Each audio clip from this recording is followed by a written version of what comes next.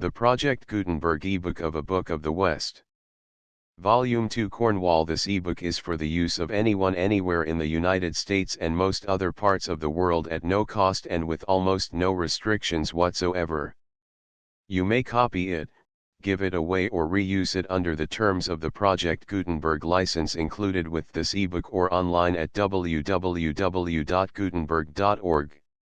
If you are not located in the United States, you will have to check the laws of the country where you are located before using this ebook.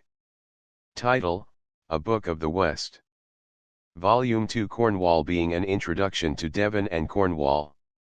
Author: S. Baring-Gould. Release date: May 13, 2024. Ebook number 73614. Language: English. Original publication: New York, New Amsterdam Book Co., 1900. Credits: Carol Brown, Chris Kernow, and the online distributed proofreading team at https://www.pgdp.net. This file was produced from images generously made available by the Internet Archive. Start of the Project Gutenberg ebook. A Book of the West. Volume 2 Cornwall. A Book of the West Vol. 2 Cornwall, by the same author. Life of Napoleon Bonaparte, the tragedy of the Caesars, the desert of southern France, strange survivals, songs of the West, a garland of country song, old country life, Yorkshire oddities, freaks of fanaticism, a book of fairy tales, old English fairy tales, a book of nursery songs, an old English home, the Vicar of Morwenstow, the Crock of Gold. Cornish fisherman. A Book of the West, being an introduction to Devon and Cornwall, by S. Baring-Gould. Vol. 2 Cornwall, with 33 illustrations. New York, New Amsterdam Book Co. London, Methuen & Co. 1900. Contents: Chapter Page I. The Cornish Saints 1-2. The Holy Wells 28-3. Cornish Crosses 38-4. Cornish Castles 44v. Tin Mining 52-6. Launceston 67-7. Callington 96-8. Camelford 114-9. Bude 134x. Salt Ash 151-11. Bodmin 163-12. The Toulouse 173-13. Fowey 188-14. The Fowl 215. New Quay 214-16. The Lizard 242-17. Smuggling 263-18. Penzance 282-19. The Land's End 305XX. The Scilly Isles 329. Illustrations: Cornish fisherman frontispiece from a photograph by the Reverend F. Partridge. S. Mellierswell, Lincoln Horn to Face, page 28, from a photograph by the Reverend A. H. Mallon. Well Chapel of S. Clether 33 from a painting by A. B. Collier, Esq. Cross, S. Levan 38. Launceston 44 from an old print. A Tin Mould 62. Launceston, Church Porch 67 from a photograph by the Reverend F. Partridge. Truwortha Marsh 83 from a painting by A. B. Collier, Esq. Plan of habitation on Truwortha Marsh 84 by permission of the Daily Graphic.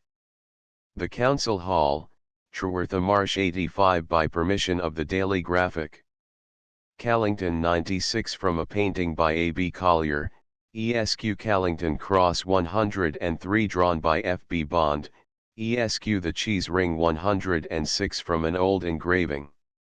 Arsenic Manufacture 109 from a photograph by F. B. Bond, Esq. Arsenic Works 110 from a photograph by F. B. Bond, Esq. King Arthur 118 from the tomb of Maximilian I at Innsbruck.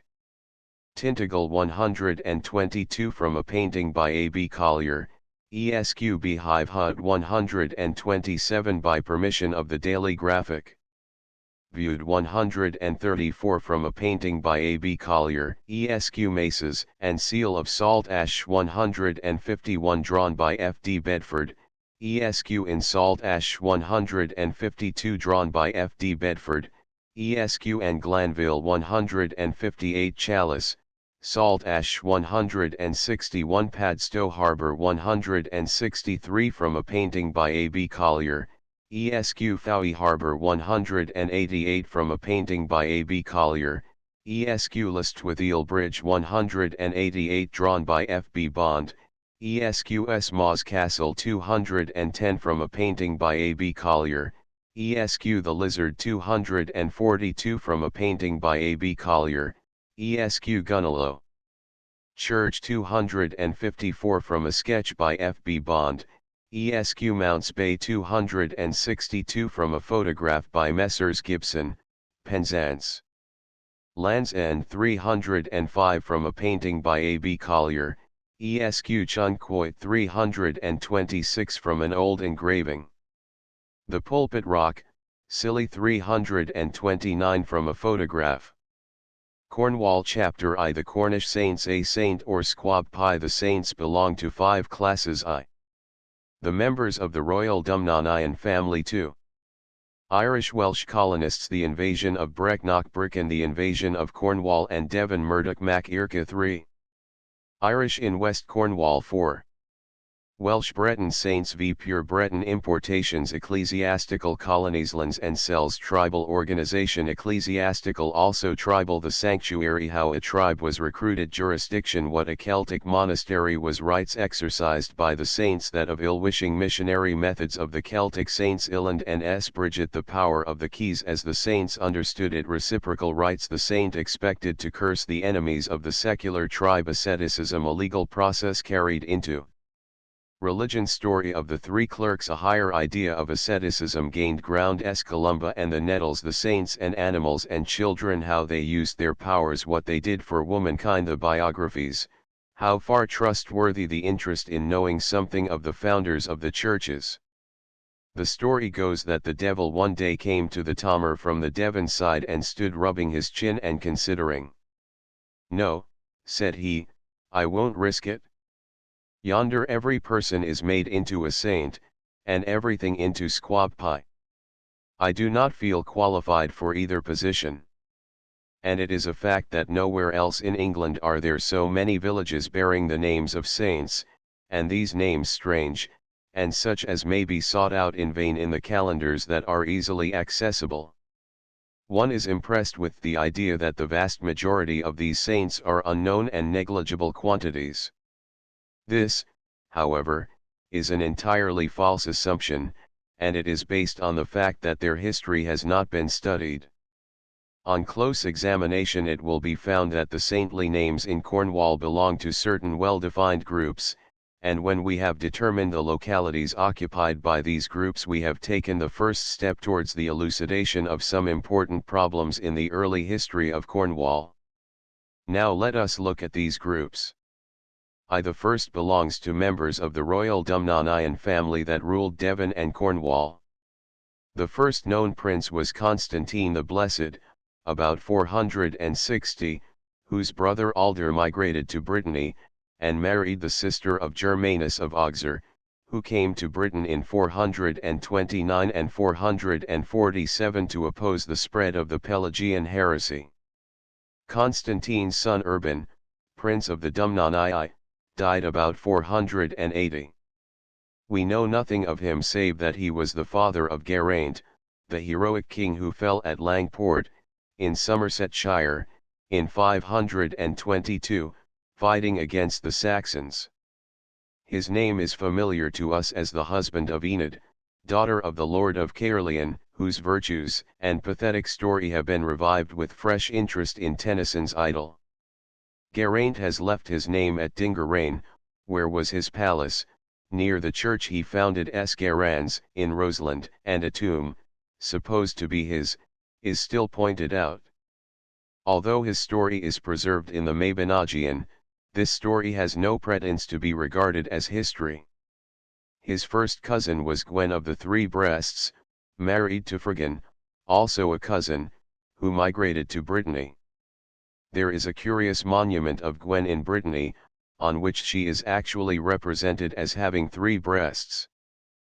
but the expression three or four-breasted was used of a woman who was married thrice or four times, and had a family by each husband. The mother of Domangard was called the four-breasted for no other reason than this. Fergan and Gwen had three sons, Winwalo, Wethenoak, or Winoak, and James, and although the great field of their labours was in Brittany, yet they certainly visited their cousins in Cornwall and obtained grants of land there, for they founded churches in two districts, where their names remain to this day somewhat disguised in Gunalow, Lawannock, and Jacobstow. Geraint and Enid had several children. The eldest was Solomon or Selife, who died about 550. He married Gwen, sister of Non, the mother of David, and it was due to this connection that Non and her son came to Cornwall and founded Alternon, Polint, and Davidstow. Gwen herself we recognize as Swen. She was the mother of Sqb, founder of Dul and Tregony. Docwin or Singar, brother of Solomon, was an abbot in Somersetshire. In his old age his nephew Cuby took his uncle with him to Ireland, where he kept a cow for providing the old man with her milk. A chief carried off the cow, and Cuby left Ireland and brought the aged uncle back with him. Docwin or Singar was the founder of Sq.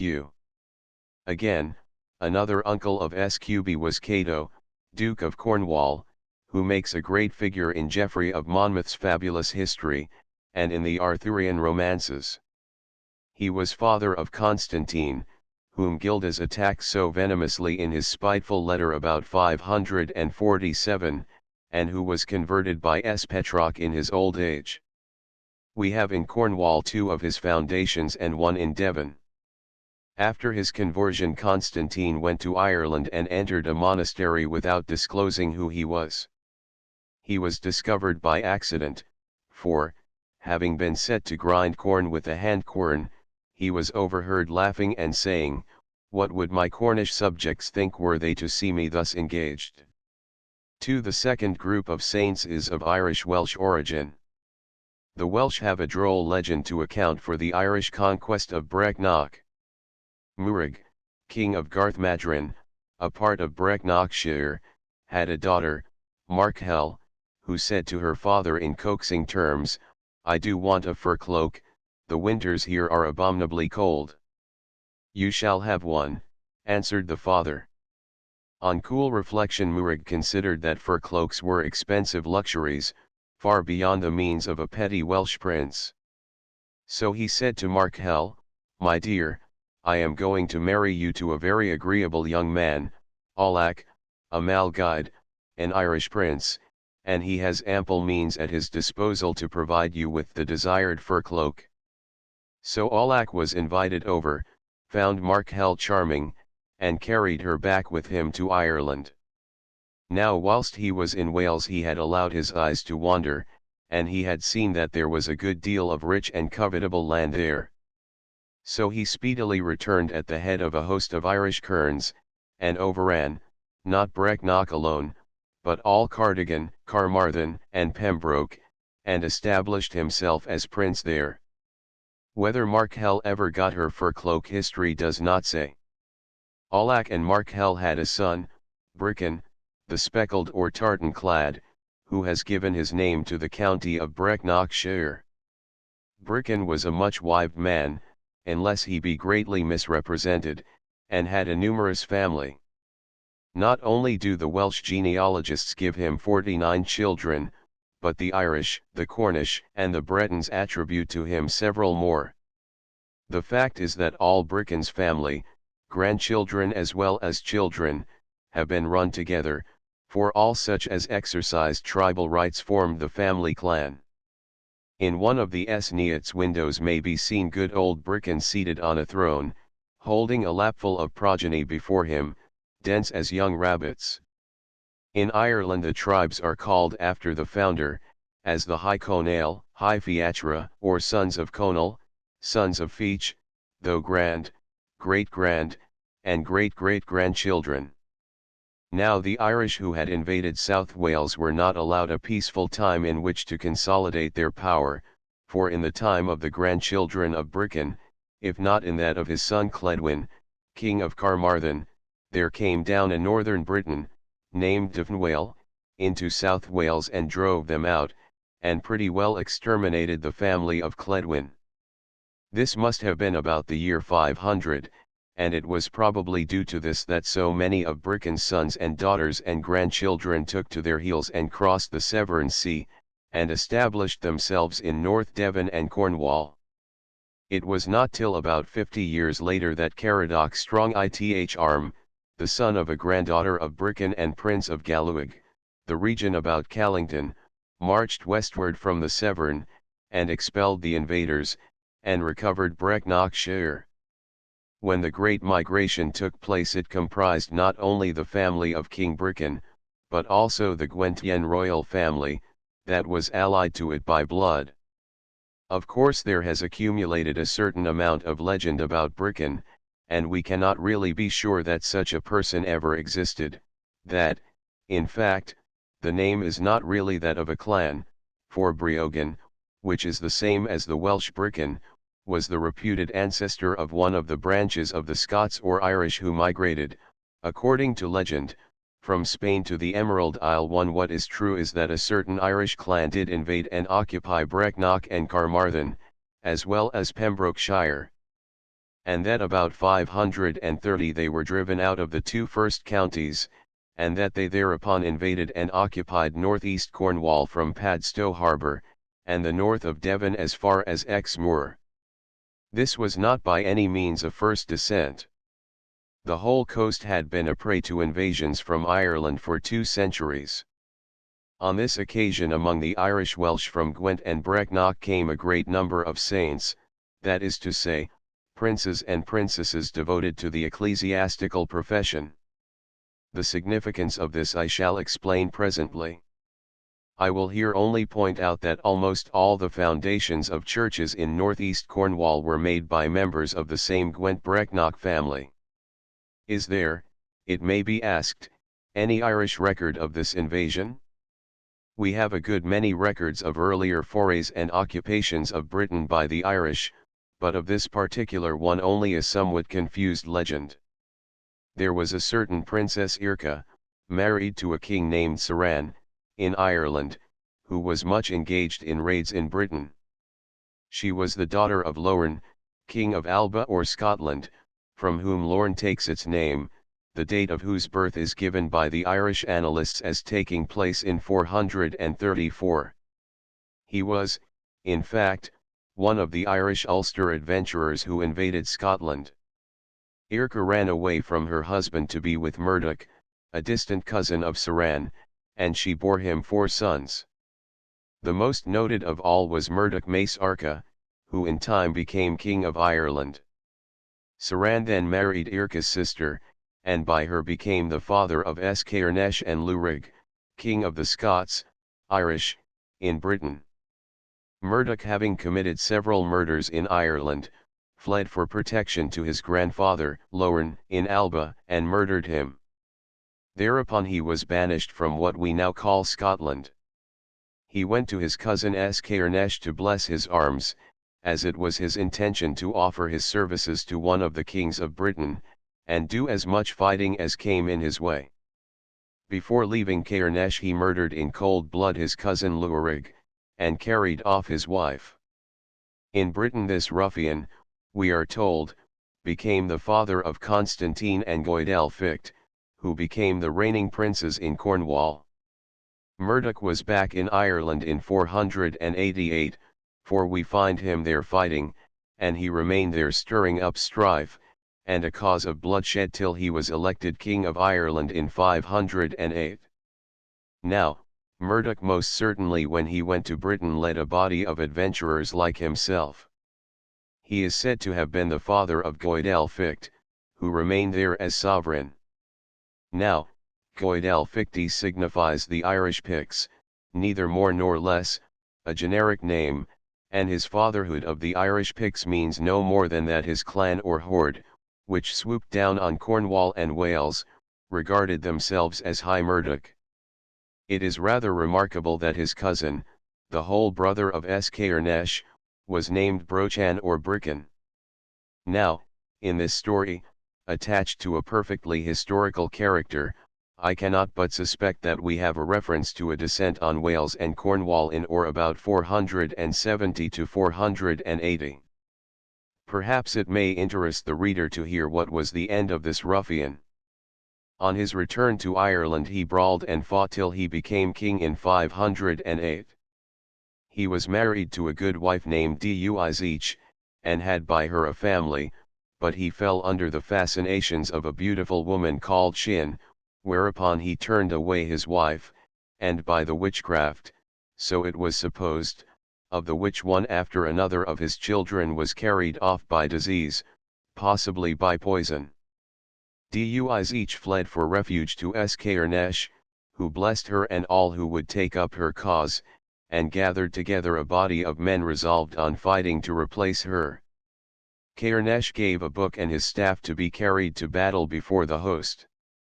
Now it happened that in a battle fought in 524 Murdoch had killed Shin's father and brother, and though the beautiful woman continued to exercise her blandishments on the king, she had vowed revenge in her heart against him. She awaited her opportunity.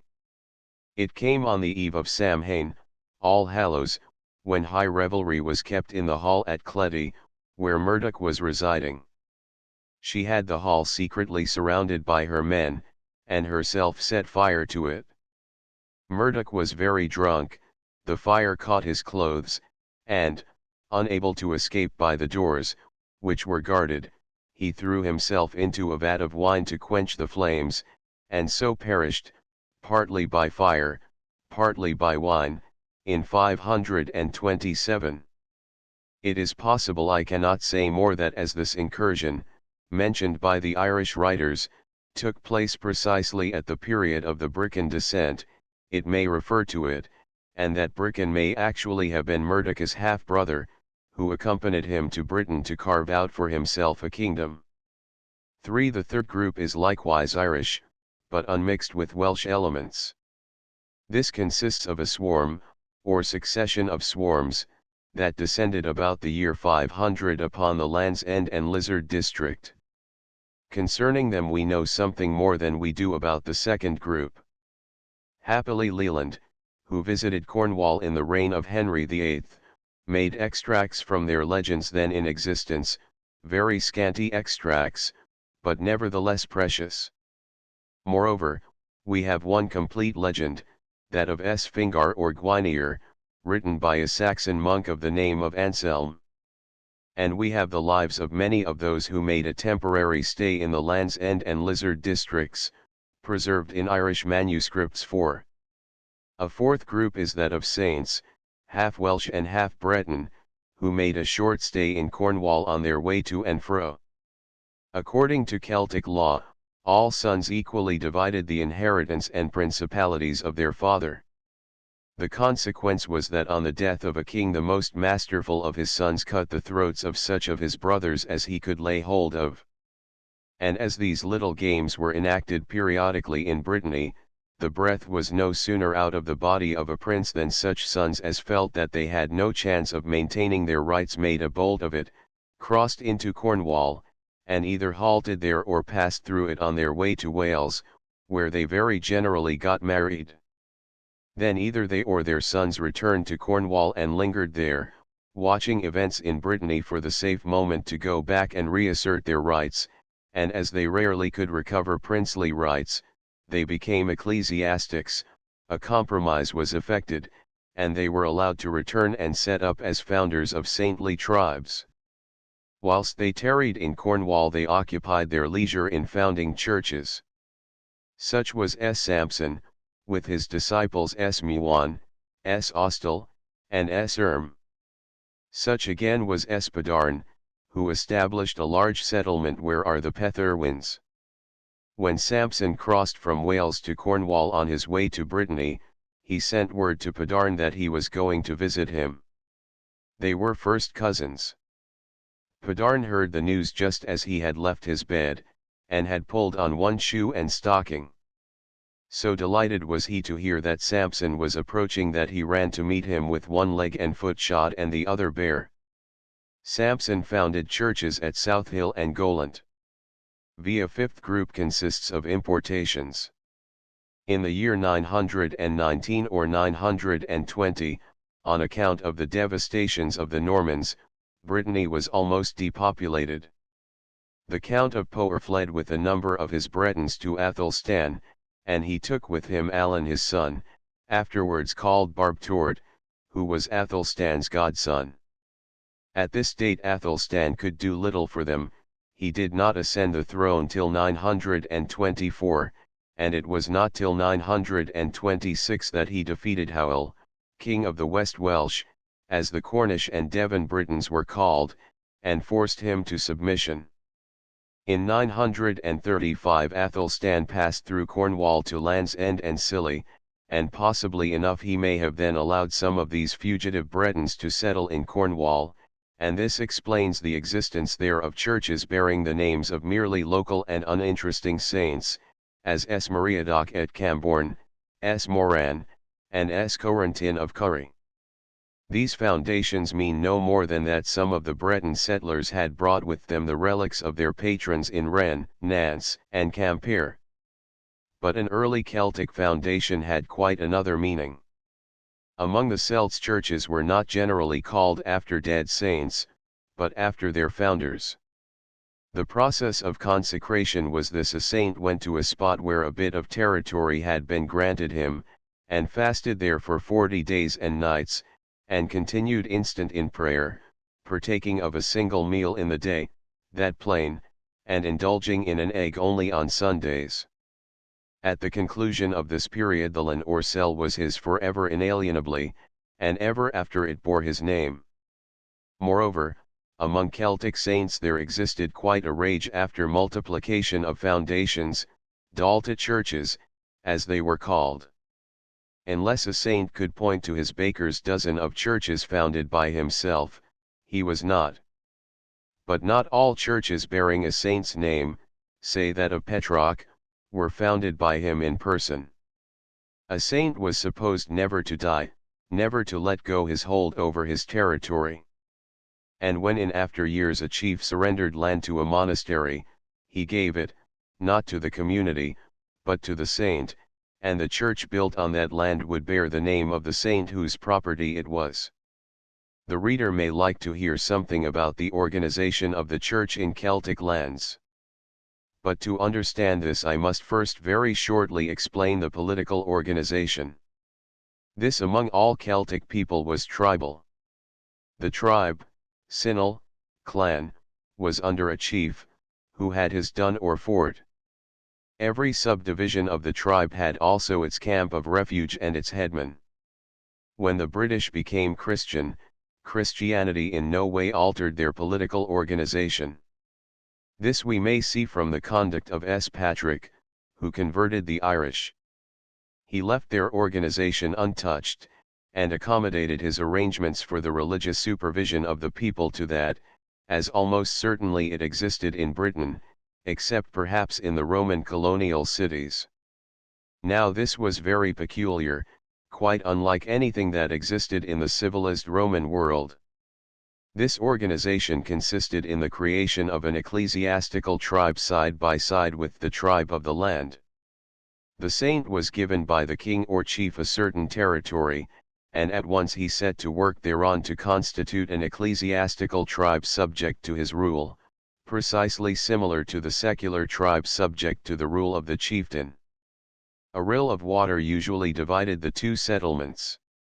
The idea of the church and the priest in the midst of the tribe of the land, acting as chapel and chaplain did to the Saxon thane or the Norman baron, did not occur to the Celt.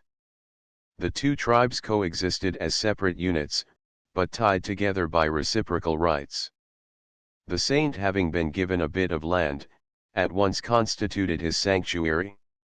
He put up stones or crosses marking his bounds, 1,000 paces from his cell, in a circle. Every noble, arglewide, or flath exercised rights of sanctuary, and the extent of his sanctuary constituted his lan, or lawn. The lowest grade of noble had the limits of his lawn marked at the distance of 3 throws of a spear or a plowshare from his door, the rig or king had his as far as 64 pitches. Now all those who took refuge within the lawn had sanctuary for a limited period, and the noble or the saint employed this time of respite to come to terms with the prosecutor, and furnish the fine, eric, appointed by law for the offense committed by the refugee. If he could not pay the fine, he surrendered the man who had come for sanctuary, but if he paid it, thenceforth that man became his client, and he provided him with a bod or both, a habitation, and land to cultivate, he became one of his men. This was an important means whereby the saint recruited his tribe. Throughout Cornwall a number of sanctuaries remain, under the name of sentry fields. If we could find out how many and where they are, we should know what were the motherlands of the early saints. But a saintly tribe was recruited in another way. Every firstling of the secular tribe was made over to the saint, the first son of a family, the first lamb and calf. The son did not necessarily become an ecclesiastic, but he passed into the ecclesiastical tribe, and became subject to the jurisdiction of the saint. But it may be asked, what happened when the saint died? Every chief had his tanist, or successor, appointed during his life, and enjoying certain privileges. So every saint had his corp chosen to rule in his name, his steward, his representative on earth. Here came in an usage very strange to Latin minds. The corp must be of the royal or chieftain's race, and the right to rule in the ecclesiastical tribe belonged to the founder's family, and was hereditary, whether he were in ecclesiastical orders or not, to a female as well as to a male. Thus, although in an ecclesiastical establishment there was always a bishop to confer orders, he did not exercise jurisdiction.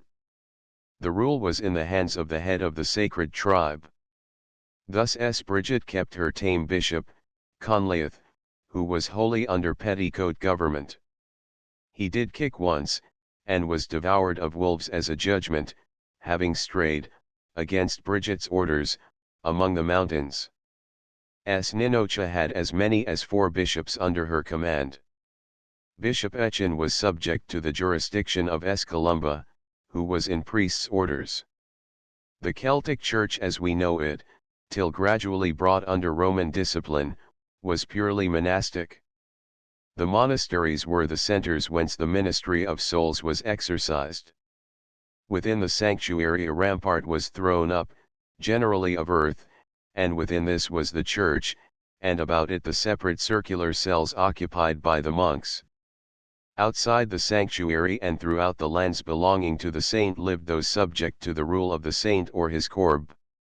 There was a right exercised by the saint which had previously been accorded to the bard. It was that of ill-wishing. The right was a legal one, but hedged about with restrictions.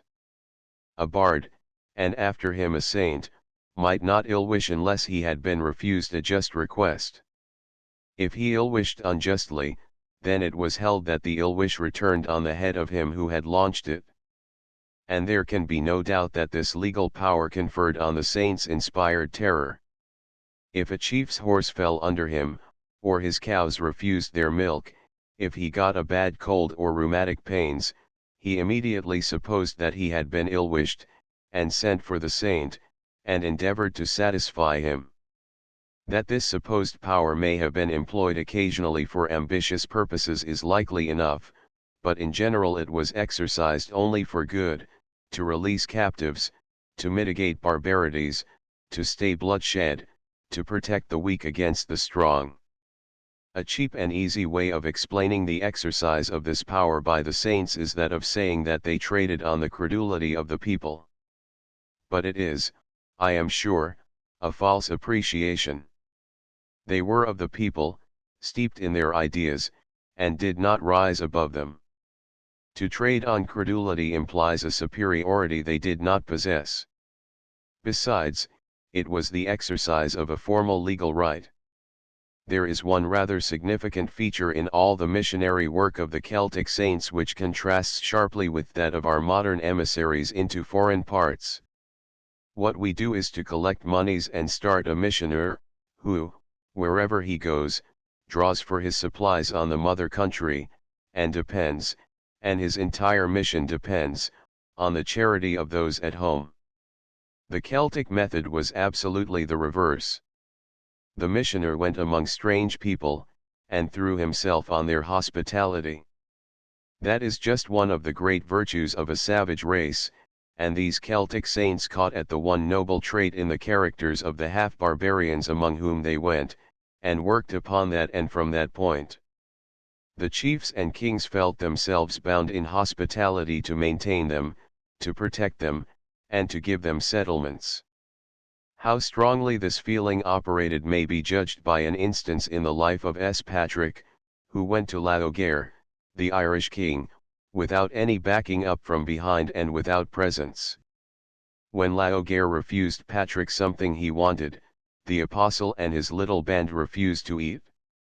The king was so alarmed lest they should be starved to death, and it be imputed to him as due to his niggardliness, that he gave way, and let Patrick have what he desired. But this system worked on the material interests of the chiefs. They argued in their calculating way, "Here are all these missionaries. We have been feeding them, giving them land and cattle, it is a drain on our resources. We must really get something out of them in return." And so, out of that frugal mind which was not the exclusive prerogative of Mrs. Gilpin, they accepted the gospel, at least, the ministrations of the saints, as a return for what they had themselves granted them, acres and cows. There is a story in the life of S. Bridget that illustrates this somewhat sordid view taken of their dealings with the saints. Bridget's father had been lent a sword by King Illand, son of Dunlane of Leinster. He asked his daughter to negotiate with the king that the sword should become his personal property. She agreed. At the same time one of Illand's men threw himself upon her, and begged her to put him into her tribe. So she asked the king for two things, the man and the sword. "Humph," said he.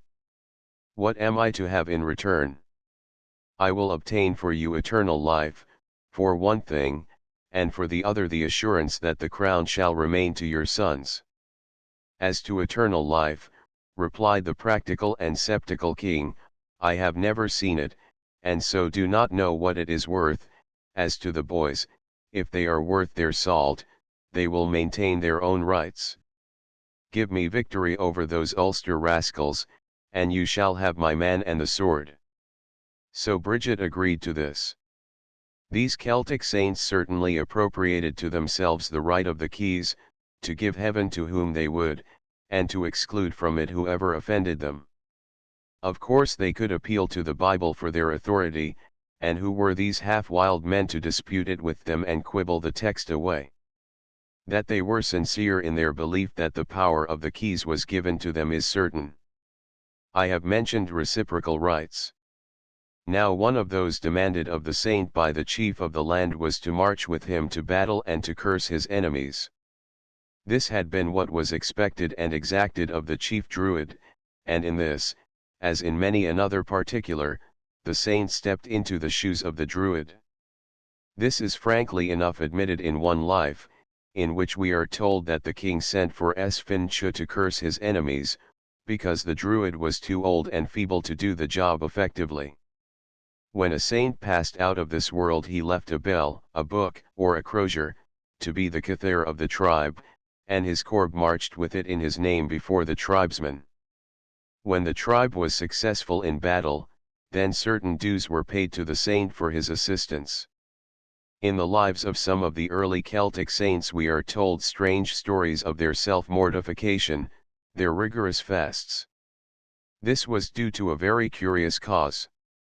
According to the Celtic law of distress, the appellant took the matter into his own hands. There was no executive administration of law. Everyone who was aggrieved had to exact the penalty as best he might. If he were too weak to recover the penalty by force, then the legal proceeding for him was to fast against the debtor or aggressor. He sat down at his door and starved himself.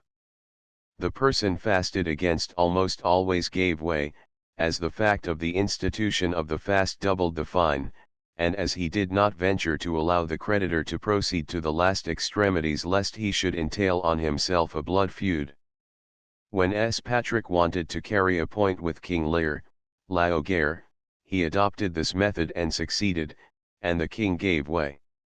There is a very odd story, of course mere legend, of S. Germanus when he came to Britain to oppose the Pelagian heresy.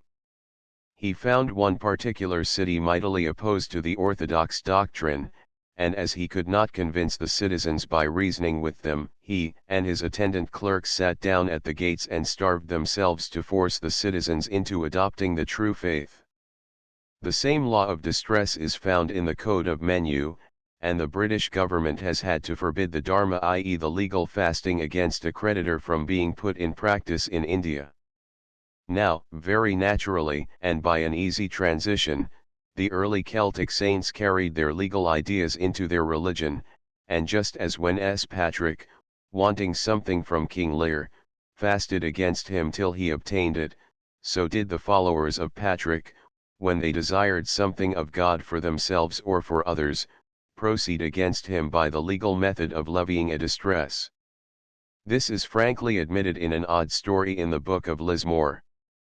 3 clerks agreed together that they would each recite a certain number of psalms daily, and that should one die the other 2 would share his psalms between them. All went smoothly enough for a while. Then one died, whereupon the survivors divided his portion of the psalter between them.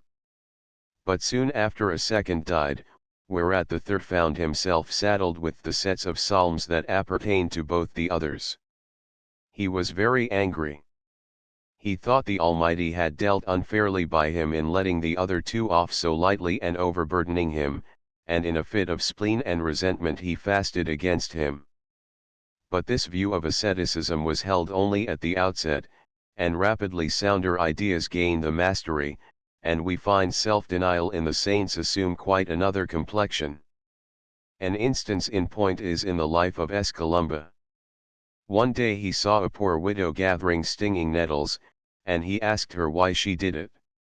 "For the pot," said she, "I have no other food." The good old man was troubled. He went back to the monastery and said to the cook, "I will eat nettles only now." When this had gone on for some time, his disciple who cooked the nettles for him saw that he was falling away in flesh, so he took a hollow elder stick, put butter into the tube, and by this means enriched the dish. S. Columba said, "The nettles do not taste as before. They have a richer flavor. What have you done to them?" "Master dear," answered his disciple, "I have put nothing into the pot but the stick, wherewith I stirred its contents." Nor were they pedantic in observance of rule. Travellers came to S. Cronin, and he had meat and ale set on the board, and he himself and his monks sat down to make merry with them. "Humph," said a formalist among them, "at this rate I do not see much prospect of matins being said." "My friend," answered Cronin, "in receiving strangers we receive Christ, as to the matins, the angels will sing them in our room."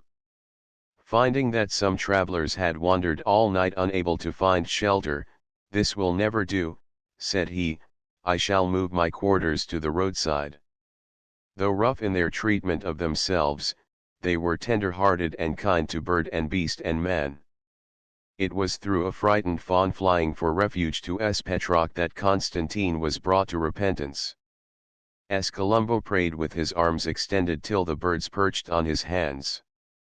Another Columba, the founder, as I suspect, of Colum Major and Minor, was almost incommoded with their affection, fluttering about his face. "How is it," asked one of his disciples, "that the birds avoid us and gather round you?" "Is it not natural," answered the saint, "that birds should come to a bird?" A play on his name, for Columbus signifies a dove. S. Kainesh saw a rich lady with a starved dog. "Who feeds that poor brute?" he asked. "I do," answered the lady. "Feed it?" Maltreat it? Go and eat what you cast to the poor hound, and in a week return and tell me how you relish such treatment. One day an abbot saw a little bird with drooping wings. Why is the poor thing so wretched? He asked. Do you not know, said a bystander, that Malua is dead? He was full of pity to all animals. Never did he injure one. Do you marvel then that the little birds lament his decease? It was the same with regard to children. One day King Eochaid sent his little son with a message to Macrthen. The child's mother gave him an apple to eat on the way. The boy played with it, and it rolled from him and was lost.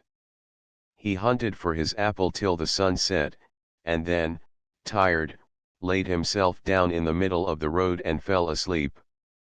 Macrthen was going along the road and found the sleeping child there. He at once wrapped his mantle round him, and sat by him all night.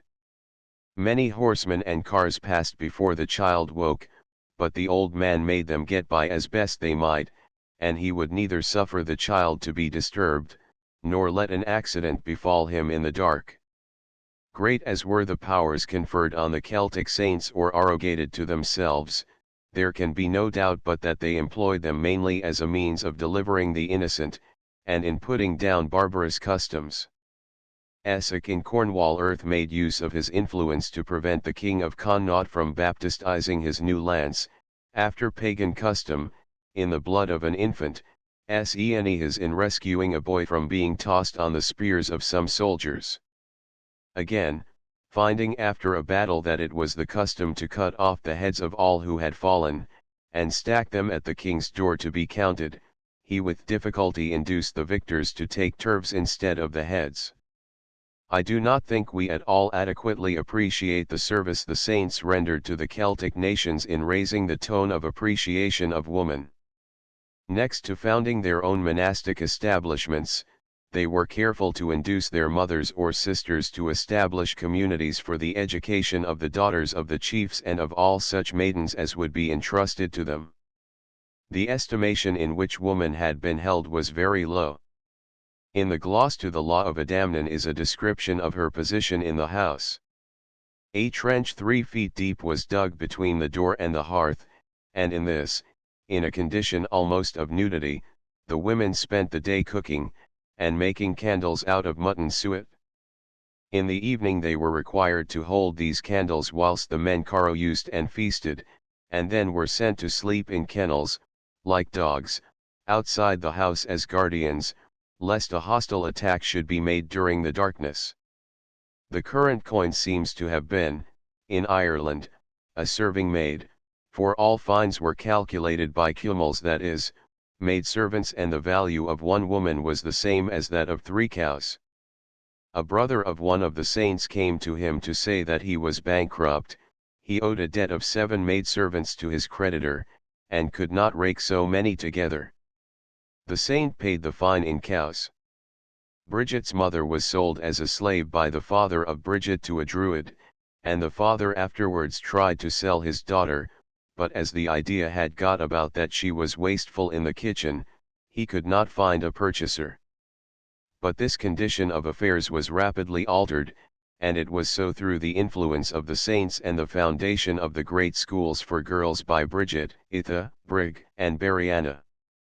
Till the times of Adamnan women were called out to fight as well as the men, and dared not refuse the summons. Their exemption was due to this abbot. He came on a field of battle and saw one woman who had driven a reaping hook into the bosom of another, and was dragging her away thereby. Horror struck, he went about among the kings of Ireland and insisted on the convocation of an assembly in which he carried a law that women were thenceforth exempted from this odious obligation. I have but touched the fringe of a great subject, which is one that has been unduly neglected. The early history of Cornwall is inextricably mixed up with that of the saints who settled there, or who sprang from the native royal family. We have unhappily no annals, hardly a Cornish record, of those early times. Irish, Welsh, Bretons, have been wiser, and have preserved theirs, and it is to them we are forced to appeal to know anything of the early history of our peninsula. As to the saintly lives, it is true that they contain much fable, but we know that they were originally written by contemporaries, or by writers very near the time. S. Columba of Tir de Glace, whom I take to have been the founder of the two columns in Cornwall and Culbone in Somersetshire, caught one of his disciples acting as his Boswell, noting down what he said and did, and he was so angry that he took the Ms. and threw it in the fire, and insisted on none of his pupils attempting to write his life. Essex was wont to retire in Lent to jot down his reminiscences of S. Patrick. The writer of the Life of Esabon says, I who have composed this am the grandson of him whom Esabon Baptist is.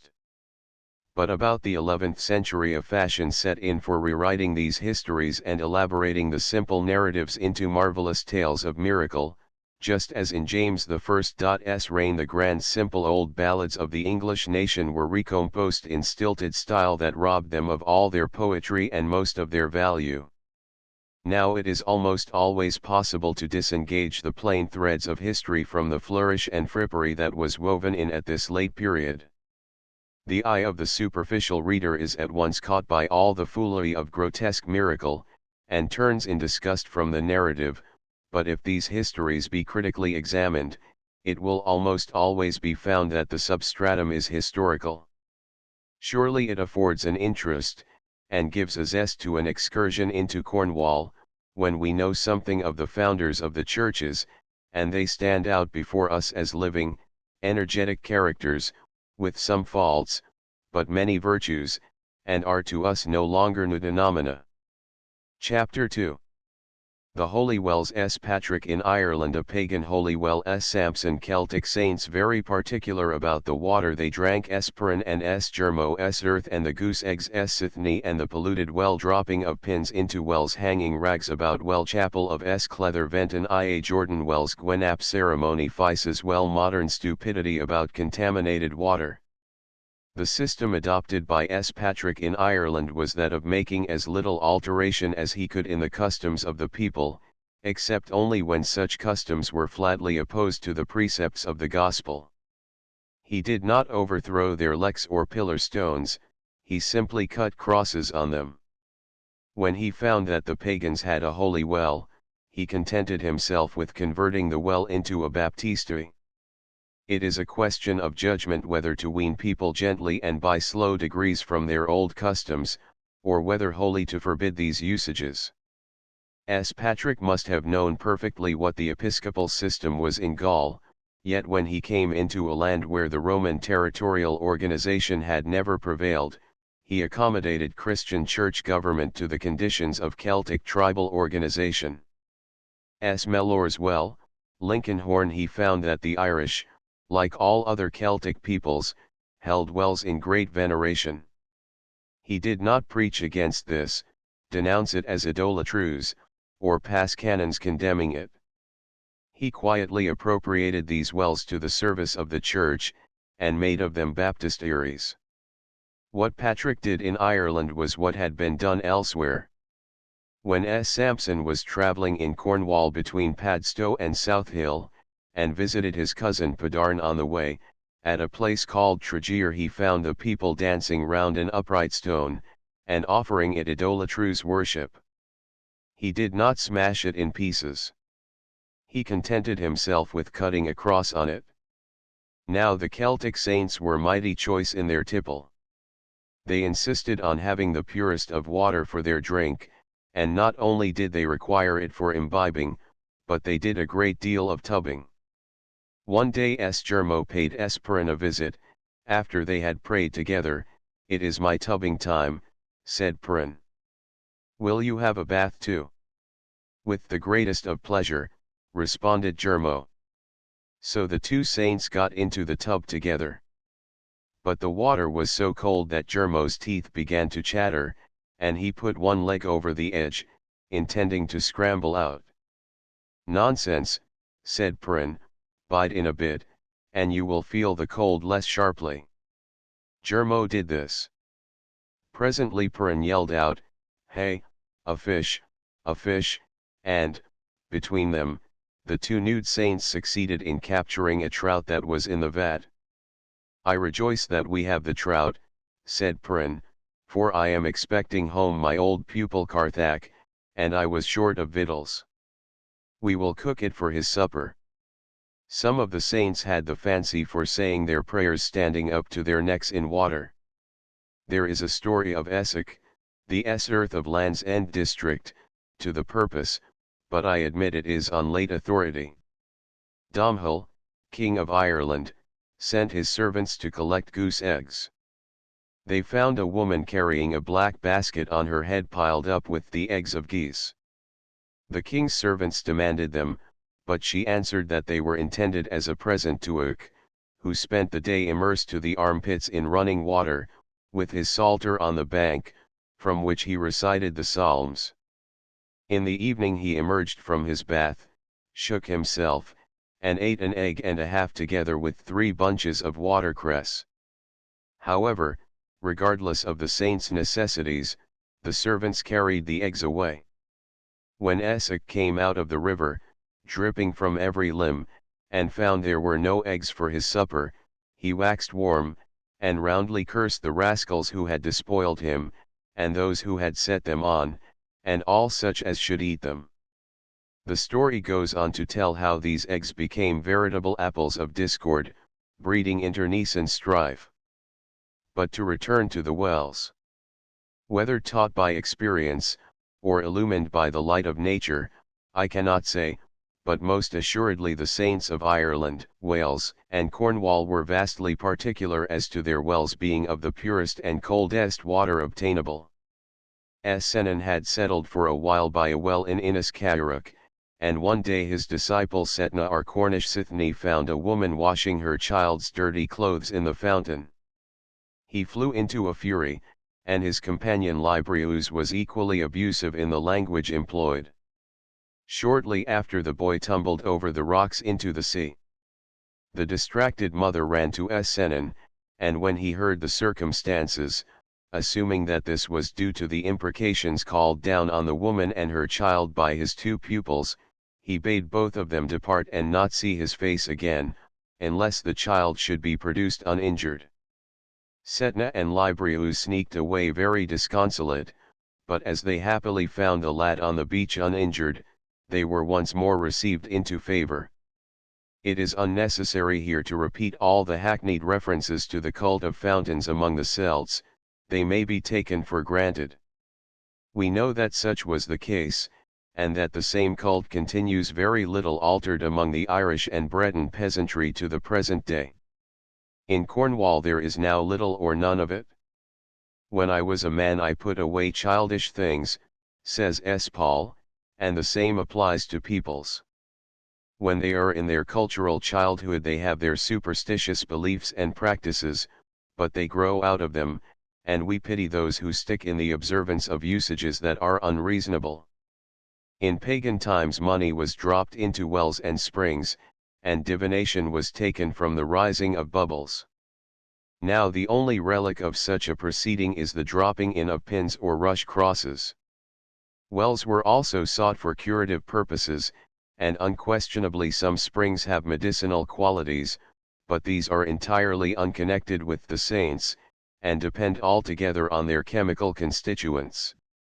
It is said that rags may still be seen on the bushes about Madron Well as they are about holy wells in Ireland and about the tombs of fakirs and Musulman saints. I doubt if any Cornish people are so foolish as to do such a thing as suspend rags about a well with the idea of these rags serving as an oblation to the patron of the spring for the sake of obtaining benefits from him.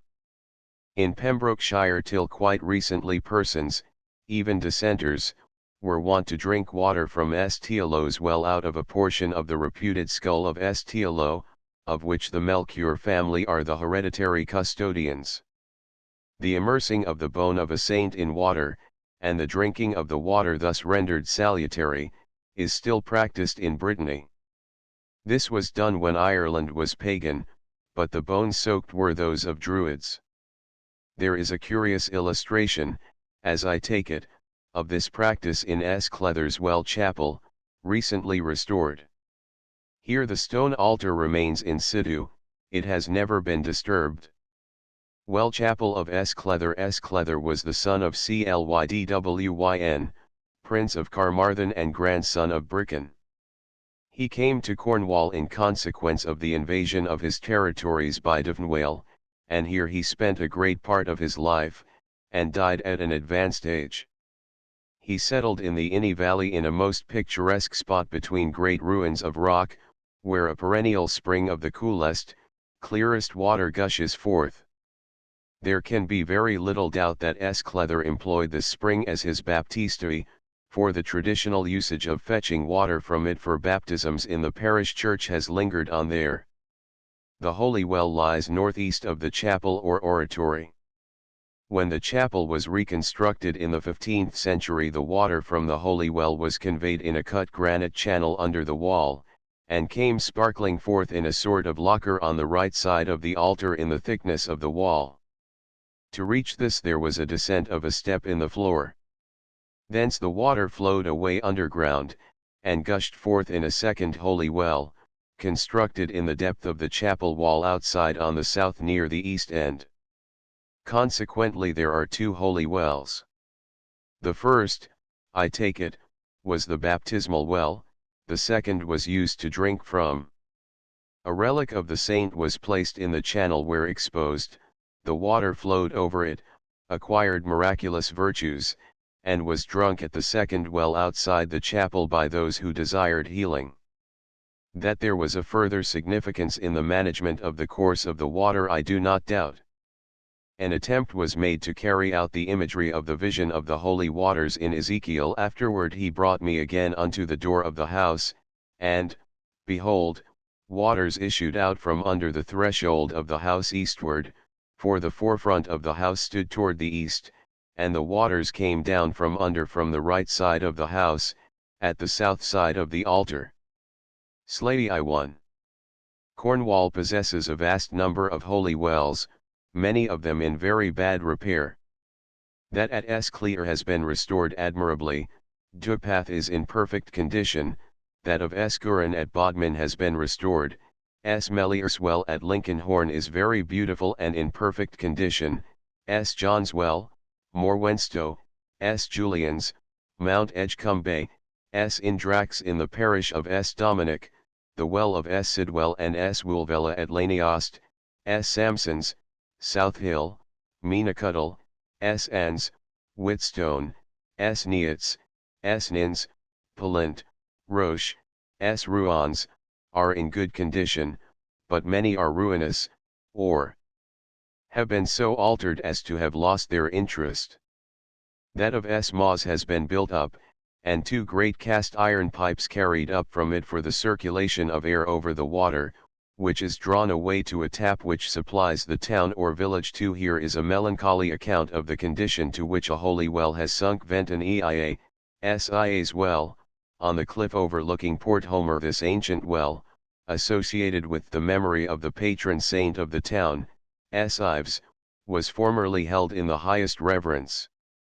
Entries occur in the borough records of sums paid for cleansing and repairing it, under 1668-9 and 1692-3. On the last of these occasions the well was covered, faced, and floored with hewn granite blocks in two compartments.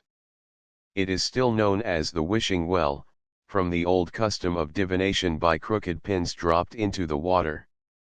For some years past, however, this ancient source of purity has been shamefully outraged by contact with all that is foul.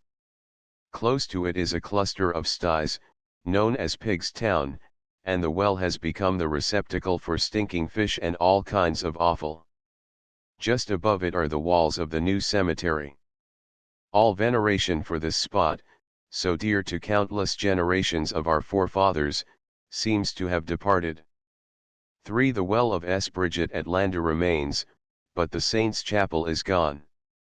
Stables near the well are thought to have polluted the water, and the well is closed lest the incautious should drink of the reputedly contaminated waters. There are a good many holy wells in Devon also, but none of mark.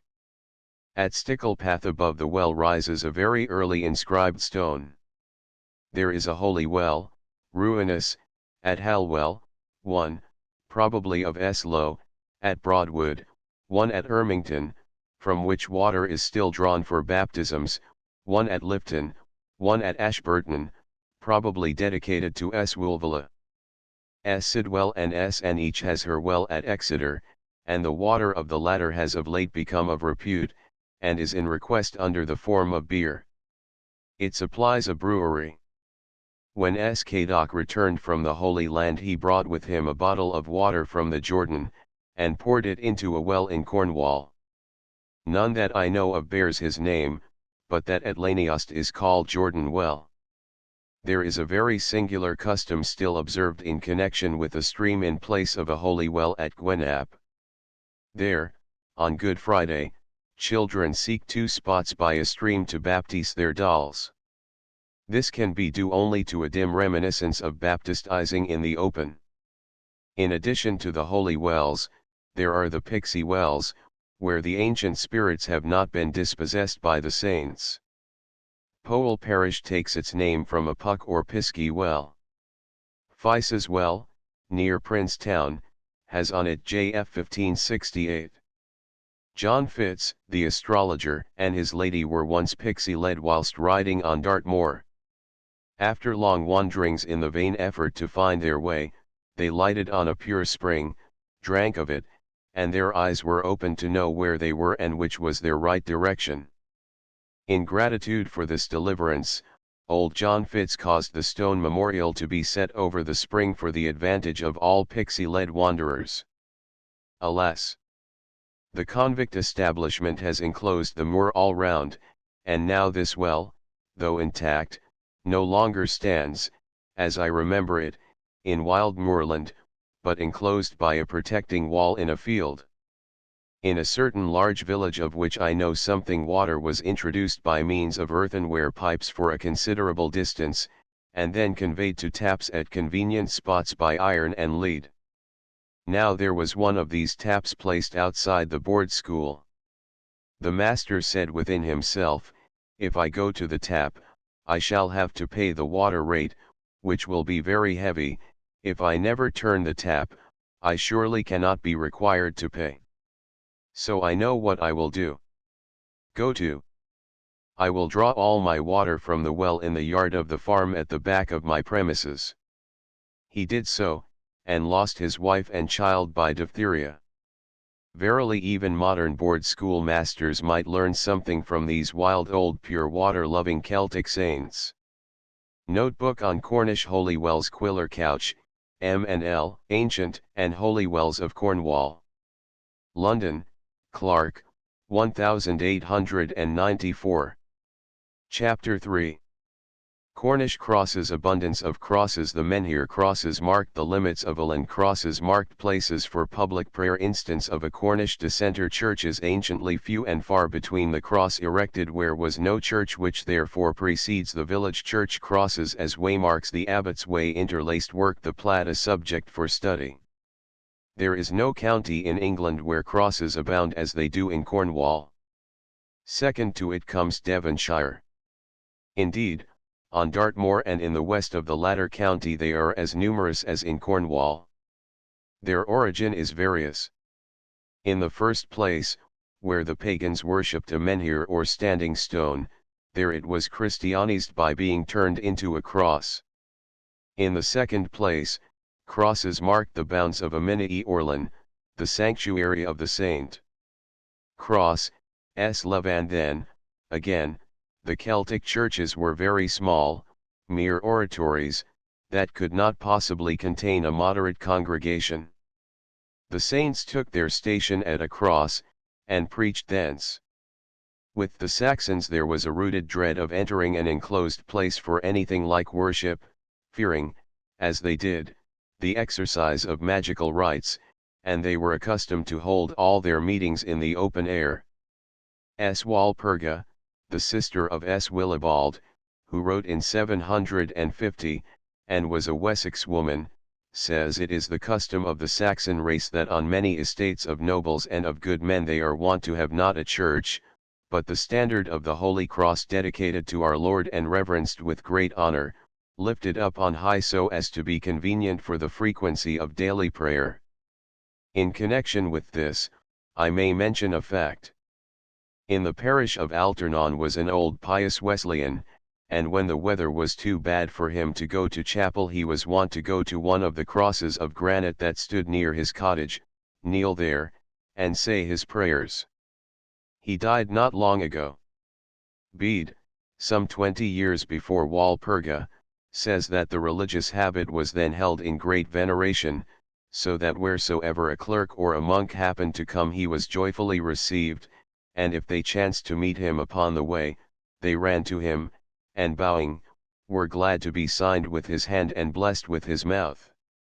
On Sundays they flocked largely to the bishop's church or the monasteries to hear the word of God. And if any presbyter chanced to come into a village, the inhabitants flocked together to hear the word of life, for the presbyters and clerks went into the villages on no other account than to preach, baptize, visit the sick, and in short to take care of souls. He 3:16. This shows that, in the first place, among the Anglo-Saxons there were no churches except the cathedral and the monastic church, and no parochial clergy. Bede does not actually say that there was a cross set up from which the itinerant clergy preached, and to which the faithful resorted for prayer, but this additional fact we have learned from Walpurga. So we come to this very interesting conclusion, that the village cross preceded the parish church. The crosses were, in fact, the religious centers of church life, and we ought accordingly to value and preserve them with the tenderest care. A great many of those that we have now on our village greens are comparatively modern, and date from the 14th or 15th century, but there still remain a vast number, not in the midst of a village, but on moors and by highways of an extremely early description, and which most assuredly have been the scene of many a primitive camp meeting in the 5th and 6th centuries. On Sowerton Down beside the road stands a cross of very coarse granite. On it is inscribed Principi Fil Abdei, and above it an early and rude cross of Constantine. Sometime in the Middle Ages the rudeness of the stone gave dissatisfaction, and its head was trimmed into a cross. A third occasion for the erection of crosses was as waymarks. Across Dartmoor such a succession of rude crosses exists where was what is called the Abbot's Way from Buckfast to Tavistock and to Plympton. But there are others not on these lines, and such may have served both as guiding marks and also as stations for prayer. That the monks of Buckland and Buckland goes back to pre-Saxon times did go out to the moor and there minister to the tin streamers or squatters and shepherds, I cannot doubt, and accordingly look with much emotion at these grey monuments of early Christianity. The interlaced work which is found on some of the crosses is of the same character as the ornamentation in the early Irish manuscripts, and it was adopted from the Celtic clergy by their Anglian and Saxon converts. But whence came it?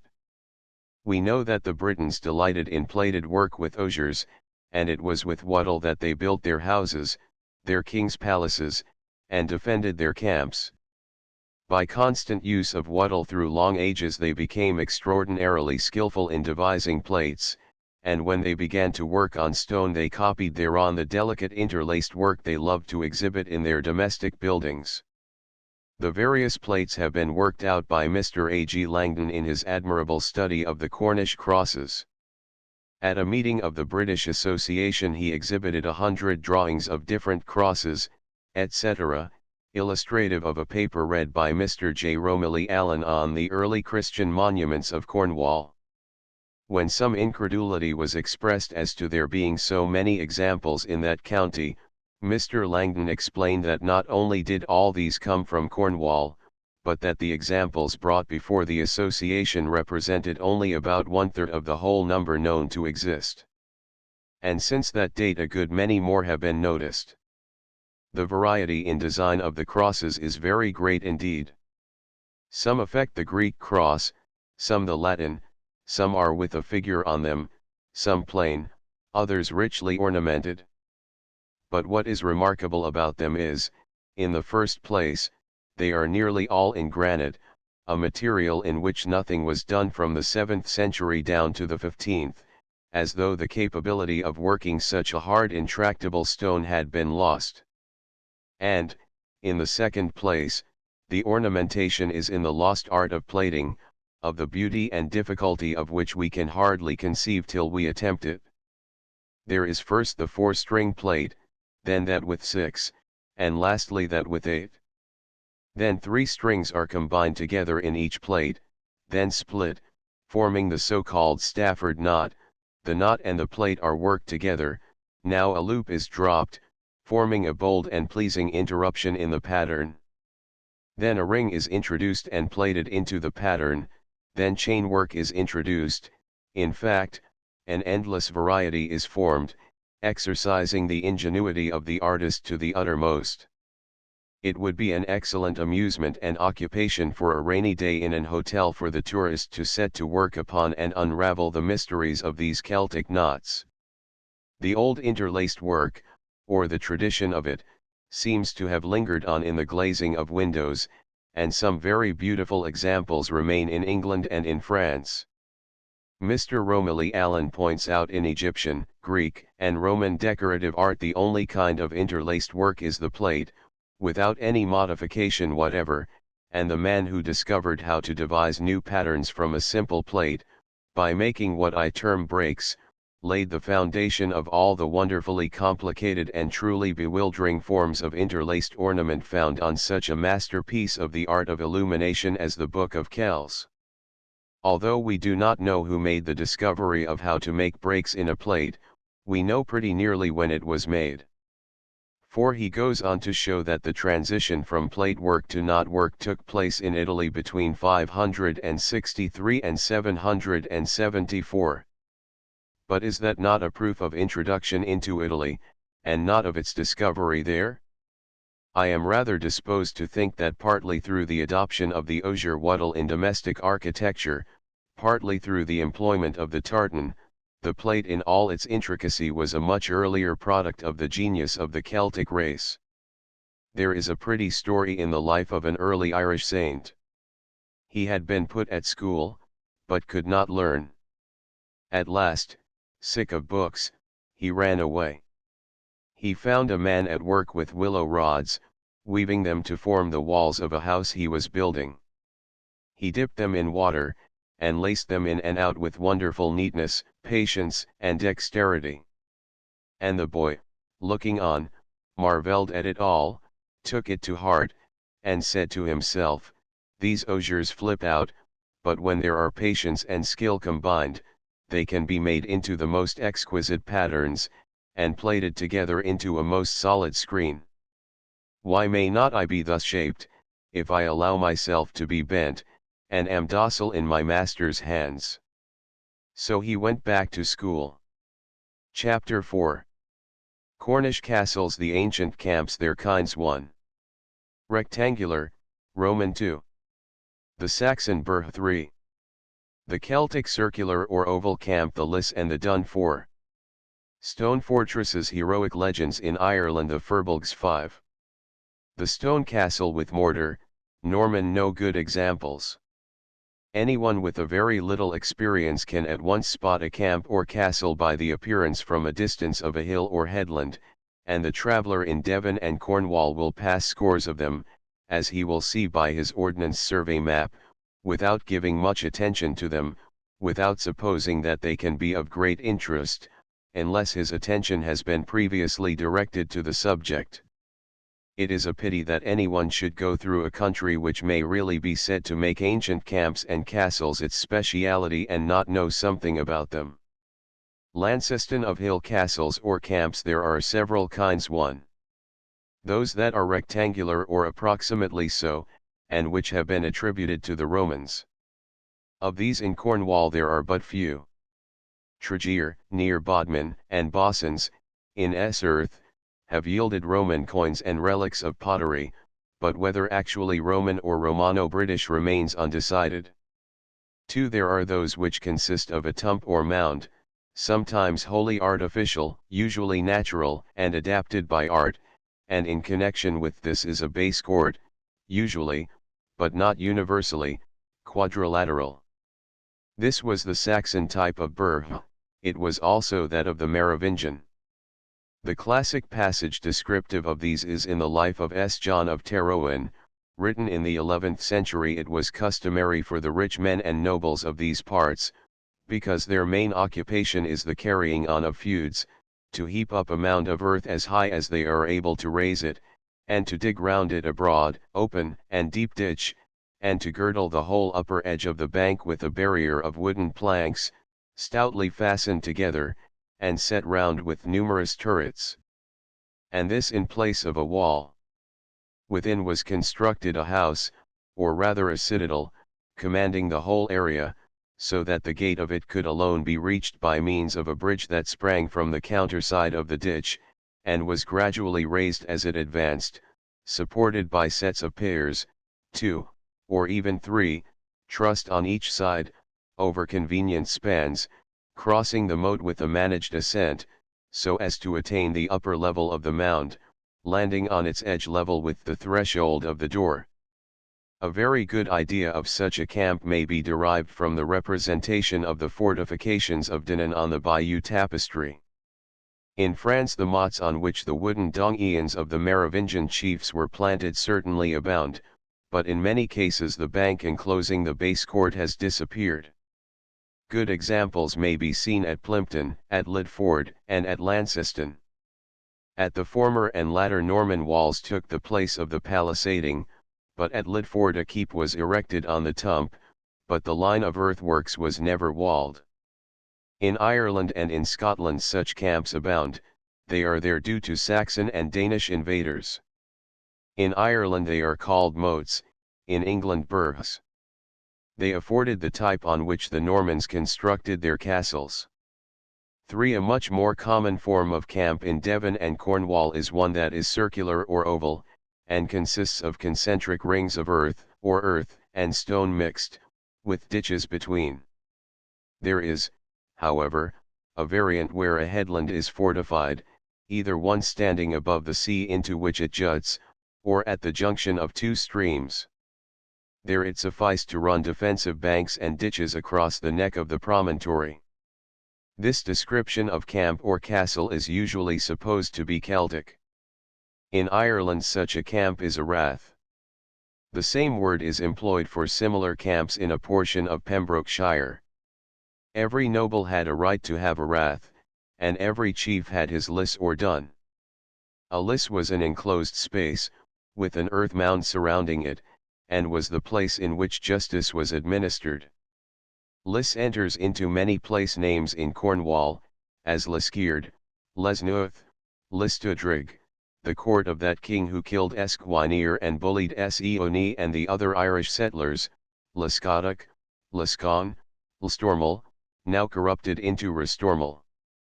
In Ireland lay had a wider meaning. Escarthach was throwing up a mound around a plot of land where he was going to plant a monastery. "What are you about there?" asked an inquisitive woman. "Only engaged in the construction of a little liss," was the reply. "Liss beg." "Small liss," exclaimed the woman. "I call it a Lismore, a big liss.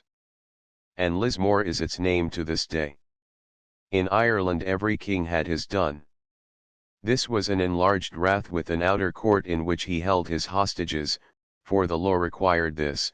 He is no king who has not hostages in lock-up. Dun in Welsh is din, and dinas is but another form of the same word, and signifies a royal residence. A gloss to an old Irish law tract says that a royal dun must have 2 walls and a moat for water. Dun in Scotland is applied to any fort. According to the Gaelic dictionaries, it is a heap or mound, and even a dunghill is a dun. In fact, the French dune and the Cornish toan derive from the same root. Dun so much resembles the Anglo-Saxon tun that we cannot always be sure of the derivation of a place name that ends in tun. Every tribe had its dun, to which the cattle were driven, and where the women and children were placed in security in times of danger. This would be in addition to the royal residence, that is the dun of the rig. Within the dun were numerous structures of timber, roofed with oak shingles, some of a large description, such as a banqueting hall, but the habitations of the garrison were circular, of wicker work, and thatched with rushes. In Cornwall there is Dingerrain, the dinas of Esgaraint, Castellan dinas, Dameliac, Dinmailloch, Dunhaved, the old name for Launceston, Dundigel. For I come now to the stone fortresses that are found in parts of Cornwall and Wales. They are also to be seen in Scotland and Ireland. These are called Sera in Wales. A cathar is the term applied to them in Ireland, and cathar signifies as well a city. They are found in England only in Somersetshire, Devon, and Cornwall, and in Wales only in such parts as were invaded and occupied from Ireland. In Kerry and the Isles of Arran are those in best preservation, and from these we can see that the walls were regularly built up with double faces, rubble being between them. Very usually in Arran stones are placed with the end outwards, so that they serve as ties to hold the walls together. The Welsh examples are very perfect, and precisely similar to those in Ireland.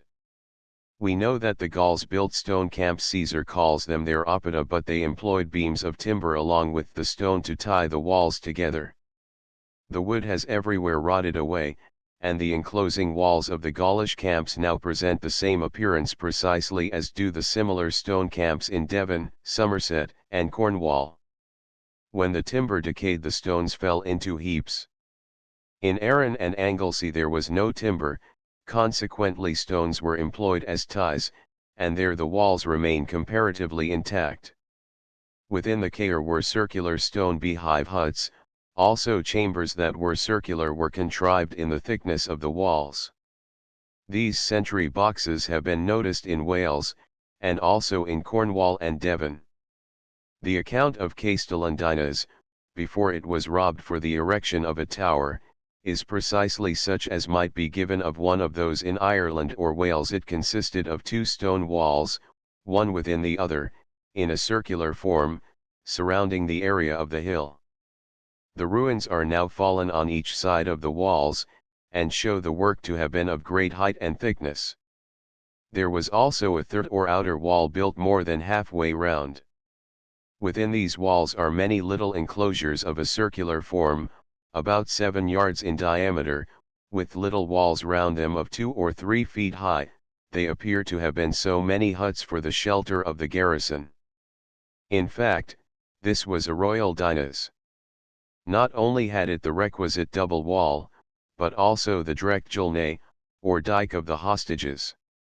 Every king retained about him pledges from the under-chiefs that they would be faithful. There are several of these stone camps in Devon and Cornwall. In Somersetshire Horleybury is very interesting, in Devon are Whittor and Cranbrook, in Cornwall the Cheese Ring Camp, Carnbrea, Chun Castle, the camp of Caer Conan on Treg Enning Hill, Helborough, beside Castellan dinas in Ludgvan. The heroic legends of Ireland attribute these stone camps to the Firbolgs, the non-Aryan dusky race that was in possession previous to the arrival of the Celts. But that the Milesians learned from them the art of constructing such castles is very certain, for in Christian times the monks imitated them in some of their settlements. Lord Dunraven, who has photographed these stone duns, says the legends of the early builders are preserved in the compilations of Irish scribes and bardic writers dating from the 12th to the 15th centuries. The story, which is said by these writers to have been handed down orally during the earliest centuries of the Christian era, and committed to writing when that art first became known in Ireland, is the history of the wanderings and final destruction of a hunted and persecuted race, whose fate would seem to have been mournful and strange as the ruined fortresses of the lost tribe which now stand before us. Coming to Ireland through Britain, they seem to have been long beaten hither and thither, till, flying still westward, they were protected by Ailill and Maeve, who are said to have reigned in Connaught about the 1st century of the Christian era. From these monarchs they obtained a grant of lands along the western coast of Galway, as well as the islands of Arran, where they remained till their final expulsion. Thus their forms seem to pass across the deep abyss of time, like the white flakes of foam that are seen drifted by the hurrying wind over the wild and wasted ruins of their fortresses. Excavations show that these stone cairns are more ancient than the Christian era. They belong to the period of flint weapons and the introduction of bronze. But, as already stated, the conquerors of the rude stone monument builders adopted some of their arts, and some of their camps are much later. 5. The stone castle, the wall set in mortar, is not earlier in Devon and Cornwall than the Norman conquest. There are no really stately castles in either county, with the exception of Launceston. Rougemont, Exeter, is eminently unpicturesque. Tiverton, Totnes, Plympton, are almost complete ruins. Lidford Well, as Browne the poet wrote of it in the reign of James I, they have a castle on a hill. I took it for an old windmill, the vanes blown off by weather, to lie therein one night. 'Tis guessed he were better to be stoned or pressed or hanged ere you come hither. And ruin that has fallen on it has not improved its appearance. Oakhampton is but a mean relic. Restormel is circular. Trematon is like a pork pie. Pendennis, Esmaz, late and insignificant. Tintagel owes everything to its superb situation and to the legend that it was the place where King Arthur was born. The most picturesque of all is Pregersic, near Breage, but that is late. Its story shall be told in the chapter on Penzance. Chapter V. Tin mining. The granite eruptions in Devon and Cornwall. Elvins loads tin passing into copper stream. Tin story of Esperon and Esgigwid Dartmoor stream. Tin Joseph of Arimathea. The Cassiterides. Jude's Danish incursions. Tin in King John's time. Richard, Earl of Cornwall. Elizabeth introduces German engineers. Stanary towns. Carew on mining. Blowing houses. Miners' terms. Stanary courts. Dr. Borlase on tin mining. Present state. I remember being at a ball many years ago at that epoch in the development of woman when her body was hooked along her dorsal ridge. Now I learn from competent authorities that it is held together in other fashion. There was at the ball a very lusty stout lady in slate grey satin. By nature and age, assisted by victuals, she was unadapted to take violent exercise. Nevertheless dance she would. Dance she did, till there ensued an explosion. Hooks, eyes, buttons, yielded, and there ensued an eruption of subjacent material. In places the fastenings held so that the tumescent undergarments foamed out at intervals in large bulging masses. This is precisely what took place with Mother Earth in one of her gambols. Her slate panoply gave way, parted from NE to SW, and out burst the granite, which had been kept under and was not intended for show. Her hooks and eyes gave way first of all in South Devon, and outswelled the great mass of Dartmoor. They held for a little space, and then out broke another mass that constitutes the Bodmin Moors. It heaved to the surface again north of S. Austell, then was held back as far as Redruth and Camborne. A few more hooks remained firm, and then the garment gave way for the Land's End district, and, finally, out of the sea it shows again in Scilly. Or take it in another way. Cornwall is something like a leg. Let it be a leg vested in a grey stocking. That stocking has so many potatoes in it, and each potato is eruptive granite. Granite, however, likewise cracked, formed faults, as they are called, in parallel lines with the great parent crack to which it owed its appearance, and cracks also formed across these, and through the earlier cracks upgushed later granite in a molten condition, and these are dikes.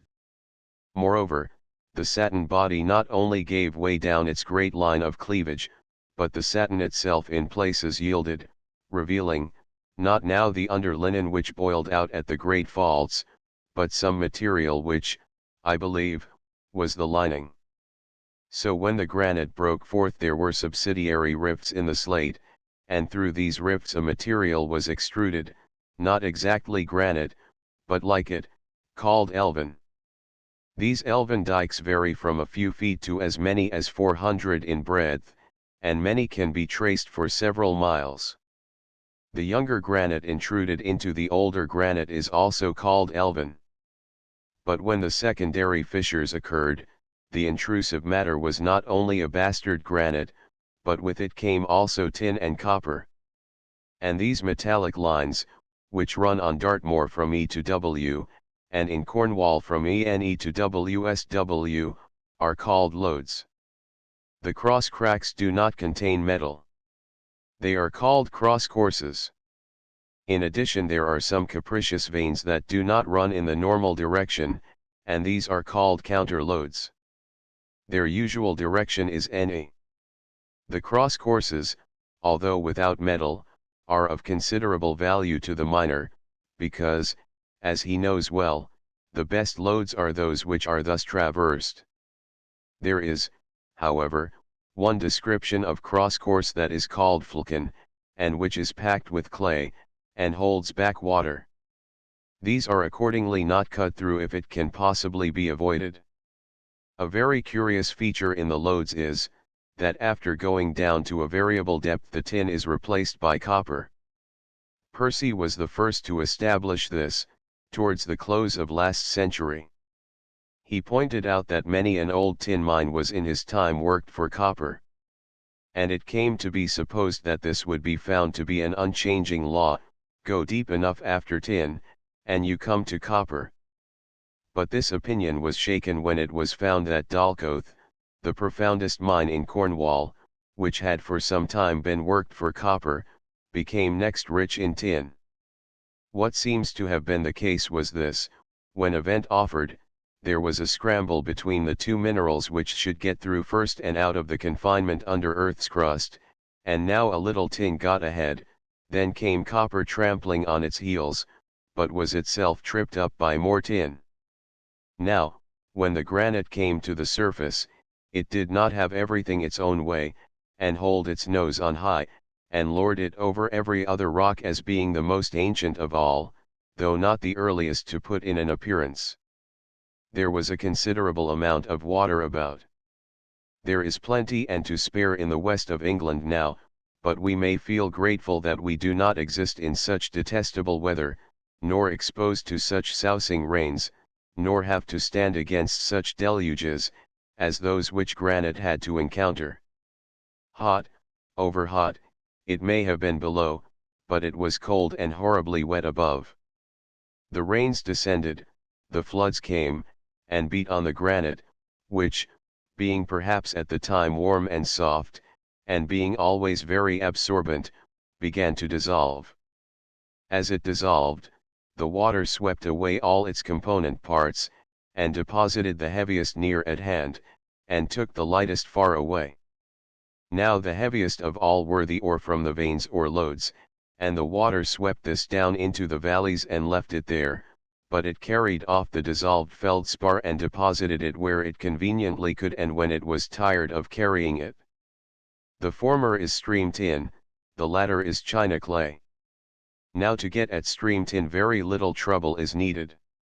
The rubble brought down and lodged in the valleys has to be turned over, and the ore is distinguishable by its weight and by a pink tinge, like the rouge ladies were wont, 100 years ago, to put on their cheeks and lips.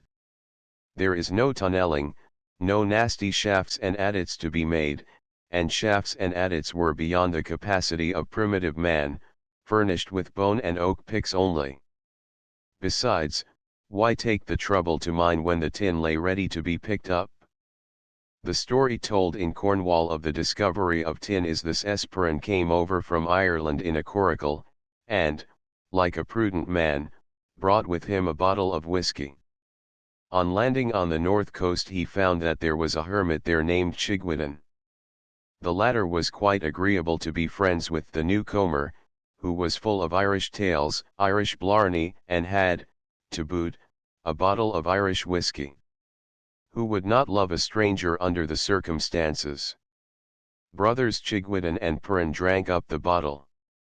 "By dad," said Puran, bothered if there be another drop to be squeezed out. "Never mind, my spiritual brother, I'll show you how to distill the cratur. Pile me up some stones, and we'll get up the devil of a fire, and we shall manage to make enough to expel the deuce out of old Cornwall." So Chigwittan collected a number of black stones, and the two saints made a fine fire when, lo! out of the black stones thus exposed to the heat ran a stream like liquid silver. Thus was tin discovered. The story won't wash. Tin was invented 1,000 years at least before either Puran or Chigwittan were thought of. But that was most certainly the way in which it was revealed. On Dartmoor the stream tin can thus be run out of the ore with a peat fire.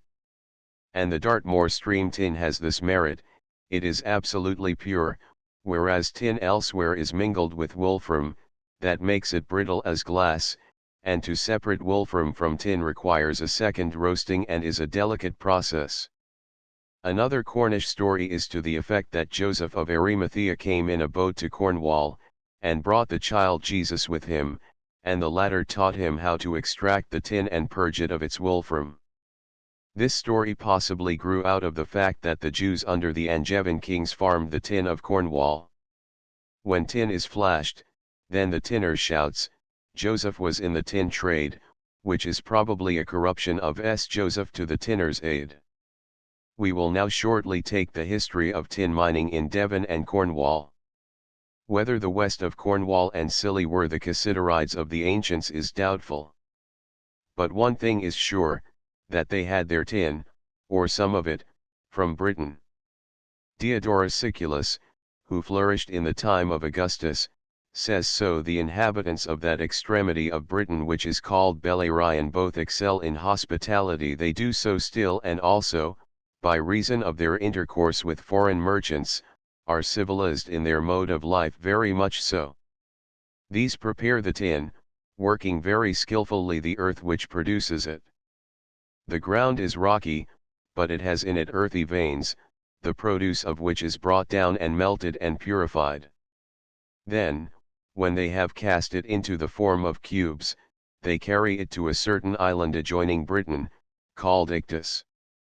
During the recess of the tide the intervening space is left dry, and they carry over abundance of tin in carts. From thence the traders who purchase the tin of the natives transport it to Gaul, and finally, traveling through Gaul on foot, in about 30 days bring their burdens on horses to the mouth of the Rhine. Ictus has been variously supposed to be St. Michael's Mount, the Isle of Wight, and Romney in Kent. Whether the Romans worked the tin in Devon and Cornwall is very questionable. No evidence has been produced that they did so. The Saxon invasion must have destroyed what little mining activity existed in the two counties, at least in Devon. It is noticeable that, although Athelstan penetrated to Land's End and crossed to Scilly, he is not said to have paid any attention to the tin workings, which he assuredly would have done had they then been valuable. To the incursions of the Saxons succeeded those of the Danish freebooters, who ran up the rivers and burnt Tavistock and Lidford in 997, and carried fire and sword through the Stanary districts of Devon. Under the Norman rule mining revived. The general use of bells in churches caused a considerable demand for tin, more particularly as those for cathedrals were of large caliber. The chief emporium of the tin trade was Bruges, whence the merchants of Italy obtained the west of England tin and distributed it through the Levant. There exists an interesting record of Florentine commercial industry by one Balducci, composed between 1332 and 1345, in which is described the trade in Cornish tin, and how it was remelted into bars at Venice and stamped with the Lion of S mark. In King John's time the tin mines were farmed by the Jews. The right to it was claimed by the king as Earl of Cornwall. Old smelting houses in the peninsula are still called Jews' houses, and, judging by certain noses and lips that one comes across occasionally in the duchy, they left their half-breeds behind them.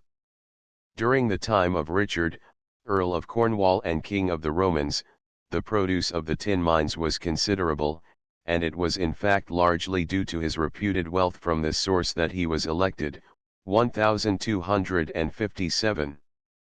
The tin workings went on with varying prosperity till the reign of Elizabeth, when she introduced German engineers and workmen, with improved appliances. In her time the tinners of Cornwall were divided into 4 portions, named from the principal works of that period. Each of these divisions had its steward under the Lord Warden, who kept his court once in every 3 weeks. The 4 Stanary towns of Cornwall were Helston, Truro, Lostwithiel, and Liskeard, and at Lostwithiel may be seen the remains of the ducal palace, and at Lugjulian the church, in the tower of which the Stanary records and charters were formerly preserved. In Devon the Stanary towns were Tavistock, Ashburton, and Chagford, to which Plympton was added in the reign of Edward III, and Lidford was appointed as the Stanary prison. Ordinary justices of the peace had no jurisdiction over the miners in their disputes. Carew, who was about the court of Queen Elizabeth, has furnished us with a valuable record of the state of the mines before the introduction of new German machinery and methods. He notices both the stream works and the lodes, and his opinion was that the deposits in the former were the result of the deluge. He then describes the process of shotting, that is of tracing the direction of a vein by fragments found near the surface. The showed pits, which are also called costeining pits, were holes sunk into the ground to no great depth till indications of the lode were reached. The miners next sank pits 7 or 8 feet deep till they reached the lode itself. If they miss the lode in one place, they sink a like shaft, pit, in another beyond that, commonly further up the hill, and so a third and a fourth, until they light at last upon it. Over Dartmoor and the Bodmin moors the old men's workings may be seen, hardly a gully has not been streamed, every riverbed has been turned over. The face of the moor is in places welted to such an extent that it alters the character of the scene. These workings are now grass-grown, they are very ancient, and clearly were conducted open to the sky. As the miners worked up a riverbed they built a colander behind them of rude blocks of granite, through which the stream might flow away, and many a rivulet now runs underground through these artificial passages. In dressing the ore the miners broke it with hammers, and then vanned it on their broad oak shovels. The wind bore away the valueless dust, leaving the metal behind. By the side of the goyles, or deep workings, may be found vanning steads where this process was conducted. But with the introduction of machinery the crazing mill was employed, worked by a water wheel, in which the ore was passed between 2 grinding stones. The washing of the dust which took the place of the dry process was this: the stream, after it hath forsaken the mill, is made to fall by certain degrees, steps, one somewhat distant from another, upon each of which at every descent lieth a green turf, 3 or 4 foot square and 1 foot thick. On this the tinner layeth a certain portion of the sandy tinna, and with his shovel softly tosseth the same to and fro, that through this stirring the water, which runneth over it, may wash away the light earth from the tinna, which, of a heavier substance, lieth fast to the turf. After the black tin, or ore, had been thus treated it was conveyed to the blowing house. The usage on Dartmoor was, when a miner was far from one of these, to tie the ore in a bag marked with his name or sign, and hang it about a dog's neck, the beast then conveyed it to the mill. Of the blowing houses a great many remain on Dartmoor. There are 2 on the Yelm, one, very perfect, on the Erm, one very early, before the introduction of the water wheel, at Deep Swincombe, several on the Dart. The blowing house was a small structure of 1 chamber and a cache, or store place, underground. The doorway was rarely high enough to admit a man without stooping double. The walls were of stone without mortar, and, as far as can be judged from their remains, had no window. The furnace was heated with charcoal, and the fire blown by means of a great pair of bellows worked by a tiny water wheel. The process was so roughly conducted that divers light sparkles of tin are said to have lodged in the thatched roof in sufficient quantities to render the burning of the roof once in 7 years worth the undertaking. The melted metal ran out into a spoon-shaped hollow in a block of granite, or elvan, and was run into molds also cut in slabs, many of which remain near the old blowing houses. The white tin was then conveyed to a royal smelting house, where it received a stamp, and no miner was suffered to dispose of his metal till it had thus been marked, and he had paid his due to the crown for it. A tin mold. Some of the terms used by tin miners may not prove uninteresting. Stream tin, when found scattered beneath the surface on a small declivity, is called showed, and runs to a depth that varies from 1 to 10 feet. A right to work a certain portion is called a set. The rubbish thrown out of a mine is called stent. Sand or gravel, including tin, is termed guard. The walling on each side of a tie or at it is called stilling. The channels by which superfluous water is let run off are conduits, a corruption of conduits. Oblong pits for a washing floor are gounces. The frame of iron bars above is a ruddle. Buckets are kibballs, breaking up or is bucking. A whim is said to have derived its name from this. A man named Coster, observing the labor that was expended on bringing up the refuse from the mines in buckets, fell a thinking. "Well, old man," said a mate, "what be up wiu?" "I have a whim in my head," he answered, "and I'm tryin' to reduce he to practice." Coster's whim was much joked about, but when set up outside his head at the pit mouth, it proved to be no joke at all, but a real boon. Superincumbent earth is burden. A miner worked at Headland Warren Mines, on the Webburn, and lived at Challicombe. Every day when leaving work he brought away with him a lump of ore in his pocket, and on reaching his lodging threw it away among the furze bushes. Years after, the farmer at Challicombe removed 3 cartloads of these lumps. That was when tin was at £60 a ton. From a speech of Sir Walter Raleigh in Parliament in 1601, when Lord Warden of the Stannaries, it would appear that the pay of a working tinner was then 4 shillings per week, finding himself. Of this he boasts as a great change for the better, inasmuch as previously the tinner had received but half that amount. By all accounts the tinners were in a worse condition than the agricultural labourers. The Stannary Parliament for the tinners on Dartmoor sat on Crockern Tor till the court was removed to Truro. The first Parliament held there, of which records remain, was on September 11, 1494, the last I have heard of was held at the close of last century. The Cornish tinners had their Stannary Court on Caradon. Already in Carew's time mines had been driven into the bowels of the earth. It would appear that levels were at about 5 fathoms under each other, and the water was raised to the surface by means of a winder and keble, or leithern bags, pumps, or buckets. Dr. Borlase describes the engines that were employed just after the middle of last century. He took a mine in Ilagon as typical.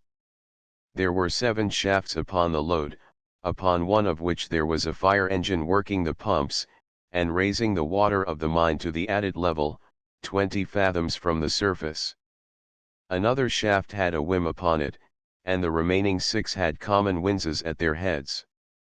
The walls of the load were supported by timber, and planks were laid on them for the deads, or unprofitable rock. Captains superintended the work. The machines employed were the water whim, the rag and chain pump, the bobs, and the fire engine. The whim was much the same as the common horse whim of the present day, employed to draw up the water in kibbles or buckets. The rag and chain pump consisted of an iron chain, furnished at intervals with knobs of cloth, stiffened with leather, which on being turned round a wheel was made to pass through a wooden pump cylinder, 12 or 15 feet long, and to heave up the water that rose in the cylinder between the knobs of rag. These pumps were worked by hand. The water wheels with bobs worked other pumps. The machinery seems to us clumsy and imperfect in the extreme. The atmospheric or steam engine of Newcomen was costly, as it consumed an enormous amount of coal, but in 1778 it began to give place to Watt's engine. Since then the machinery employed advanced with strides till reaching perfection, when the need for any ceased in Cornwall and Devon, where nearly all mines have been abandoned. Barca tin can be raised so much more cheaply, being surface tin, that load tin cannot compete with it in the market. Now the mining districts of Cornwall are desolate. Heaps of refuse, gaunt engine houses, with their chimneys, stand against the sky, hideous objects, and as useless as they are ugly. The Cornish miner has gone abroad. There he remains till he has made his little pile, when he returns home, builds a house for his wife and children, remains idle till money gets low, when away he goes again. A good deal of discussion has taken place relative to the causes of the decline and extinction of the mining industry in Cornwall. The primary cause is that already referred to, but there is another. Into that industry too much dishonesty was allowed to intrude. Speculators became shy of embarking capital in companies to work bogus mines. The promotion of such schemes was too frequent not in the end to discredit Cornish mining altogether. The surface tin in the Straits mines must come to an end shortly, and then let us trust captains in Cornwall will have learned by experience that in the end honesty is the best policy. Formerly the metals were taken out of Cornwall for distribution over Europe. Now the coined metal is being brought into Cornwall by trainloads of tourists, by coveys of bicyclists, come to visit one of the most interesting of English counties and inhale the most invigorating air, and everywhere they drop their coin. So life is full of compensations. Launceston Church Porch. Chapter 6.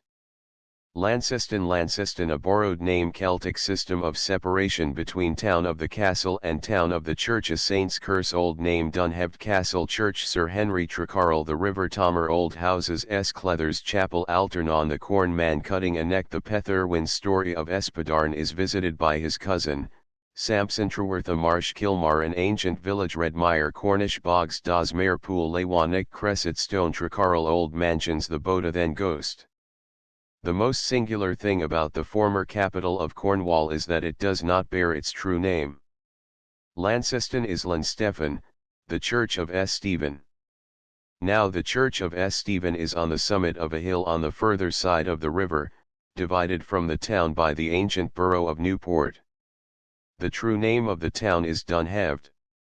It grew up about the Norman castle, instead of about the church, and as it grew, and the colony at S. Stevens dwindled, it drew to itself the name of the church town. Launceston is, in fact, one of those very interesting instances of the Caer and the Lan, separated the one from the other by a stream. According to the Celtic system, a church must stand in its own lawn, surrounded by its own tribesmen, and the chief in his Caer or Dun must also be without competing authority, surrounded by his own vassals. Consequently, in Cornwall, churches are, as a rule, away from the towns, which latter have grown up about the chieftain's residence, except in such instances as Padstow and Bodmin, where a religious, monastic settlement formed the nucleus.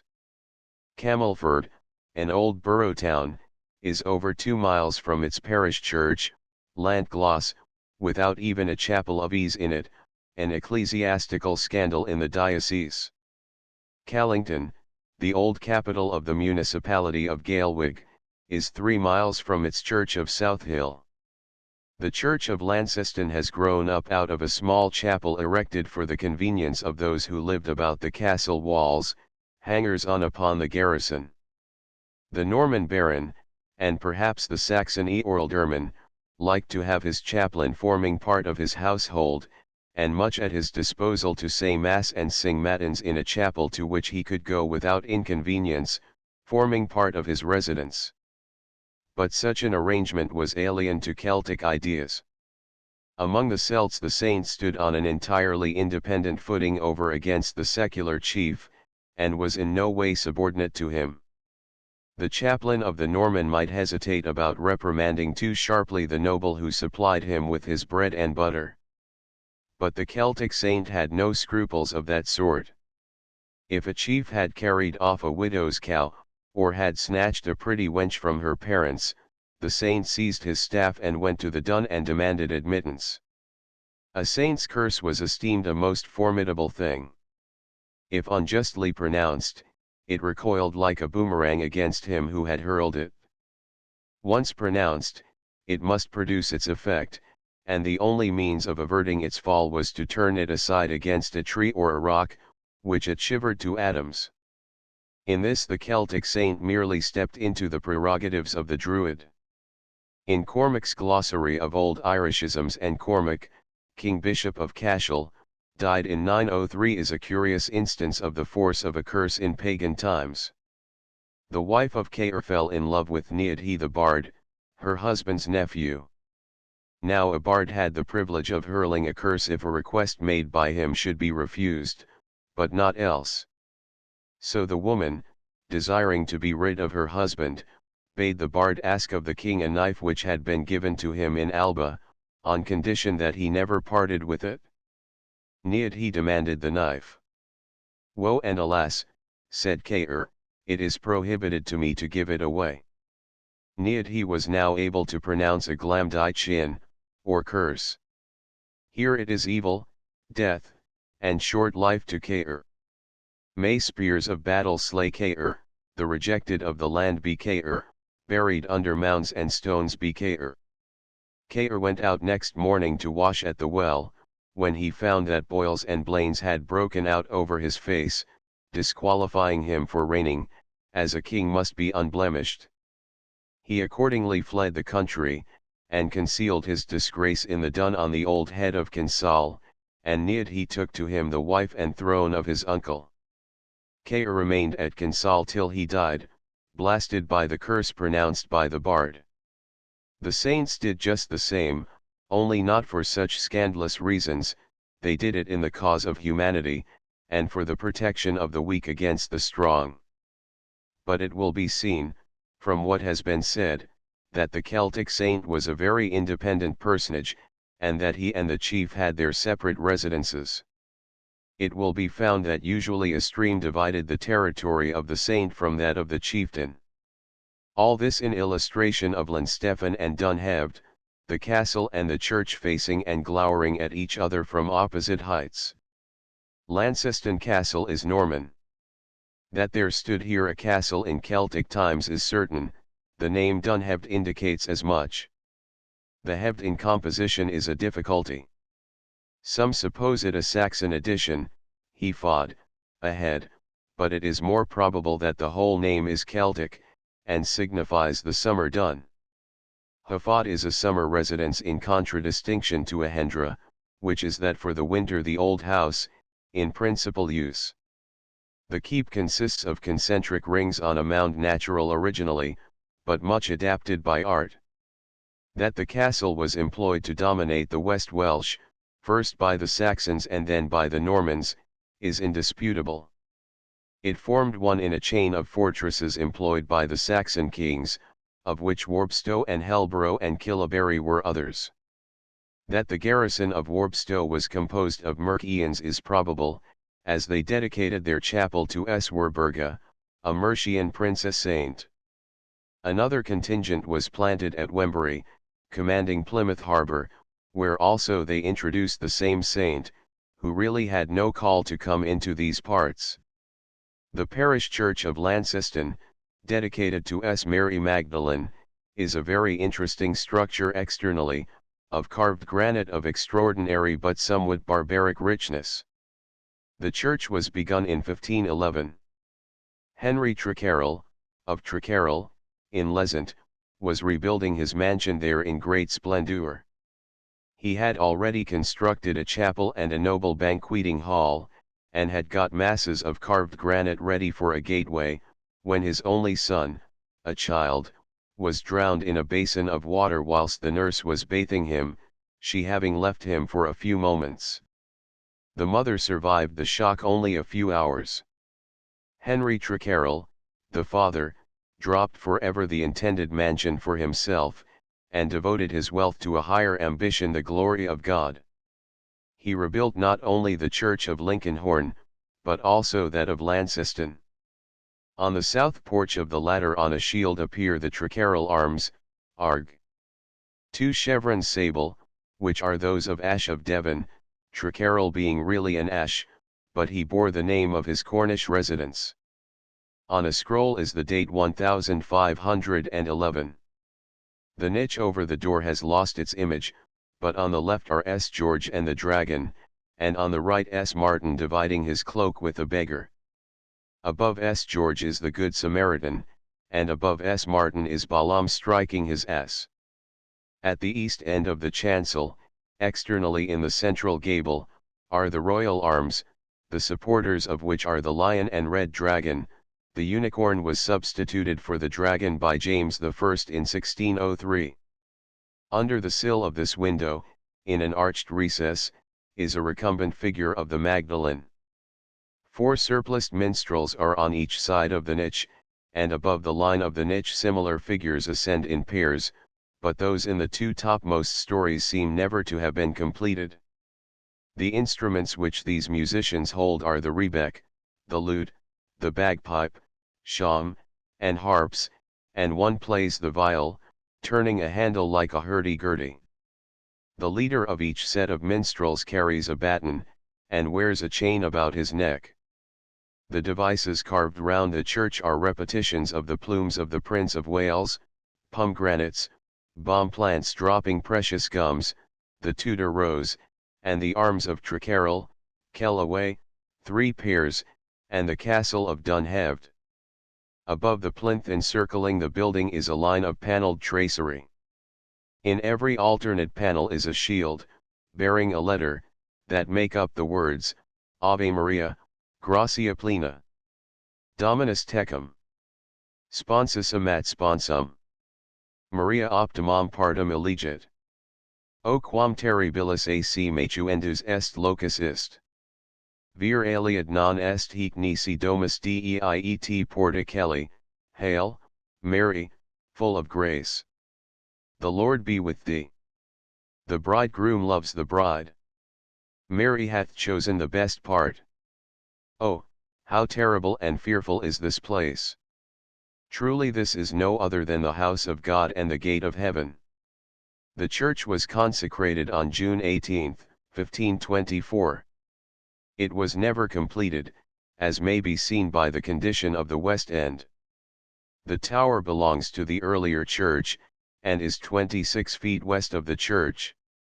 Trecarrel doubtless intended to rebuild that in a stately style according with the church, but the religious disturbances of the Reformation took all heart out of him, and he abandoned his task. The interior is very disappointing, but it must be remembered it was intended to have a screen of surpassing richness, which would have brought the whole into proportion. The pulpit alone was completed, and that is of singular richness. The modern carving in the church is thin and fanciful. The neighborhood of Launceston is rich in objects of interest and scenes of great beauty. The Inny Valley will well repay a visit.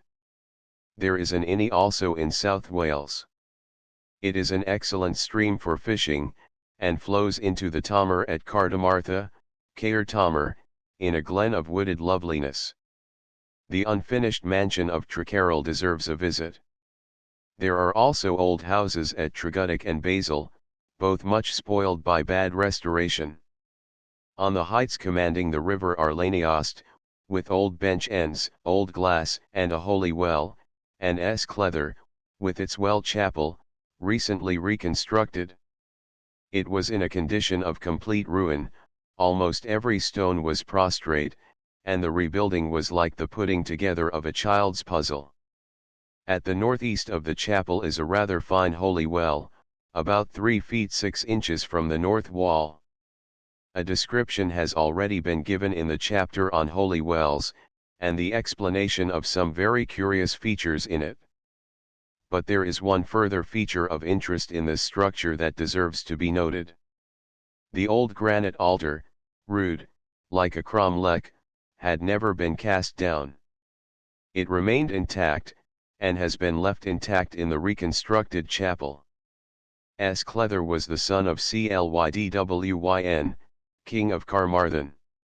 Clydwyn's sister was married to an Irish priest, Brynach, who, on account of the ill favour in which the Irish were regarded in South Wales, moved into Cornwall and Devon.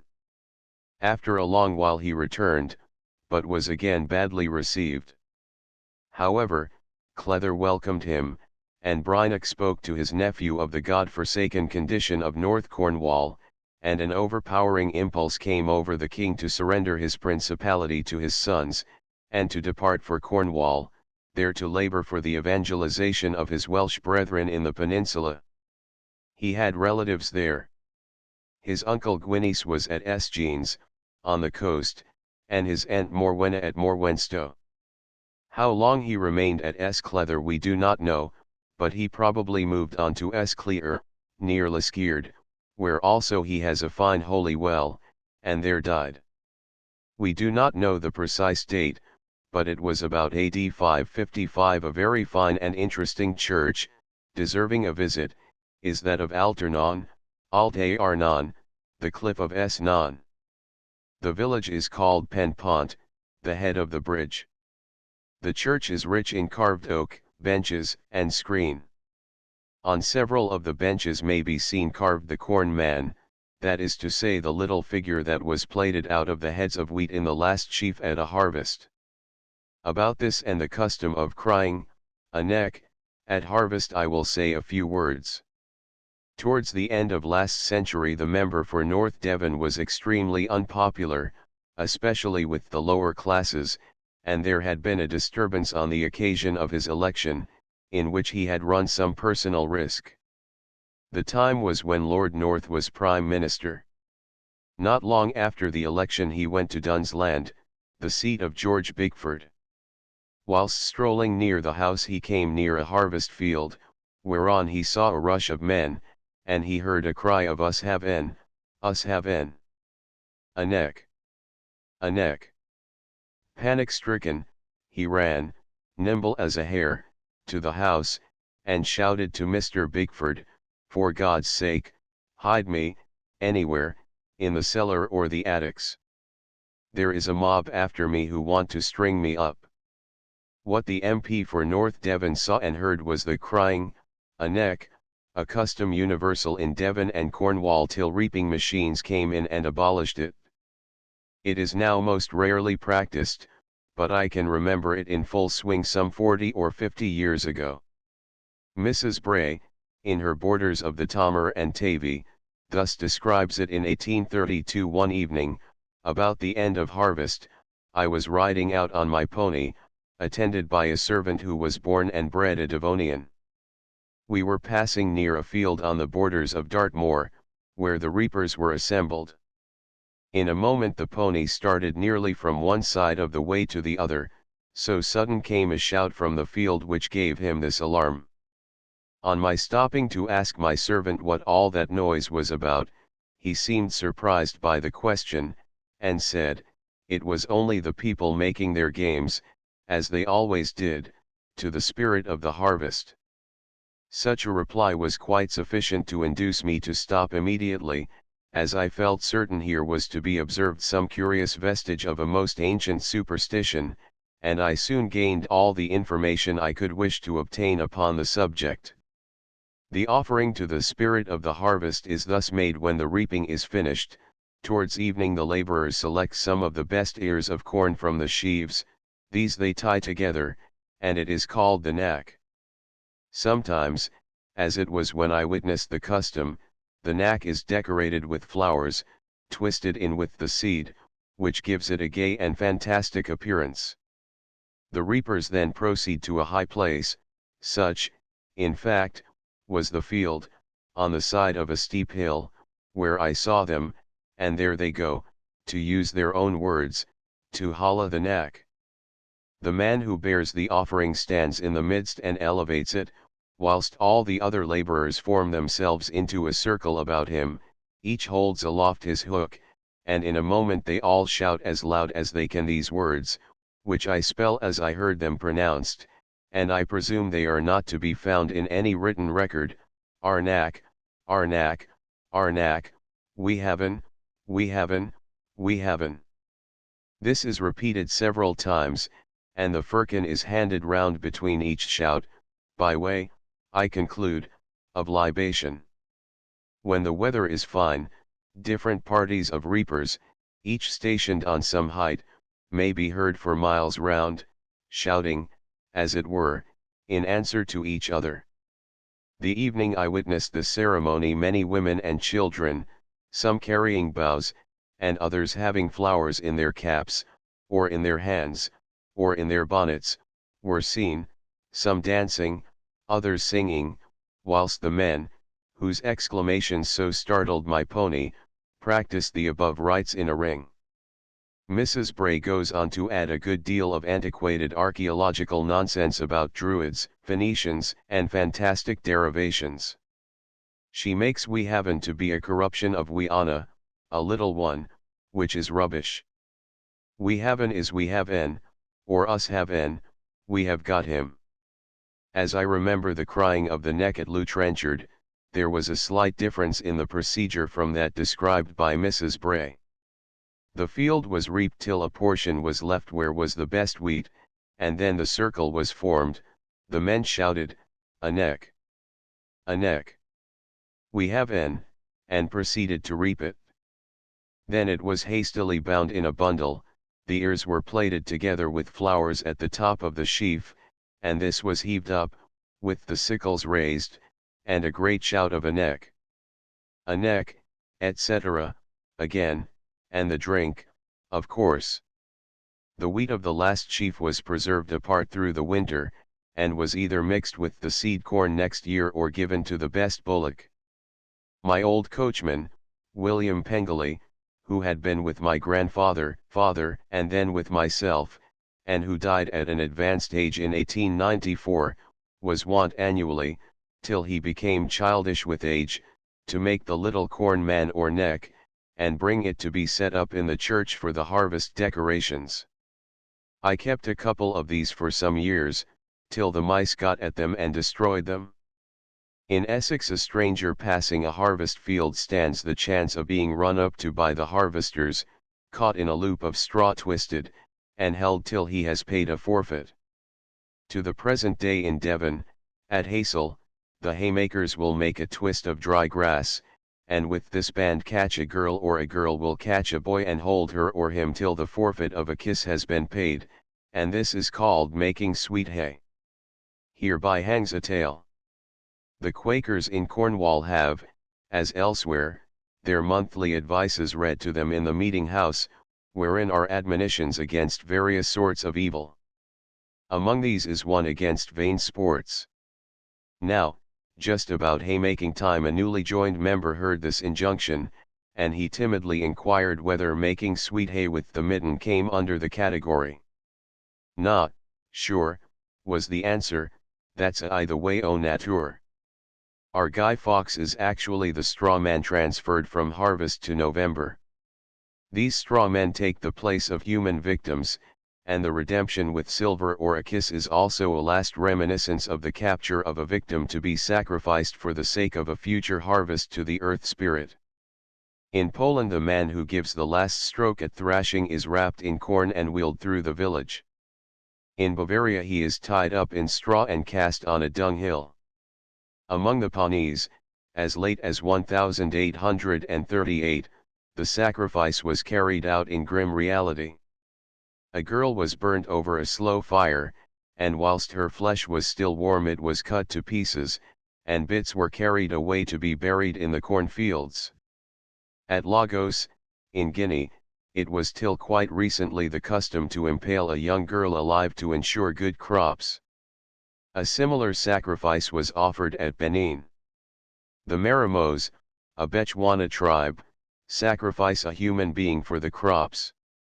He is captured, then intoxicated, carried into the fields, and there slaughtered. His blood and ashes, after the body has been burned, are distributed over the tilled land to ensure a good harvest next year. The Gonds of India kidnapped Brahmin boys for the same purpose. The British government had to act with great resolution in putting down the similar sacrifices of the Khans some half-century ago. The mode of performing these sacrifices was as follows. 10 or 12 days before the sacrifice the victim's hair was cut. Crowds assembled to witness the sacrifice. On the day before, the victim was tied to a post and anointed with oil. Great struggles ensued to scrape off some of this oil or to obtain a drop of spittle from the victim. The crowd danced round the post, saying, "O God, we offer this sacrifice for good crops, seasons, and health." On the day of the sacrifice the legs and arms were first broken, and he was either squeezed to death or strangled. Then the crowd rushed on him with knives and hacked the flesh from the bones. Sometimes he was cut up alive. Another very common mode was to fasten the victim to the proboscis of a wooden elephant, which revolved on a stout post, and as it whirled round the crowd cut the flesh off while life remained. In some villages as many as 14 of these wooden elephants were found, all of which had been used for this purpose. In one district the victim was put to death slowly by fire. A low stage was erected, sloping on each side like a roof. Upon this the victim was placed, his limbs wound about with cords to prevent his escape. Fires were then lighted and hot brands applied to make him roll up and down the slopes of the stage as much as possible, for the more tears he shed the more abundant would be the supply of rain. The next day the body was cut to pieces. The flesh was at once taken home by delegates of the villages. To secure its rapid arrival it was sometimes forwarded by relays of men, and conveyed with postal fleetness 50 or 60 miles. In each village all who had remained at home fasted until the flesh arrived. When it came it was divided into 2 portions, one of which was offered to the earth goddess by burying it in a hole in the ground. The other portion was divided into as many shares as there were heads of houses present. Each head of a house rolled his share in leaves and buried it in his favorite field. In some places each man carried his portion of flesh to the stream that watered his fields. Since the British government has suppressed the human sacrifices, inferior victims have been substituted, such as goats. Here, then, we have almost before our eyes a change of the victim. A still further change takes place when an image is used as a substitute, and there is again modification when the person captured and destined for sacrifice is allowed to redeem himself with a hansel or a kiss. But the fact that in Europe, and in England, we have these modified customs only now dying out, is an almost sure proof that at a remote period our ancestors practiced the awful rites at harvest and in spring, of which a description has been given as still in use in Africa, and as only just put an end to in America and in India. North and west of Launceston is the Petherwin district, the former of these is in Devon, although lying west of the Tamar, as is also Warrington. These 3 churches, all dedicated to Espaderne, form a large territory once under his government. It was his Gwynedd, but whether so called from its being open moorland or from its being exposed to the winds windblown, Gwynt, I cannot say. Padarn was son of Pedredin and Gwendolita, and was first cousin of S. Sampson. He was born in Brittany, but owing to a family revolution his father and uncles fled to Wales, but Padarn remained as a babe with his mother. Finding her often in tears, he asked her the reason, and she told him that she mourned the loss of his father. So when Padarn had come to man's estate he went in quest of him, and finally found him in Ireland, where, old rascal, he had embraced the monastic life, entirely regardless of what was due to the wife of his bosom. As Pedredin absolutely refused to leave his newly chosen mode of life, Padarn returned to his mother, and they went together to Wales, passing through Cornwall. In Wales he founded Llanbadarn 4 in Cardigan's Hire, which became an episcopal see, but he got a cross with Baring-Gould, King of North Wales, as also with King Arthur, who in the lives of the Welsh saints is always represented as a bully, showing that they were written before that king had been elevated into the position of a hero of romance by Geoffrey of Monmouth in the 12th century. His position now became untenable, and he left Wales. It was then, I presume, that he made his great settlement in East Cornwall. According to one account he crossed into Brittany with Caradoc's strong arm, but the expedition ended in no results, and he returned. Now after a while cousin Sampson arrived in Padstow harbour, and resolved on making a Cornish tour before he crossed into Brittany, whither he much desired to go and see what could be done towards the recovery of his paternal acres. At Padstow he visited S. Petrock. Then he went along the northeast, and as he approached Gwynedd, or Padarn's Venedotia, he sent word that he was coming. Now Padarn was getting out of bed when the tidings reached him, and he had pulled on one stocking and shoe, but so delighted was he to hear that his cousin was at hand, that he ran to meet him with one leg shod and the other bare. Trwytha Marsh. The dates of his life are approximately these. He came to Wales in 525, remained there till 547, when he migrated to Devon and Cornwall, where he remained to his death in 566 when the Saxons obtained the mastery. North Petherwin and Warrington were given to the Abbey of Tavistock, and the old Celtic foundation of Padarn ceased monastically. A pleasant excursion may be made from Launceston to Trwytha Marsh. This occupies the site of a lake, but it has been filled by detritus from the granite tors around, and this rubble has been turned over and over by tin streamers, who not only extracted the baser metal, but also gold. On the way Trwytha is passed, one of the loveliest sights in England, second in my mind only to Bolton Abbey. It is the seat of Fr. Rod, Esq. The parish church of Northill is a foundation of S. Tyrnock or Tourney, godchild of S. Bridget. There are two ways up to Trwytha, one is by Higher and Lower Castick, where a picturesque old farm is passed, by Trwytha Tor, on which is shown King Arthur's bed, the other is by the bridge at the back of Trwytha. The stream flowing from the marsh forms a really beautiful fall in the grounds. The marsh itself and its surroundings are desolate, but Kilmar, Selmar, the great place of shelter, rising above it is a noble tor, and the view from the northwest, by Greymere Rock looking over the flat marsh to Kilmar, is as fine as anything on the Bodmin Moors. On the west side of the marsh is an ancient British settlement, apparently unconnected with the stream works for tin. The houses were long and quadrangular, one was apparently a council chamber, having a judge's seat in granite and benches of granite down the sides. Unfortunately these have been wantonly destroyed recently by a man who was building pigsties. The houses had separate bakeries, and 2 or 3 of these with their ovens remain in a tolerably perfect condition.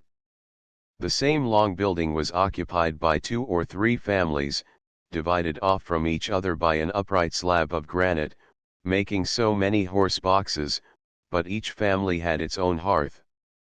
The pottery found there was all wheel turned, and as many hones were found, no doubt could exist that the occupants belonged to the Iron Age. No other village of the kind has as yet been noticed on the moors except another somewhat higher up the stream that feeds Trwytha Marsh, and this has been much mutilated of late years.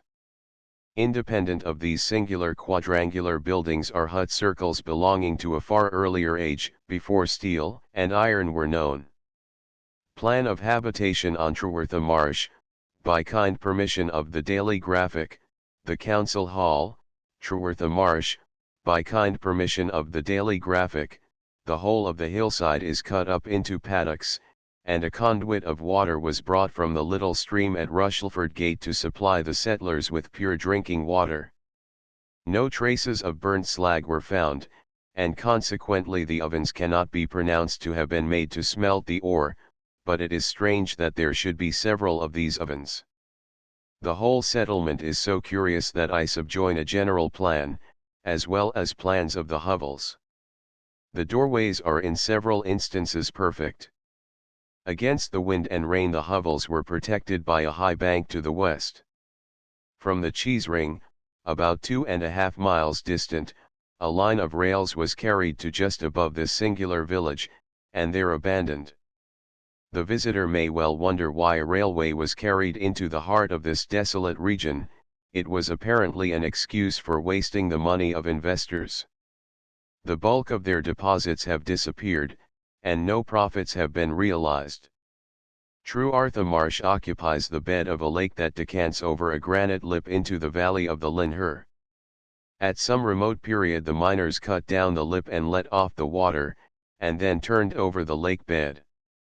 A former owner of Trebartha Hall gave to his daughters on their marriage heavy gold rings from the precious ore washed out of the gravel of True Artha.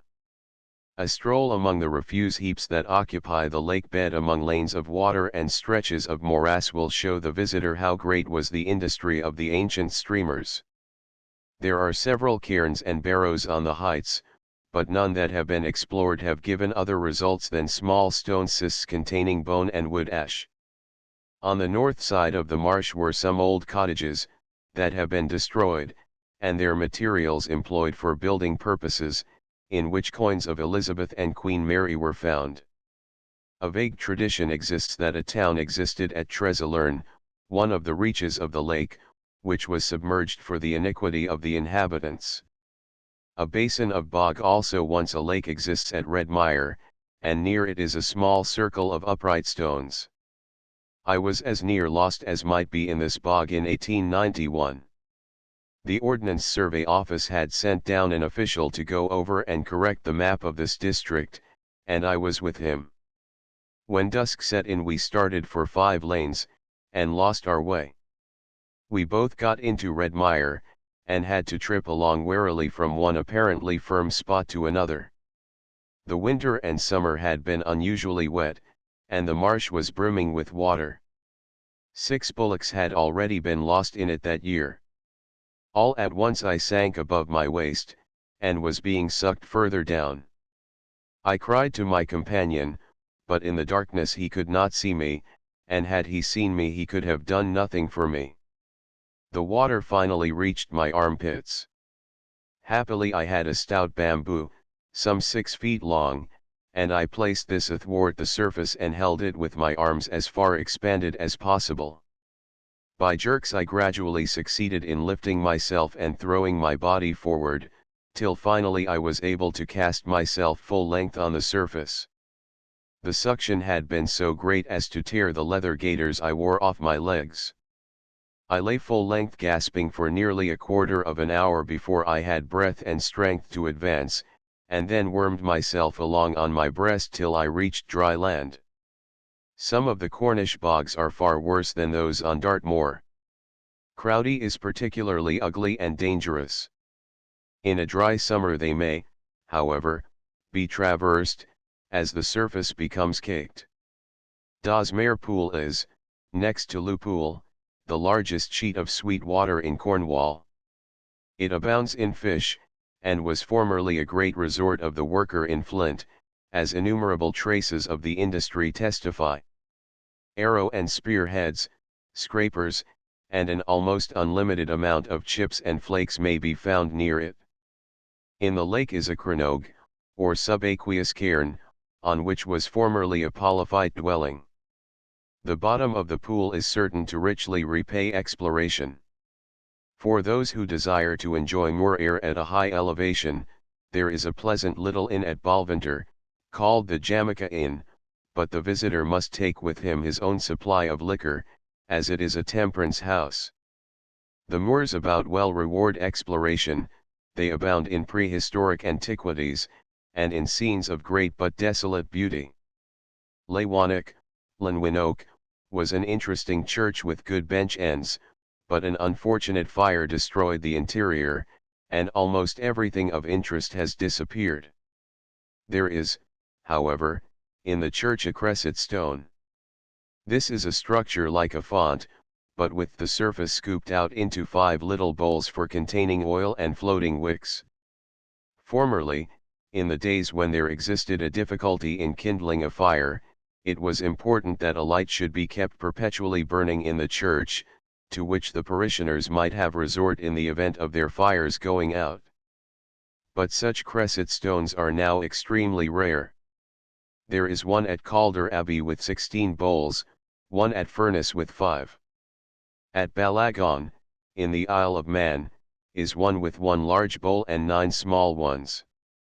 A cresset stone exists in the court before San Ambrogio, Milan, and I saw one set up before a very early church at Savos, in Vienne, upon which the schoolboys amused themselves with jumping and dancing. There are inscribed stones and ogams in the churchyard. The village carpenter, an unusually intelligent man, has been zealous in search after, and the discovery of, these stones. In the porch, under the stone bench, a hare hunt is carved on Polyphant stone. The quarry of this beautiful stone is nearby. There are several crosses and holy wells in the parish, one of S. Blonder, which is a corruption of Branwalater, who is identical with S. Brandon, the great navigator and explorer in the 6th century. He is even supposed to have reached America, but actually, it may be suspected, visited only the Canary Isles and Madeira. In North Hill Church is a curious monument to a chrismed child. Trecarrel is the old house of Sir Henry, who erected Launceston Church. The hall is specially fine. He never completed the mansion.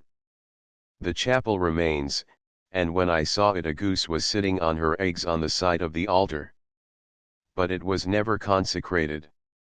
About the yard lie the richly carved stones intended for the gateway to the court, but the gatehouse was not set up. There are several old houses which may be visited from Launceston. Bradstone, on the Devon side of the Tamar, has a most picturesque gatehouse.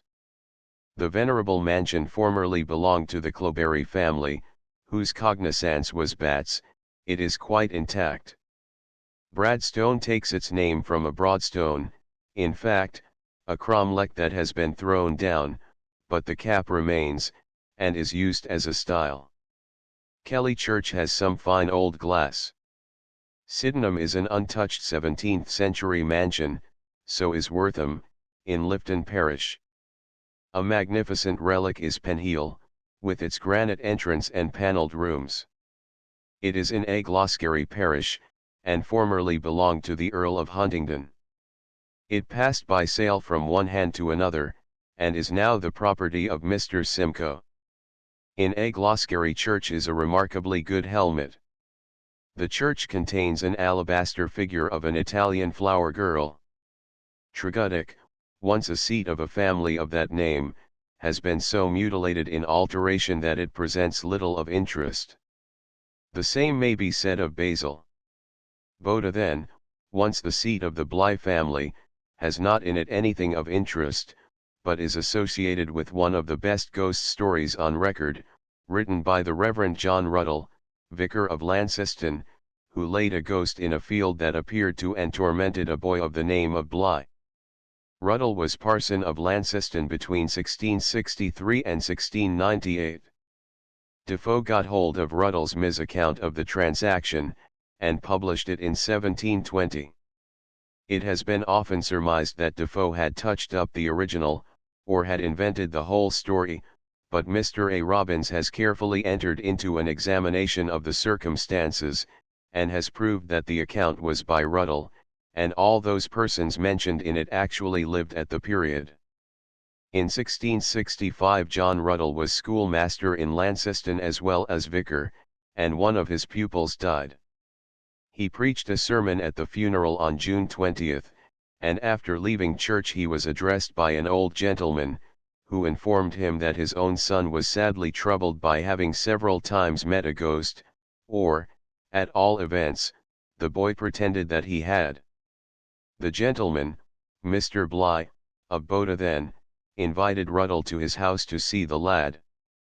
After conferences with the boy Ruddle gained his confidence, and, says he he told me with all naked freedom and a flood of tears that his friends were unjust and unkind to him, neither to believe nor pity him, and that if any man would go with him to the place he might be convinced that the thing was real. The rest of the story shall be told from a Ms. now in the possession of a lady in Launceston, copied by William Ruddle, the son, from his father's original Ms. by Y.S. time he found me able to commiserate his condition and to be attentive to his relation of it, therefore he went on in Y.S. manner. This woman W.C.H. appears to me, saith he, lived a neighbor here to my father, and died about 8 years since. Her name Dorothy Dingle, of such a stature, such an age and complexion. She never speaks to me, but passeth by hastily and always leaves ye footpath to me, and she commonly meets me twice or thrice in ye breadth of ye field. It was abt 2 months before I took any notice of it, and though ye shape of ye face was in my memory yet I could not recall ye name of ye person, but without more thoughtful lanes I did suppose it was some woman who lived thereabout and had frequent occasion that way, nor did I imagine anything to ye contrary before she began to meet me constantly morning and evening, and always in ye same field, and sometimes twice or thrice in ye breadth of it. The first time I took notice of her was abt a year since, and when I first began to suspect and believe it to be a ghost I had courage enough not to be afraid, but kept it to myself a good while and only pondered very much at it. I did often speak to it, but never had a word in answer. Then I changed my way and went to school ye under Horse Road, and then she always met me in ye narrow lane between ye Quarry Park and ye nursery, which was worse. At length I began to be terrified at it, and prayed continually that God would either free me from it, or let me know ye meaning of it. Night and day, sleeping and waking ye shape was ever ruining in my mind. Thus, said he, by degrees I grew very pensive, in so much that it was taken notice of by all our family, whereupon, being urged to it, I told my brother William of it, and he privately acquainted my father and mother Wth it, and they kept it to themselves for some time. Ye success of this discovery was only that they sometimes laugh at me, sometimes elude me, but still commended me to keep my school and put such vagaries out of my head. I did accordingly go often to school, but always met ye woman in ye way. This and much more to ye same purpose, ye as much as held a dialogue of near 2 hours, was our conference in ye orchard, which ended Wth my proffer to him that, without making any privy to our intent, I would next day walk Wth him to ye place abt 6 o'clock. He was even transported Wth joy at ye mention of it, and replied, but will ye sure senior, will ye sure senior? Thank God. Now I hope I shall be believed. Upon this conclusion we retired to ye house. The gent, his wife, and Mr. S. were impatient to know ye event, insomuch that they came out of ye parlour into ye hall to meet us, and seeing ye lad look cheerfully ye first compliment from ye old man was come, Mr. Ruddle, ye have talked with S. I hope now he will have more wit, an idle boy, an idle boy. At these words ye lad ran up ye stairs to his chamber without replying, and I soon stopped ye curiosity of ye 3 expectants by telling them that I had promised silence, and was resolved to be as good as my word, but when things were riper they might know all.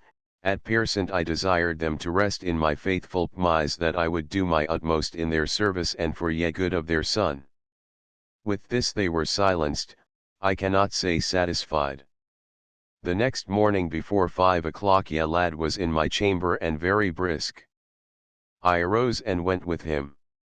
Ye field he led me to I guessed to be abt 20 acres in an open country and abt 3 furlongs from any house.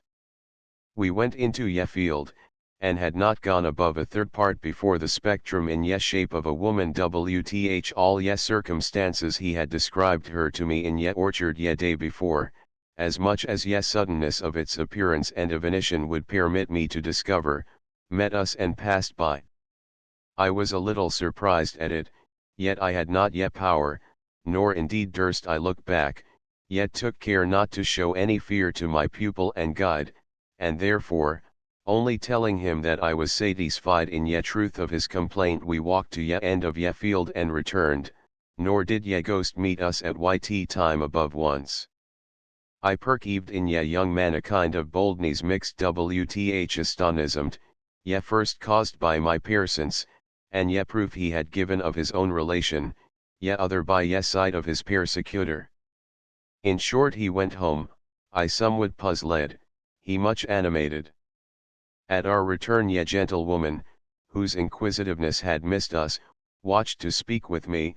I gave her a convenience, and told her that my opinion was her son's complaint was not to be slighted, nor altogether discredited, yet that my judgment in his case was not settled. I gave her caution moreover that ye thing might not take wind lest ye whole country should ring wth what we yet had no assurance of.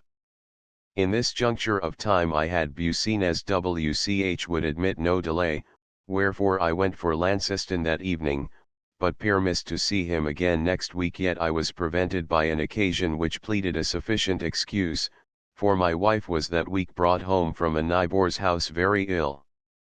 However, my mind was upon ye adventure. I studied ye case, and abt 3 weeks after went again, resolving by ye help of God to see ye utmost. The next Monday, being ye 27th day of July 1665, I went to ye haunted field by myself and walked ye breadth of it without any encounter. I returned and took ye other walk, and then ye spectrum appeared to me, much about ye same place I saw it before when ye young gent was wth me. In my thoughts it moved swifter than ye time before, and abt 30 feet distant from me on my right hand, in so much that I had not time to speak, as I determined with myself beforehand.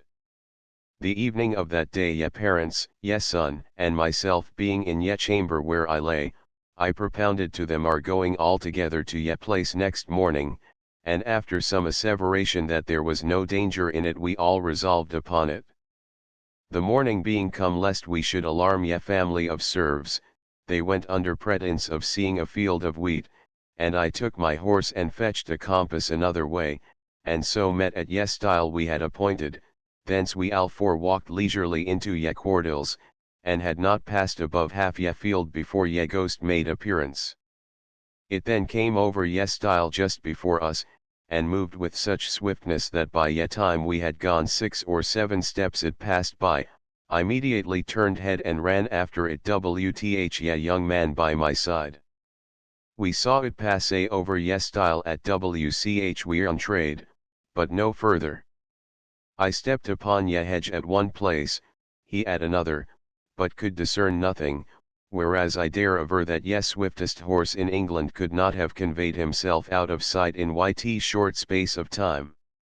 2 things I observed in this day's appearance, viz., one, that a spaniel dog which followed ye company unregarded, did bark and run away as ye spectrum passed by, whence 'tis easy to conclude yt it was not our fear or fancy wch made ye apparition.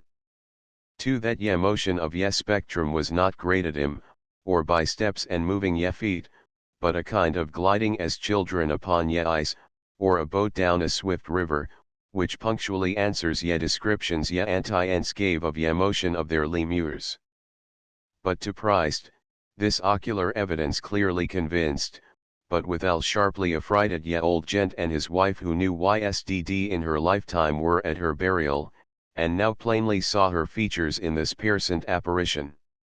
I encouraged them as well as I could, but after this they went no more. However, I was resolved to price and use such lawful means as God hath discovered and learned men have successfully practiced in these unvulgar cases. The next morning, being Thursday, I went out very early by myself and walked for abt an hour's space in meditation and prayer in ye field next adjoining to ye Cordills. Soon after 5 I stepped over ye stile into ye disturbed field, and had not gone above 30 or 40 paces before ye ghost appeared at ye further stile. I spake to it with a loud voice in some such sentences as ye way of these dealings directed me, whereupon it approached, but slowly. When I came near it, it moved not. I spake again and it answered in a voice neither very audible nor intelligible. I was not in ye least terrified, and therefore persisted until it spake again, and gave me satisfaction. But ye work could not be finished at this time, wherefore ye same evening, an hour after sunset, it met me again near ye same place, and after a few words of each side it quietly vanished, and neither doth appear since, nor ever will more to any man's disturbance. N.B. The discourse in ye morning lasted a quarter of an hour. These things are true.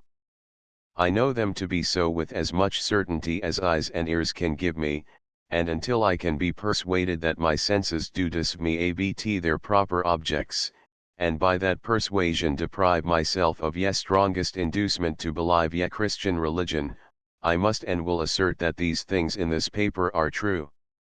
I omit the reflections made on this by the writer, who signs, September 4, 1665, John Ruddle.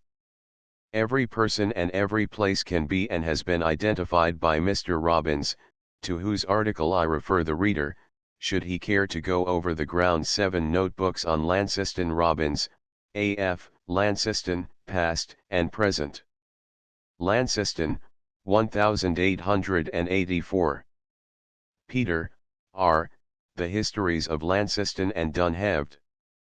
Plymouth, 1885. Chapter 7. Callington, a town with a past, the Principality of Galwick, a royal residence, the Boy and the Mantle, Caradoc and Taga, Arthur and Guinevere, South Hill, S. Sampson, Callington Church, the Borough, Pathwell, Hingeston Hill, S. Ive, Lincoln Horn, Story of S. Mellier, the Cheese Ring Camp, the Hurlers, Trethevy Stone, S. Clear, the Tomer, Arsenic Manufacture, Poisoning Production, Pentilly. Callington is a town with a past, whether it has a future is problematical. Its past is remote, and if it has a future, that will be equally distant. Issachar was a strong ass couching between two burdens, and Callington lies low between the great bunches of Caradon and Hingeston, two great masses of moor said to be rich in minerals. In the times of Callington's prosperity it throve on these lodes of tin and copper. But now the mines are abandoned and the population has leaked away. Should the two mountains be again worked, then the profits will go to Liskeard, seated on a railway, on one side, and to Gunnislake, planted on the Tomer, on the other. Callington occupies the site of the royal residence of the kings of Cornwall as princes of Galwick. Here Selife and his wife Eswen had their residence, and here Sqb was born. Here it is asserted that Arthur once had his court. And here also at one time was Caradoc Frykfras with his wife Taga, the most honest woman in Arthur's court. Who can say that it was not here that the boy appeared with the mantle, the ballad concerning which is in Percy's Relics, though indeed in that it is said to have occurred in Carlisle. Now have thou here, King Arthur, have this here of me, and give unto thy comely queen all shapen as you see. No wife it shall become that once hath been to blame. Then every knight in Arthur's court sly glanced at his dame. And first came Lady Guinevere, the mantle she must try. This dame, she was new-fangled, and of a roving eye. When she had ta'en the mantle, and all was with it clad, from top to toe it shivered down, as though with shears beshredded. Down she threw the mantle, she longer would not stay, but, storming like a fury, to her chamber flung away. So one lady after another attempted to wear the mantle, and it curled and became contracted on each, and all were shamed in the sight of Arthur and the whole court. Sir Cradock called his lady, and bade her to come near. Come win this mantle, lady, and do me credit here. The lady gently blushing with modest grace came on, and now to try the wondrous charm courageously is gone. When she had ta'en the mantle, and put it on her back, about the hem it seemed to wrinkle and to crack. Lie still, she cried, O mantle! And shame me not for naught, I'll freely own whate'er amiss or blameful I have wrought. Once I kissed Sir Cradock beneath a greenwood tree, once I kissed Sir Cradock's mouth before he married me. When thus she had her shriven, and her worst fault had told, the mantle soon became her right comely as it should. Most rich and fair of colour like gold it glittering shone, and much the knights in Arthur's court admired her every one. I do not hold that this story belongs to Carlisle, but to Caerleon or to Callington. This last place was one of the 3 royal cities of Britain, of which Caerleon was the second, says a Welsh triad, and the third I cannot identify. At one of these 3 Arthur was wont to celebrate the high festivals of Christmas, Easter, and Whitsuntide. Caradoc Fricfras, the Sir Cradock of the ballad, was chieftain in Jelliwig, or the region of which Callington was capital, and Bedwin was the bishop there. I suspect this is a mistake for Berwin Bishop, who was commemorated in Cornwall on the September 4th. It was here that Guinevere held court when insulted by Modred, Arthur's nephew, during the king's absence in Brittany, when he dragged her with contumely from her throne and drove her from the palace. The fatal battle of Camelion was fought to avenge this insult. The region of Jelly, which gives its name to or derives its name from Brown Willy and Brown Jelly, 2 tors in the upland metalliferous district, was valuable because of the abundance of stream tin and of gold that was found there. Callington is a corruption of Jelliwig Tun. Caradoc Fricfras, that is to say Strong Ith Arm, was son of Llyr Marini, a Cornish prince, and his wife Gwen, who was a granddaughter of Brican of Brecknock. According to a saying attributed to Arthur himself, he was styled the Pillar of the Cymry. His prowess in the great battle of Cattraeth against the Saxons is commemorated by the contemporary poet Aneurin, who is the same as the Sour Gildas, historian of the Britons. When Caradoc rushed into the battle, it was like the tearing onset of the woodland boar, the bull of combat in the field of slaughter. He attracted the wild dogs by the motion of his hand. My witnesses are Owen ap Hewlett and Gryan, and Gwyn, and Giot. From Cattraeth and its carnage, from the battle encounter, after the clear bright mead was served, he saw no more the dwelling of his father. Aneurin represents Caradoc as having fallen in this battle. It is possible that Caradon may take its name from him, and that it may have been Dun Caradoc. Caradoc and his true wife Tega were laid hold of by the Anglo-Norman romancers. They could not understand his nickname, and rendered it Brise Bras, and supposed that his arm was wasted away, whereas the Celtic title implies that it was brawny. To explain the wasted arm they invented a story. They told of an enchanter who made a serpent attach itself to the arm of Caradoc, from whose wasting tooth he could never be relieved until she whom he loved best should consent to undergo the torture in his stead. The faithful Tega, on hearing this, was not to be deterred from giving him this proof of her devotion. As, however, the serpent was in the act of springing from the wasted arm of the knight to the lily-white neck of the lady, her brother Cato, Earl of Cornwall, struck off its head with his sword, and thus dispelled the enchantment. If Tega was actually the sister of Cato, then we may flatter ourselves that Cornwall presented the 2 noblest and purest types of womanhood at the Arthurian period, Tega and Enid, the wife of Geraint. 2 miles out of Callington is the parish church Southill, one of the many instances of an ecclesiastical settlement at a respectable distance from the secular care or tribal centre, that each might live its own life and have its own independent organization. Southill was founded by S. Sampson. As we have already seen, he had landed on the North Cornish coast and made his way to Petherwin, where he had visited his first cousin Pedarn.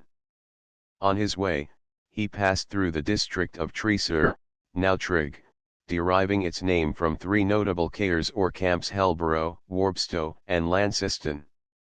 As Sampson was in this district, he found the people performing idolatrous rites about a tall upright stone, and this with the sanction of their chief, who was called Gwythian. Samson did not throw down the menhir, he contented himself with cutting a cross upon it. I wonder whether this is the stone that still stands at South Hill, on which is cut the cross of Constantine. It is an inscribed stone to one Kinatok, and is of the period of Samson. Whilst tarrying in Cornwall, Samson heard that his old master, Dubricius, was very infirm and failing, and he hastened to South Wales to revisit him. The old man, who was dying, committed to his charge a favourite disciple named Morinus. Samson did not particularly relish the charge, for he did not believe the young man was sincere. However, he took Morinus back with him, but soon after, the disciple became insane and died. The monks, regarding this as possession, removed his body and buried it outside their cemetery. Samson was, however, very uneasy, because the deacon had been entrusted to him with such solemnity by Dubricius, whom he loved and reverenced with all his heart, and he prayed incessantly for the poor fellow who had died mad, till one night he dreamed that Dubricius appeared to him and assured him that Morinus was admitted to the company of the blessed. With a glad heart Samson ordered the body to be at once exhumed and laid in consecrated ground. One night in midwinter a thief got into the church, and stole thence a cross adorned with gems and gold and all the money he could lay his hands on, and ran away with the spoil wrapped in a bundle. He made for the moors and ventured over a bog, trusting that the frozen surface would bear him. But his weight broke through the thin ice, and he sank to his waist. Afraid of going under altogether, he threw away his burden, and did that which everyone who has wits will do in a bog, spread out his arms on the crust. There the man remained till morning, when a hue and cry was set up after the stolen goods. He was found and the plunder recovered. What was done with the man we are not informed. At South Hill is Samson's well, and it was in clearing it out, having become choked, that the stone with the inscription on it was found. The old Tribeland or Principality of Galwick was reduced in the Middle Ages to a manor of Kell Island, which, however, remained of considerable importance, and is now held by Countess Compton. The church is perpendicular, of no particular interest, but it possesses an Easter sepulchre, and an early font on which are carved grotesque animals and a representation of the tree of life. Callington has in it a fine church that is chapel of ease to South Hill. It is good perpendicular, and suffered a restoration under the hands of an incompetent architect.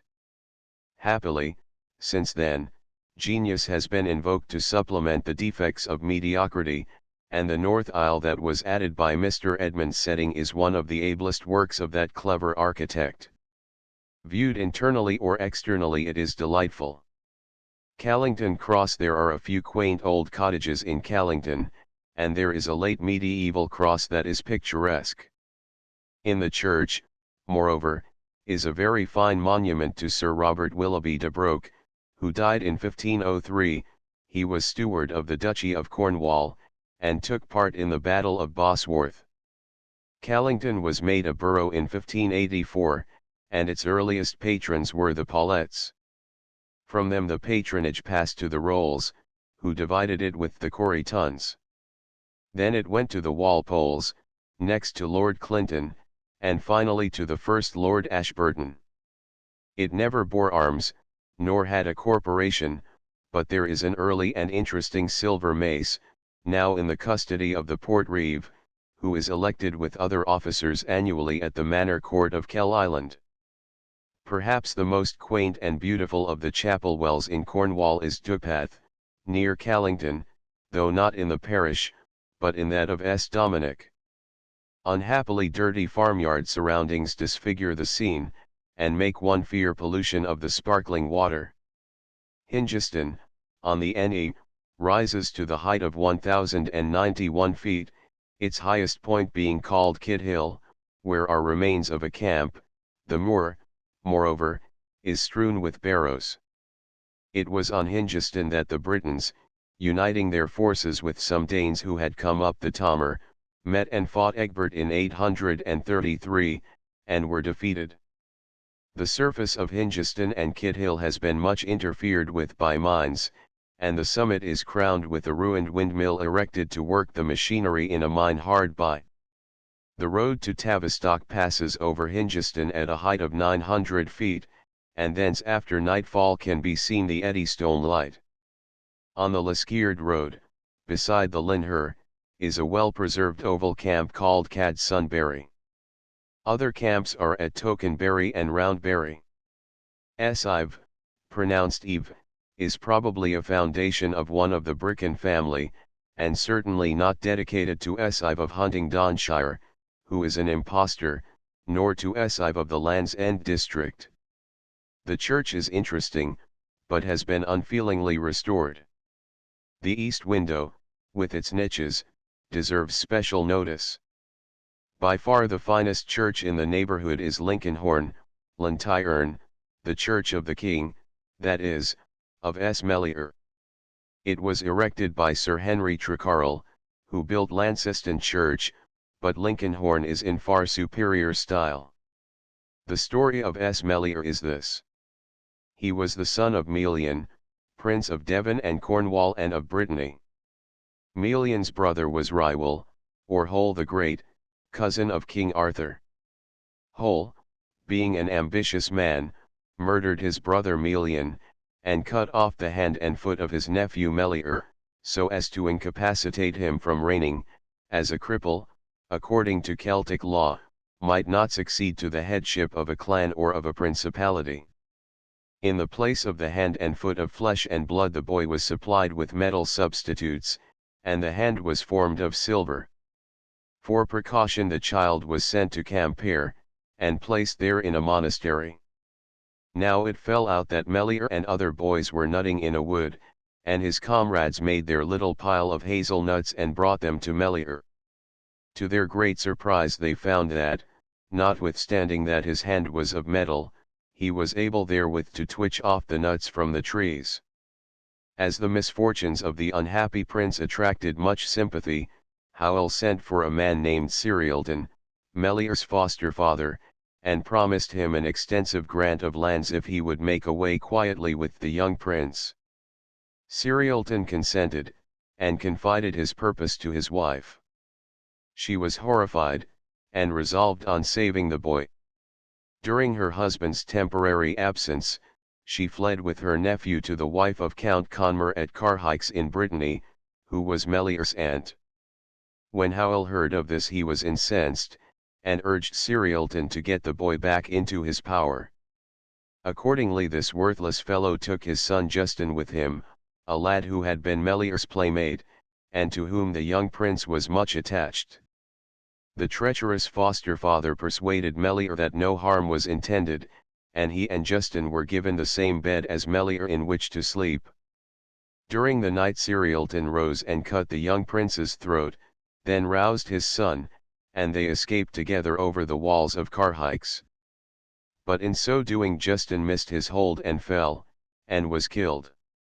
On reaching the residence of Howell, Cerealton produced the head of Melior, which he had cut off, in token that he had accomplished his undertaking. Howell grimly promised to show the man the lands he had promised him, but first put out his eyes.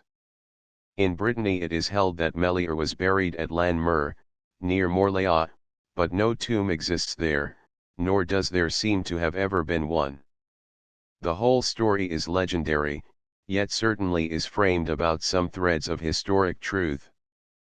But whether the murder was committed in Brittany or in Cornwall is uncertain. That Melior's father was assassinated in Cornwall I shall show later on to be probable. Miller Church as well as Lincolnhorn are dedicated to this boy martyr. Thorncombe Church in Dorset is also named after him, and it was held that his body had been transferred to Amesbury, where, during the Middle Ages, his relics attracted pilgrims. From Callington a pleasing excursion may be made to the Cheese Ring, and there is a very comfortable little inn there, where one can tarry and be well fed and cared for. The height is 1,000 feet, and the view thence over the fertile rolling land of Devon and East Cornwall is magnificent, contrasting strikingly with the desolation of the moors to the north. Here is Craddock Moor, taking its name in all probability from that Caradoc who ruled for Arthur in Galwick, or Jelliwig. The cheese ring. The whole of the neighborhood has been searched for metal, and the Phoenix mines employed many hundreds of hands till the blight fell on Cornish tin mining, and they were shut down. The head of the cheese ring hill has been enclosed in a stone cairn. The common opinion is that every stone composing it was brought up from the bed of the Linher, but this is almost certainly a fiction. The circles of the hurlers are near, with a couple of outstanding stones. The legend is that some men were hurling the ball on Sunday, whilst a couple of pipers played to them. As a judgment for desecration of the Lord's Day they were all turned into stone. There are 3 circles, 11 stones in one, of which all but 3 have fallen, 14 in the second, of which 9 are standing, 12 in the third, but only 5 have not fallen. A curious instance of the persistency of tradition may be mentioned in connection with the cairn near the hurlers and the cheese ring, in which a gold cup was found a few years ago. The story long told is that a party were hunting the wild boar in True Artha Marsh.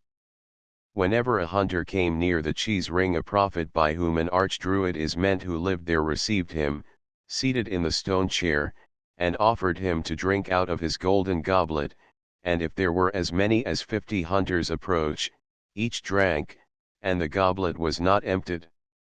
Now on this day of the boar hunt one of those hunting vowed that he would drink the cup dry. So he rode up to the rocks, and there saw the grey druid holding out his cup.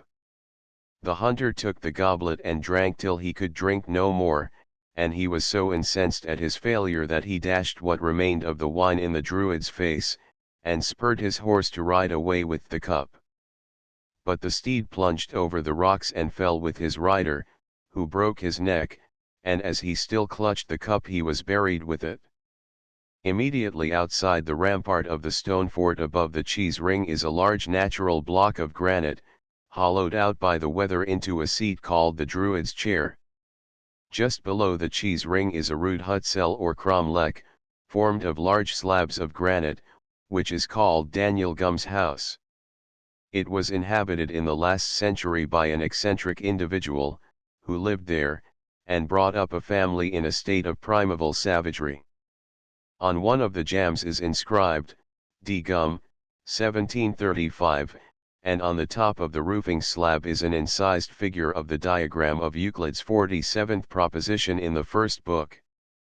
At some little distance is the very fine cromlech called the Trethevy stone. It is well worth a digression to see, as being, if not the finest, at least the most picturesque in Cornwall. Clear has a holy well in very good condition, carefully restored. Near it is a cross. In the parish is the inscribed stone of Doniard, the British king, who was drowned in 872. From Callington, Calstock, the stock or stockade in the Jelly district on the Tamar, may be visited.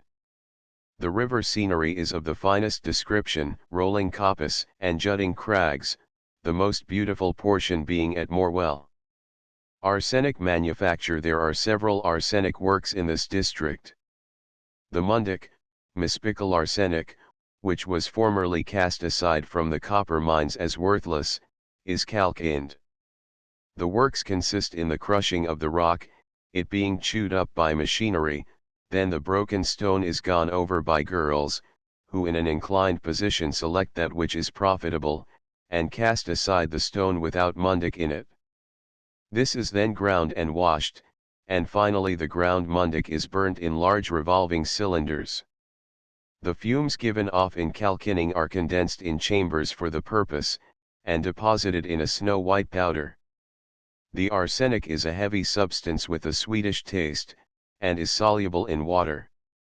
In the process of calcining a large amount of sulfurous acid is given off a pungent, suffocating gas, and this, escaping through the stack, is so destructive to trees and grass, that it blights the region immediately surrounding.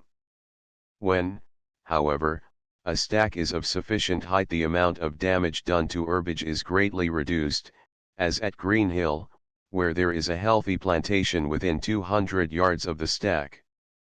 When the workmen have to scrape out the receivers or condensers, the utmost precaution has to be taken against inhaling the dust of arsenic. The men engaged wear a protection over the mouth and nostrils, which consists in first covering the nostrils with lint, and then tying a folded handkerchief outside this with a corner hanging over the chin. When the arsenic soot has been scraped out of the flues and chambers in which it has condensed, it is packed in barrels. Every precaution possible is adopted to reduce danger, but with certain winds gases escape in puffs from the furnace doors, which the men designate SMECHES, and these contain arsenic in a vaporized form, which has an extremely irritating effect on the bronchial tubes. One great protection against arsenical sores is soap and water. Arsenic dust has a tendency to produce sore places about the mouth, the ankles, and the wrists. Moreover, if it be allowed to settle in any of the folds of the flesh, it produces a nasty raw. On leaving their work, the men are required to bathe and completely cleanse themselves from every particle of the poison that may adhere to them. As touching inadvertent arsenical poisoning, I will mention a circumstance that may be of use to some of my readers. When living in the east of England, I found my children troubled with obstinate sores, chiefly about the joints. They would not heal. I sent for the local doctor, and he tinkered at them, but instead of mending, the wounds got worse. This went on for many weeks. Suddenly an idea struck me. I had papered some of my rooms with highly aesthetic wall coverings by a certain well-known artist-poet who had a business in wallpapers. I passed my hand over the wall, and found that the coloring matter came off on my hand. At once I drove into the nearest town and submitted the paper to an analyst. He told me that it was charged with sulfuret of arsenic, common orpiment, and that as the glue employed for holding the paint had lost all power, this arsenical dust floated freely in the air. I at once sent my children away, and they had not been from home a week before they began to recover. Of course, all the wallpapers were removed. Arsenic works. About a month later I was in Freiburg, in Baden, and immediately on my arrival called on an old friend, and asked how he and all his were. "Only fairly well," he replied. "We are all the young people especially suffering from sores." "Whether it is the food or," said I, interrupting him, "the paper." Then I told him my experience. "Why," said he, "a neighbor, a German baron, has his children ill in the same way." At once he ran into the baron's house and told him what I had said. Both proceeded immediately to the public analyst with specimens of the papers from the rooms in which the children slept. The papers were found to be heavily laden with arsenic. Unhappily, in spite of all precautions, the work at the arsenic mine and manufactory is prejudicial to health. The workers are disabled permanently at an average age of 40. Of deaths in the district, 83% are due to respiratory diseases, while 66% are due to bronchitis alone. For the last 3 years, out of every 100 deaths among persons of all ages in the parish of Calstock, 26 have been due to diseases of the respiratory organs, but out of every 100 employees at the arsenic works who have died or become disabled, 83 deaths have been due to respiratory diseases. It is evident that with such an unusual proportion of one particular disease in the most able-bodied portion of the community, there must be a definite existing cause. No doubt that a very minute amount of arsenic may pass through the nostrils and down the throat, but what is far more prejudicial than that is the sulfurous acid, which cannot be excluded by the handkerchief and lint, but passes freely through both. This is extremely irritating to the mucous membrane. But the fact of working for hours with the breathing impeded by the wraps about mouth and nose is probably the leading cause of the mischief. Suggestions of remedies have been made, but none practical. A mask has been proposed, but this does not answer, as it causes sores, and is difficult to keep clean. Devon Consols produces about 150 tons of arsenic per month, Gawler, 100 tons, Greenhill, 50, Coombe, 25, and Devon Friendship about the same. In all about 350 tons per month. This to the workers is worth £10 per ton, or a revenue to the neighbourhood of £42,000 per annum. In S. Melian parish, on the Tamar, finely situated, is Pentilly Castle. The original name of the place was Pillaton, but it was bought by a man of the name of Tilly in the reign of James II, who called it after his own name. He was a self-made man, who was knighted, and not having any right to arms of his own, assumed those of Count Tilly, of the Holy Roman Empire. But this came to the ears of the Heralds' College, and an inquisition into the matter was made, and Sir James was fined, and his assumed arms were defaced and torn down. He died in 1712, and by will required his adopted heir, one Woolley, his sister's son, not only to assume his name, but also not to inter his body in the earth, but to set it up in the chair in which he died, in hat, wig, rings, gloves, and his best apparel, shoes and stockings, and surround him with his books and papers, with pen and ink ready, and for the reception of his body to erect a walled chamber on a height, with a room above it in which his portrait was to be hung, and the whole was to be surmounted by a tower and spire. About 2 hours before he died, Sir James said, "In a couple of years I shall be back again, and unless Woolley has done what I have required, I will resume all again." Mr. Woolley accordingly erected the tower that still stands above Sir James' vault. But the knight did not return. He crumbled away, moth and worm attacked his feathers and velvets, and after some years nothing was left of him but a mass of bone and dust that had fallen out of the chair. Chapter 8. Camelford, a rotten borough without a church or chapel of ease. History of the borough contest between the Earl of Darlington and Lord Yarmouth. Brown Willie and Rough Tor Helborough the Slaughter Bridge. King Arthur. The reason for the creation of the Arthur myth. Geoffrey of Monmouth. The truth about King Arthur. The story of his birth. Dame Leoch and Tintagel. How it is that he appears in so many places. King Arthur's Hall. The remains of Tintagel. The Cornish Chough. Crowdy Marsh. Brown Willie and the Beehive Cottages on it. Fernworthy. Lord Camelford. His story. Penvose S. Tooty Slate Monuments. Basil Sq. The Carmy Now's Hell. And a telegram that this little town of a single street should have been a borough and have returned 2 members to Parliament is a surprise. It is a further surprise to find that it is a town without a church, and that no rector of Lantgloss, 2 miles distant, should have deemed it a scandal to leave it without even a chapel of ease is the greatest surprise of all. Camelford was invested with the dignity of a borough in 1547, when it was under the control of the Riscarrick family. From them it passed to the Monotons living at Kilworthy, near Tavistock. Then it fell into the hands of an attorney named Phillips. He parted with his interest to the Duke of Bedford, and he in turn to the Earl of Darlington, afterwards Duke of Cleveland. The electors were the free burgesses paying scot and lot. Scot signifies taxes or rates. But the mayor was the returning officer, and he controlled the election. In George IV's reign there was a warm contest between the Earl of Darlington and Lord Yarmouth. The latter ran up a great building, into which he crowded a number of faggot voters. But the Earl of Darlington possessed rights of search for minerals, so he drove a mine under the structure, and blew it up with gunpowder. The voters, hearing what was purposed, ran away in time, and consequently Lord Yarmouth lost the election. In the election of 1812 each voter received £100 for his vote.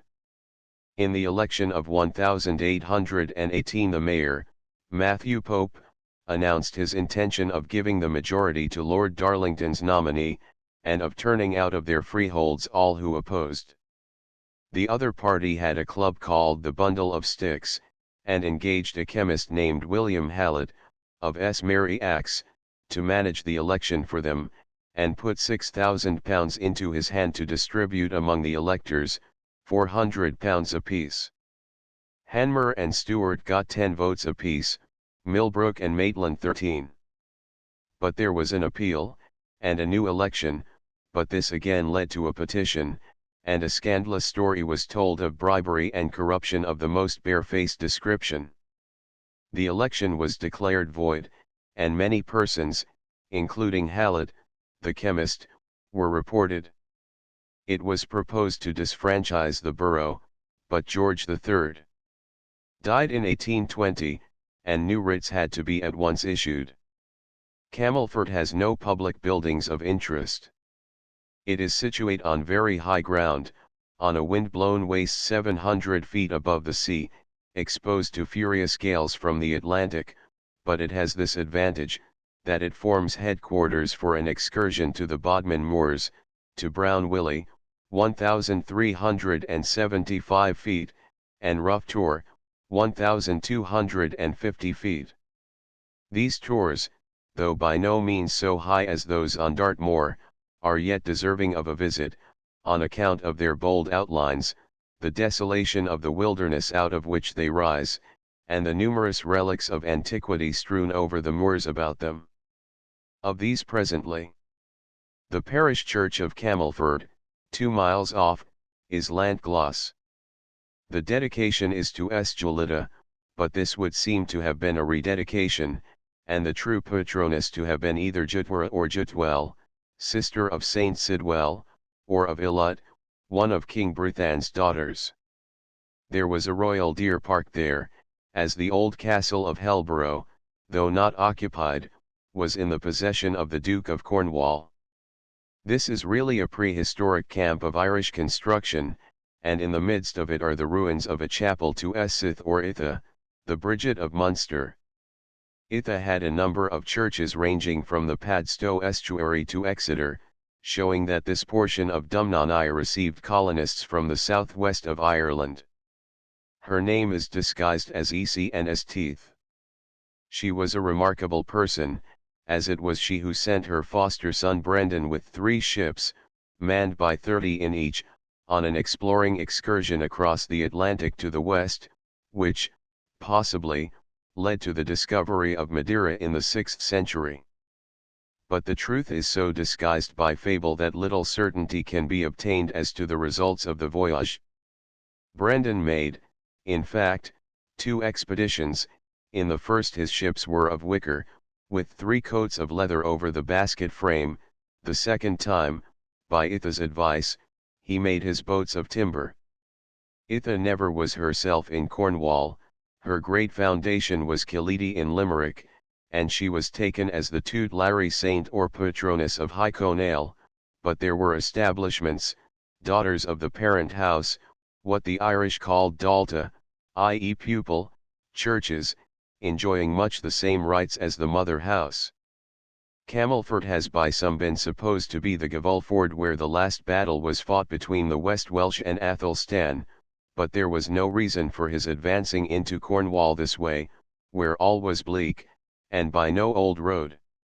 There is, however, a slaughter bridge on the Camel, but this is taken to have acquired its name from having been the scene of the fight between King Arthur and his rebellious nephew Mordred, circa 537.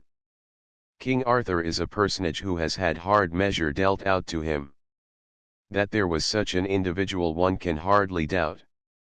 There is a good deal of evidence towards establishing his existence.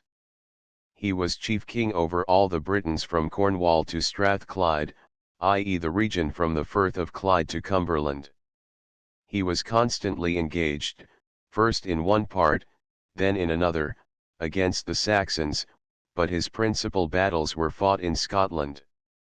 He occurs in the Welsh accounts of the saints, but never as a hero, always as a despot and tyrant. His immediate predecessor, Geraint, in like manner is met with, mainly in Cornwall, but also in Wales, where he had a church, and in Herefordshire. He had to keep the frontier against the Saxons. What played the mischief with Arthur was that Geoffrey of Monmouth, who became Bishop of Asaph in 1152, published, about 1140, his fabulous history of the Britons, which elevated Arthur into a hero. Geoffrey had an object in view when he wrote this wonderful romance. The period was one in which the Welsh had been horribly maltreated, dispossessed of their lands, their churches taken from them and given to Normans, who neither understood their language nor regarded their traditions. The foreigners had castles planted over the country filled with Norman soldiery, tormenting, plundering, insulting the natives. Poor Wales wept tears of blood. Now Henry I had received the beautiful Nest, daughter of Rhys, King of South Wales, as a hostage when her father had fallen in battle, and, instead of respecting his trust, he had wronged her in her defenceless condition in a cruel manner, and had by her a son, Robert, who was raised by him to be Duke of Gloucester. To this Robert, half Welsh, Geoffrey dedicated his book, A Glorification of the British Kings, a book that surrounded the past history of the Welsh with a halo of glory. The book at once seized on the imagination of English and Normans, and a change took place in the way in which the Welsh were regarded. The triumph of the Saxon over the Briton came to be viewed in an entirely new light, as that of brutality over heroic virtue. King Arthur Geoffrey succeeded in his object, but he produced bewilderment among chroniclers and historians, and seriously influenced them when they began to write on the history of England. Now, although all the early portion of Geoffrey's work is a tour de force of pure imagination, yet he was cautious enough as he drew near to historic times, of which records were still extant, to use historic facts and work them into his narrative, so that in the latter portion all is not unadulterated fable, it is a hodgepodge of fact and fiction, with a preponderance of the latter, indeed, but not without some genuine history mixed up with it. The difficulty his book presents now is to discriminate between the false and the true. As far as can be judged, it is true that Arthur was son of Uthra, who was Pendragon, or chief king of the Britons, and of Igerna, wife of the Duke of Cornwall, whom Geoffrey calls Gorloy, but who is otherwise unknown. Uthra saw Igerna at a court feast, and continually served her with tidbits, and sent her golden cups, and bestowed on her all his smiles, and to her addressed his whole discourse. Gorloy naturally objected, and removed his wife into Cornwall, and refused to attend the king when summoned to do so. Uthra now marched against him. The duke placed Igerna in the cliff castle of Tintagel, but himself retreated into Damelioch, a strong cair, that remains almost intact, in the parish of Esque. Uthra invested Damelioch, and whilst Gorloy was thus hemmed in he went to Tintagel and obtained admission by an artifice. Gorloy was killed in a sally, Damelioch was taken and plundered, and Uthra made Igerna his wife. It was the old story over again of David and the wife of Uriah the Hittite. The result of this union was a son, Arthur, and a daughter, Anne, who eventually became the wife of Lot, king of Lothian, and mother of Modred. We have no means of checking this story and saying how much of it is fact and how much false. But it is worth pointing out that in Geoffrey's account there is one significant thing mentioned that looks much like truth.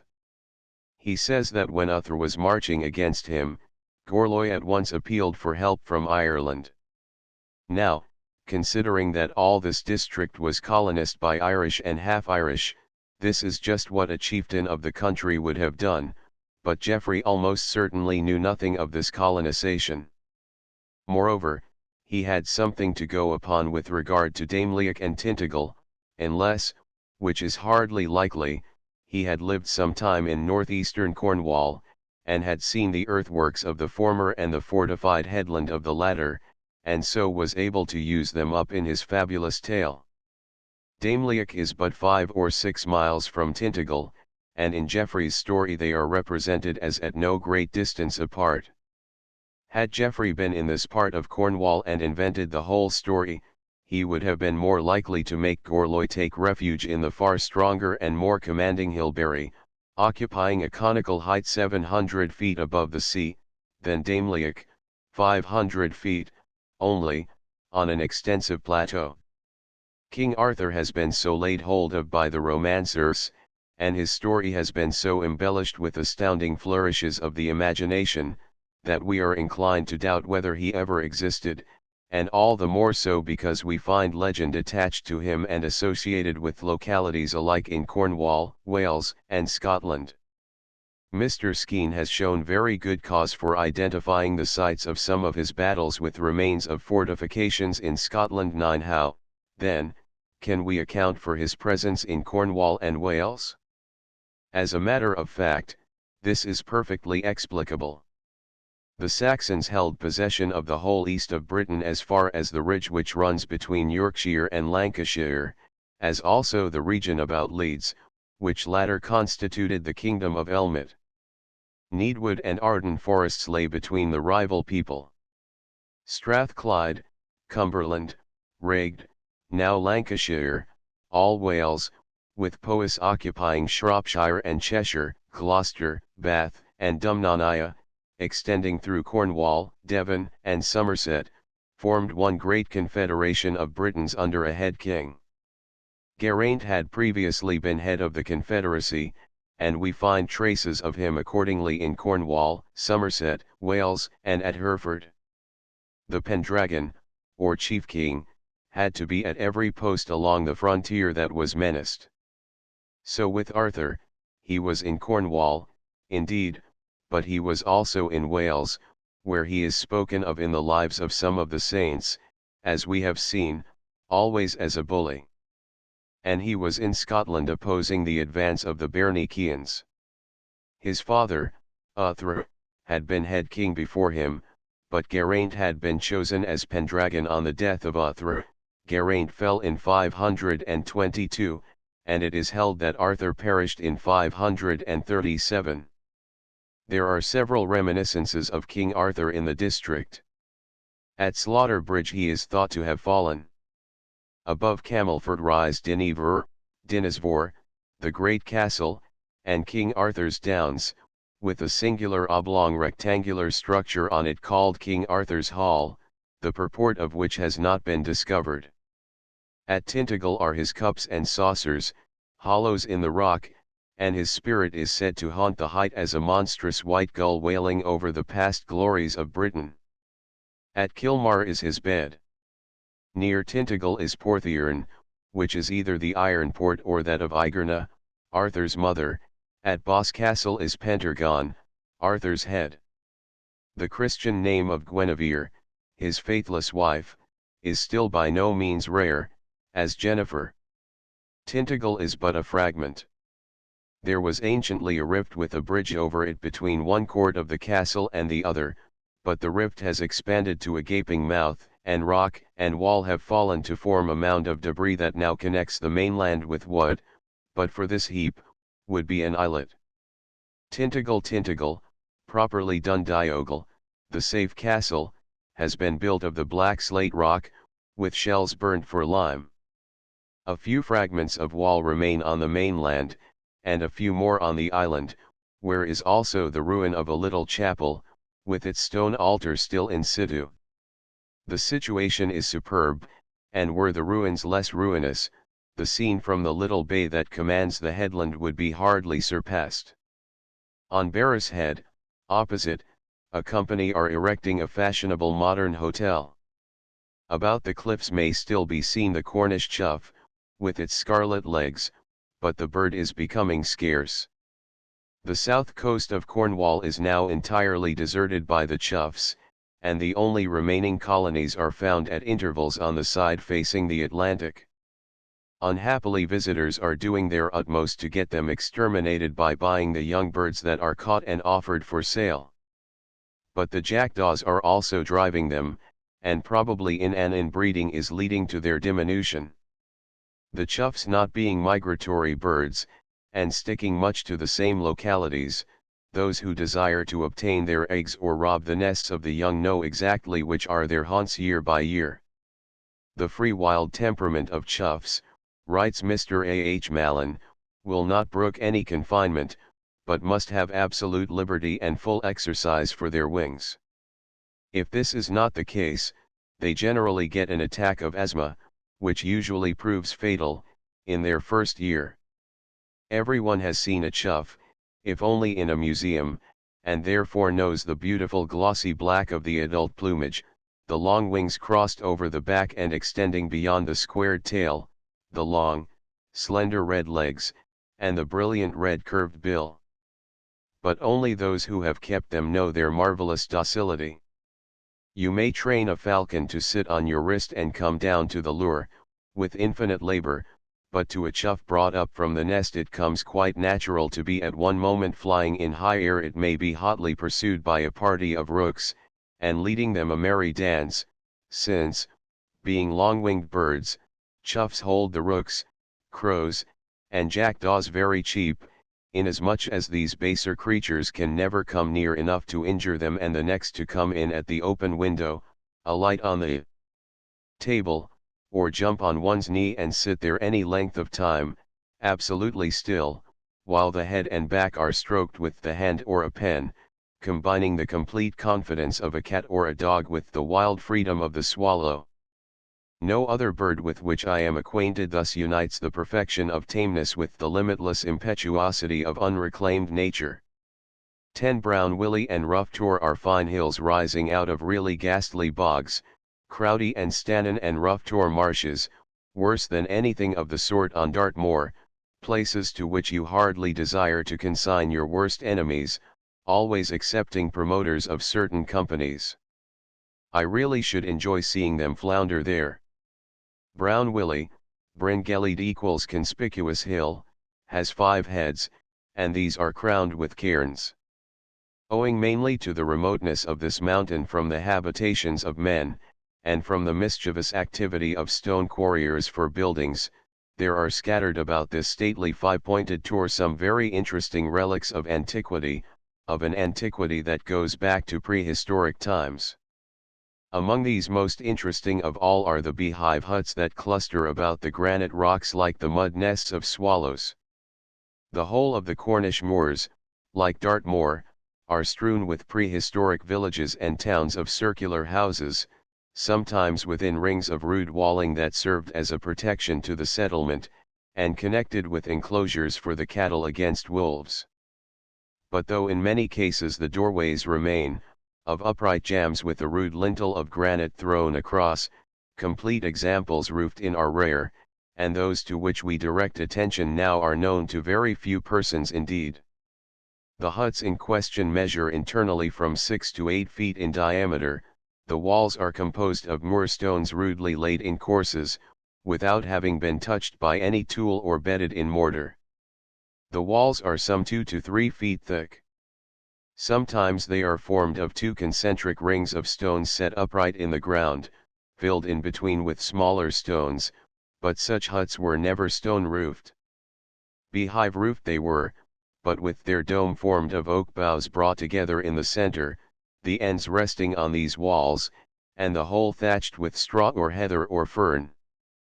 But the stone-built and roofed huts have walls of granite blocks laid in courses, and after 5 feet they are brought to dome over by the overlapping of the coverers, in the primitive fashion that preceded the invention of the arch. The roof was thus gathered in about a smoke hole, which was itself finally closed with a wide, thin granite slab, and thus the whole roof and sides were buried in turf, so that the structure resembled a huge ant-hill. Most of this encasing flesh and skin has gone, and the bone beneath is exposed. Nevertheless, it does remain in some cases, and has been the means of preserving these curious structures. One such, very perfect, is on the River Erm, above Piles Wood, on Dartmoor. Into this it is quite possible to crawl and take refuge from a shower. It is completely watertight, but it is not easy to find, as it is overgrown with dense masses of heather. Another is close to the farmhouse of Fern Acre, between Brown Willie and Rough Tor, and it has been spared because the farmer thought it might serve his purpose as a pigsty or a butter house. This fern-acre hut is rudely quadrangular, and one side is formed by a great block of granite rising out of the ground 5 feet and 9 feet long. On this basis the house has been built and roofed in the usual manner by 5 courses of overlapping stones. The highest peak of Brown Willie is occupied by a huge cairn that has never been explored, owing to the expense and labor of working into it. It probably covers some old Cornish king.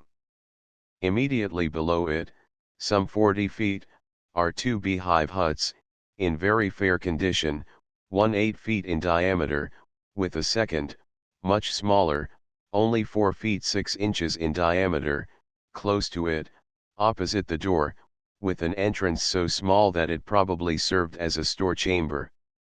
One huge slab of granite, some 12 feet long and 6 feet wide, forms half the roof of the larger hut, the remainder has fallen in. Beehive hut, by kind permission of the Daily Graphic, on the other side of Brown Willie, the west side, at no great distance from the source of the river Fowey, is another beehive hut, not absolutely perfect, but nearly so. One course and the smoke hole cover have fallen in on one side. The doors to these hovels are so low that he who enters one must crawl on hands and knees.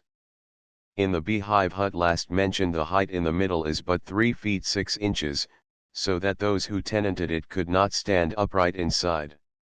On Rough Tor, divided from Brown Willie by a valley, are 3 or 4 more of these huts, and the flanks of the mountains are covered with others, hundreds of them, in a more or less dilapidated condition.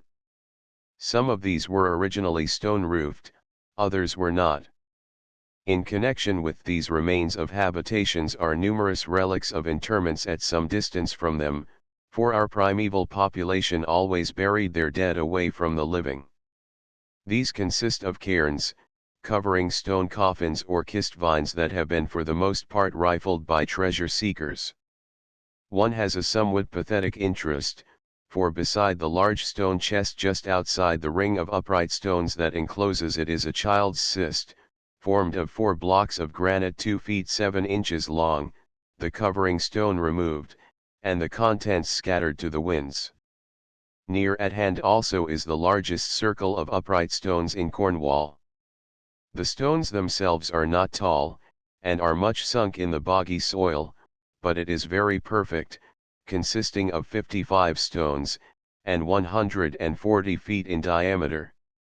On the neighboring height of Luton is a Logan rock that still oscillates easily. The question naturally arises, do these beehive huts actually date back to prehistoric times? That is not a question we can answer with certainty, for we know that the same methods of construction were observed to a comparatively late period, and that in the Isles of Lewis and Harris, in the Hebrides, precisely similar huts are even now inhabited, and are certainly in many cases of recent construction. But what is extremely interesting to find is the existence in Cornwall of these beehive habitations of man exactly like those found in Scotland, and in Cornwall, as in Scotland, associated with rude stone monuments of pre-Christian times. In the Hebrides the beehive huts still occupied are not stone-roofed. The roof is of straw, and is renewed every year because of the value as manure of the peat smoke that saturates it. But there remain earlier beehive huts in Lewis of exactly the same nature as those in Cornwall. It is therefore by no means unlikely that both belong to the primitive race that first colonized our Isles. Camelford has given a title, and that to a remarkable man, Lord Camelford, the duellist.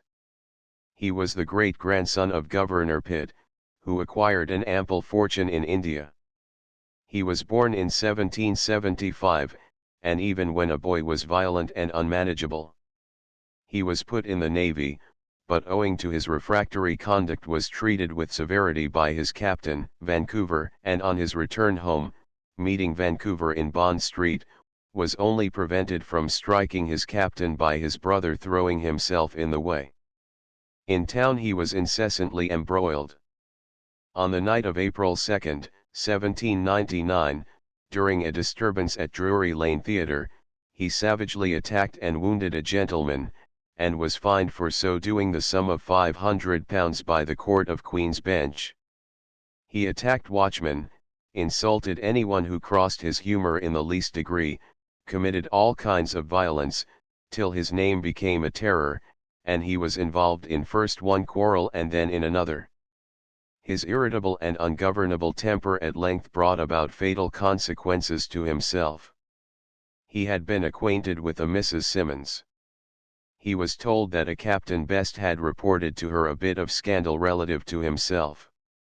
This so incensed his lordship, that on March 6, 1804, meeting with Best at a coffee house, he went up to him, and in the hearing of everyone called him a scoundrel, a liar, and a ruffian. A challenge followed, and the meeting was fixed for the next morning. The seconds having ascertained the occasion of Lord Camelford's wrath, Best declared himself ready to apologize, and to retract any words that had given offence which he had used to Mrs. Simmons, but his lordship refused to accept such an apology. Agreeably to an appointment made by the seconds, Lord Camelford and the captain met early next morning at a coffee house in Oxford Street, where Captain Best made another effort to prevail on Lord Camelford to make up the quarrel and to withdraw the expressions he had addressed to him in public. To all remonstrance he replied, "Let it go on." Accordingly both mounted their horses and took the road to Kensington, followed by their seconds in a post-chaise.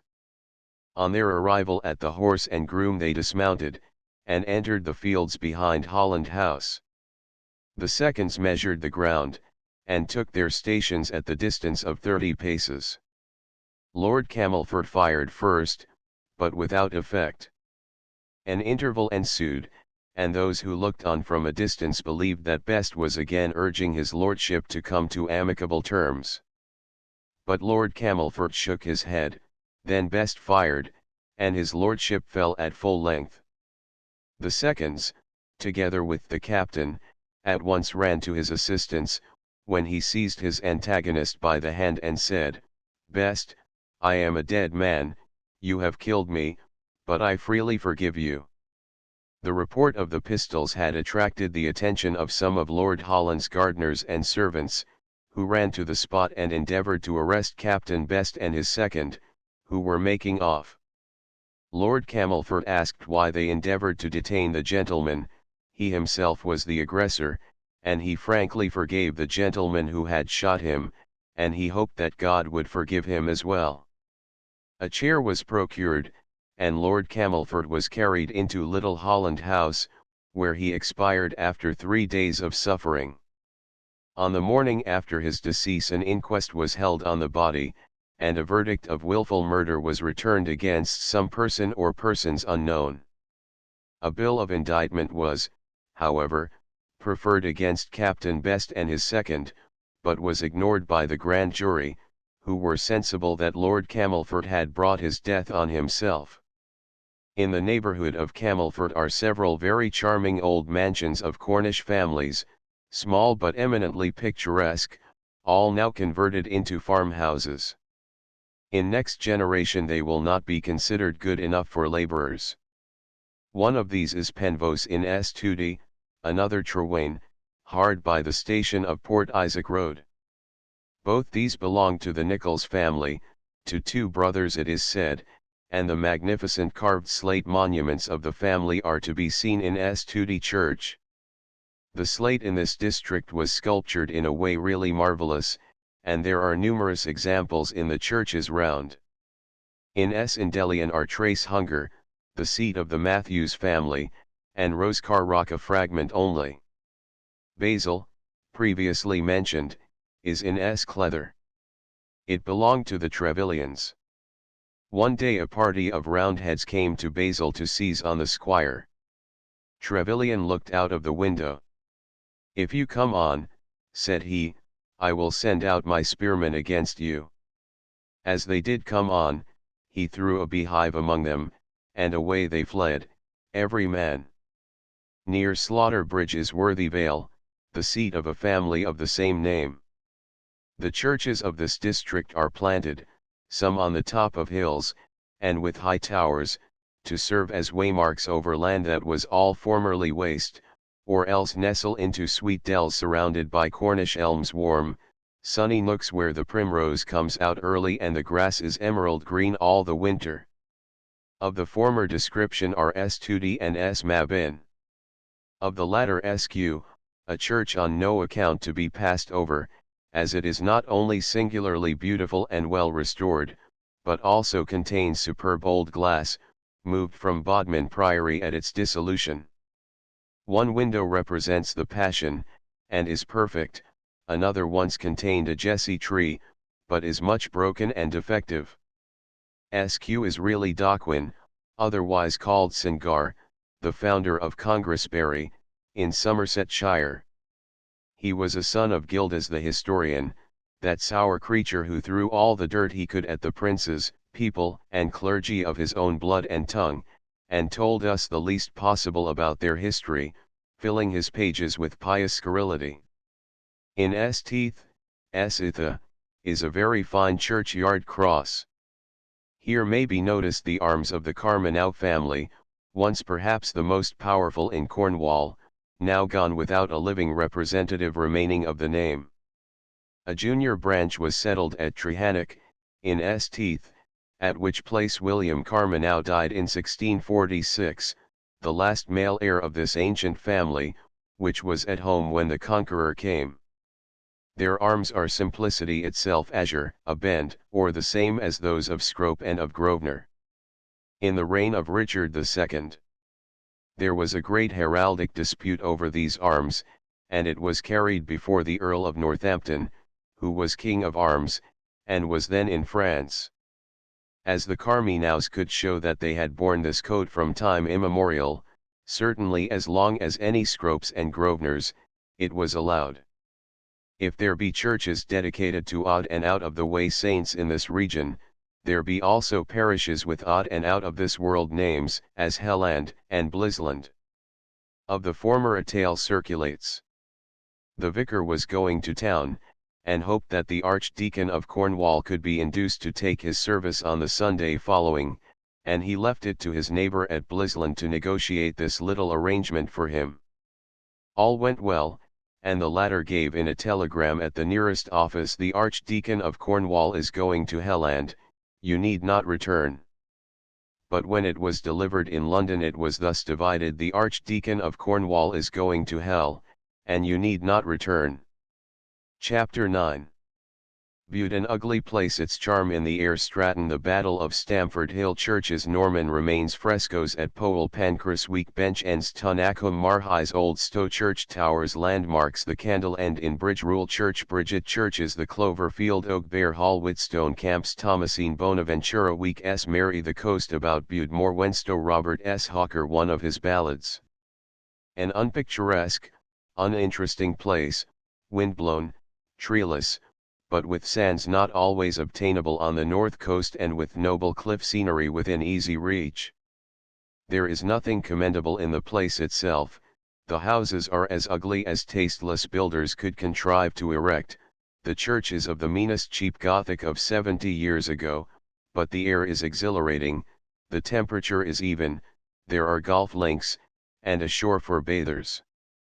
Bude, nestling in a valley by a little stream newly designated the Strat, as though Stratton were called from the stream and not the street. The Roman road that runs through it is the parent town, crouching with its hair ruffled, and casting a sidelong, dissatisfied eye at its pert and pushing offspring, Bude. But Stratton has no reason to be discontented. It is sheltered from the furious gales, which Bude is not. It has trees and flowers about it, which Bude has not. It has a fine parish church, which Bude has not, and it has a history, deficient to Bude, which is a parvenu, and self-assertive accordingly. And Stratton further has got its battlefield.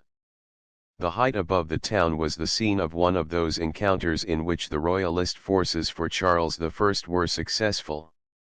The following description of the battle is from Professor Gardiner's History of the Great Civil War. 11 The Earl of Stamford placed himself at the head of the army under his command, and resolved on carrying the war into Cornwall.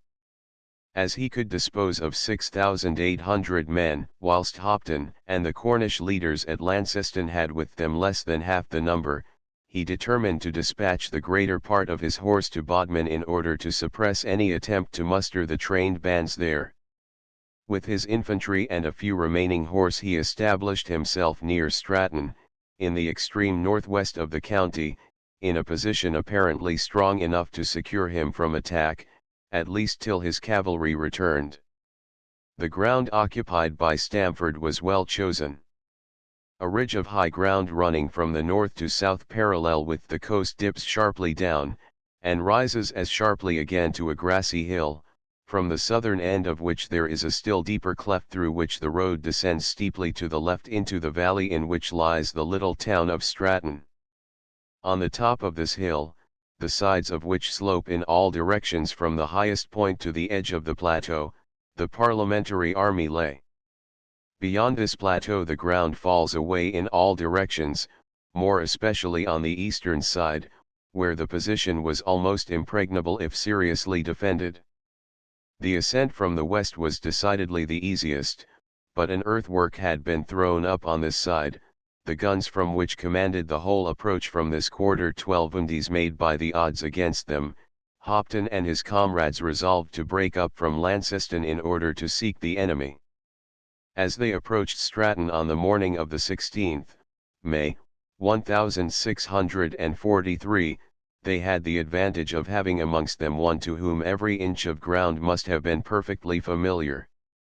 But a few miles to the north, on the bleak hillside above the waves of the Atlantic, lay that house of Stowe from which Sir Richard Grenville had gone forth to die in the Revenge, and where doubtless the Lady Grenville of a younger generation was watching anxiously for the return of him who had ventured his life in the king's quarrel.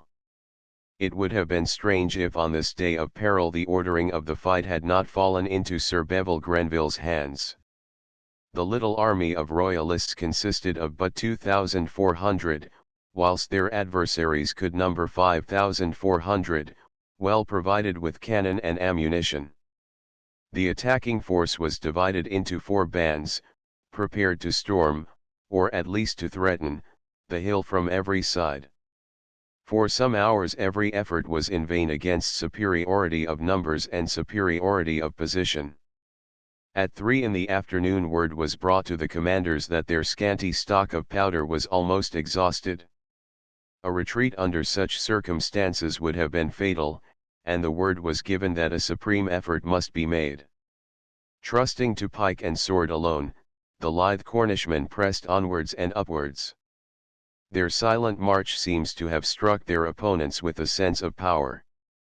The defense grew feeble, and on the easier western slope, where Grenville fought, and on the northern, on which Sir John Berkeley led the attack, the outer edge of the plateau was first gained.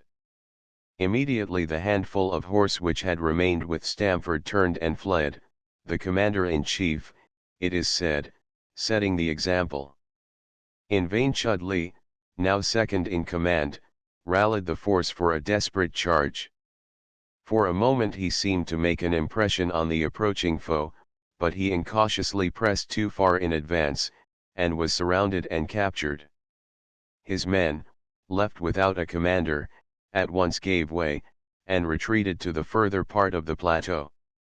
By this time the other 2 royalist detachments, finding resistance slackening, had made their way up, and the victorious commanders embraced one another on the hard-won hilltop, thanking God for a success for which at one time they had hardly ventured to hope. It was no time to prolong their rejoicings, as the enemy, demoralized as he was, still clung to the heights.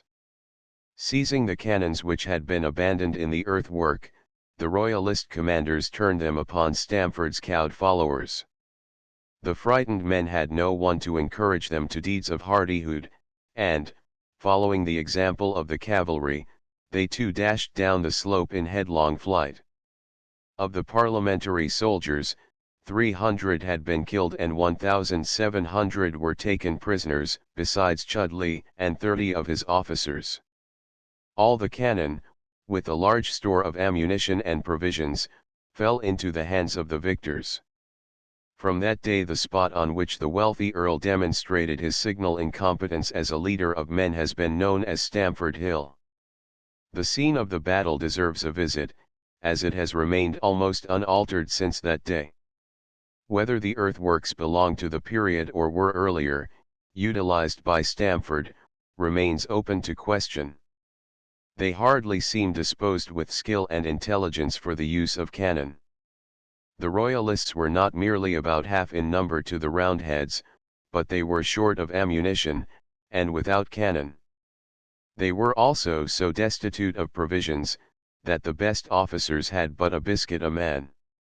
A monument erected on the hill in commemoration of the battle was destroyed a few years ago, and the plate with an inscription on it recording the victory moved to the front of a house in Stratton.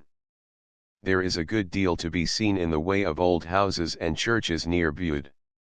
Stratton Church itself is fine, and contains a good tomb of an Arundel. It has suffered less than most of the sacred edifices in the neighborhood from the wrecker. Weak S. Mary under his hands has become a shell out of which life and beauty have fled.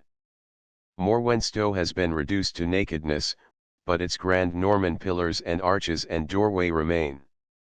Kilcampton has been lovingly treated and the wrecker held at bay. It also has a Norman doorway, and very fine bench ends. Powell has these latter, also 2 frescoes of S. Christopher that have been restored, one, through a blunder, as King Olaf. The idea grew up in the 15th century that he who looked on a figure of S. Christopher would not that day die a sudden death. Consequently representations of the saint were multiplied. On the River Wolf in Devon at a ford it was held that at night anyone who came to the side of the water and cried out was caught up and carried over by a gigantic spirit, and there are those alive who protest that they have been so transported across the Wolf. Recently the county council has built a bridge, and so this spectral Christopher's occupation is gone. Pancraswick has a very fine wagon roof of richly carved wood. Holsworthy is a good church well restored.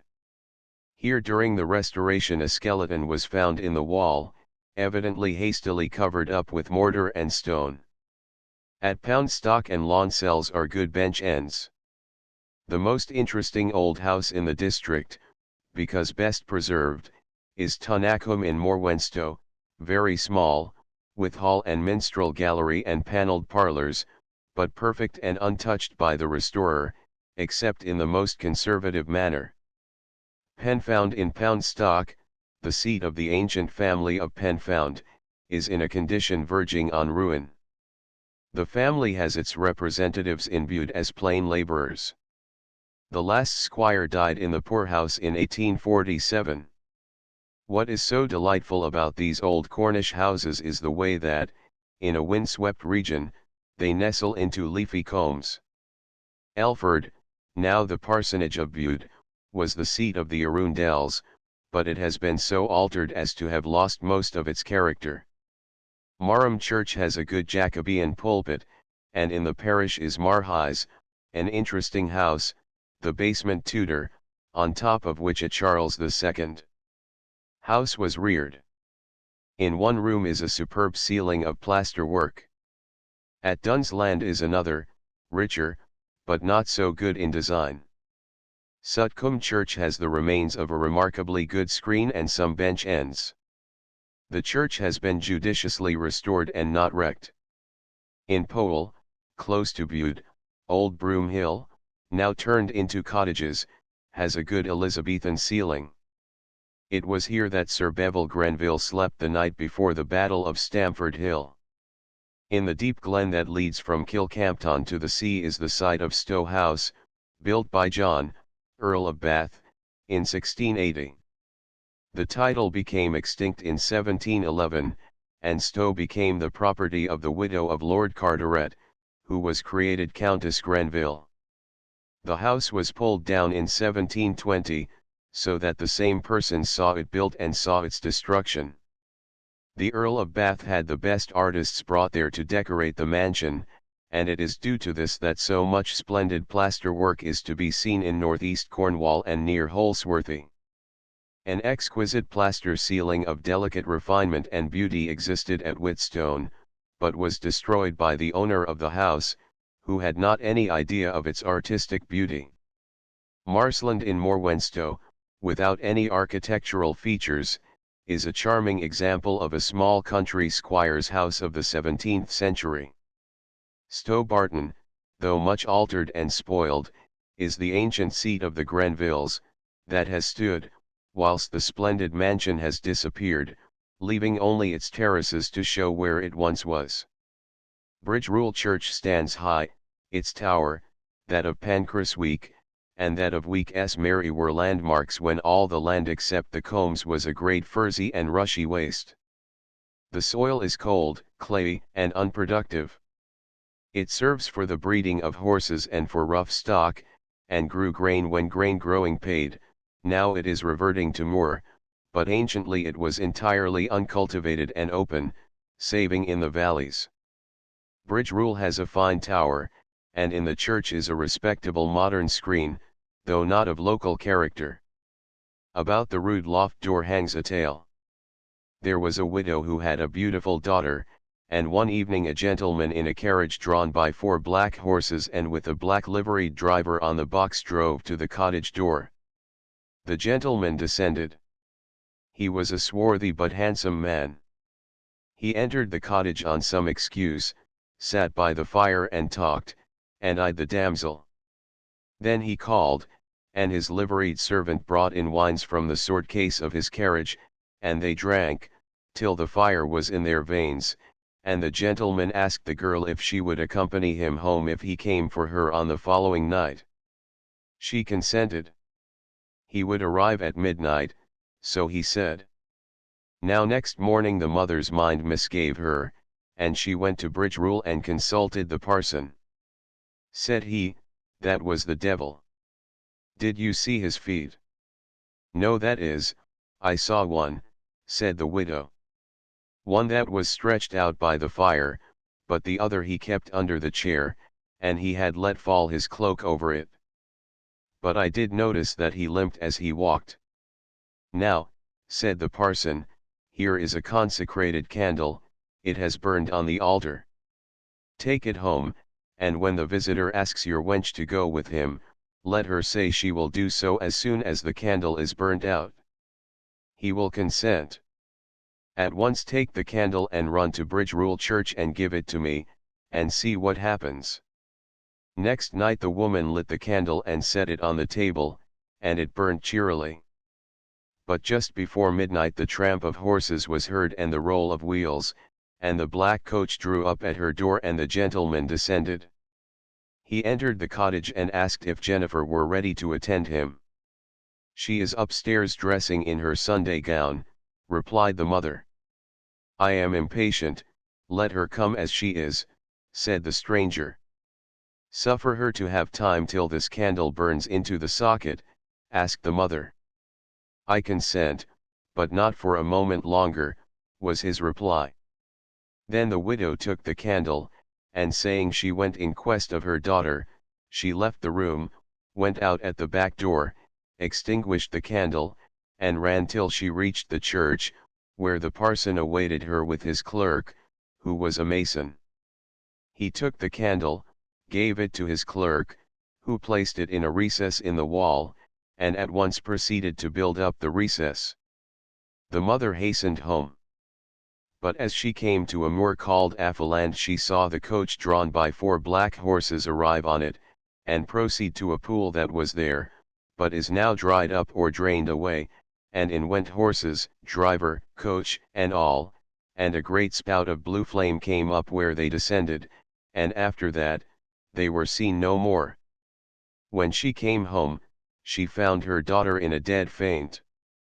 Now that candle remains behind the wall that closes up the rude stair door. And the devil cannot claim the girl, because the candle is not burnt out.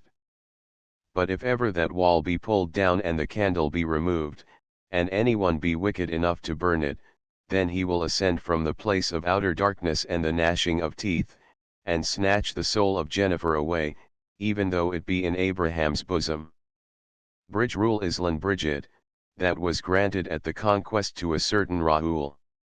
It is one of the cluster of Bridget churches that are found near the Tamar, of which the others are Virginstow and Bridestow, and Landu now only a house with a holy well of S. Bridget and the foundations of a chapel. Clearly there was in this district a colony from Leinster, from Macbrea, the great plain in which Bridget had her foundations. S. Bridget was a real person, and one of great force of character, but what gave her such an enormous popularity in Ireland was that she inherited the name of one of the old pagan goddesses, she of the fire, also the Earth Mother, and the great helper of women in their trouble.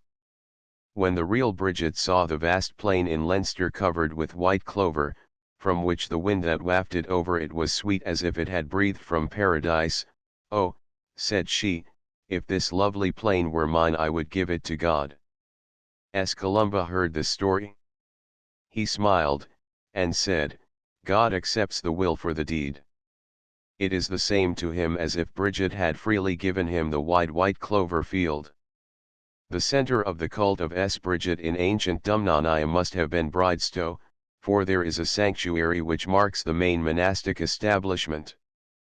One day a party of bishops and clergy arrived at Bridget's house of Kildare very hungry and clamorous for food, and particularly desirous to know what they were going to have for dinner.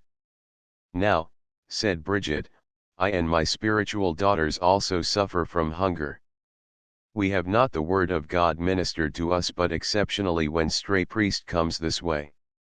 Let us go to church first, and do ye feed us with spiritual nourishment whilst dinner is getting ready, and then do you eat your fill. It is a long way to North Tamerton, but worth a visit, for the church is well situated above the Tamar, and contains some good bench ends, and in the parish is Oakbear with a very fine old hall, but a very modern villa residence attached to it, new cloth on the old garment. Whitstone is so called from the church being founded on a piece of white sparray rock. When the late Archbishop Benson was Bishop of Truro he came to open the church after restoration. As the rector was taking him in he pointed out the white stone. Bishop Benson at once seized on the idea suggested, and preached to the people on the text, "To him that overcometh will I give, a white stone." Revelation 2:17, in the churchyard is a holy well of Sn, not of the reputed Mother of the Virgin, for her cult is comparatively modern, not much earlier than the 15th century, but dedicated to the mother of S. Sampson, sister of Espadarn's mother. There must have been much fighting at some time in this neighborhood. There is a fine camp in Swanacket Wood over against Whitstone. Week S. Mary occupies an old campsite, and another is in Westwood, and another, again, in Keywood, all within a rifle shot of each other. Week S. Mary occupies a wind-blasted elevation, over 500 feet above the sea, and with no intervening hills to break the force of the gales from the Atlantic. The place has interest as the birthsite of Thomasine Bonaventura. She was the daughter of a laborer, and was one day keeping sheep on the moor, when she engaged the attention of a London merchant who was travelling that way, and stayed to ask of her his direction. Pleased with her Cornish grace of manner, with her fresh face and honest eyes, he took her to London as servant to his wife, and when the latter died he made her the mistress of his house. Dying himself shortly afterwards, he bequeathed to her a large fortune. She then married a person of the name of Gale, whom also she survived. Then Sir John Percival, Lord Mayor of London, succumbed to her charms of face, and above all of manner, and he became her third husband. But he also died, and she was once more a widow. The lady was by this time content with her experience as a wife, and returning from London to Week S. Mary, think of that. To Week S. Mary, the wind-blown and desolate, she devoted her days and fortune to good works. She founded there a college and chantry, and doubtless largely contributed towards the building of the parish church. She repaired the roads, built bridges, gave dowries to maidens, and relieved the poor. She contributed also to the building of the Tower of Stevens by Launceston. Her college for the education of the youth of the neighbourhood continued to flourish till the Reformation, and the best gentlemen's sons of Devon and Cornwall went there for their education. But as there was a chantry attached to the school, this served as an excuse for the rapacity of those who desired to increase their goods at the cost of church and poor, and school and chantry were suppressed together. Week S. Mary till lately had its mayor, and was esteemed a borough, though it never returned members. Externally it is fine, the Tower remarkably so. In the Tower may be observed curious results of a lightning flash. The coast of North Cornwall right and left of Bute is very fine, the carboniferous rocks stand up with their strata almost perpendicular, but there are bays and coves that allow of descent to the sea. Widmouth promises to become some day a great watering place. To see this coast it is in vain to take the coach road to Bideford or to Boscastle. The road runs on the ridge of high land from which the streams descend and spill into the sea. The only way in which to appreciate its wildness and beauty is to take the coast road that climbs and descends a succession of rocky waves. By that means scenes of the greatest picturesqueness and of the utmost variety are revealed. One excursion must on no account be omitted, that to Morwenstow, for many years the home of a fine poet, an eccentric man, the Reverend Robert S. Hawker. He was born at Stoke Damerel on December 3, 1804, and was the son of Mr. Jacob Stephen Hawker, at one time a medical man, but afterwards ordained and vicar of Stratton. Mr. J. S. Hawker was the son of the famous Dr. Hawker, incumbent of Charles Church, Plymouth, author of Morning and Evening Portions, a book of devotional reading at one time in great request. Young Robert was committed to his grandfather to be educated. He was sent to Oxford, but his father, then a poor curate, was unable to maintain him there, and told him so.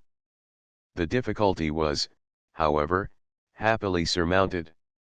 He proposed to a lady rather older than his mother, but who had about £200 per annum. She accepted him, he was then aged 20 and she was 41, and had taught him his letters. By this means he was enabled to continue his studies at Oxford. He was given the living of Morwenstow in 1834, and remained there till his death in 1875. A writer in the Standard of this latter year thus describes his first acquaintance with the vicar of Morwenstow: "It was on a solemn occasion that we first saw Morwenstow. The sea was still surly and troubled, with wild lights breaking over it and torn clouds driving through the sky. Up from the shore, along a narrow path between jagged rocks and steep banks tufted with thrift, came the vicar, wearing cassock and surplice, and conducting a sad procession, which bore along with it the bodies of two seamen flung up the same morning on the sands.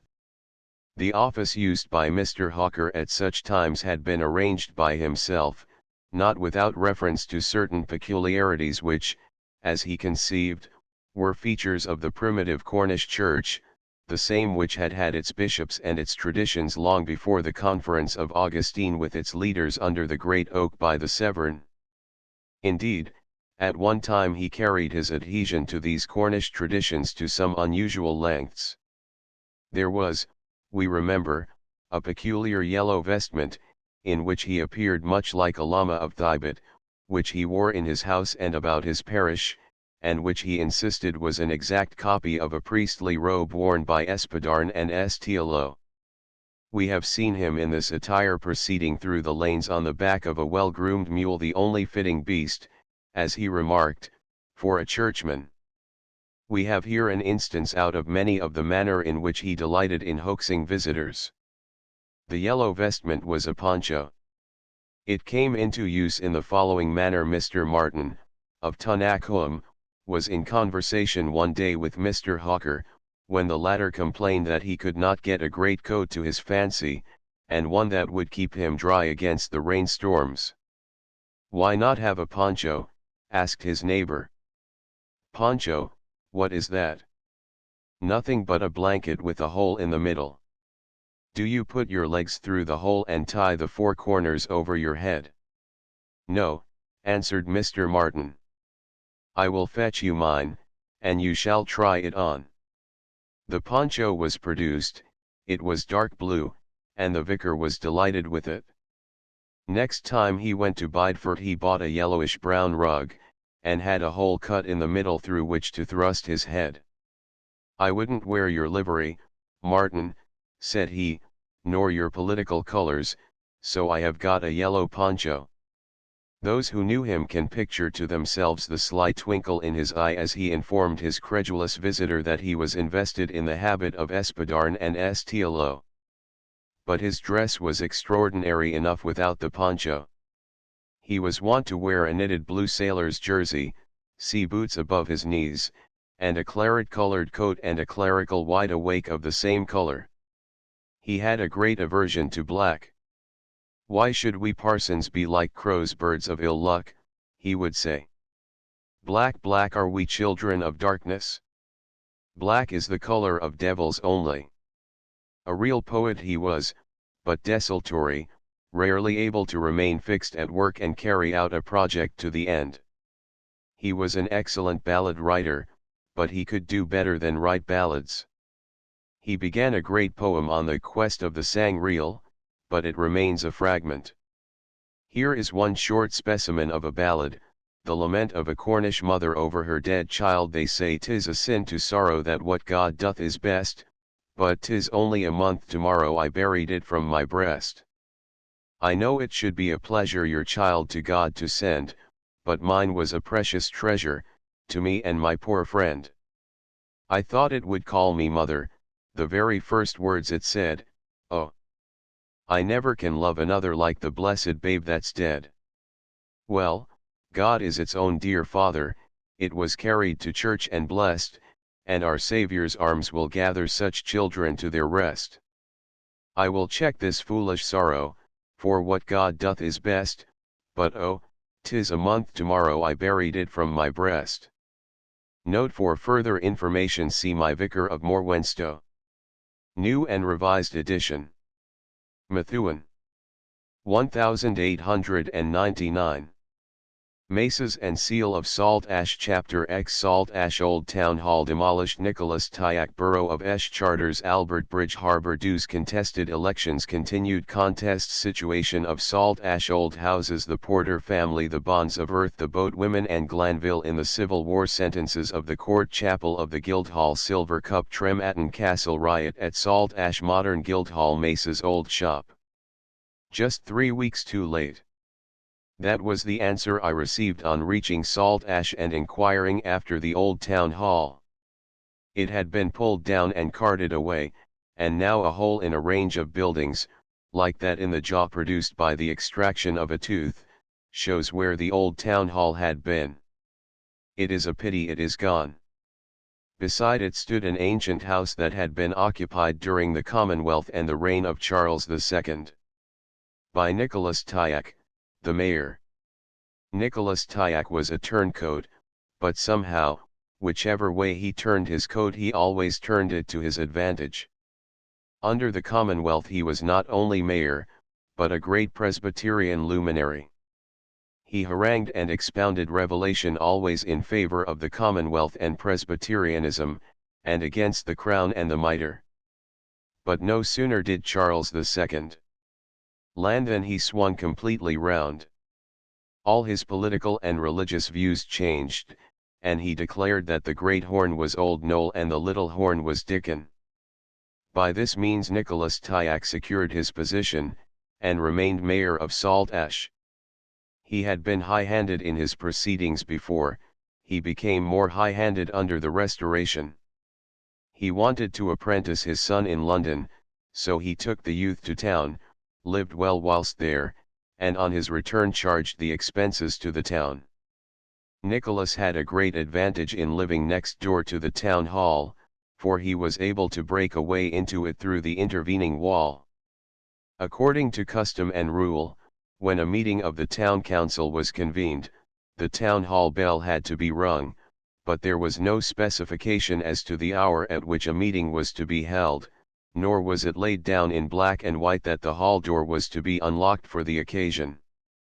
Now when Nicholas Tyack desired to pass his accounts, or to transfer some bit of corporation land to himself, or legitimatise any other little game to his advantage and the detriment of the public, he rang the bell at night, kept the hall door locked, and admitted his adherents through his private door, held the meeting in the council chamber, and passed his accounts and resolutions nem. Con. But now both the town hall and Tyack's house have been swept away. The latter had a fine mulioned and many light window. The house went first, then the Guildhall. In Salt Ash the story of the borough of Esh, ESC, or Salt Ash is specially interesting, as it affords us a precious glimpse into the history of the origin and growth of our municipal towns. Esh, that is to say, water, was so called because situated on the tidal estuary of the united Tamar and Tavy, which junction bears the name of the Hamo as, Hemuisk, the border water between Devon and Cornwall, between the English and the British tongues. Here by the waterside settled some serfs, or natives in stock, of the Baron de Vallator. Natives of stock were the purest and most absolute bondmen. They were entirely subject to the will of their lord, and were subject to being placed in any tenement in which he might think fit to place them, and were compelled to do for him any work he might call upon them to do, and to pay a sort of capitation tax if they were allowed to be employed elsewhere. 13 Living beside the water, these serfs ferried across to Devonport, managed the fishery, raised oysters, had a mill, and tilled the land for their lord. But a charter of 1381 exists which is a confirmation by Reginald de Vallator of earlier charters, wherein his ancestors had emancipated these serfs, and had conferred on them considerable liberties. They had been granted certain holdings of land as customary tenants. They were given a certain tract of land for common use, for pasturage, etc., they were accorded the fireboat, the mill, and the right to organize themselves into a corporation with an elected prepositor. For all this and other liberties they were required to pay a small acknowledgment to the feudal lord. This charter was confirmed by royal grant in 1385. Now the number of conventional tenancies was always the same, but some of the old habitations on them were pulled down and the sites converted into gardens, and others were divided up and numerous houses erected on them. The holders of the tenancies were free burgesses, and formed the sole body which elected the alderman and mayor. In course of time a very curious condition of affairs arose. The ancient burgage holdings were 160, but many had fallen and were not rebuilt, and the population of Salt Ash had vastly extended beyond the bounds of the ancient borough. The corporators, or holders of the old free burgages, engrossed to themselves all power and profit, and excluded from participation the inhabitants who were not living in the old tenements or on the land where these had stood.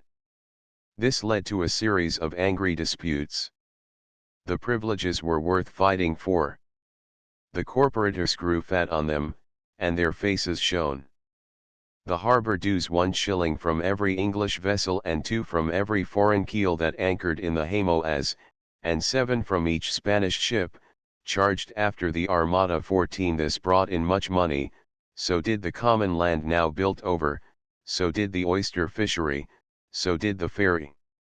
Almost every election of mayor and alderman led to riots, and the place simmered perpetually with discontent. This angry feeling was greatly aggravated when Salt Ash became a borough, returning 2 members, and political controversy was added to the local and borough grievance.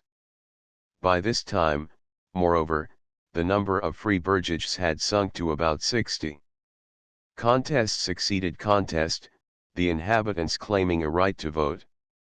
In 1784 the corporation, won over by government promises and appointments, voted as one man for their nominees. But 45 freeholders tendered their votes for the opposition candidates put forward by their overlords. The House of Commons decided against these latter, and the government candidates and the rights of the corporators were confirmed. 2 years later, this decision against the freeholders was reversed. During 4 years, 1786 to 1790, the question in whom the right of voting rested was 4 times decided, now in one way, then in another. Finally a compromise was arrived at. 1 representative of each set of electors sat for Salt Ash and tied on every important vote in the House. In 1806 the corporation was again successful. By the Reform Bill of 1832 it was curtailed in its representation. It returned 1 member. Croker tried to prove borough and parish to be conterminous, but when it was discovered that this was not the case, Salt Ash was put on Schedule A, and its representative history came to an end. More fortunate than some other Cornish boroughs, it has retained its municipal privileges, and boasts of a mayor and corporation to the present day. Salt Ash was enfranchised in 1553 by Edward VI. A little town, as described by Captain Courtney, screening itself under the patronage of the Earls of Cornwall, and then of the Dukes, it paid tribute to the Black Prince, and received charters and royalties from Elizabeth. In her time great sailors and ships of merchandise sailed from Salt Ash. The castle of Trematon, which had belonged to the Viatorts, became a royal castle, and it was hoped by the advisers of Edward VI. that the newly enfranchised borough would be completely subservient to the crown. But, like most of the other creations of this period, it passed almost at once into other hands, and the history of the borough shows the rise and supremacy of the Buller interest, unbroken during the Protectorate and unimpaired under the Stuarts. In spite of occasional lapses, the electors of this little borough continued faithful to the Bullers till within a few years before the Reform Bill, the connection broken now and then with flashes of independence. In 1722 the electors gave 32 votes to Swanton and Hughes against 25 for the Buller candidates. The borough, however, soon learned to repent its independence, and returned to subservience. For 50 years there was no contested election, but in 1772 the Buller candidate was defeated. Nevertheless, on petition he secured the seat. In 1780 ensued another struggle with the patrons, and the Bullers were defeated, much to the joy of George III. Again there was a contest in 1784, rendered, like the former struggles, doubtful because of the ambiguity in the right of voting, as already described. As early as 1393 the county assizes were held in Salt Ash. The first charter of incorporation that already alluded to was granted in the reign of Henry III, and received confirmation under Richard II. Charles II renewed it, with additional privileges, in 1662. Thus, like Camelford, Salt Ash has had 6 centuries of corporate existence, and, grey and antique, seems to gaze with scorn upon the odious Albert Bridge flung across the Hamo as by Brunel in 1857-9, at a cost of £230,000, for the Cornwall line, and which, from whatever point it be looked at, is an eyesore. Salt Ash occupies the steep slope of the hill that descends to the water's edge. The main street is as steep as the side of a roof. In it on each side are the remains of very ancient houses that were once those of merchants of substance and corporators exercising almost despotic power in the little town. Old windows, carved doorways, and even, when these have disappeared, paneled rooms and handsome plaster ceilings, proclaim at once antiquity and wealth. There is much of interest remaining in Salt Ash. Not only are there in it still many ancient houses, but several of the ancient families that were burgage tenants hundreds of years ago are still represented there. As an instance we may notice the porters. These were the janitors of Trematon Castle. The first of this family in a deed of the 13th century, noticed as gatekeeper of Trematon, was granted a plot of land outside the castle walls, which has remained in the hands of the porters to the present day. The arms of the family sable, 3 bells argent, a canton ermine have undoubted reference to the duties of the porter to answer the bell and to ring the alarum. The motto Vigilantibus is no less significant. The bonds of earth were landholders under the Viatorts, they remained for centuries on the soil, and in their name recalled their origin, and the name Tyak has much the same significance in Cornish. Salt Ash has long been famous for its boat women. Mr. Justice Bookhart, a Salt Ash man, and late Premier of South Australia, at a recent banquet at Adelaide, spoke with affection of his native Ash, and in the course of his speech said, "I won't even dilate on the pluck and endurance of the Salt Ash women rowers." It was a pretty sight to see half a dozen boats start in a regatta with all the women in snow-white frilled caps and frilled jackets. One crew, of which Glanville was stroke, and which I have seen row, would beat a crew of men of the same number, and would not, I believe, have thought it anything very wonderful to beat a crew of men with a couple of men extra. I read in the Times that Glanville, then an old woman, upwards of 80, was introduced to the Duke of Cornwall when he was down west, and I have often heard that she used to row round the captain's men-of-war gigs in the Hamoas and chaff the blue jackets. Glanville, this Glanville, stroke, Jane House, Amelia Lee, and Hyatt Hawking formed the crew of the celebrated Salt Ash rowing women who won against crews of men at Plymouth, Portsmouth, Liverpool, and Hull. In 1850 a match was arranged between the Salt Ash women and a crew of Frenchmen, and Glanville with the rest went to have her in the Brunswick, Captain Russell. They were escorted into the town by bands and the military, and received by the mayor and corporation. The Salt Ash crew, steered by Captain Russell, won easily in the match. The women were dressed in black skirts, long white bedgowns, and nightcaps. Mrs. House was so elated at the victory, that on reaching the committee boat she plunged into the water, dived under the vessel, and came up with dripping and drooping nightcap on the opposite side. And was well known to H.R.H. the Duke of Edinburgh, R.N., and Lord Charles Beresford, R.N. She died in 1880 at the age of 84. A boat of Salt Ash women still appears at regattas, but it is now difficult to can we say man it? The present generation of women do not take to the water as did their mothers. Salt Ash has for long been an unrivaled nursery for the Navy, and a place to which old salts love to retire. In 1643 the Cornish forces, about 7,000 strong, lay at Salt Ash under Slanning, at Liskeard under Lord Mahon, at Launceston under Trevanion, and at Stratton under Sir Bevil Grenville.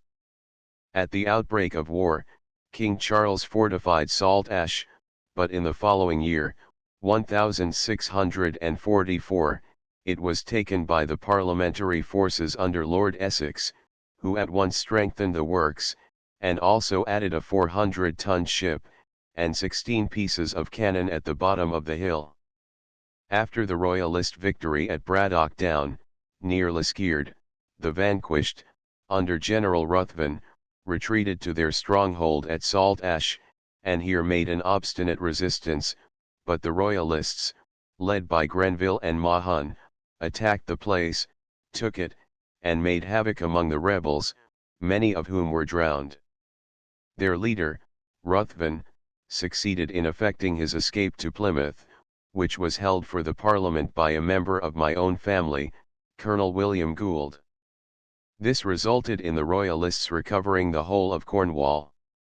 Salt Ash, however, was again occupied by the parliamentary forces in 1645. Among the rights and privileges exercised by the borough of Salt Ash was that the mayor or recorder held a court of quarter sessions till 1886. In 1772 a woman was sentenced to be stripped to her waist and whipped in public for stealing a hat.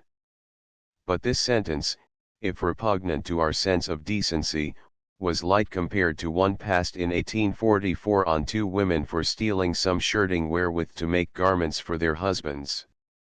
They were transported for 7 years.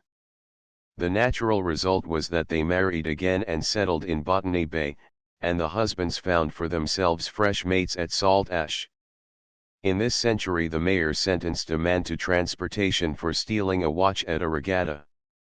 The only church at Salt Ash is the chapel of the Guildhall, and the chaplain formerly had a bad time of it as the creature of the mayor.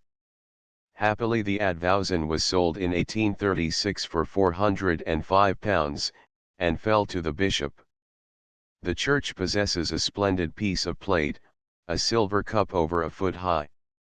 This was given to the church in 1624 by Ambrose and Abraham Jennens and William Pauley, but it is far older. Chalice, Salt Ash, it is said in the place that it is of Spanish workmanship, and was part of the spoil of a vessel of the Great Armada. This, however, is not the case. It is a fine example of English silversmiths' work of the reign of Henry VII. The castle of Trematon, to which the original serfs of Salt Ash owed service, still exists. It is not remarkable for picturesqueness. It occupies the top of a wooded hill on the banks of the Linher, overlooking the Hamoas and Plymouth harbour, and consists of a keep, the base court, and the gatehouse. The keep, placed at the northeast angle of the court, is oval in form, and dates from the 13th century. The walls are 10 feet thick and 30 feet high. It was wrecked by the Cornish peasants, who rose against the Reformation, stormed the castle, and took the governor prisoner. Among the many broils that took place in Salt Ash between the corporation and the great body of townsmen, the most serious was in 1806, when the Reverend John Buller was mayor. On this occasion the mob broke into the Guildhall, where the mayor stood to his post on the stairs, and for some time held back the crowd, dealing mighty blows with the silver gilt mace, and cracking therewith many crowns. Finally the rioters succeeded in getting hold of the chest, and they destroyed or purloined all the documents it contained, with the object of getting rid of the evidence in favor of the corporation. At the same time they carried off the silver ore, the symbol of jurisdiction over the Hamoas, and this was not recovered for 50 years. The corporation maces are singularly handsome and weighty, and are of silver gilt. The present Guildhall is erected over the market house, and was built in 1770. It is ugly, and has this alone to recommend it, that it is unpretentious. On the dais within are 3 handsome carved oak chairs, that for the mayor having the arms of the borough on the panel, a lion rampant within a bowyer bezented. On each side of the shield is a Prince of Wales ostrich plume. A late mayor was the brother of the famous astronomer, Professor Adams. The official costume of the mayor includes a robe of scarlet cloth trimmed with sable and a cocked hat.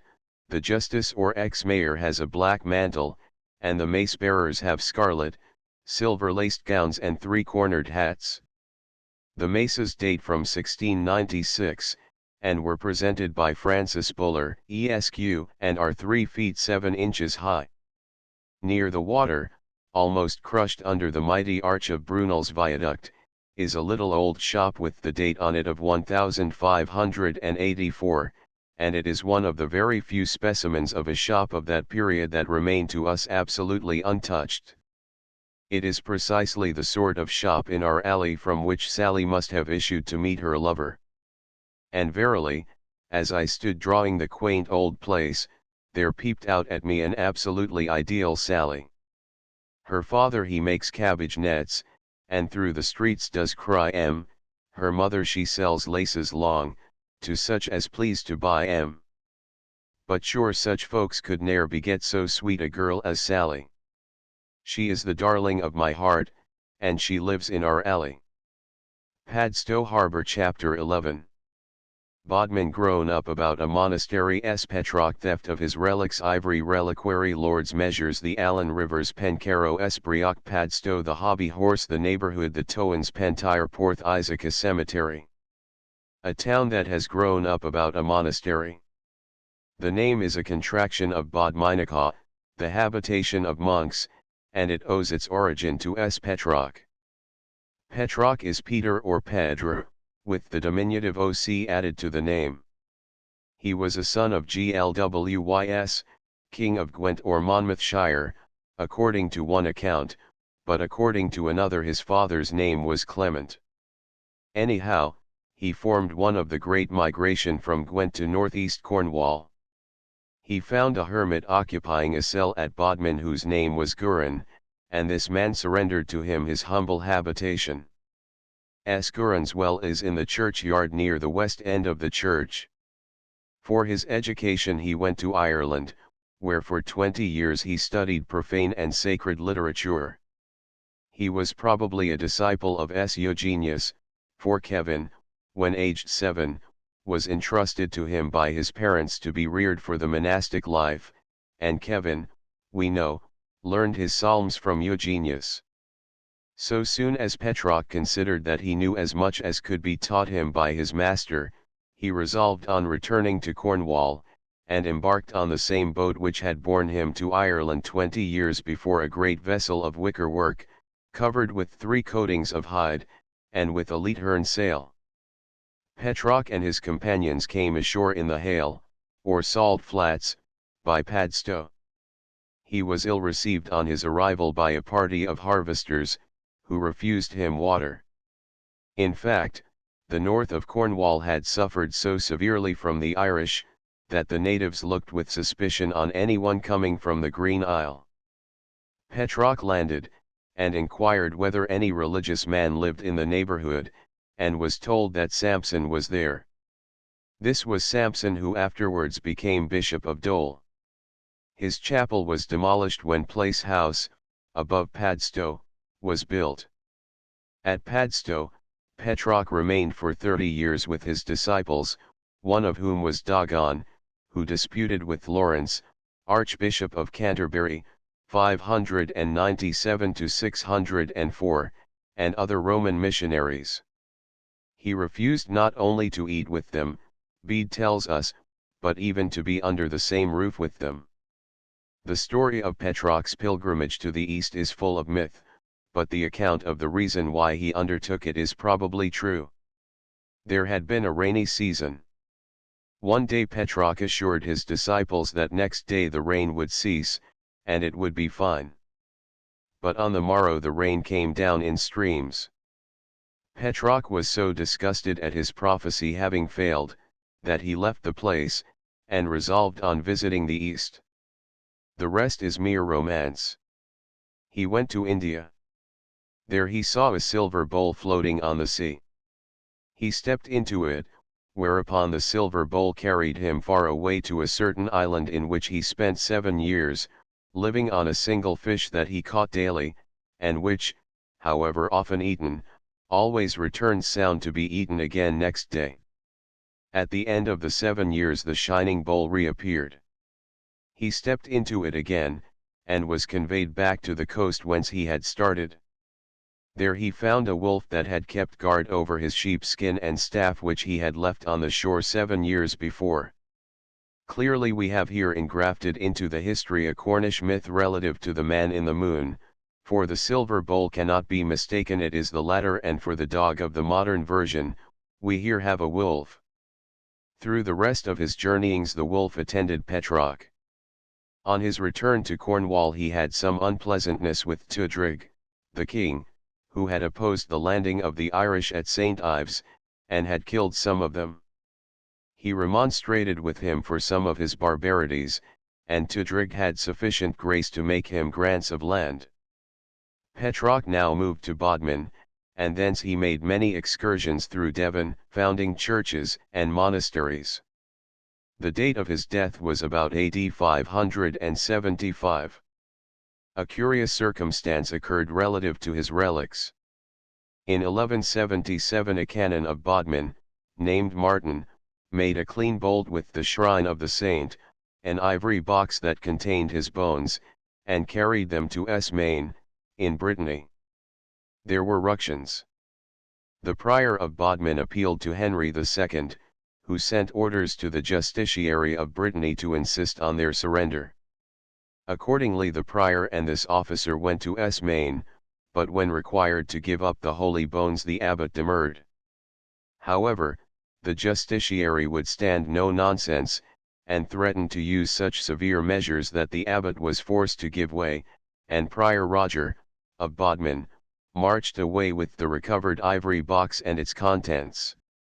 Curiously enough, this identical box, quaintly ornamented with paintings, still exists, and belongs to the municipality.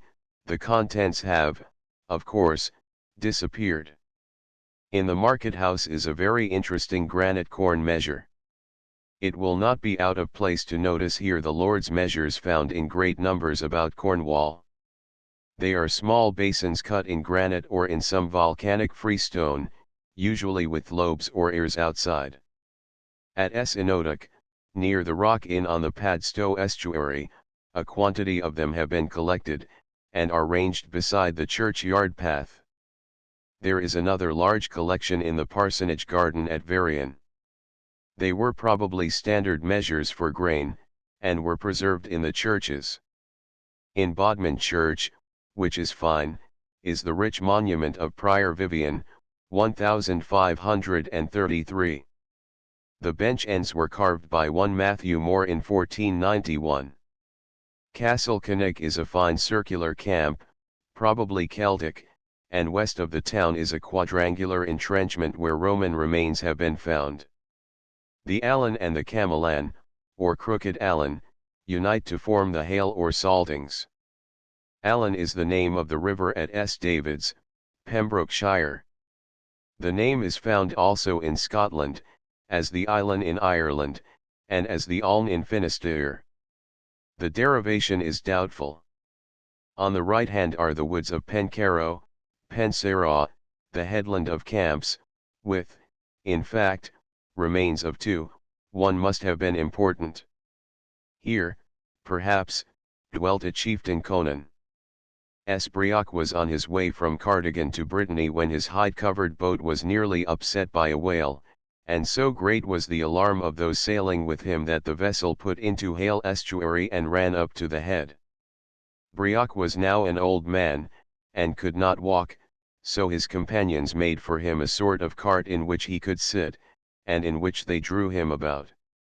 One day they left him to sing psalms in his cart whilst they were engaged at a distance over some pressing business. When they returned they found a pack of wolves round the old man, but whether his sanctity, or toughness, kept them from eating him is left undecided. They drove the wolves off, and were careful in future not to leave him unattended. Conan, the chief, who lived at Pencarrow, came to know him, and, if we may believe the life, was baptized by him, and made him a grant of land.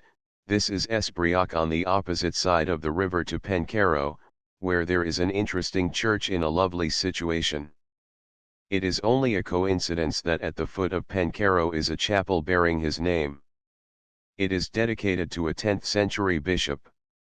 From Cornwall Briac departed for Brittany, about the year 500, and died there at an advanced age over 90 about 510. Padstow should be visited on May Day. It is one of the few places where the hobby horse still prances, but the glory of the old May feast is much curtailed. During the days that precede the festival no garden is safe. Walls, railings, even barbed wire, are surmounted by boys and men in quest of flowers. Conservatories have to be fast locked, or they will be invaded. The house that has a show of flowers in the windows is besieged by pretty children with roguish eyes begging for blossoms which they cannot steal. During the evening before May Day in years gone by, before shipbuilding had ceased to be an industry of Padstow, when the shipwrights left work they brought with them from the yard 2 poles, and carried them up the street, fastened one above the other, decorated at the top with branches of willow, firs, sycamore, and all kinds of spring flowers made into garlands, and from it were suspended strings of gulls' eggs. There hung from it also long streamers of colored ribbon. A pit was dug, and the maypole secured by ropes fastened to stakes. In the pavement was a cross laid in with paving stones differently colored from the rest in the street. These were taken up every time the maypole was planted, to be again relaid when the merry-making was over. But a doctor who lived in the house facing the pole objected, and so opposed the planting of the maypole and the dancing before his door, that the merry-makers moved to an open space somewhat higher up the street, which was much less convenient.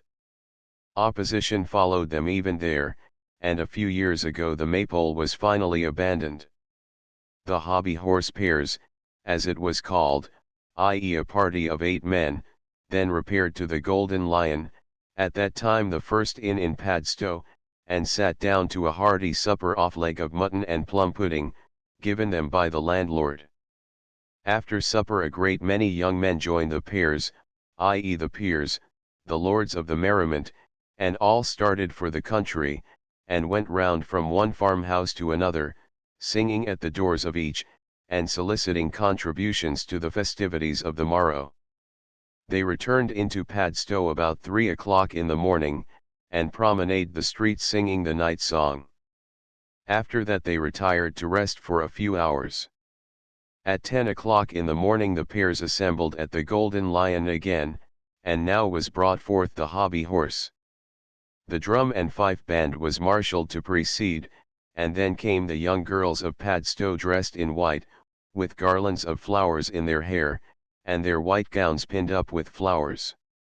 The men followed armed with pistols, loaded with a little powder, which they fired into the air or at the spectators.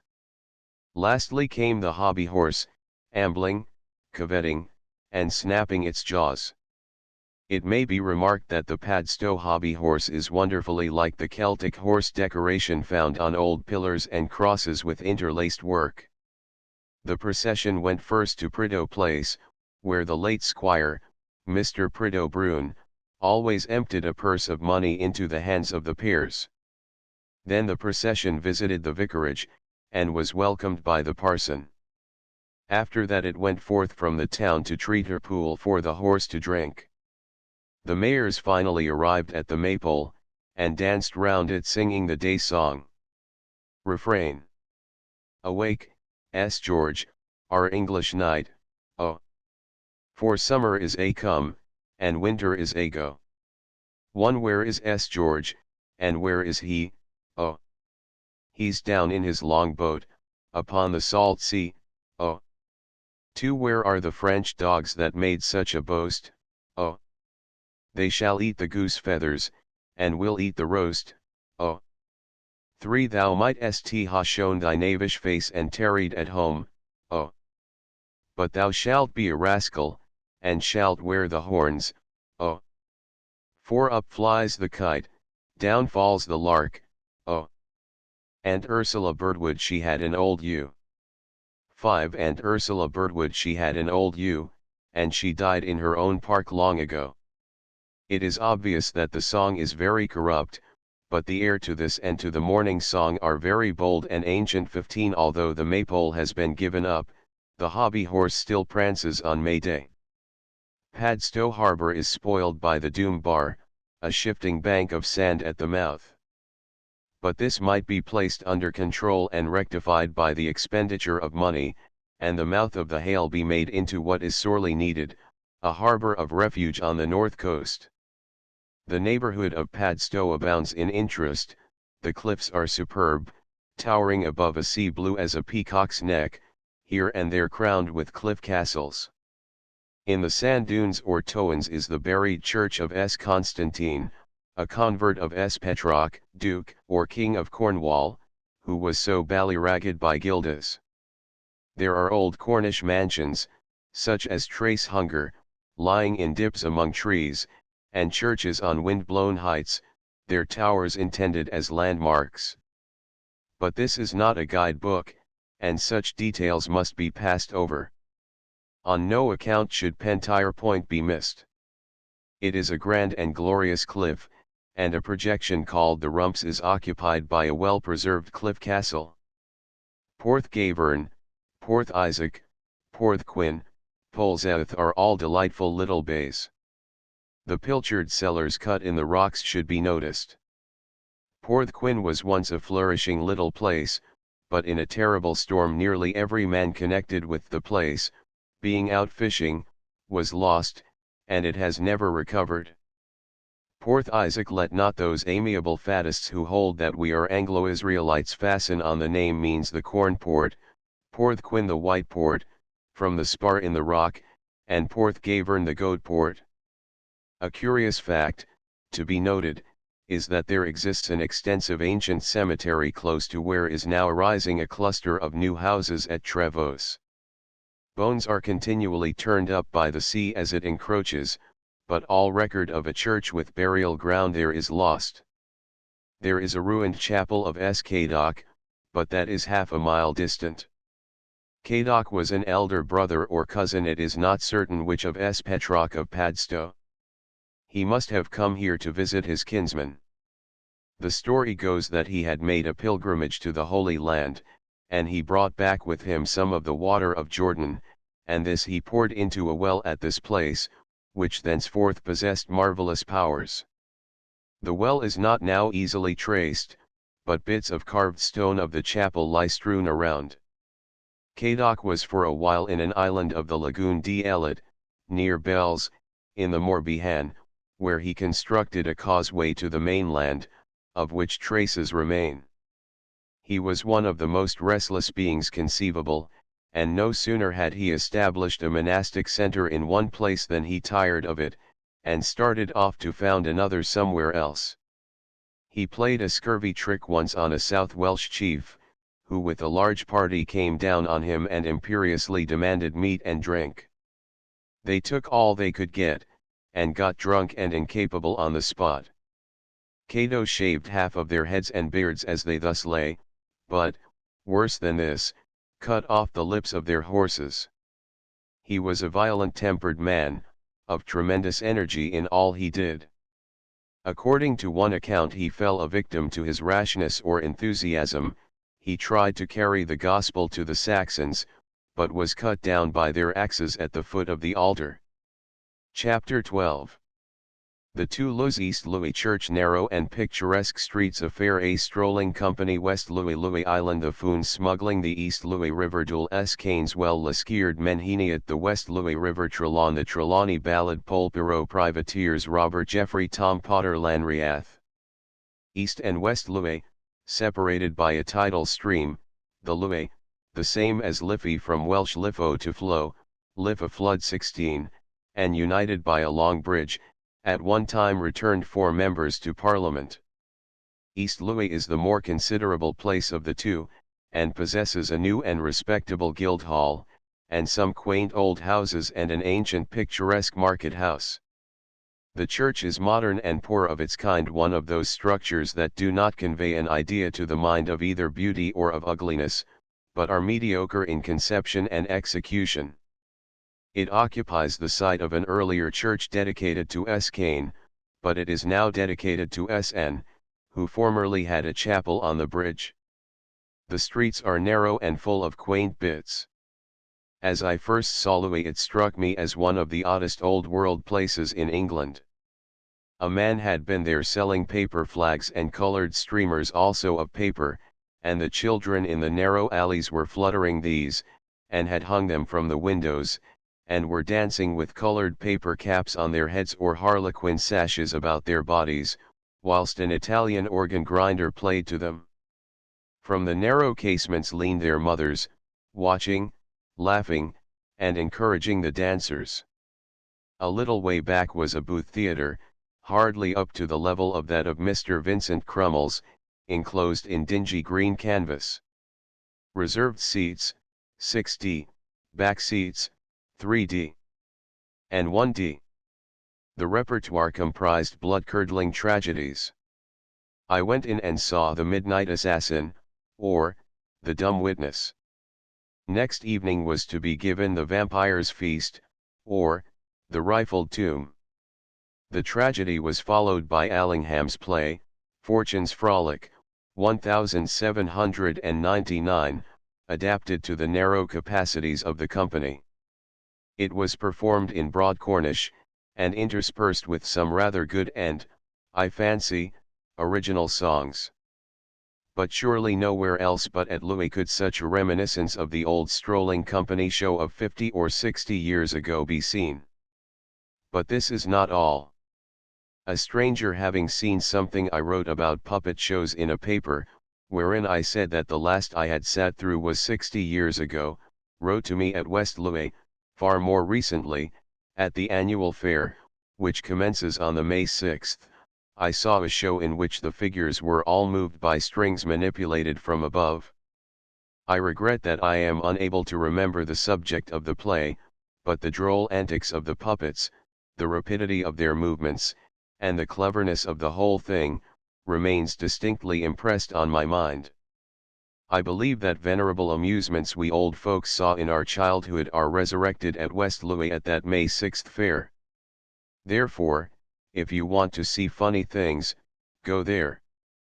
The place is still out of the world, but will not long be so, as a London company has bought the cliffs, and is blasting a road in them to make promenade, hotel, and bring the world and the 20th century to Louis and rumple up the old place. East Louis is properly in S. Martin's parish, and the church was a chapel of ease to it. At S. Martin's are a Norman doorway and an early font. West Louis has a little church, dedicated to S. Nicholas, that long served as town hall and as a theatre for strolling players. Here also are some quaint old slated houses.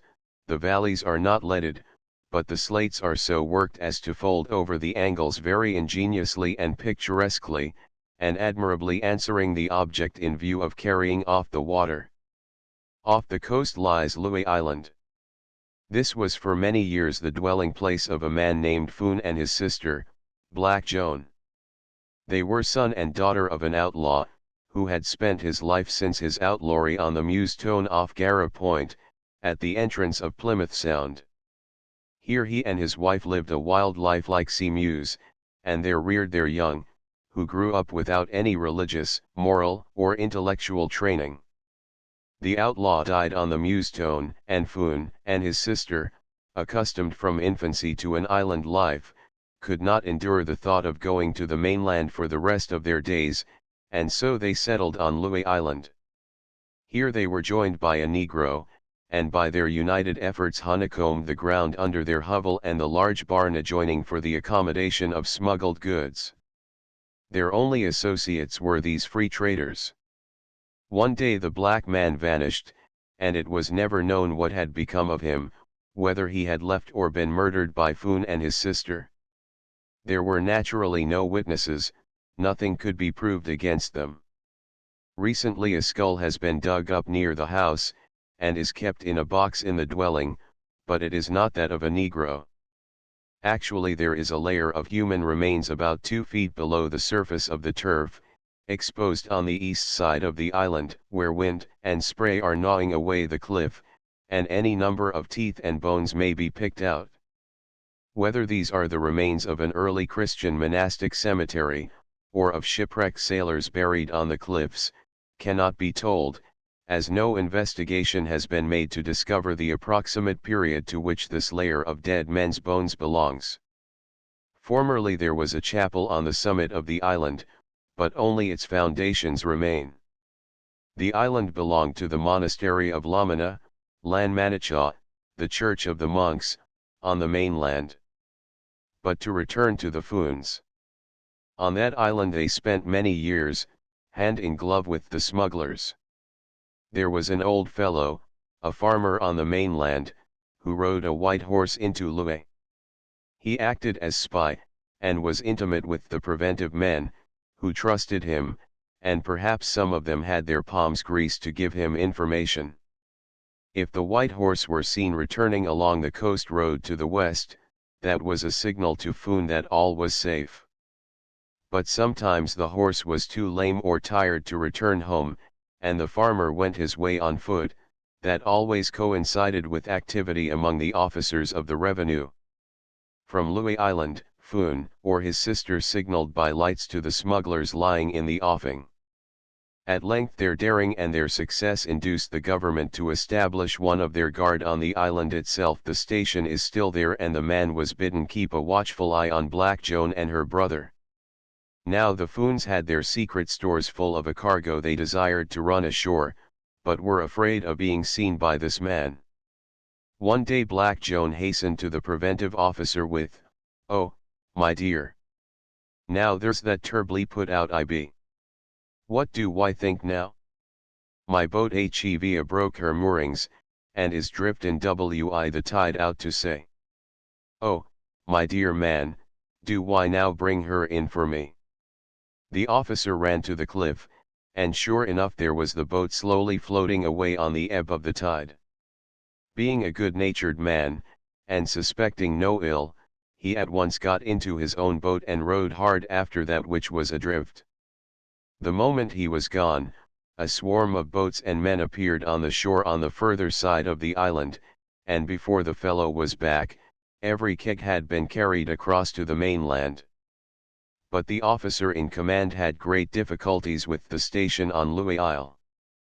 Partly through Black Joan's fascinations, mainly through the liberal flow of drink at the hut of the Foons, and the tedium of the long evenings in solitude, he could never rely on a man who was sent to Louis Island. In some way or other he was bamboozled, so that goods were landed there and transferred to the mainland almost as freely as formerly. What was the end of this family I have not learned. A few years ago, when a picnic party went to the island and were allowed the barn to feed in, as a drizzle had come on, suddenly the floor collapsed, and it was thus discovered that beneath was a cellar for the accommodation of spirits that were not intended to pay duty. The East and the West Louis rivers unite above the bridge, where also formerly stood a most picturesque tidal mill. Each stream runs through a narrow, well-wooded valley, and passes points of some interest. Ascending the East Louis, we have on the right the creek of Morville with the ancient house of the Bullers. Further up on the left is Toul, with Scubby's Holy Well, and a so-called Druidical circle. The place takes its name from being between the two Loups. Higher up again on the same side is Escaine, with an interesting church and a well, the story of which is sufficiently known, made the subject of a ballad by Southey. Lescaird is a town that was surmounted by a castle that has now disappeared. Its name implies that it was a liss or court on a rock. A copious spring, once a holy well, pours forth from the rock and supplies the town. But no ancient masonry remains about it. Lescaird Church has an interesting Lych gate, a fine tower, and a good pulpit of 1627. At Menheniot, Mainhenio, the old stone of Esniot, are some fine camps, Padsbury and Blackatton rings. Clicker Tor, under which runs the line, is an outcrop of serpentine, which stone does not reappear till the Lizard is reached. A visit to Esniot, with its superb old windows, should on no account be omitted. No collection of ancient stained glass comparable to it exists elsewhere in Devon or Cornwall. The West Louis flows past several camps, two of which are in Polint parish. The church here is dedicated to S. Nun, mother of S. David, and her gabled holy well remains in tolerable condition. In this parish also is Trelawn, the seat of the Trelawney family, an ancient house, but much modernized. It contains some fine portraits, and in the church is a model of the pastoral staff of Bishop Jonathan Trelawney, one of the nonjuring prelates who were turned out of their sees on the accession of Dutch William. He was one of the 7 bishops who had been committed to the Tower by James II. Of him the song was sung, a good sword and trusty sword, a merry heart and true. King James's men shall understand what Cornish lads can do. And have they fixed the where and when? And shall Trelawney die? there's 20,000 Cornish men will know the reason why. Outspake their captain brave and bold, a merry wight was he, if London Tower were Michael's hold, we'll set Trelawney free. We'll cross the Tamar, land to land, the Severn is no stay with one and all and hand in hand, and who shall bid us nay? And when we come to London Wall, a pleasant sight to view, come forth, ye cowards all, here's men as good as you. Trelawney he's in keep and hold, Trelawney he may die but 20,000 Cornish bold will know the reason why. With the exception of the choral lines and shall Trelawney die? Here's 20,000 Cornishmen will know the reason why, the rest is mainly, if not wholly, the composition of the late Reverend R.S. Hawker, of Morwenstow. It was written by him in 1825, and was printed first in a Plymouth paper, and then by Mr. Davies Gilbert, the antiquary and historian. It appeared in the Gentleman's Magazine of November, 1827. Sir Walter Scott, and later, Lord Macaulay, quite thought it was a genuine ancient ballad. That it is not an antique is almost certain, as it has no local and original air to which it is set, it is sung to le petit tambour, and no old miners or labourers know it. There is a novel by Mrs. Bray, Trelawney of Trelawne, written in 1834, that relates to this house, and by no means deserves to be forgotten. Mrs. Bray's novels, though old-fashioned, are guides to the neighbourhood of Tavistock, and that just mentioned interests the reader in the district about Trelawne. 17 Louis, says she, beautiful as it is not to be compared to Polperrow, 2 miles distant from Trelawne. The descent to it is so steep, that I, who was not accustomed to the path, could only get down by clinging to Mr. Bray's arm for support. It was slippery, and so rocky that in some places there were steps cut in the road for the convenience of the passenger. The view of the little port, the old town in the bottom, if town it can be called, the cliffs, and the spiked rocks, that start up in the wildest and most abrupt manner, breaking the direct sweep of the waves towards the harbour, altogether produced such a combination of magnificent coast scenery as may truly be called sublime. Access to Polperrow is very much easier than it was in 1833, when visited by Mrs. Bray.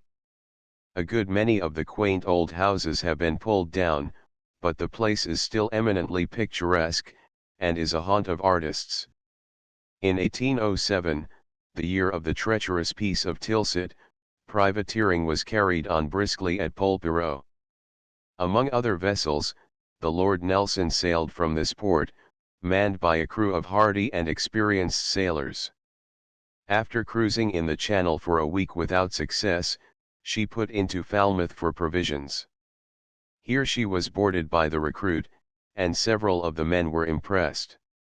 Amongst these was one Robert Jeffrey, who had been brought up as a blacksmith by his stepfather. The Recruit was a sloop of war commanded by Captain Lake, which at once sailed for the West Indies. Whilst cruising in the Caribbean Sea, Jeffrey got at a barrel of spruce beer. The captain, very angry, ordered the boat to be lowered, and Jeffrey to be taken to a barren rock and left there.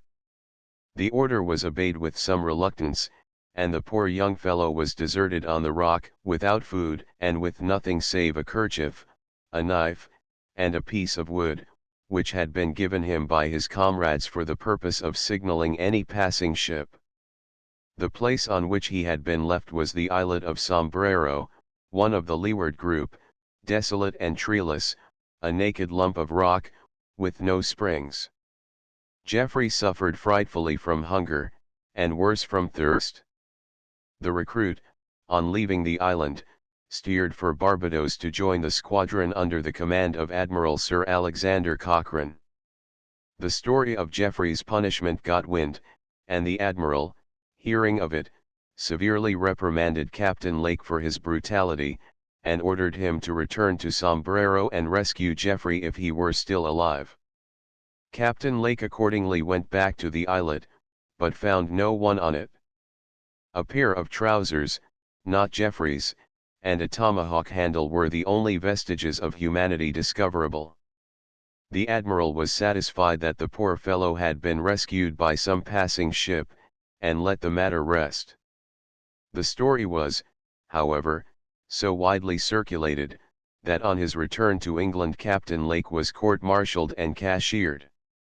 Whilst this was passing, the greatest uncertainty existed as to the man's fate.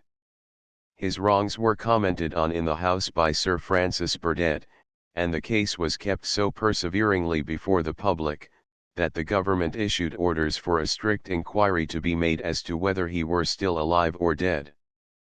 Presently an account was received, purporting to be by Geoffrey, giving an account of his rescue and his condition in America, but as to this was appended a cross for his signature, whereas Geoffrey was known to have been able to write. The public were led to suspect that this was a fabrication contrived by Lake's relatives and friends. To settle the matter finally, a ship was dispatched to bring Geoffrey home, and he arrived at Portsmouth in October, 1810, 3 years after his adventure on the island of Sombrero. His escape had been due to his signals of distress having been seen and responded to by the captain of an American schooner, but when taken on board he was too exhausted to speak. He was conveyed to Marblehead, in Massachusetts, where he had remained working at a forge, and had culpably neglected to send home word of his escape. The reason he gave for not having signed the paper relative to his being taken off Sombrero was that it was presented to him by gentlemen, and he was too nervous in their presence to append his proper signature. There was vast rejoicing at Polperro on his return. Almost the whole village turned out to welcome him, with a band playing and flags flying. He was then persuaded to let himself be made a public show, and hired himself out at some of the minor London theatres to be exhibited as Geoffrey the Sailor. After a few months he returned to Polperro with money in his pocket enough to purchase a small schooner intended for the coasting trade. The speculation was unsuccessful. Geoffrey fell into consumption, and died leaving a wife and daughter in great poverty. Polperro was also a notorious hole for smugglers. The last affair with them in which life was lost was in 1810, or thereabouts. One morning a lugger was descried by the crew of the revenue boat, then stationed on shore. She was lying becalmed in Whitsand Bay. The glass informed them that it was the Lottery, of Polperro, well known for her fast-sailing qualities, as well as for the hardihood of her crew. There was little doubt that with the springing up of the breeze she would put to sea. Accordingly the officer in command, with all dispatch, manned 2 or 3 boats and put off, making sure of a rare capture, for there seemed little chance of an escape. Their movements were, however, observed by the smugglers, who made preparations for resistance. The boats, on seeing their intentions, commenced firing when at a considerable distance, but it was not until they had approached her pretty near that the shots were returned from the lugger, which now assumed an unmistakable attitude of defiance. When within a few yards of the expected prize, Ambrose Bowden, who pulled the bow oar of one of the attacking boats, fell mortally wounded. It was plain that the Polperro men had come to a determination not to give up their fine craft and valuable cargo without a struggle, so the boats withdrew, and allowed the Lottery to proceed to sea. This affray was reported to the authorities, and orders were issued at all hazards to arrest the vessel and her crew. The smugglers were alarmed at what had been done, and at the dogged manner in which the officers of justice pursued them. They were kept continually concealed in pilchard cellars, in barns, in closets, and were liable at dead of night to have their houses surrounded and searched by a troop of dragoons, who made stealthy descents on the town. At length a certain Toms, who had formed one of the crew of the Lottery, gave himself up, and declared that a man named Tom Potter had fired the fatal shot. The Polperro people made common cause of this, and resolved at once to preserve Potter and to punish Toms.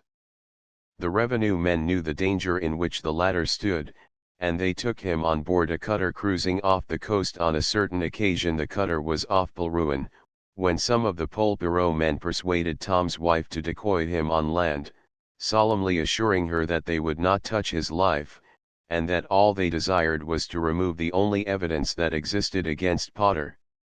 She fell in with their wishes, and by her means Tom's was seized and at once carried off, kept in hiding places till an opportunity occurred, when he was shipped to Guernsey, preparatory to conveying him to America.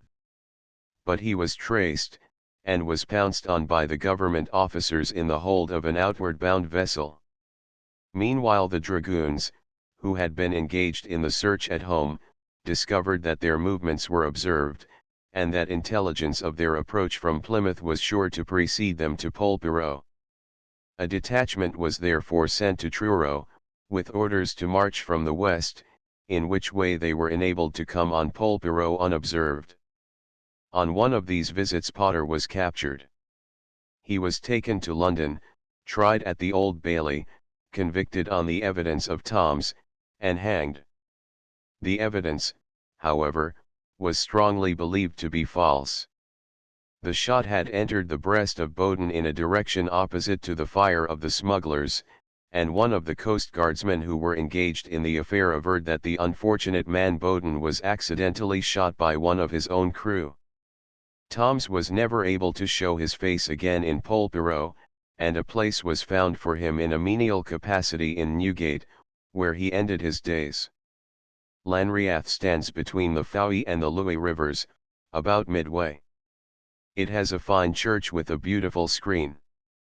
Usually the paintings on these screens are mere daubs, but such as remain at Lanreath, though sadly defaced, show that there was at the end of the 15th or beginning of the 16th century a school of real artists in the West.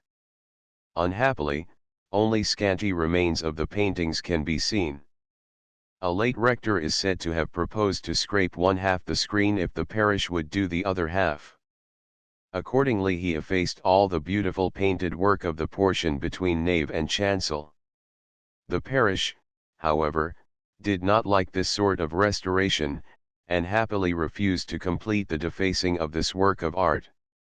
Court, near the church, is the old nest of the Grills family, a picturesque mansion containing much of interest.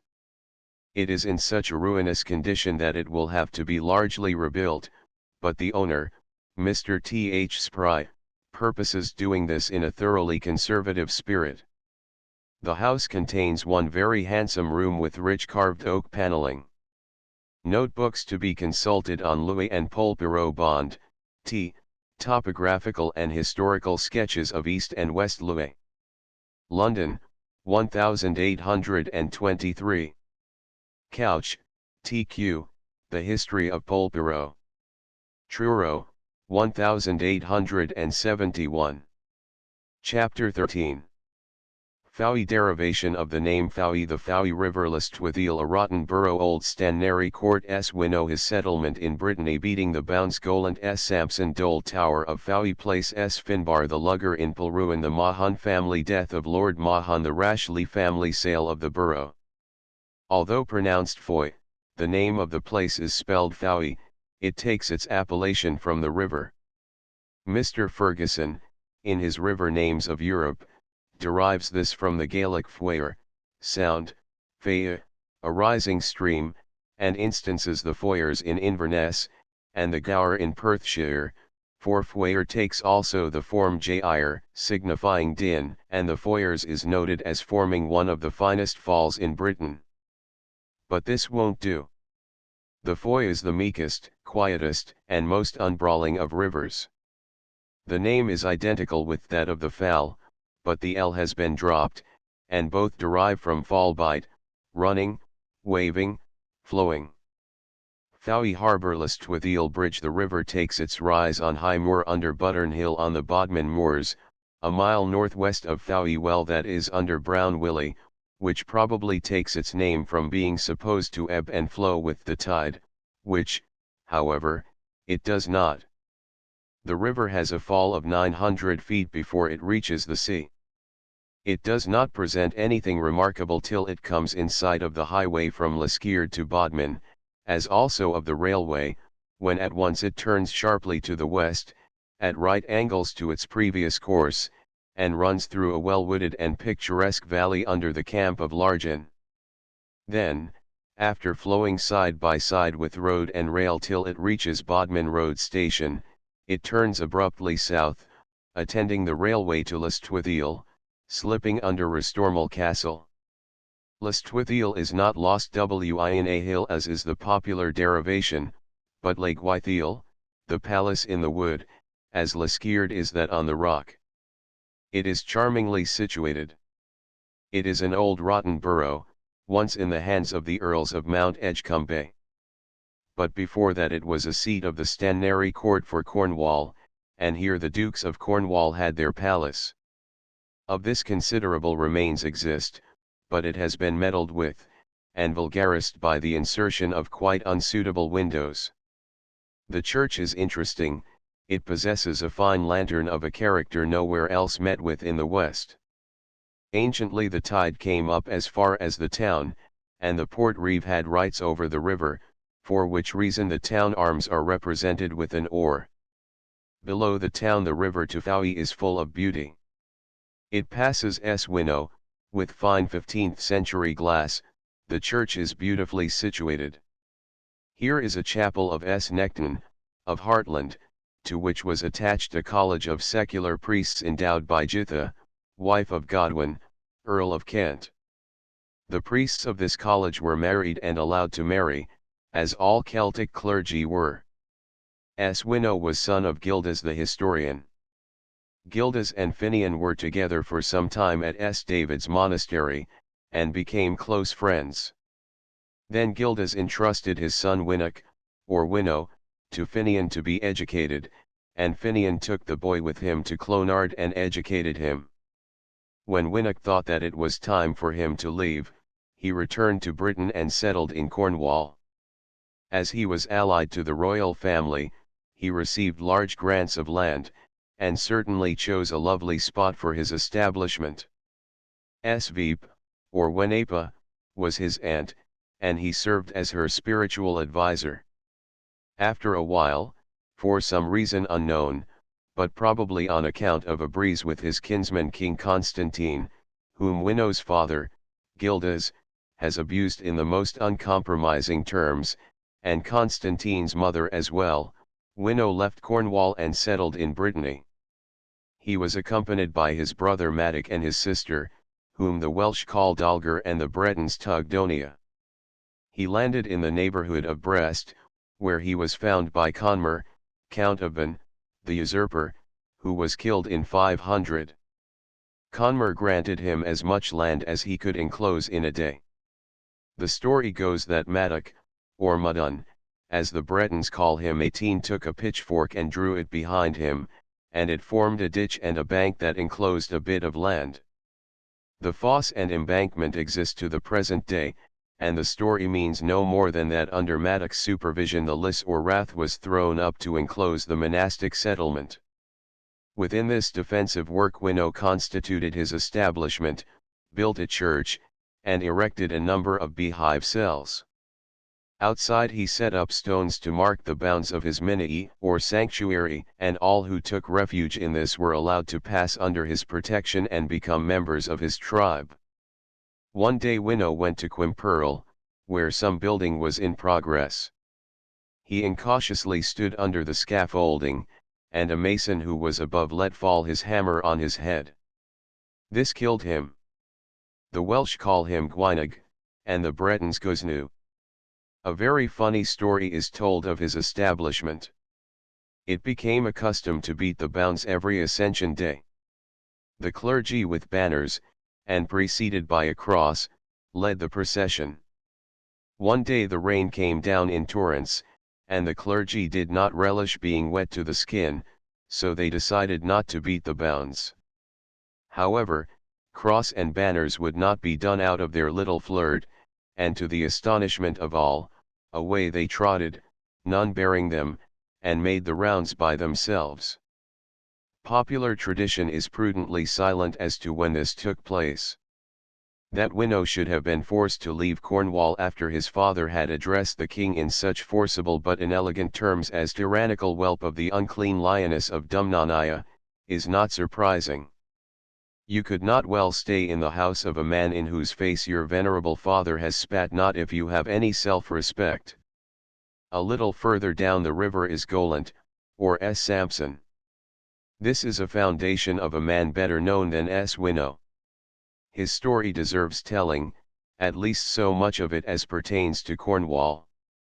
Sampson was son of Amun the Black, Prince of Browerach in Brittany, that is to say, the country about Van which had been colonized by British settlers.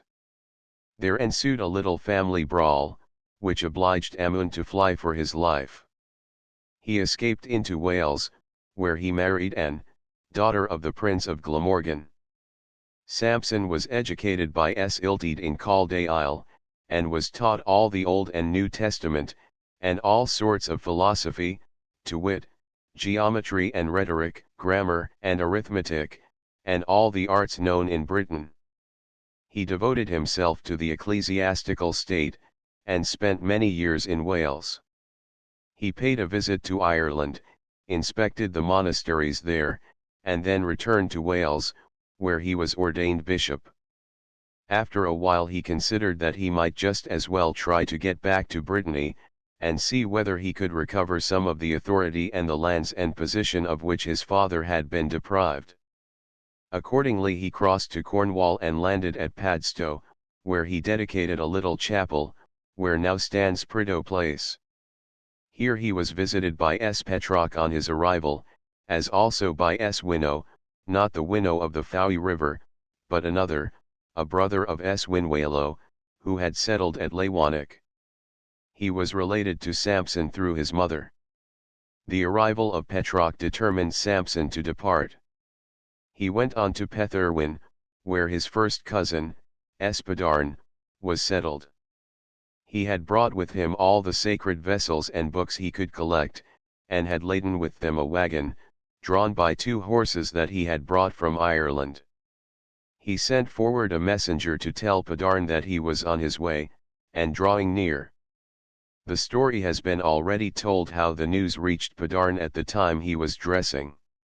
Whilst in the district of Trigg, Sampson made the acquaintance of the chieftain, named Gwythiel, and rendered him some service with his son, who was stunned by a fall from his horse. Gwythiel seems to have followed him.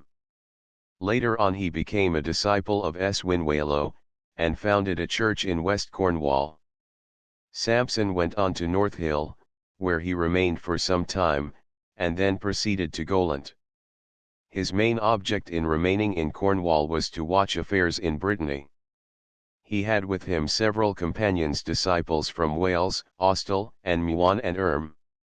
At Golant Sampson continued till the arrival of his cousin, Malorius, with tidings from Brittany, whereupon he entrusted his church to a disciple, crossed over, and settled at Dolce-Cano, prince of the blood royal, had murdered his brother, the reigning prince, in 546, and had usurped the throne.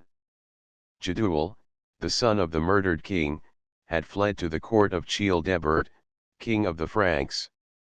Sampson visited Paris, and used persuasion to induce the Frank king to interfere and reinstate Jadual. Childebert would not do this, but finally gave Sampson leave to do what he could off his own bat. Sampson then retired to the Channel Islands, where he enlisted soldiers and drilled them, and then landed on the Brittany coast, and proclaimed Jadual. In the meantime Muan had acted as his agent, traveling through the country preparing for a general revolt. 3 bloody battles were fought, and in the third Cano was killed by the hand of Prince Jadual, AD 560, whereupon Jadual ascended the throne, and rewarded Sampson as liberally as he could have desired, but the bishop died 5 years later. Sampson must have spent a good many years in Cornwall if he left Wales in 548 to escape the yellow plague which was then ravaging the land. At Golant the saying is that there is to be seen a tree above the tower, a well in the porch, and a chimney in the roof. The tree was probably once growing out of the stones on the top of the tower. The well is there still, close to the entrance to the church, under a rude arch. It is a holy well, and is said to have been a spring elicited by Samson with his staff. The church is laid perpendicular 19. The pulpit and reading desk are made up of old bench ends, representing apostles, the M of Mary, and the lily of the Annunciation, and instruments of the Passion. On the tower of S. Austell under niches are representations of S. Samson habit as an archbishop, which he was not, and his disciple S. Austell. The reason of his being represented as an archbishop is curious. In 848 Nomino, king of Brittany, determined to free his country from being Frenchified, and he not only made it independent of the Frank crown, but he also dismissed the Frank bishops from the Breton sees, and filled their places with native prelates. He also elevated the see of Dole into an archbishopric over all the British-speaking races in Armorica. Now it so happened that there had been a Samson of York, but he was never more than a priest, and he was quite a different man from Samson, son of Amun the Black, who settled at Dole. However, because York was an archiepiscopal see, and a Samson had once been there, it was supposed that he had been archbishop. Next he was confounded with Samson of Dole, and it was pretended that he had resigned York and come to Dole to set up his archiepiscopal see there. This served quite well enough as an excuse for withdrawing Dole and all the Breton bishoprics from allegiance to the Metropolitan of Tours, and Dole was able to maintain itself as a Breton archbishopric till 1172, that is to say, for over 300 years. Near S. Sampson, or Golant, is Castle Dore, a very early fortification, that was, in historic times, held by the Crown, and a castle erected on the spot to keep the Cornish in order. Fowey itself lies near the river mouth. It much resembles a miniature Dartmouth. Opposite the town opens the creek that runs to Lantgloss. There were and are two castles, as at Dartmouth, commanding the entrance to the harbour, but they are insignificant, and form no feature of the scenery.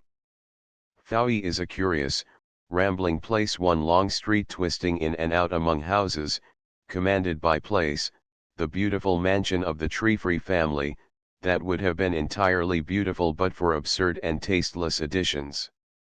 This stands on a rock above the town, which is crowded below it.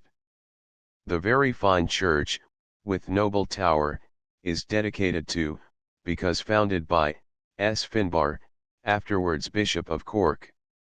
In 1336 Bishop Grandison rededicated the church to S. Nicholas. He sought persistently to drive out the local and Celtic saints and substitute for them such as were in the Roman calendar. But he has failed. The Irish patron maintains his place. Finbar was a disciple of S. David. His origin was not very creditable. He was the son of a noble lady by a vulgar intrigue with a smith, for which both were sentenced to be burnt alive, but the sentence was commuted to expulsion from the kingdom of Connaught. Finbar's real name was Lochan, but he received the other in allusion to his fair hair. In a gloss by the O'Clearys on the martyrology of Angus is a funny legend of S. Finbar. One day, as he was walking on the sea, on his way home to Ireland from Cornwall, he met S. Scouthin similarly walking, starting on his pilgrimage to Rome. "Ara, now," said Finbar, "how come you to be walkin' on the salt say?" "Why not," answered Scouthin, "ain't I now walking over an Isle-gant meadow?" Then he stooped, plucked a purple flower, and threw it at Finbar. The latter at once bowed, put down his hand, caught a salmon, and threw it flop into S. Scouthin's face. The O'Clearys got this from popular legend. Finbar died in 623. The only really picturesque old house in Fowey is the Lugger Inn, where Mr. Varco, the kindly host, has, more than once, made me very comfortable. A beam in the house bears the date 1633. The ship is older, it was built in 1570, as the date over the chimney piece records, but the house has been modernized externally. Near the club, on the south side, stands the house of Peter Pinder. Immediately opposite Fowey is Polruan, the pool of S. Ruan, who was an Irishman like Finbar. His bones were translated by Ordgar, Earl of Devon, to Tavistock in 960. Thence an excursion can be made to Lantgloss, dedicated to Eswillow, a local saint, murdered by a kinsman, Mellon.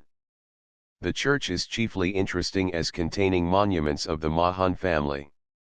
Indeed, it would seem to have been their principal place after Dunster. Reginald, a younger son of Baron John Mahon of Dunster, died 1330, married a daughter of John Fitzwilliam, and settled at Hall, in Lantgloss. From Hall the Mahon family removed to Beauconnock, and a baronetcy was obtained in 1612 for the head of the house. John, son of the first baronet, was a venal adherent of Charles I, and owed his elevation to the peerage mainly to the clamorous importunities of a still more venal placeman, Sir James Bagge. Writing to the Duke of Buckingham, the latter urged, "Mr. Mahon is so your servant, as in life and fortune will be my second. Enable him by honour to be fit for you, so in the upper house or in the country will he be the more advantageous to your grace." Mahon was created Baron of Oakhampton in 1628. His great-grandson was Charles, the fifth and last Lord Mahon.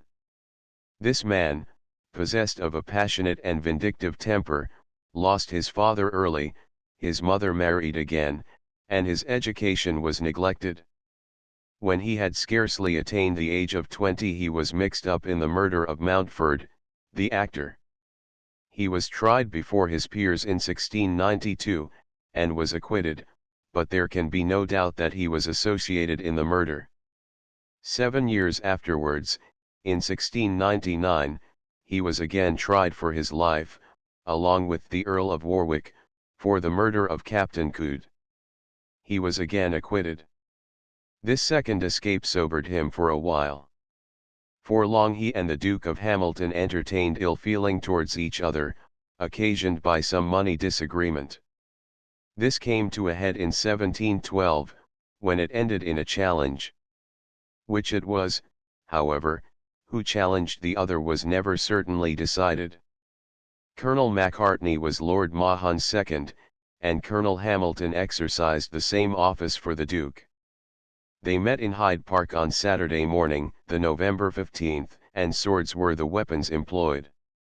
A furious encounter ensued, the combatants fighting to the death with the savagery of demons, so that when the keepers of the park, hearing the clash of swords, hurried to the spot, they found both the Duke of Hamilton and Lord Mahon weltering in their blood and dying, and the 2 seconds also engaged in mortal combat.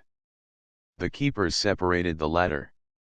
Then Colonel Hamilton and one keeper lifted the Duke, Macartney and the other endeavoured to do the same by Lord Mahon, who, however, expired, and his body was sent home in the coach that had brought him. Swift, writing to Stella at the time, says that, while the Duke was over him, Mahon shortened his sword, and stabbed him in the shoulder to the heart. According to the evidence of the surgeons who examined the bodies, each had received 4 frightful wounds, and both appeared to have given each other the mortal thrust at the same instant. Fowey has for long been a nursery of Treefris and Rashleys, though the latter really issue from a place called by the same name near Eggsford, in Devon, where is an interesting old house, their mansion, with beautiful Elizabethan plasterwork, and their very peculiar arms across or between, in the Dexter chief quarter a Cornish chuff arg, beaked and legged gu, in the sinister chief quarter a text t, and in base 2 crescents, all arg. A coat, this, that suggests that some story must be connected with its origin, but what that story was is now forgotten. The history of Fowey is interwoven with that of the Rashleys and the Treferis. Fowey was one of the rotten boroughs that were disfranchised. It was created by Elizabeth in 1571. In 1813 the borough manor of Fowey, formerly the property of the duchy, passed from the control of the Rashleys to Lucy of Charles-Scott.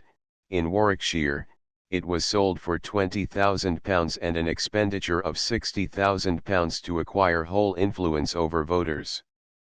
The Lucis opposed Lord Viatord, who had represented the borough since 1790, a long time for a Cornish borough, and desperate contests ensued, with varying success. When disfranchisement came they found they had laid out vast sums, and had nothing to show for it. Chapter 14. The Fal Truro, the Cathedral Probus Tower Escia Polgeran King Geraint his tomb s. Just Miller Falmouth, a modern town. How it sprang up: the Killigrews Arwanaka station for the Packets Church, Pendennis Castle, the Monocles, the Black Rock, Mr. Trefusis of Trefusis s Maws Castle, Roseland Smuggling s Maws, a borough s Tooty, the climate of Falmouth. The cathedral city of Cornwall is planted at the head of a long creek that unites with the Trezalian River, and together they join the Fal. The name is thought to signify three roads, that united at this point. The town lies in a hollow, and the descent into it from the railway station is considerable. It has been a place of more consequence in the past than Bodmin, and several of the Cornish county families had their town residences in Truro, going there for the winter, to enjoy assembly balls and card parties. The cathedral soars up above the houses, and is a fine structure, doing vast credit to the county, which has strained every nerve to erect it at a time of depression and the death of the chief industry. When completed the effect will be very noble. One may regret that the architect chose as his style a foreign type, French early pointed, instead of adhering to the perpendicular, which is that of the churches of the county. Now, instead of looking like the mother of these, which are her chicks, she holds herself up as of a distinct and alien breed. The poorest features are its over-enriched porch, which is elaborate without being pleasing, and the reredos, which looks as if shorn away at the head, and cries out for rich pinnacle work to take off its ugly baldness. But perhaps the most pleasing portion of the cathedral is S. Mary's Aisle, that belonged to the old parish church. An enduring debt of gratitude is due to the first Bishop of Truro, afterwards Archbishop of Canterbury, in making a bold stand against the designing of the building being left to local incapacity. A visit to Probus should on no account be omitted. The magnificent tower is interesting as having been erected so late as the reign of Elizabeth. The church is dedicated to S. Probus, to whom also Sherburn Abbey was dedicated by Cenwalch.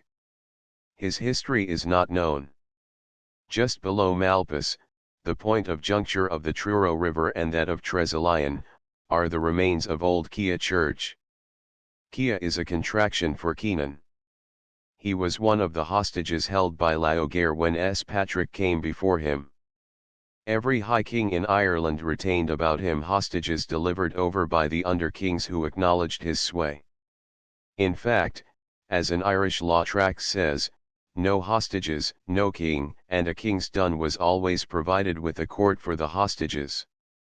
When S. Patrick preached before Laogaire, Keenan believed, and he obtained his release through the intervention of the apostle, and was consecrated bishop by him. For some unknown reason he left Ireland and visited Wales, where he tarried for a while. Then he went further through Britain till he reached the Fal estuary, then called Hir Drech, or the Long Tidal Creek. As he lay there on the grass where is now Tregothnan, he heard men talking on the further side of the creek.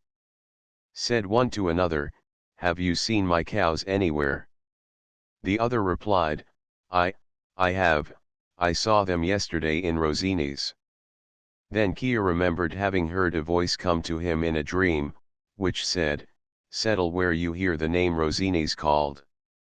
So he crossed the water along with his comrades, and they set to work to build huts where now stands old Kia. Now the king, or prince, lived at Gudern, where are still mounds of Elis, and he was by no means pleased to hear that foreign monks had settled on the river bank without his permission. He sent and had 7 of the oxen and a cow belonging to Kia taken from him. The legend says that 7 stags came from the forest, and allowed Kia to yoke them and make them draw the plough. But this is a fabulous addition to the history. What is really true is that he went to Gudern and remonstrated with the prince, who was none other than Tudrig, who behaved so roughly to the colony of Irish saints in the Land's End district. Tudrig flew into a passion and struck Kia in the mouth, so as to break one of his front teeth. However, shortly after this Tudrig fell ill, caught a heavy head cold perhaps, and, thinking that he had been ill-wished by Kia, hastily reconciled himself with the saint, and restored his oxen. The Rosines in the narrative is Roseland, but the Kestel Carveth, or Stag's Castle, where Kia made his first settlement, cannot be identified by name, though it was probably what is now called Woodbury. But the relations with Tudrig continued strained, and the condition of affairs was worse when the king fell from his horse and broke his neck. Kia, fearing lest this should be imputed to him, as occasioned by his ill-wishing, resolved on flight to Brittany. He went to Landigo, i.e. Landage, the old name of the place, as we learn from Bishop Stapleton's Register, 1310.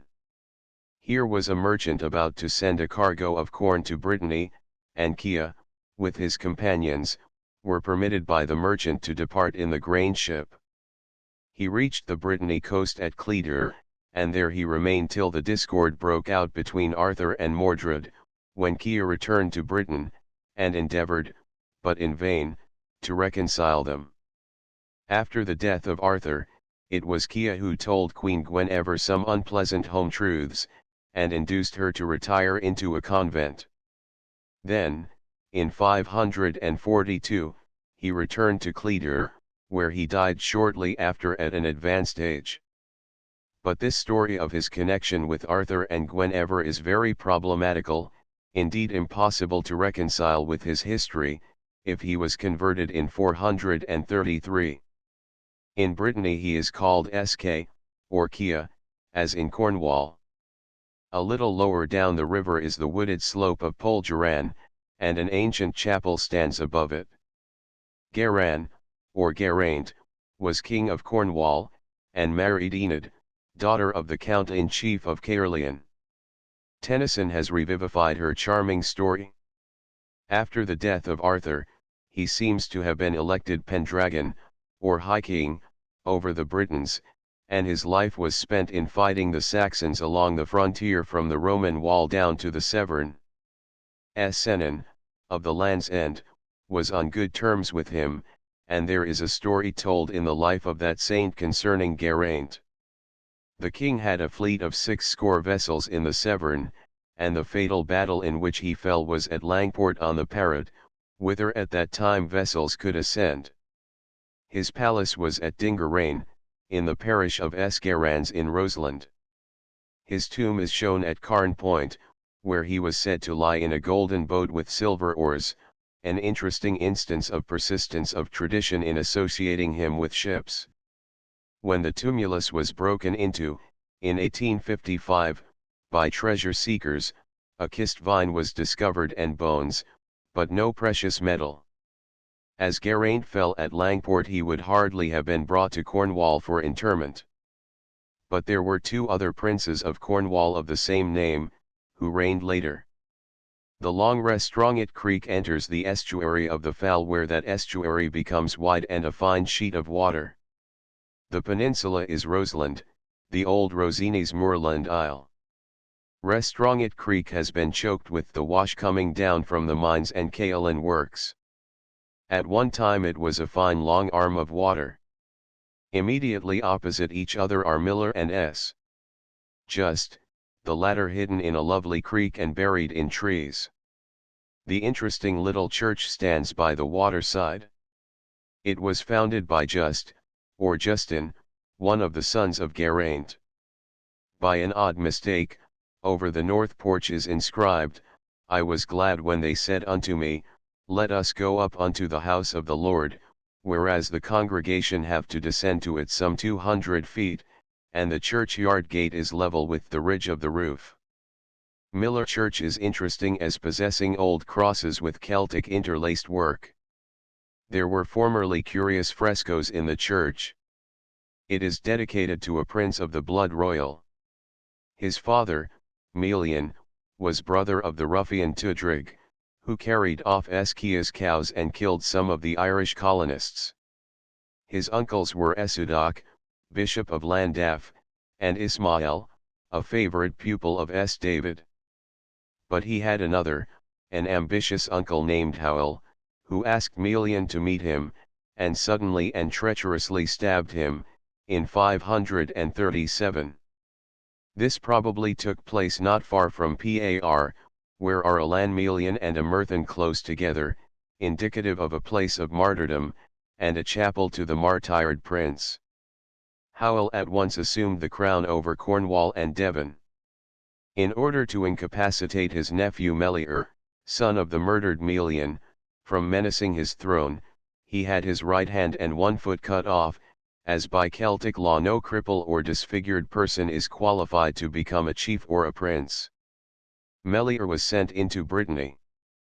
But there he became such an object of interest and sympathy, that Howell was afraid, and had him also secretly assassinated. The wonderful harbour of Falmouth now bursts on the view, almost closed between the jaws of Pendennis Point and S. Anthony's Head. A creek runs up to the right to Penryn, and on the left, another penetrates deep into Roseland. Falmouth is a modern place with a modern name. Anciently it was but a fishing hamlet Pennycamakeek, i.e. Penwycwmwick, the village at the head of the valley with another, Smidhick, hard by about a forge. But the Killigrews had a fine place and deer park at Erwinac. Leland, about 1520, who mentions every place worth notice, including every pratty and every poor fishing town, says nothing of Falmouth beyond it being a haven very notable and famous. Erwinac and the fortifications of Pendennis are noticed by Carew, but nothing is said of Falmouth. Camden, in 1607, mentions Penryn, Pendennis Castle, Esmawes Castle, and Erwinac, but says nothing of Falmouth. When, however, Sir Walter Raleigh put into Falmouth harbour on his way homewards from Guyana, he was entertained at the Great House, but his men could hardly find any accommodation, and he represented the matter to government, urging the importance of this splendid harbour. Sir John Killigrew went repeatedly to town on the matter, but was opposed by the Penryn interest. However, he obtained a license to build 4 houses on the spot. As the place rapidly increased beyond the license, in 1613 Sir John was disposed to further extend it, and build a town, but was interrupted in his attempt by Truro, Penryn, and Helston, which exerted all their influence to prevent it. Truro was jealous of the prosperity of Penryn, and was deadly opposed to the growth of a new town so near the entrance of the harbour, one which would have many advantages over itself in point of situation. In a petition to James I it was said that the erection of a town at Smidhick would tend to the impoverishment of the ancient coinage towns and market towns aforenamed, and therefore humbly prayed that Killigrew might be restrained in his undertaking. The king thereupon stopped the builders, and ordered his privy councillors to get information from the governor of Pendennis Castle relative to the projected town. The latter replied that the project was excellent, as such a place, being at the mouth of the Foul harbour, could at once and readily supply such ships as put in there, instead of forcing them to go up 2 miles to Penryn or 9 to Truro. The king then resolved on erecting a town at Smidhick, and Sir John Killigrew was encouraged to proceed. During the protectorship of Cromwell, although the Killigrews had been staunch royalists, yet Sir Peter succeeded in having the custom house removed from Penryn to Smidhick, and in 1652 in getting the place elevated to the position of market town. Smithwick continued to be the name until August 20, 1660, when, in consequence of an application from Sir Peter Killigrew, a proclamation was issued by Charles II, ordering that Smithwick, alias Pennycumquick, should forever after that day be called, named, and known by the name of Falmouth. In the following year a charter of incorporation was granted, and thenceforth the story of Falmouth is one of incessant quarrels between the corporation and the Killigrews, the former intent on jobbing for their private advantage, whereas the Killigrews were ambitious in every way to benefit and enlarge the town. The old mansion of Erwinac has almost disappeared. It has given its name to a street, and the Killigrews have also vanished. The last was killed in a tavern brawl at Penryn in 1687, and through females the property has passed to Eresy, to West, to Berkeley, and to Wodehouse, and is now owned by Lord Kimberley. What made Falmouth at one time a place of importance was that from it sailed the packets. At first they were a matter of contract between the General Post Office and the captains of the several boats, and this system continued till 1823, when the packets were placed under the orders of the Board of Admiralty. The transfer of the packets from the Post Office to the Admiralty at first excited much alarm among the inhabitants, and doubtless many of them suffered, owing to the decreased demand for ship's stores of all descriptions, as the sloops of war were provided by the government, but the change did not prove so disastrous as was expected, for many persons were drawn to live at the place, persons who belonged to the families of the commanders, and also because a greater number of men were employed. On the new system, packets were first stationed at Falmouth in or about the year 1688, when some were employed to sail to Corunna, and in 1705 they ran to the West Indies. In 1709 5 sailed to Lisbon, and the number gradually increased. In 1827 there were 39 packets employed. But all this came to an end in 1850, when the mails were sent from Southampton in place of Falmouth. The church was dedicated in 1663 to Charles the Martyr. It is a mean building, without architectural merit, and with a stumpy tower, vastly inferior to the other church dedicated to the royal martyr at Plymouth. Pendennis Castle, Pendennis, the castle on the head, is not a very striking feature. It was erected in the reign of Henry VIII, but it has been since somewhat extended. In 1644 Pendennis sheltered the unfortunate Henrietta Maria, when embarking for France. It was from hence that Erwinac House, esteemed the finest mansion in Cornwall, was fired, during the siege by the parliamentary troops, lest it should furnish them with shelter. John Arundel, of Trerris, commonly called Jack for the King, defended it for 6 months, he being in his 87th year, and only surrendered when starved out. From the ramparts a fine view is obtained of the Lizard Promontory, and of the terrible Monocles, on which the Mohegan was lost in October, 1898. Perhaps even more terrible was the wreck of the Dispatch, in January, 1809, when, 2 days before Sir John Moore's death, 3 officers and 72 non-commissioned officers and privates were lost on Lowland Point, and almost simultaneously the Primrose, with 120 officers and men and 6 passengers, was wrecked on the Monocles. About halfway across the mouth of the harbour is the Black Rock, exposed at low water, but covered when the tide rises. An eccentric Mr. Trefusis, of Trefusis, opposite Falmouth, one day invited his wife to boat with him to the Black Rock and picnic there. She incautiously accepted, and when he had landed her, he made his bow, and rowed away with, "Madam, we are mutually tired of each other, and you will agree with me that it were best to part." Fortunately a fishing smack picked her off just as the tide was flowing over it, and brought her back to Trefusis. "Be hanged to you rogues," said the husband. "I'd have given you a guinea each to let her drown, now you shan't have a shilling from me. Moss Castle commands the harbour entrance from the other side, as also that to Moss Creek. The long promontory, over 4 miles in length, that intervenes between the creek and the sea is Roseland. The neck of land dividing them is in 2 places very contracted. Roseland was a great harbour for smugglers, whose headquarters were at Porthscato. When employed in conveying their goods ashore in Garans Bay, they always had their scouts on the hills, and as the customs station was at Moss, no sooner did the preventive boat put forth, than notice was given, and the boats dispersed, so that by the time she came into the bay all was quiet.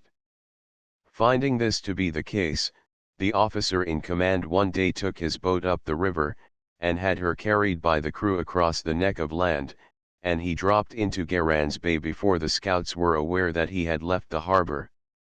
He secured a good prize, and struck a severe blow at the contraband trade.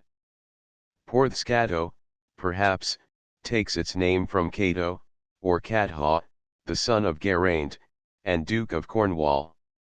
The whole of the district from Roseland to Grampound teems with reminiscences of the Cornish royal family. Land's Allows is a foundation of Salomon, or Selife, son of Geraint, and in Garans parish is a holy well of Non, mother of David, and sister to Selife's wife, Wen. Tregony Church is a foundation of Cubi, son of Selife, and grandson of Geraint. Fillet was founded by a son of Gildas, who was grandson of Geraint. Dingerain, the royal palace, is now represented by a mound, but hence hailed one of the early bishops of Cornwall, Kenstig, who submitted to Canterbury in or about 850. Moss was formerly a borough returning 2 members. It consists of a row of houses looking upon the creek. It takes its name from an Irish settler, who perhaps came with Ruan. He arrived with 2 disciples.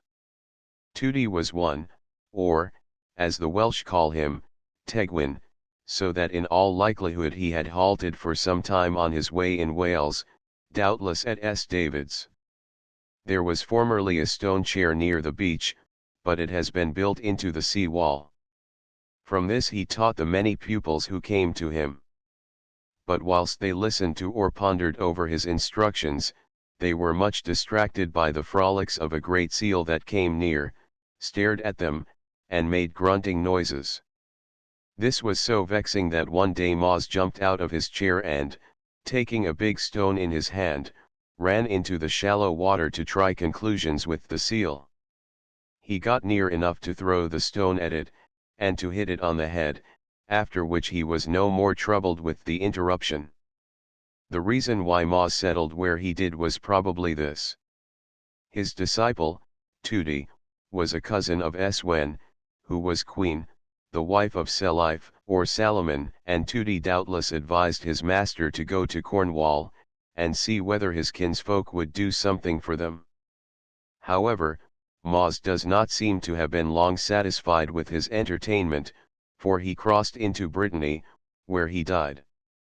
The holy well of Moss is immediately opposite the post office, and supplies the place with drinking water.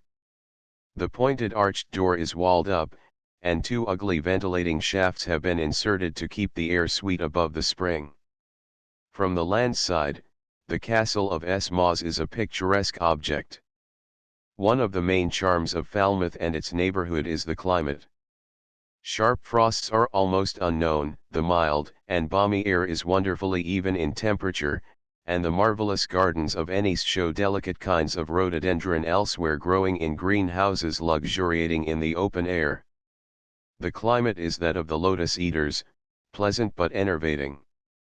Prowed on beds of amaranth and molly, how sweet, while warm airs lull us, blowing lowly, with half-dropped eyelids still, beneath a heaven dark and holy, to watch the long bright river drawing slowly his waters from the purple hill only to hear and see the far-off sparkling brine, only to hear were sweet, stretched out beneath the pine.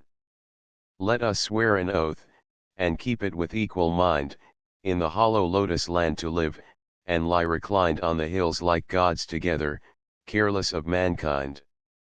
And there are good hotels at Falmouth where the lotus eaters may do this. Chapter 15. No wowie Mr. Austin Treefree the Sands Cliff Castles Castellandinas the Ganal S. Carantoc Newland Paranzabulo Church of Esperan History Roche S. Dennis Colum Major and Minor S. Agnes the Cornish Rotten Boroughs How they passed away from the Crown Mitchell the Town Hall Kid Hawkins Traris Lanern Church William Noy S. Morgan the educator of the early missionaries. New Quay is a very new place. It was projected by Mr. J.T. Austin Treefree, of Place House, Fowey, a very remarkable man, far in advance of his time, to whom not Fowey only, but Cornwall generally owes a debt of gratitude. His projects have been worked out since his death with complete success. In itself uninteresting to the last degree, it is the key to very fine coast scenery, and the air is bracing without being cold.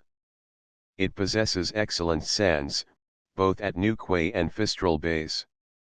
There is further a long tract of sand, 2¼ miles long, to the north of S. Colum Porth, the Tragurian beach. The rocks will interest the geologist as well as form a subject for the artist. The coast presents examples of several cliff castles, as at Kelsey, Trevelgue, and Griffith's Heads, and Redcliffe above Badrudhan, but the finest example of a castle is Castellandinas, near S. Colum Major. This fortress comprises about 6 acres of land, enclosed within 3 concentric rings of bank and moat, built up of earth and stone together, about a pyramidal hill.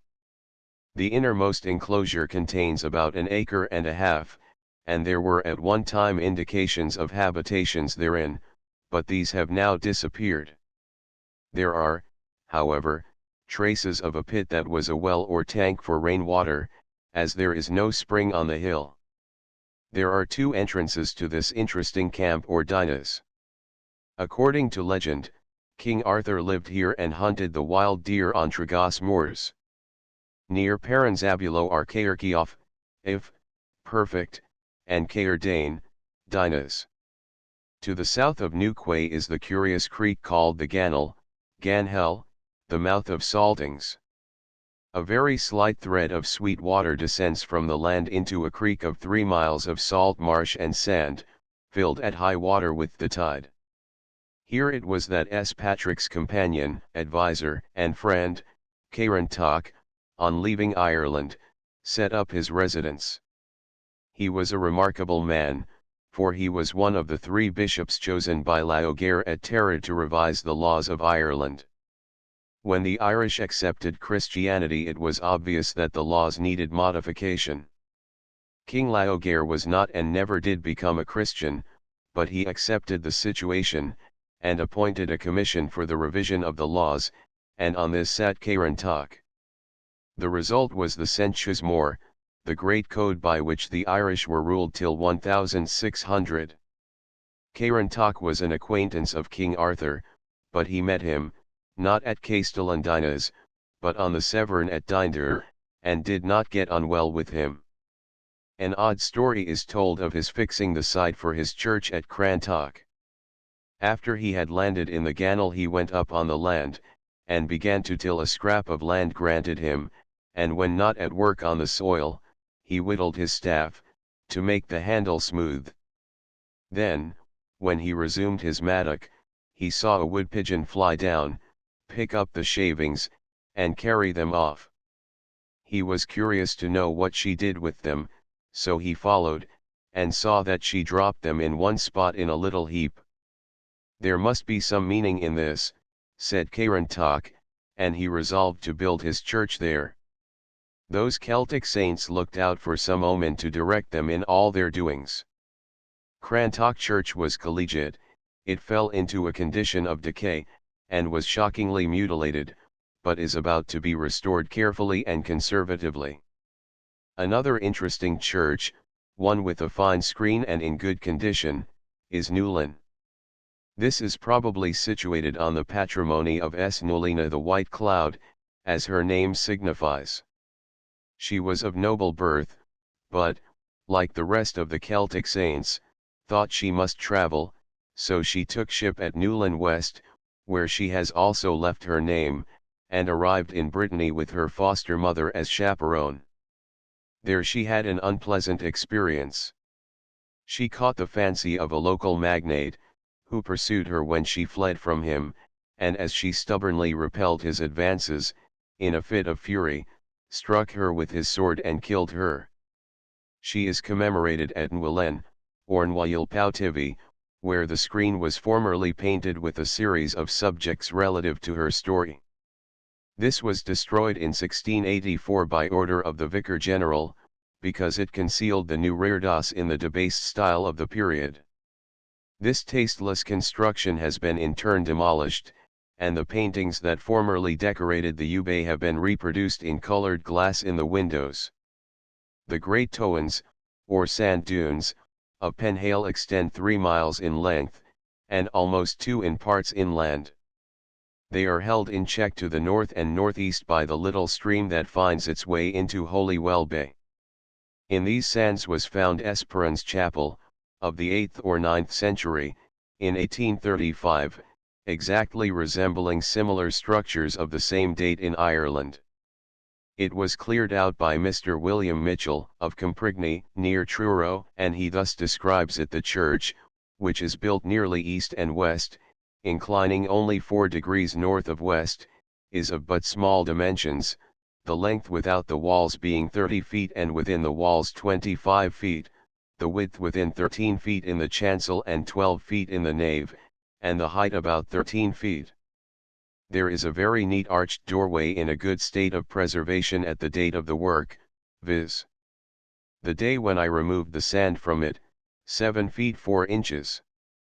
By 2 feet 4 inches, ornamented with Saxon tracery. This is inaccurate, no Saxon about it, the arch itself having on its keystone the head of a tiger, and the points of its curve, i.e. labeled terminations, the head of a man and that of a woman, rudely sculptured in stone, in the center of the nave on the south wall, and another doorway in the northeast corner, near the altar, of similar dimensions and style, if we may judge from the remains of its arch lying near it, and which may be assumed to be that intended for the priest himself, leading into the chancel.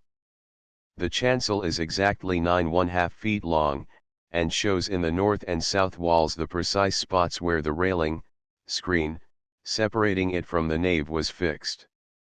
Attached to the eastern wall of the church is an altar nearly equidistant between the north and south walls, 5 feet 3 inches long by 2 feet 3 inches wide, and 4 feet high, built of stone and neatly plastered with lime.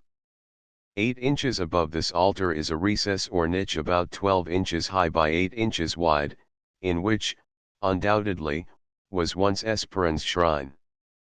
There is only one small aperture or window, 12 inches high by 10 inches wide, about 10 feet above the floor, in the south wall of the chancel. A stone seat, raised 14 inches above the level of the floor, and 12 inches wide, covered with lime plaster, runs all round the walls except the east and south walls of the chancel. The nave is exactly 15½ feet long, its floor, together with the floor of the chancel, being composed of lime and sand, apparently as perfect as when first laid down. Each door has 2 low steps to descend into the church. The church itself is plastered with beautiful white lime. The masonry of the entire building is of the rudest kind, and evidently of very remote antiquity. There is not the slightest attempt at regular courses, but the stones, consisting of granite, quartz, sandstone, porphyry, etc., appear to have been thrown together almost at random horizontally, perpendicularly, and at every angle of inclination, just as the hand, not the eye, of the workman happened to direct him. To render the church as perfect as when it was originally erected, nothing seemed wanting but its doors and roof. Not an atom of wood, except a piece of about 8 inches long by 2 inches wide, and an inch thick, was found within the walls. That there were many bodies interred both in the chancel and nave of the church is an unquestionable fact. Several skeletons have been found deposited about 2 feet below the floor. 3 were discovered with their feet lying under the altar, one of them of gigantic dimensions, measuring about 7 feet 6 in. Their heads, which appeared to be almost cemented together, lay between the knees of the skeleton deposited nearest to the south wall. On the southern and western sides of this venerable ruin is the ancient burying ground, strewed over tens of thousands of human bones and teeth as white as snow, and, strange as it may seem, the showers of sand which fall all around hardly ever remain on these melancholy relics of mortality. 20 Unhappily nothing was done to preserve this little church after it had been excavated from the sand. The 3 heads from the doorway were carried off for Truro Museum, visitors pulled out stones, boys tore down the walls, and now little more than a gable remains.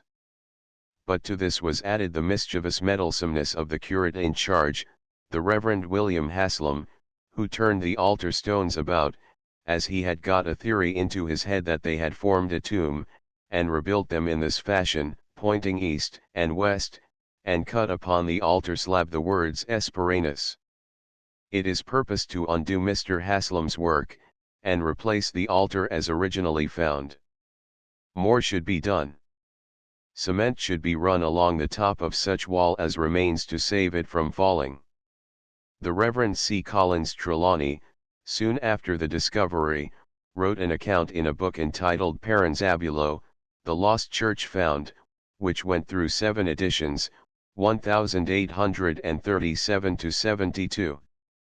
In 1844 Mr. Haslam published another book on the subject, and again another in 1888, From Death unto Life, in which he assumed to himself the credit of Mr. Mitchell's discovery. The church has not the extreme antiquity attributed to it.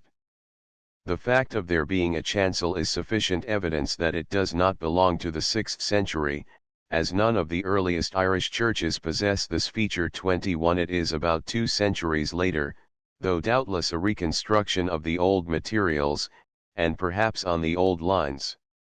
Judging from Irish examples, in one point only is Mr. Haslam more correct than Mr. Mitchell. He considered the niche over the altar to have been a walled-up window, and in this was right. The story of Esperan, or Kieran, as he is called in Ireland, is of sufficient interest to be given. He was born in Clear Island, in the county of Cork, the extreme south point of Ireland.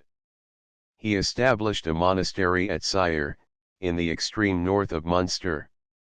The legend is that his first disciples were a boar, a fox, a badger, a wolf, and a doe.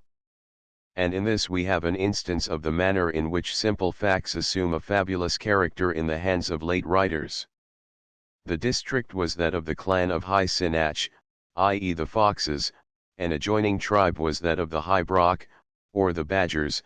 An Osorian disciple was regarded as Os, i.e. a doe, and his wolf was no other than one of the High Faelid, which has a double meaning of hospitable or wolfish. Another disciple was Estork, and the name means boar. Kieran, as his name is in Irish, invoked the assistance of his mother, Liadhain, and induced her to start a school for girls at Kellyon, not far from Sire. The arrangement was not happy, as at least one of his disciples carried on a lively flirtation with Liadhain's damsels. How Kieran placed Bariana the Slender with Liadhain, and how a chief ran away with her, and how Kieran got her back, shall be told when we come to Land's End. It was possibly on account of this unpleasantness that he withdrew to Cornwall, and brought with him both his nurse, Caca, and Bariana. But there were other reasons. Kieran belonged to the royal race of Ossory, and in his time Ossory was overrun by Kilcraid, who massacred all he could lay hands on of the royal race of the Oberch, to which Kieran belonged. Most of Kieran's clan migrated to the north of Ossory, where they maintained their independence till 642. It was not likely that Kieran cared to remain in the country under an usurper whose hands were steeped in the blood of his brethren. Clocraid tried to make terms with the saint, and his granddaughter was either put under his rule, or else voluntarily entrusted herself to him. But even if Clocraid invited Kieran to remain, he was but under King to Angus, King of Munster, and Kieran quarrelled with the latter and denounced him to death. In fact, Angus was killed in battle in 489. There was consequently very good reason why the saint should leave Ireland. Kieran's monastery at Syre was on a princely scale. Numerous were his cattle, there were 10 doors to the shed of his kine, and 10 stalls at every door, and 10 calves for every stall, and 10 cows with every calf. Moreover, there were 50 tame horses with Kieran for tilling and ploughing the ground. And this was his dinner every night, a little bit of barley bread and 2 roots, and water of a spring. Skins of fawns were his raiment, and a hair cloth over these. He always slept on a pillow of stone. Carantoc was his scribe, and some of the books written by Carantoc were long preserved at Syre.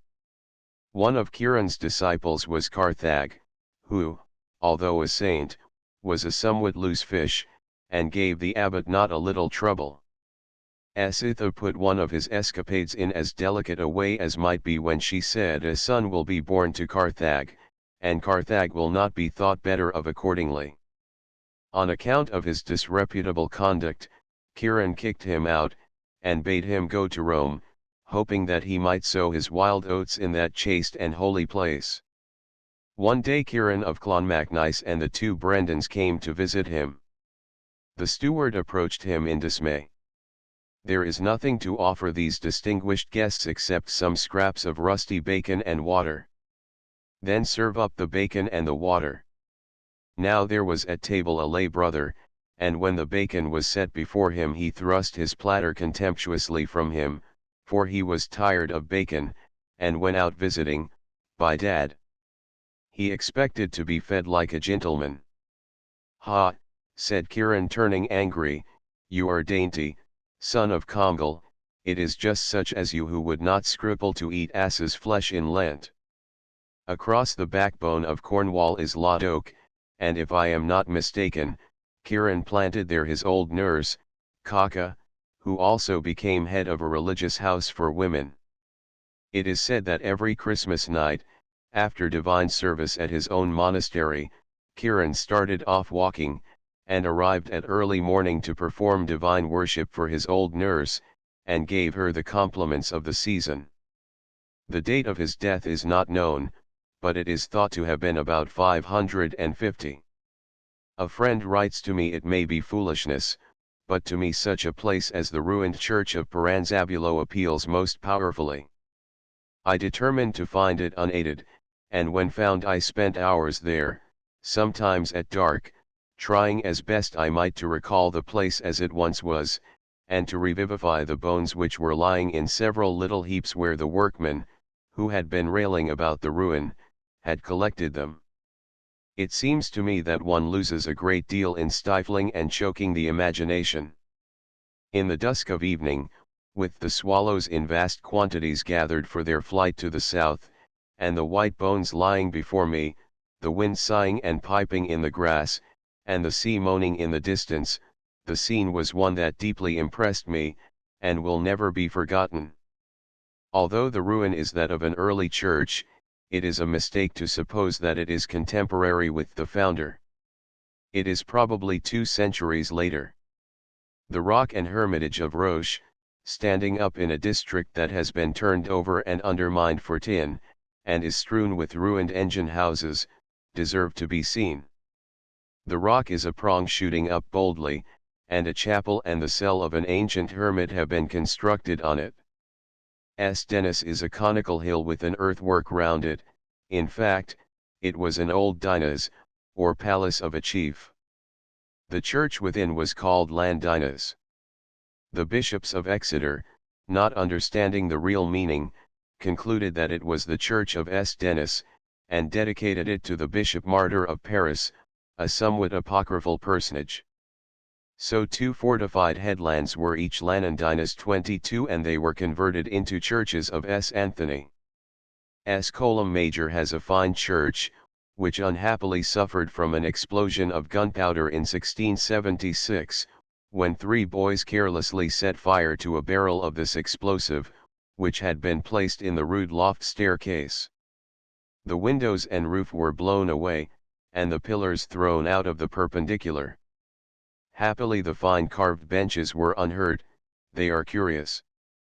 Apparently a traveling show of wild beasts passed through the town when they were being carved, and the workmen reproduced on them the strange beasts they saw. There is an interesting and picturesque old slated house at the entrance to the churchyard. The old custom of hurling is still observed at S. Colum on the feast, which is in November, and the silver ball is thrown in the marketplace. S. Colum minor bench ends, according to Halls, were of black oak, and bore the date 1525, and it had a fine rood screen with loft, a most curious and costly piece of workmanship, carved, and painted with gold, silver, vermilion, and bice, and is the masterpiece of art in those parts of that kind. This has all disappeared now. S. Agnes Head, pronounced S. Ans, presumably takes its name from Anne, the mother of the gods among the Irish Celts, and probably also among the Cymry. She gives her name to the 2 paps of Anna, in the county of Kerry. The parish was constituted late. There was no such parish at the time of the conquest, and the present church was built and consecrated in 1484. A story is told of a house in S. Agnes. When Wesley visited this part of Cornwall preaching, he was refused shelter elsewhere than in an ancient mansion that was unoccupied because haunted by ghosts. Wesley went to the house, and sat up reading by candlelight. At midnight he heard a noise in the hall, and on issuing from his room saw that a banquet was spread, and that richly apparelled ladies and gentlemen were about the board. Then one cavalier, with dark, piercing eyes and a pointed black beard, wearing a red feather in his cap, said, "We invite you to eat and to drink with us," and pointed to an empty chair. Wesley at once took the place indicated, but before he put in his mouth a bite of food or drank a drop, said, "It is my custom to ask a blessing, stand all." Then the spectres rose. Wesley began his accustomed grace, the name of God, high over all, when suddenly the room darkened, and all the apparitions vanished.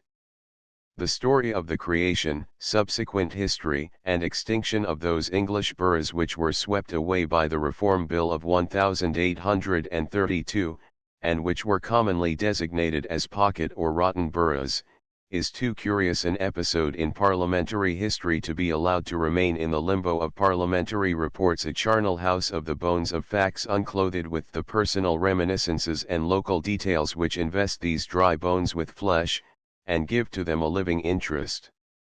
In a very few years there will not be a man alive who can recall the last election for them. Their story is this: they were creations of the Crown when its tenure of power was insecure, and the object aimed at was to pack the House of Commons with members who were mere creatures of the Crown. The shock of the Reformation had upset men's minds. What had been held sacred for ages was sacred no longer, and the men who had been encouraged to profane the altar were ready enough to turn their hands against the throne. The revolt of the Parliament under Charles I was long in brewing, its possibility was seen, and the creation of pocket boroughs was devised as an expedient to prevent it. In order that the Crown might have a strong body of obedient henchmen in the House, a number of villages or mere insignificant hamlets were accorded the franchise. Villages and hamlets on land belonging to the Duchy of Cornwall that went with the royal family as an appanage of the Prince of Wales, or were under the control of pliant courtiers. As the country was in a ferment of religious passion, many, if not most, of these new boroughs were specially chosen because far removed from ecclesiastical influence, either because they lay at the junction of several parishes, or because they were places remote from churches. In Cornwall in the reign of Edward VI, 8 petty places were given the privilege of returning 2 members apiece. These were Bossiney, a mound in a field, with a farmhouse adjoining, West Louay, Grampound, Penryn, Newport, Camelford, and Mitchell. Queen Mary followed by raising S. Ives to the position of a borough. Elizabeth proceeded to confer the same privileges on S. Germans, S. Maws, Tregony, East Louay, Fowey, and Callington. Those called into existence by Edward were all under duchy influence with the exception of Mitchell, the meanest hamlet within or without Cornwall, which was under the control of the Arundels of Lanerne. 4 of the new boroughs had been places belonging to monastic establishments, but since the suppression of the religious houses they had passed under the domination of the Crown.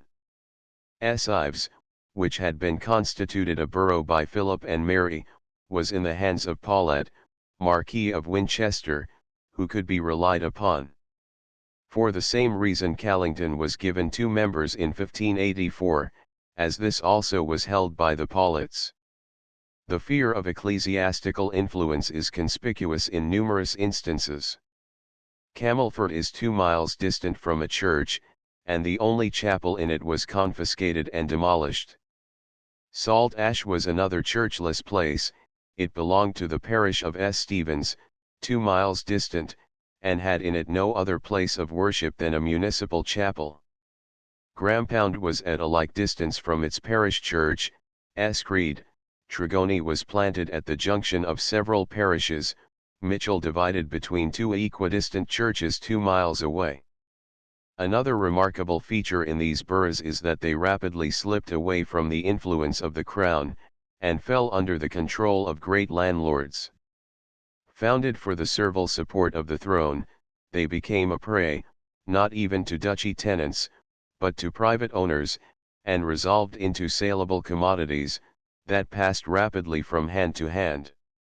In 1783 it was noticed that 7 peers directed or influenced the return of 20 members, 11 commoners controlled the election of 21, and the people one only, that of S. Ives. It was a recognized thing that the man who held 6 boroughs in his hand, that is to say, who could return 12 members to support the ministry, could demand and obtain a peerage. Even a foreign Jew who, at a pinch, could assist the ministry by means of 3 boroughs which he had bought, could exact a baronetage in part payment. Cornwall returned 40 members, as many, excepting 1, as the entire kingdom of Scotland, more by 2 than Durham, Northumberland, and Yorkshire together, and along with Wiltshire, where was another nest of pocket boroughs, more than Yorkshire, Lancashire, Middlesex, Warwick, Worcester, and Somersetshire. Another interesting feature in the pocket boroughs was the various methods of voting. In some it was close and secret, in others open and democratic. In some the electors were nominated by the patron, in others they maintained a measure of independence, and disposed of their votes to the highest bidder. One of the most notorious of the rotten boroughs was Mitchell, Mody's Hole, or, as it was sometimes called in error, S. Michael. It is a wretched hamlet on a bleak portion of the great backbone of Cornwall, exposed to every blast from the Atlantic, without trade, without manufacture, almost without agriculture, so poor and unremunerative is the soil. It owed its origin solely to the fact that it was a convenient center for the distribution of contraband goods that had been run ashore in the bays between Crantock and Newquay. When raised into a borough it existed, without thriving, on the 2 demoralizing businesses of smuggling and elections. In parliamentary lists it figures as S. Michael's, but the Archangel has never had anything to do with it, never had even a chapel there. The place belongs in part to the parish of S. Inoder, in part to that of S. Newlyn. The name of Mitchell given it was surely given in satire, for in Cornish this word signifies greatness. The place consists at present of 19 houses. At the time of its disfranchisement it had 180 inhabitants, but only 3 of these were qualified to vote, whose names were Retalack, Vincent, and Parker, and these three returned the two last members who sat for Mitchell. A few sycamore and ash and thorn trees brave the gales that sweep the desolate slope on which the old borough stands. It has a handsome old inn with granite porch, some quaint old houses, one with the date 1683 on the parvis, and a diminutive town hall. Whether the borough ever had a seal is uncertain, no impressions are known to exist. The town hall has gone through a series of uses since the place ceased to be a borough. For a while after 1832 it was a dame's school, then was converted into a Wesleyan chapel, then into one of the Church of England, next into a manure store, then into a carpenter's shop, and now it is a beer brewery, in a hamlet made up almost wholly of total abstainers. The place, as already said, consists of 19 houses. There is not a shop there.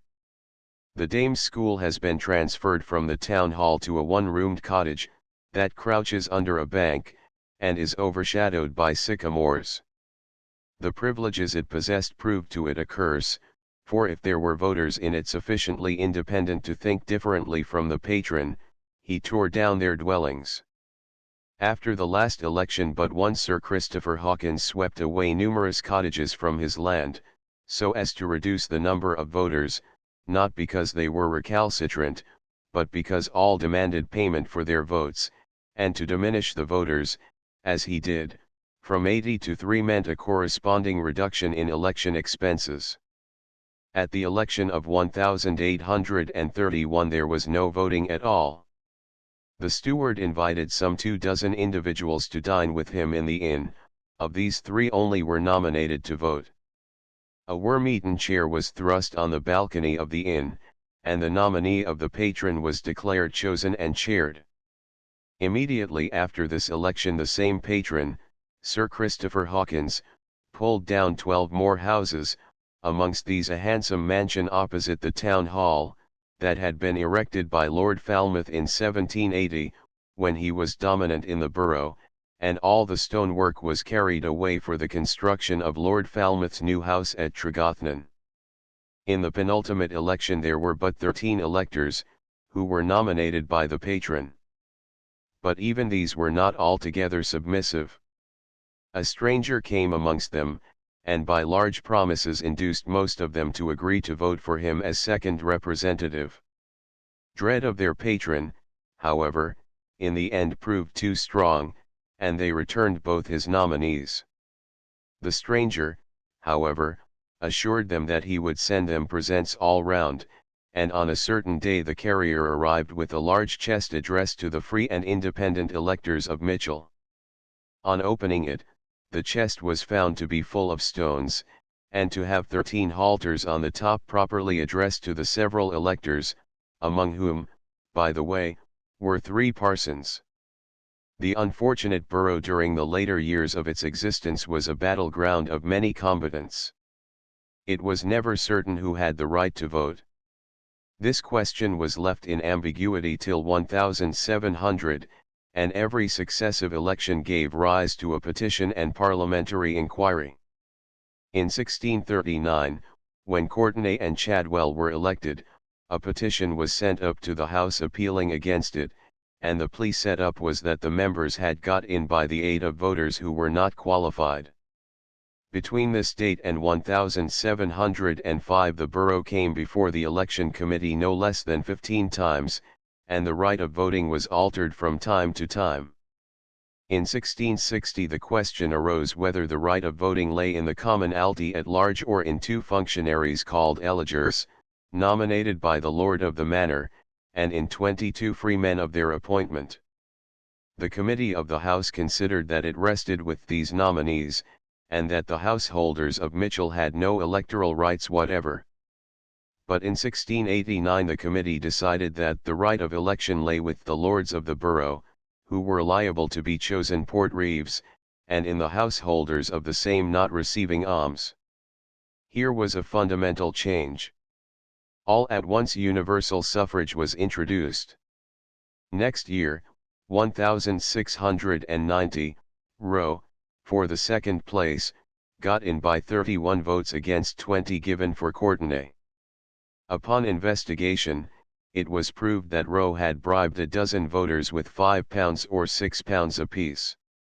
In 1695 another election took place, when 4 members were returned, 2 by a deputy portreeve, and 2 by the actual portreeve, a certain Timothy Gully, who was an outlaw, and lived in Whitefriars.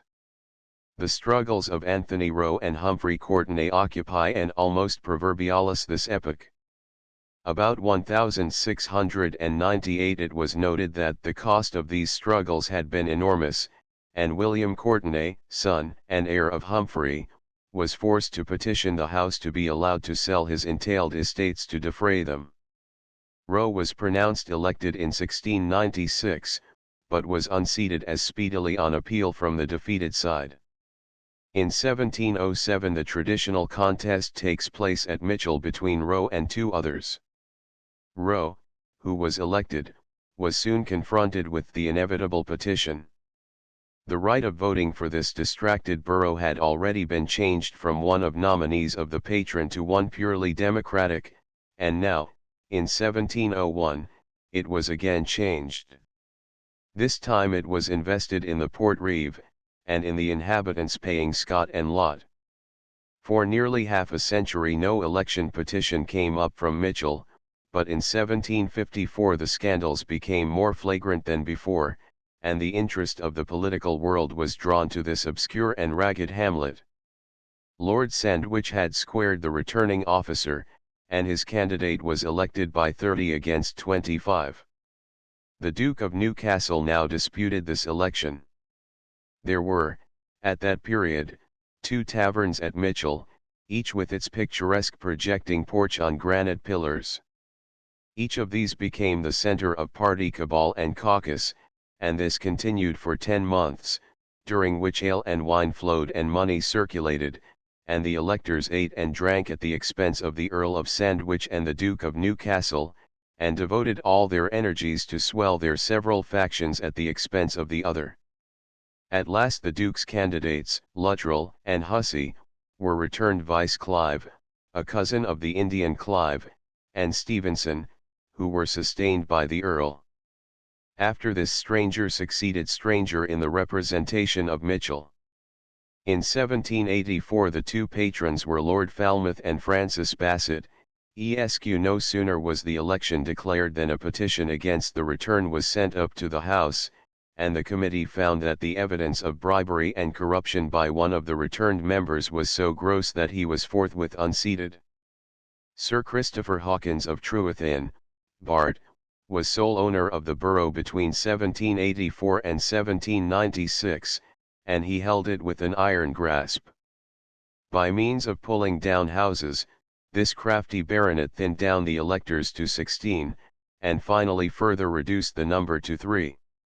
Sir Christopher held Grampound and Tregony as well in his fist, and had runners at his several boroughs to keep him informed how election proceedings went on in each place. His high-handed proceedings and his closeness in everything not connected with elections made him vastly unpopular. One morning a paper was found affixed to the gates of Truith Inn. A large house, and no cheer, a large park, and no deer, a large cellar, and no beer. Sir Christopher Hawkins lives here. Sir Kit died in 1829, unmarried, when the title became extinct, but his memory continues green, if not sweet, in the minds of Cornishmen of the parts where he ruled. In 1806 one of the representatives of the borough was Arthur Wellesley, the subsequent Duke of Wellington.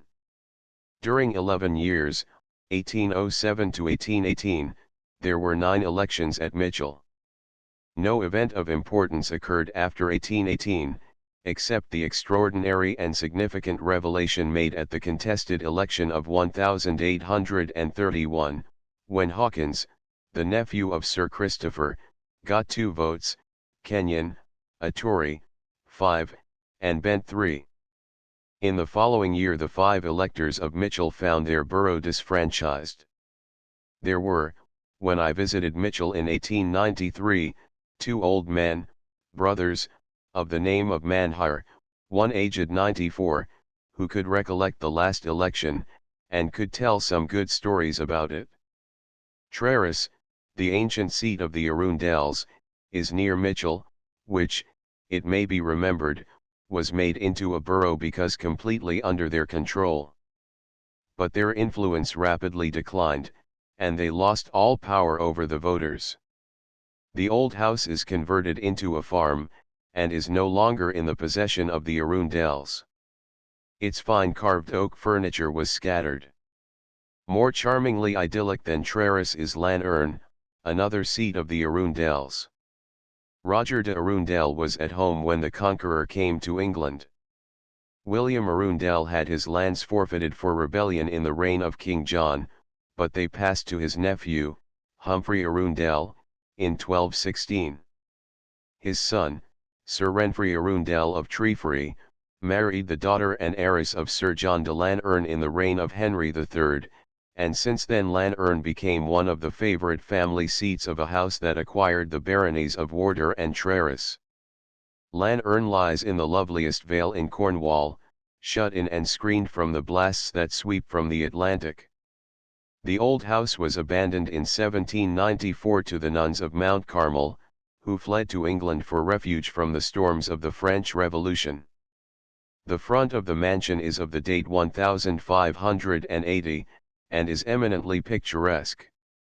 A modern range of buildings has been added for the accommodation of the nuns, but it is not unsightly. The lovely pinnacled tower of the Church of S. Moggen rises beside the ancient mansion, at a considerably lower level, and the interior is rich with sculptured oak, and with monuments of the Arundels. Alas! The mighty family that once dominated in Cornwall, second in power only to the princes of Wales, royal dukes of that duchy, is now represented in Cornwall by empty mansions, alienated to other holders, and by tombs.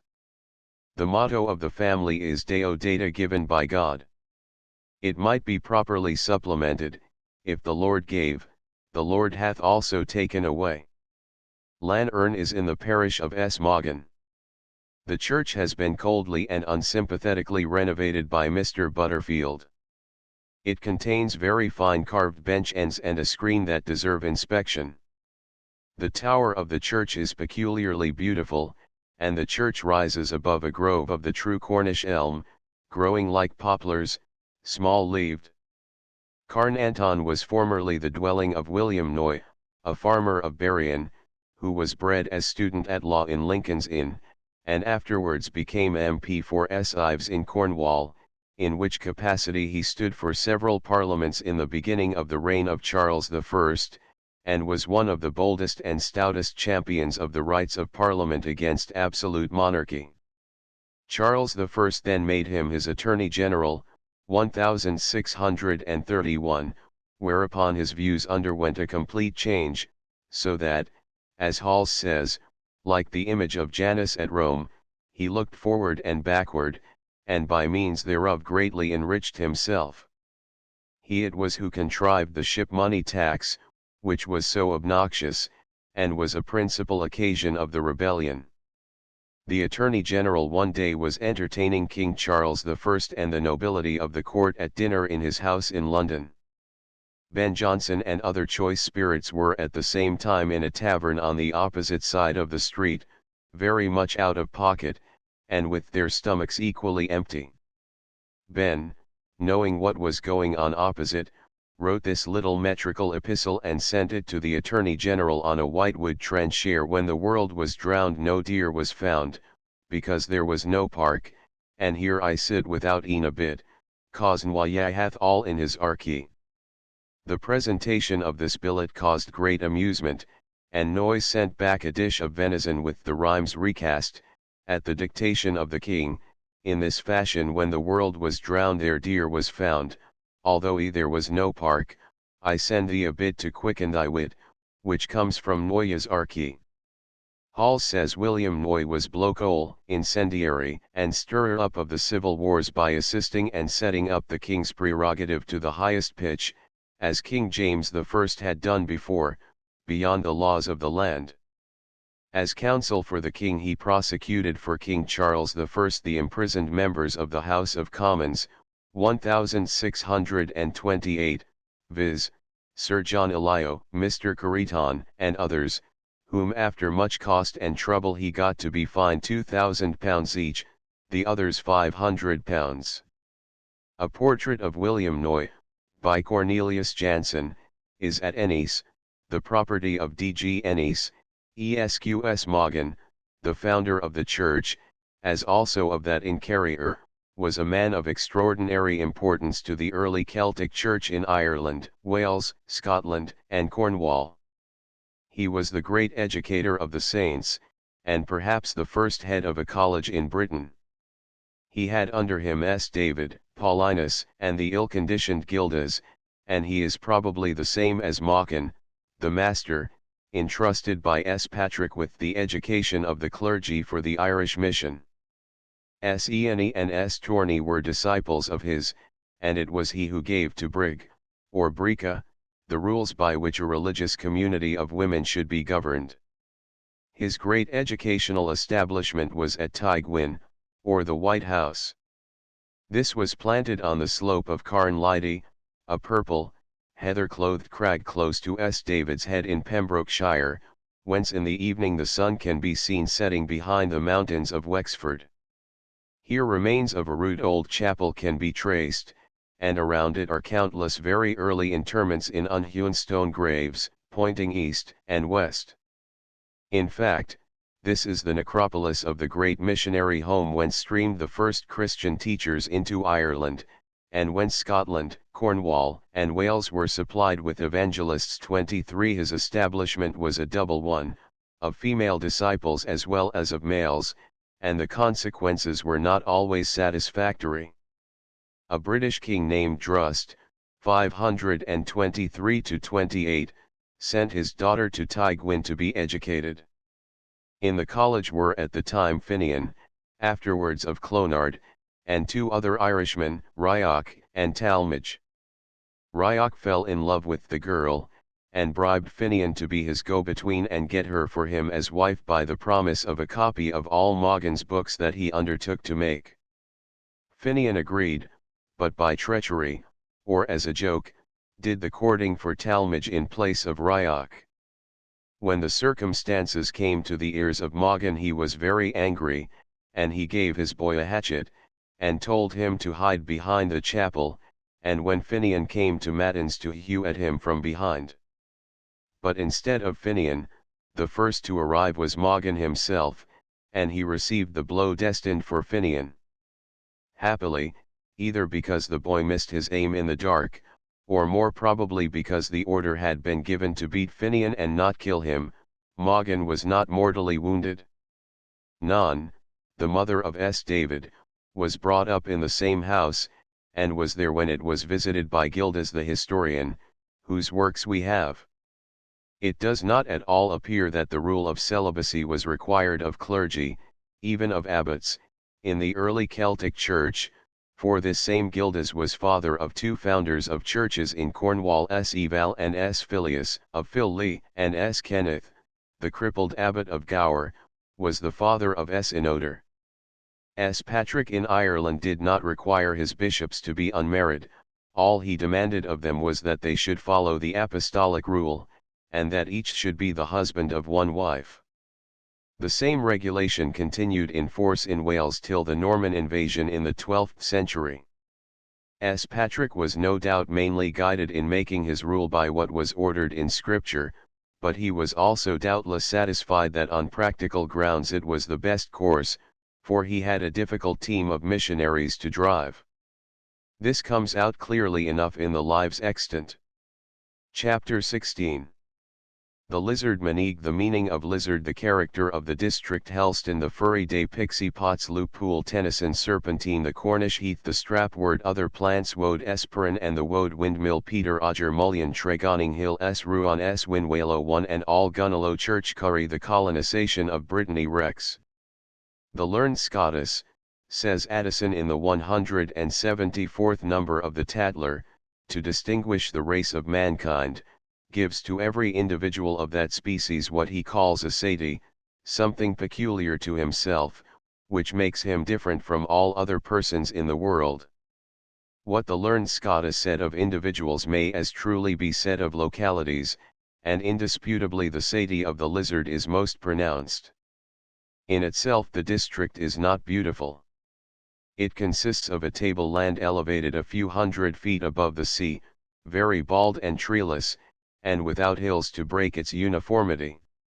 The lizard properly it is not the lizard at all, but Manig, i.e. the land of the Meenachau, the monks. Lizard lis arth, the high-placed or lofty lis, court, applies merely to the head and point where stands now Lizard Town, and where was formerly the enclosed court of a prince of the district, or perhaps that of the Irish monks, who occupied the region and appropriated it. It is almost an island, for the Helford River runs up to Gweek, 5 miles from the Helston River, that opens into Liverpool. Helston is not a particularly interesting place in itself. It consists of a long street leading to the old Bowling Green, which is preserved, and stands above the ravine of the Cober, Gale Cobhair, Foam, where is an archway to William Millet Grills, designed for execution in sugar candy and executed in granite. What makes Helston interesting is the annual observance of the Furry Day, on May 8. It has been often described. The morning is ushered in by a peal of bells from the church tower, and at about 9 o'clock the people assemble and demand their prescriptive holiday. They then collect donations, and repair to the fields to bring home the May. About noon they return, carrying flowers and branches, and a procession of dancing couples is formed at the town hall, and this proceeds down the town, dancing in at the front door of every house and out at the back, and so along their way, with a band preceding them, performing the traditional furry dance tune, which is not of any remarkable age, being a hornpipe. The dancers first trip in couples, hand in hand, during the first part of the tune, forming a string of from 30 to 40 couples, or perhaps more. At the second part of the tune the first gentleman turns, with both hands, the lady behind him, and her partner turns in like manner as the first lady, then each gentleman turns his own partner, and they trip on as before. The other couples pair and turn in the same way and at the same time. It is considered a slight to pass a house and not to dance through it. Finally the train enters the assembly room, and there resolves itself into an ordinary waltz. As soon as the first party has finished another goes through the same evolutions, and then another, and so on, and it is not till late at night that the town returns to its peaceful propriety. The dancers on the first day are the gentlemen and ladies. The servants go through the same proceedings on the morrow. I have given both the song and tune in my Songs of the West. A few years ago the celebration was discontinued, but this provoked such dissatisfaction that it was revived with fresh zest. The visitor to Helston may see an occasional pixie pot on a roof ridge of an old house. This is a bulbous ornament, on which the pixies are supposed to dance, and in dancing drop luck on the house below. Liverpool is the largest lake in Cornwall, the only other is Dosmere. It is a beautiful sheet of fresh water cut off from the sea by a pebble ridge, which it was wont to overflow, but a culvert has been bored through the rocks to enable the Cober to discharge without, as formerly, rising and inundating the land below Helston. It is really marvelous to see how the mesembryanthemum flourishes here, throwing up masses of pink and white blossom. In the neighborhood it is fondly dreamed that this was the tarn into which Arthur had Excalibur cast. On one side lay the ocean, and on one lay a great water after the sword had been cast in. Hither Arthur was carried by Sir Bedivere. To left and right the bare black cliff clanged round him, as he based his feet on juts of slippery crag, that rang sharp smitten with the dint of armed heels, and on a sudden, lo, the level lake, and the long glories of the winter moon. Hither came the dusky barge that was to bear Arthur away to the Isles of the Blessed. This is very pretty, the lake, the black serpentine rocks agree well enough, but how was the ferry barge to get over the pebble ridge? Mr. Rogers had not then cut the culvert. No doubt it was brimming, but it must have been risky over the bar. I do not believe a word of it.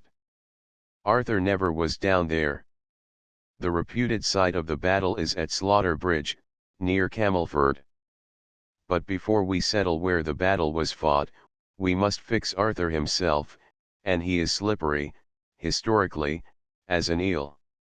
What makes the Lizard district interesting is in the first place the serpentine rock that forms it, and then the plants which luxuriate on the serpentine.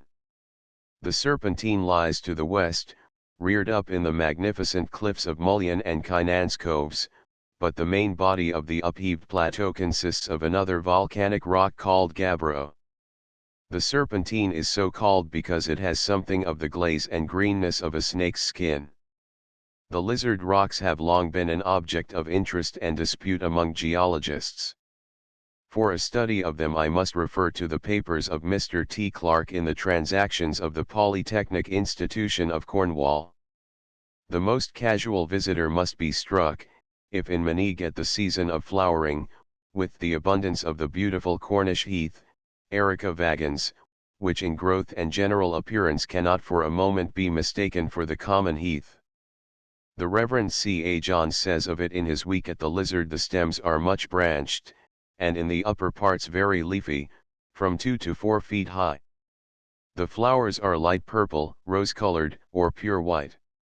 In the purple variety the anthers are dark purple, in the white, bright red, and in all cases they form a ring outside the corolla until they have shed their pollen, when they droop to the sides. On the Gunhilly Downs in Cornwall these varieties of heath grow together in the greatest profusion, covering many hundreds of acres, and almost excluding the two species so common elsewhere. It flowers from July to September. Another heath found there and near Truro is the Erica ciliaris, with bright purple flowers of oblong form. It is by far the most beautiful of our English heaths. The flowers are half an inch in length, growing down the upper part of the stem, and the leaves are delicately fringed with hairs. It has a somewhat glutinous feel. It is rare except in Cornwall. A rare plant, and pretty withal, is the strapwort, Corygula literalis, trailing among the shingle on the bar of Loopool. It has minute white flowers and glaucous leaves. The plant has a curious habit of shifting its quarters almost every year from one part of the shore to another.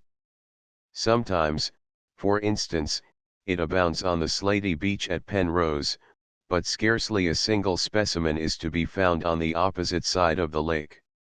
Next year, perhaps, it grows in profusion on the eastern beaches, but has disappeared from its former station.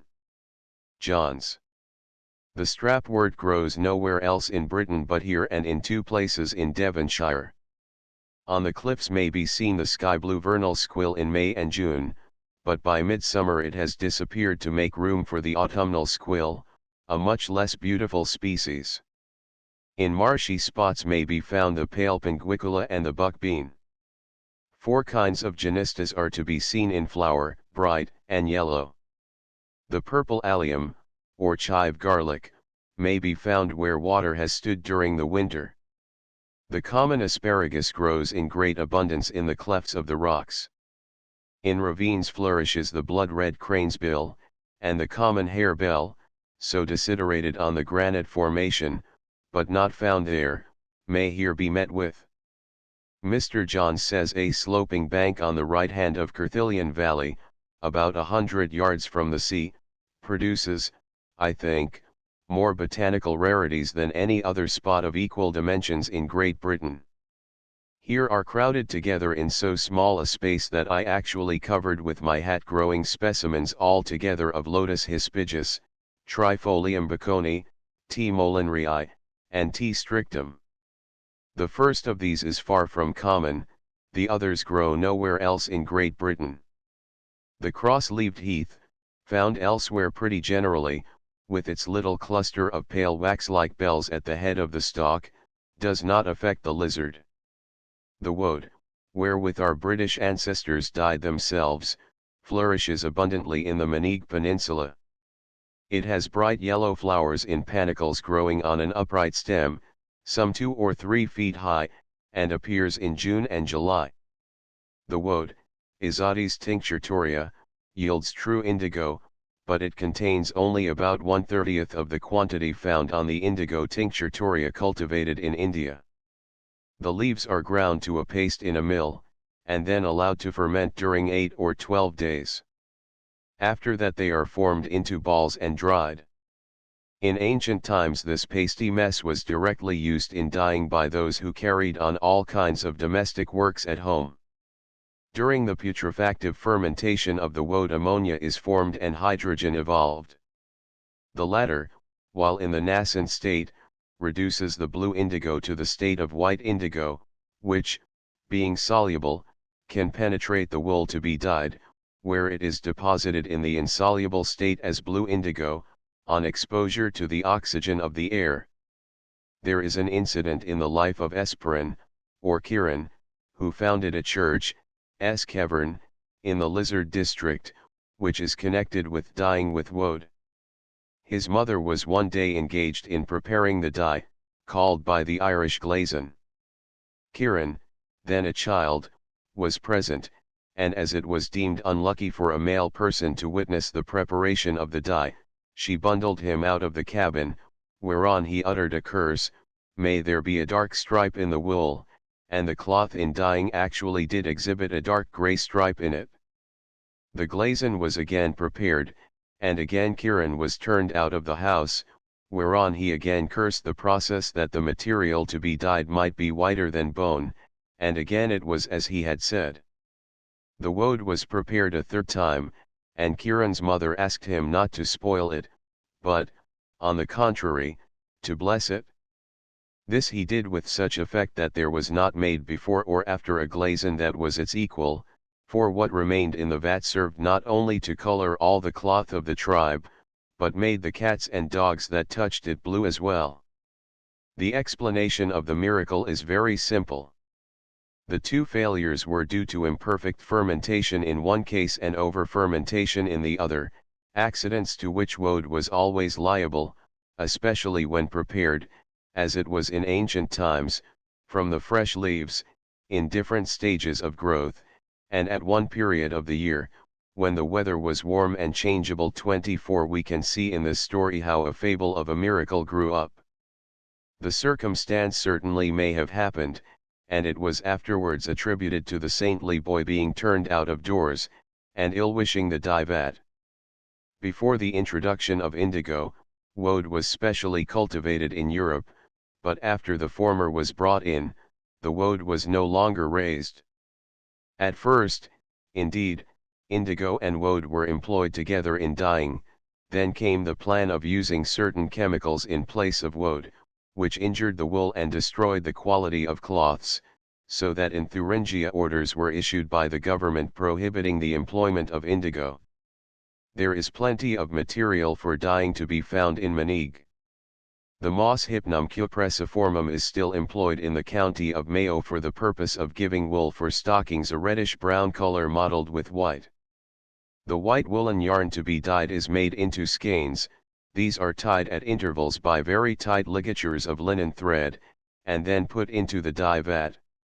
The binds prevent the dye from penetrating into that portion of the wool compressed by them, and these portions remain pure white, whereas the rest comes out a rich orange-brown color.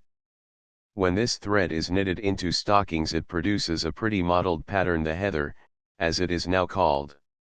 And in all probability the speckled garments to which old King Bricken owed his name were thus produced. Bedstraw and madder again yield yellow and red, and alder and bogbean a fine black. So the lizard, when other trades fail, can go in for dyeing. There is a single windmill in the district. The story goes that at one time it was rumored that a second was about to be constructed. The miller was concerned. He went to see the man who entertained the scheme. I say, mate, be you goin' to set up another windmill? I reckon I be, you don't object? There's room for more nor one. Oh, room enough. But there mayn't be wind enough to serve us both. An old chap named Peter Odger lived near Mullion. He was somewhat given to the bottle. One day he went with a cart and horse along the road, and took a keg of cider with him. The day was hot, the cider got into his head, and he fell asleep. Some boys found the horse standing in the road feeding. They took the brute out and drove it away. An hour later Peter awoke, rubbed his eyes, and sat up. Well, if I were, said he. Be I Peter Odger or be I not? 'Tes contrary anyway. If I be Peter Odger, I've lost an 'orse, if I bain't, why I've gained a cart. Peter and his wife did not get on very soon together. At last Peter could endure domestic broils no longer, so one day he took every penny he had, and started for the United States. He shipped from Liverpool. As the vessel neared the Newfoundland coast it got into the cold current setting down from the north, and an iceberg hove in sight. This was too much for Peter. I likes warmth, said he, and the only warmth I don't like is when my wife gives it me. I reckon I'll go home. So he covenanted to work his passage back, and by some means or other he did not surrender his ticket for the passage across. Without landing in America, Peter returned in the vessel in which he had gone out, and with his ticket in his pocket. He walked quietly into his cottage, and put the ticket up on the mantel shelf. "There, old woman," said he, "I been and got your ticket for the other world. It cost a sight o' money, but I don't grudge it." Mrs. Odger in the meanwhile had been hard put to it, with no money in the house, and had led a hand-to-mouth existence, mainly on charity. She did not like it. She was glad to see Peter back. "You been a long time away," she said.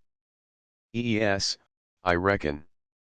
I just tripped over to see that all were ready for you in the other world.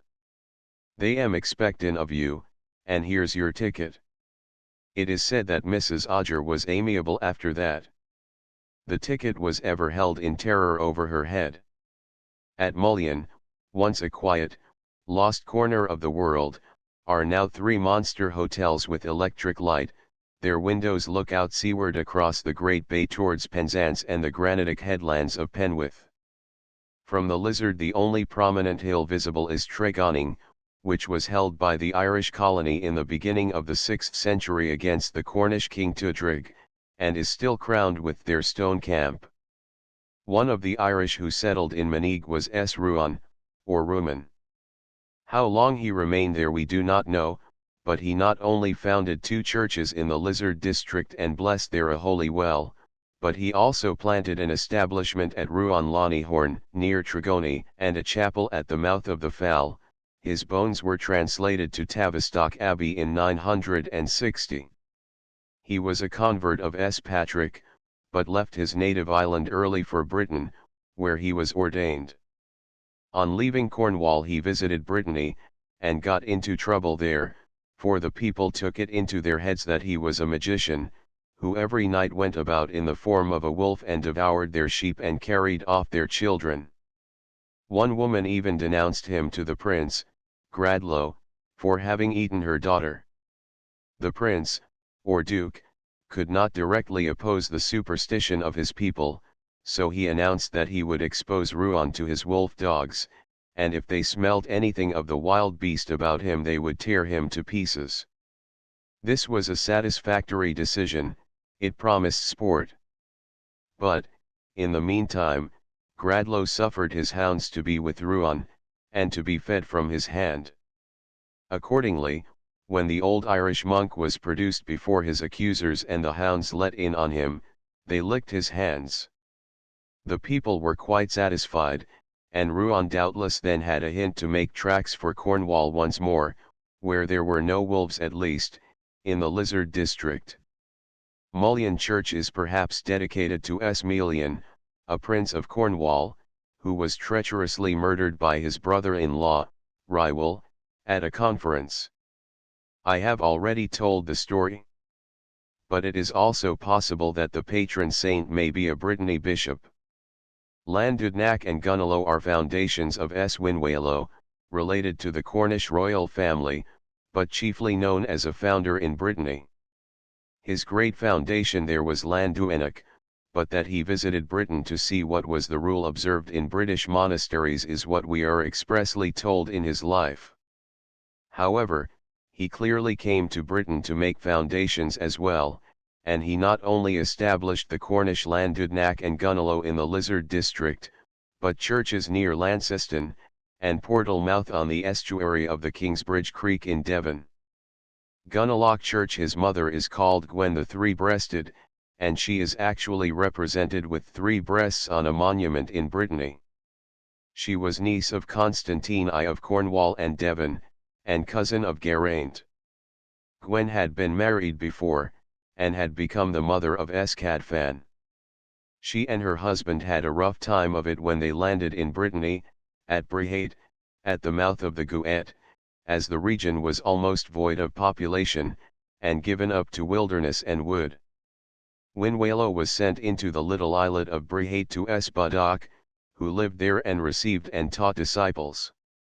It is interesting to know that the circular huts, or foundations of the huts, of his monastery still exist there, as well as the cemetery, and the abbot's beehive habitation is kept in repair as a landmark for fishermen. When Wynwalo came to man's estate, he resolved on founding a monastery of his own. He gathered together a certain number of disciples, 13 in all, and they settled on a bleak island off the western coast, and remained there for 3 years. On this islet was a rocky hill, whereon S. Wynwalo sat and taught, and far away to the east, as he taught, he saw the green forests and the smiling pastures of the mainland golden with buttercups, and there rose the smoke from the hearths of the inhabitants. Now when the 3 years were ended, one day there came an extraordinary ebb tide. And when the saint saw that there was a way dry, or almost dry, to the land, "Arise," said he, "in God's name let us go over," and he bade his disciples follow him. "But," said he, "let none go alone, let one hold my hand, and with his other hand hold his brother's, and so let us advance in chain, and we shall peradventure be able to reach the land before the tide turns and overwhelms all. Let us hold together, that the strong may support the weak, and that if one falls the others may lift him up." Now when Wynwalo said this, he spoke like a true Cornishman, and it shows that the great Cornish principle of one and all was seated in his heart all those centuries ago, in fact, in the 6th century.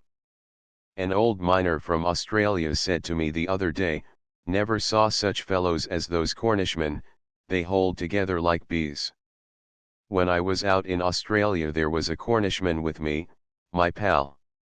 One day someone said to us, "There is a Cornishman from Penzance just landed at Melbourne." "Where's his diggings?" asked my pal. "Oh, he is gone up country to I forget the name of the mine." Will you believe it, off went my pal walking, I can't tell you how far, and was away several days from his work, gone off to see that newly arrived chap, didn't know his name even, but he was a Cornishman, and that was enough to draw him. Sir Redvers Buller told me a story. He was on his way with a regiment of soldiers to Canada.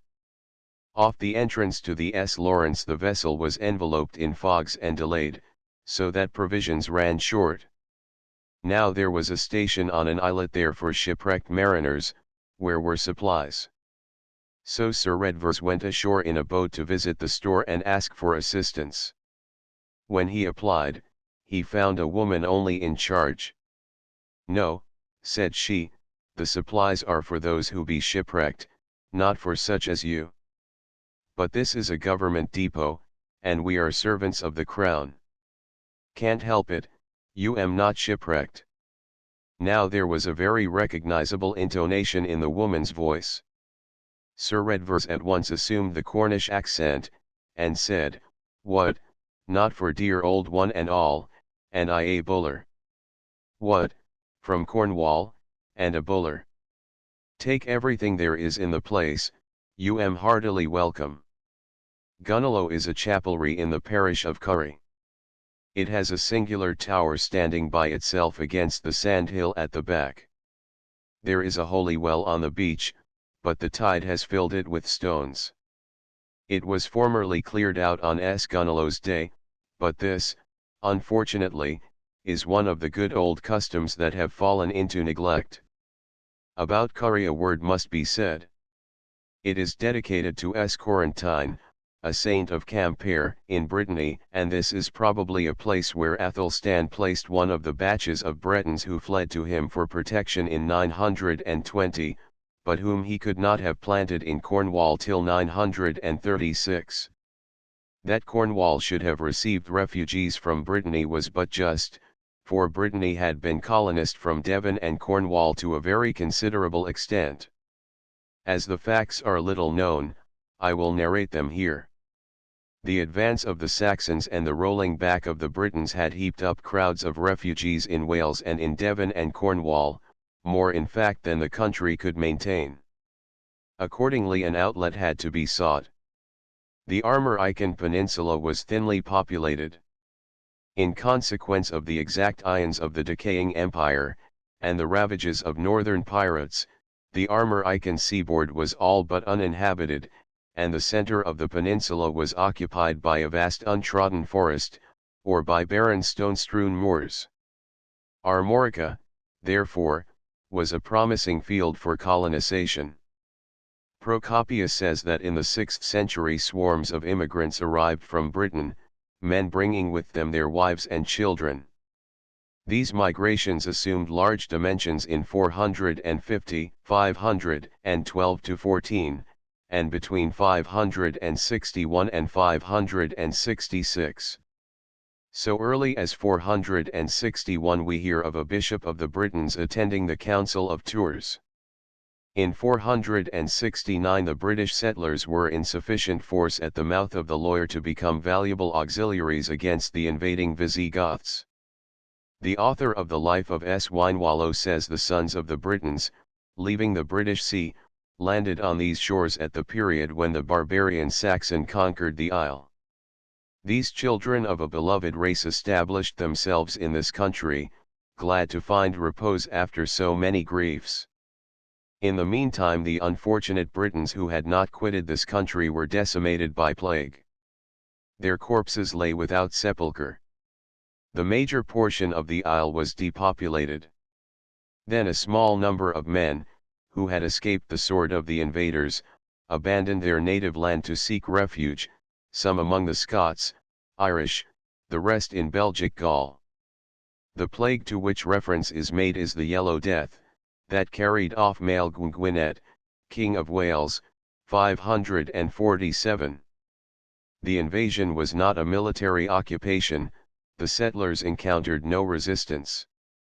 Every account we have represents them as landing in a country that was denuded of its population, except in the district of Van and on the Loire.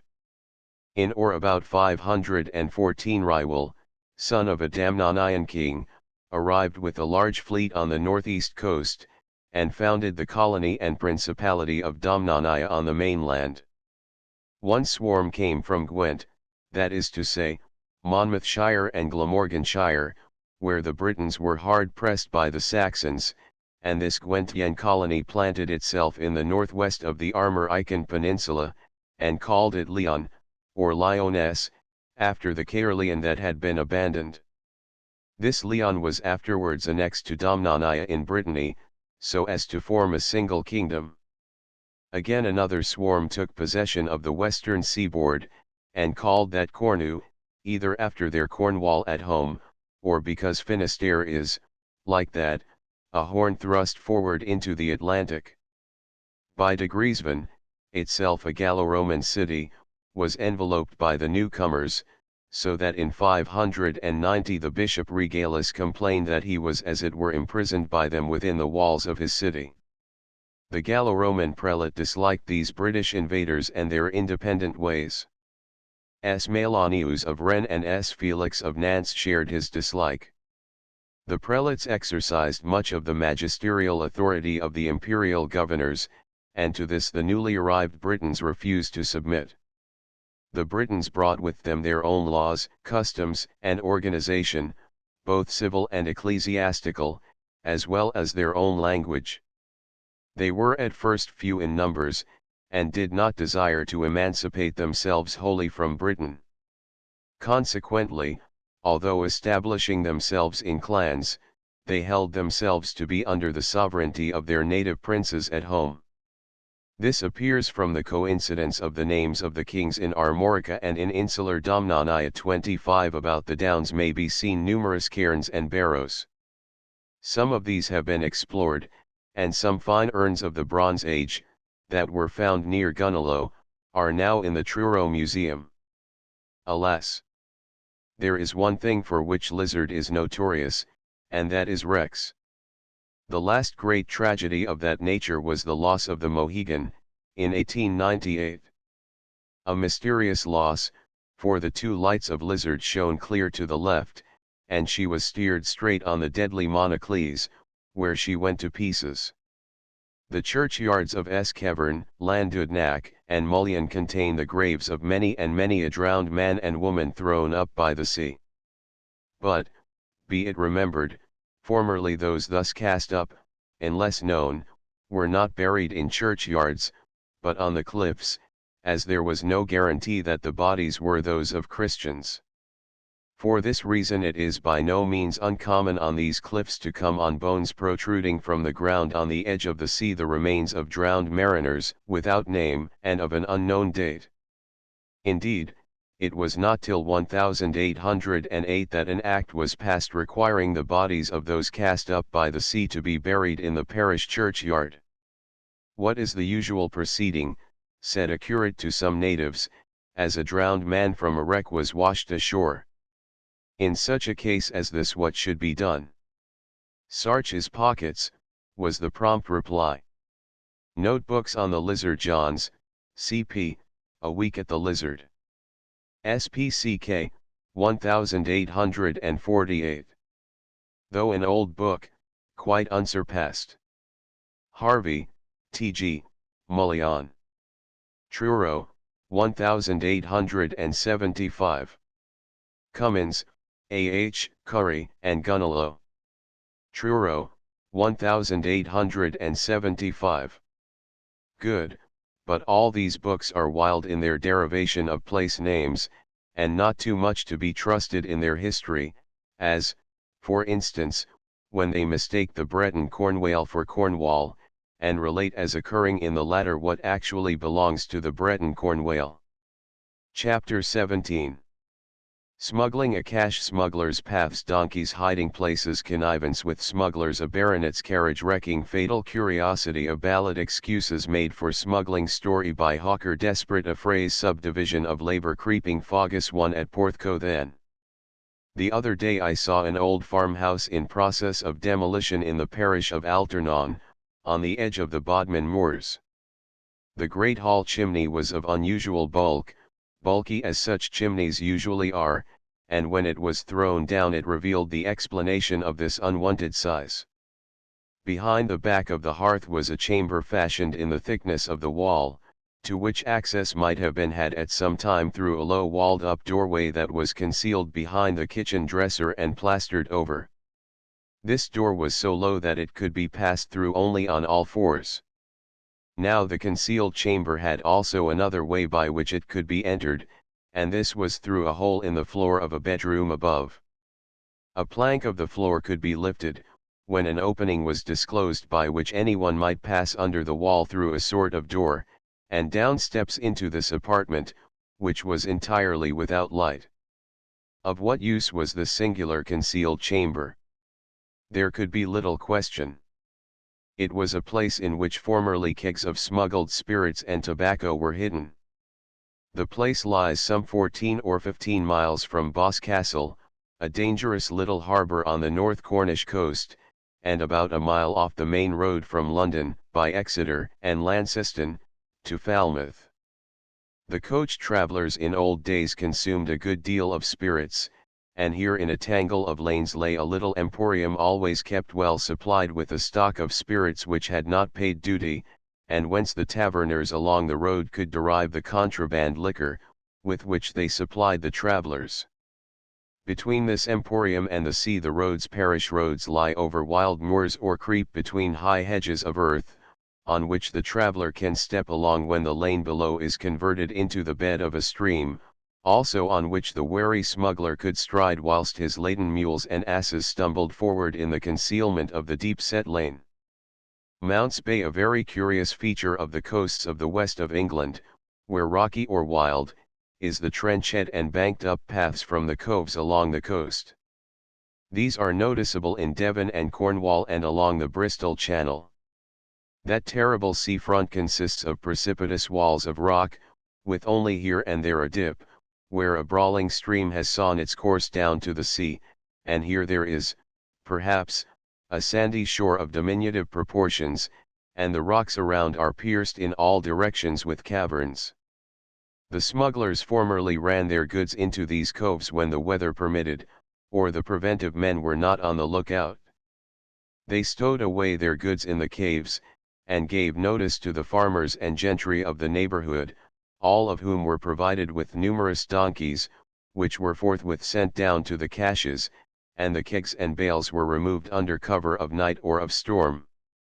As an excuse for keeping droves of donkeys, it was pretended that the sea sand and the kelp served as admirable dressing for the land, and no doubt so they did. The trains of asses sometimes came up laden with sacks of sand, but not infrequently with kegs of brandy.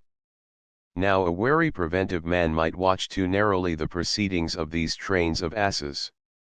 Accordingly squires, yeomen, farmers, alike set to work to cut deep ways in the face of the downs, along the slopes of the hills, and bank them up, so that whole caravans of laden beasts might travel up and down absolutely unseen from the sea, and greatly screened from the land side. Undoubtedly the sunken ways and high banks are some protection against the weather.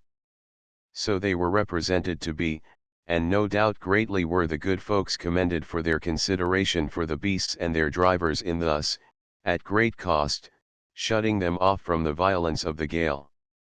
Nevertheless, it can hardly be doubted that concealment from the eye of the coast guard was sought by this means quite as much as, if not more than, the sheltering the beasts of burden from the weather. A few years ago an old church house was demolished. When it was pulled down it was found that the floor of large slate slabs in the lower room was undermined with hollows like graves, only of much larger dimensions, and these had served for the concealment of smuggled spirits. The clerk had, in fact, dug them out, and did a little trade on Sundays with selling contraband liquor from these stores. The story is told of a certain baronet, who had a handsome house and park near the coast. By the way, he died at an advanced age only a couple of years ago. The preventive men had long suspected that Sir Thomas had done more than wink at the proceedings of the receivers of smuggled goods.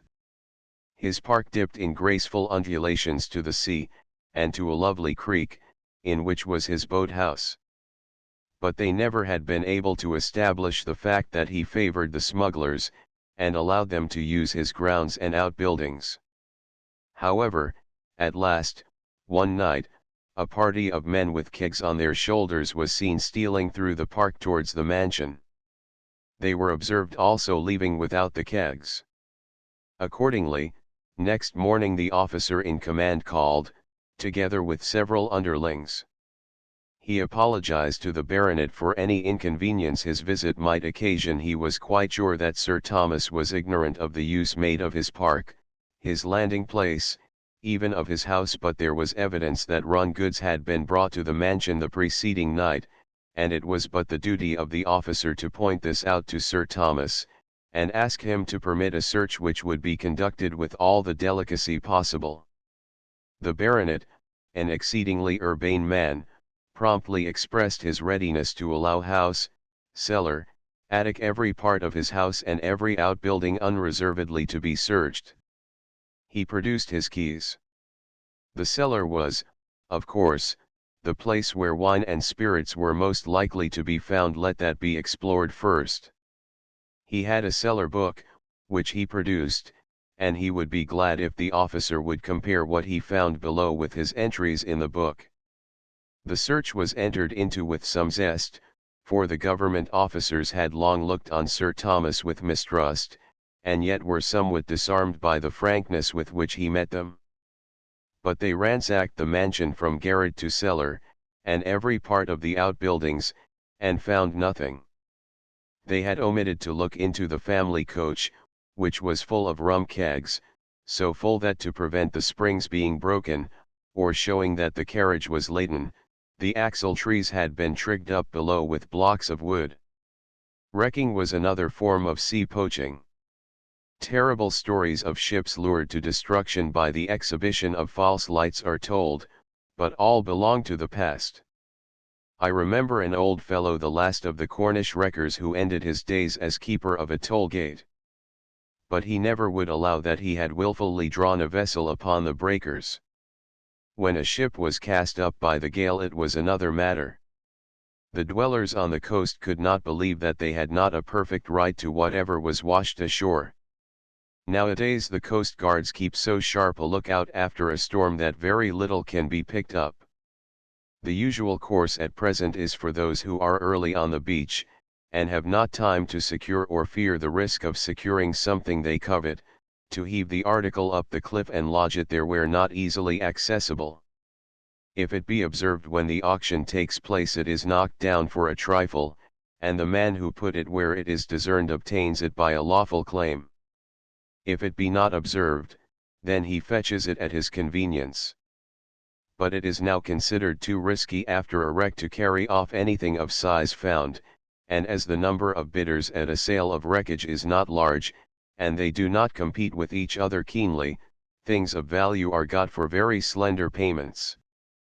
The terrible story of the murder of a son by his father and mother, to secure his gold, they not knowing him, and believing him to be a cast up from a wreck, the story on which the popular drama of Fatal Curiosity, by Lillo, was founded, actually took place at Bohiland, near Penryn. To return to the smugglers. When a train of asses or mules conveyed contraband goods along a road, it was often customary to put stockings over the hoofs to deaden the sound of their steps. One night, many years ago, a friend of the writer, a parson on the north coast of Cornwall, was walking along a lane in his parish at night. It was near midnight. He had been to see, or had been sitting up with, a dying person. As he came to a branch in the lane, he saw a man there, and he called out, "Good night." He then stood still a moment, to consider which lane he should take. Both led to his rectory, but one was somewhat shorter than the other. The shorter was, however, stony and very wet. He chose the longer way, and turned to the right. 30 years after, he was speaking with a parishioner who was ill, when the man said to him suddenly, "Do you remember such and such a night, when you came to the Y? You had been with Nankevel, who was dying." "Yes, I do recall something about it." "Do you remember you said good night to me?" "I remember that someone was there, I did not know it was you." "And you turned right, instead of left?" "I dare say. If you had taken the left-hand road you would never have seen next morning." "Why so?" "There was a large cargo of run goods being transported that night, and you would have met it." "What of that?" "What of that? You would have been chucked over the cliffs." "But how could they suppose I would peach?" "Sir, they'd ha' took good care you shouldn't a had the chance."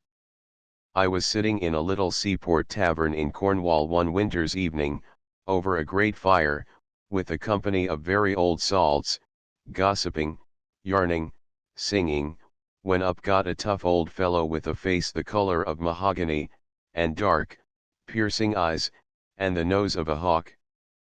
Planting his feet wide apart, as though on deck in a rolling sea, he began to sing in stentorian tones a folk song relative to a highwayman in the old times, when Sir John Fielding, the blind magistrate at Westminster, put down highway robbery. The ballad told of the evil deeds of this mounted robber of the highways, and of how he was captured by Fielding's crew and condemned to die. It concluded, when I am dead, borne to my grave, a gallant funeral may I have, 6 highwaymen to carry me, with good broadswords and sweet liberty. 6 blooming maidens shall bear my pall, give them white gloves and pink ribbons all, and when I'm dead they'll tell the truth, I was a wild and a wicked youth. At the conclusion of each verse the whole assembly repeated the 2 final lines. It was a striking scene, their eyes flashed, their color mounted, they hammered with their fists on the table and with their heels on the floor. Some, in the wildness of their excitement, sprang up, thrust their hands through their white or grey hair, and flourished them, roaring like bulls.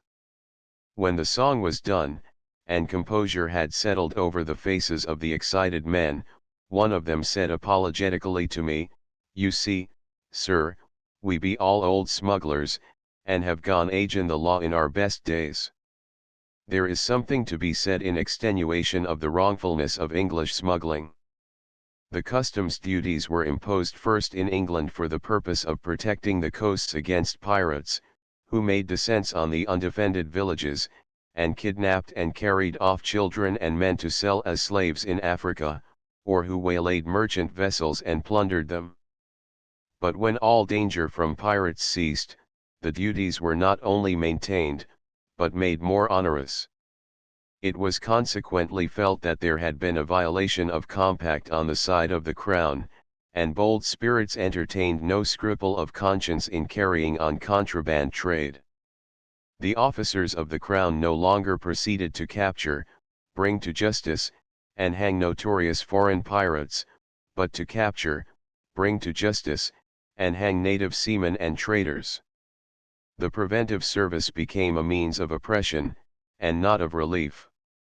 That is the light in which the bold men of Cornwall regarded it, that is the way in which it was regarded, not by the ignorant seamen only, but by magistrates, country gentlemen, and parsons alike. As an illustration of this, we may quote the story told by the late Reverend R.S. Hawker, for many years vicar of Morwenstow. On the North Cornish coast it was full 6 o'clock in the afternoon of an autumn day when a traveller arrived where the road ran along by a sandy beach just above high water mark. The stranger, a native of some inland town, and entirely unacquainted with Cornwall and its ways, had reached the brink of the tide just as a landing was coming off. It was a scene not only to instruct a townsman, but to dazzle and surprise. At sea, just beyond the billows, lay a vessel, well moored with anchors at stem and stern. Between the ship and the shore boats laden to the gunwale passed to and fro. Crowds assembled on the beach to help the cargo ashore. On the one hand a boisterous group surrounding a keg with the head knocked in, into which they dipped whatsoever vessel came first to hand. One man had filled his shoe.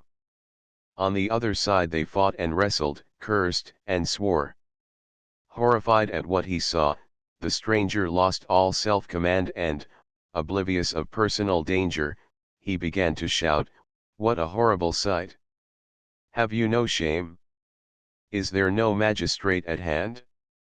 Cannot any justice of the peace be found in this fearful country?" "No, thanks be," answered a hoarse, gruff voice, "none within 8 miles.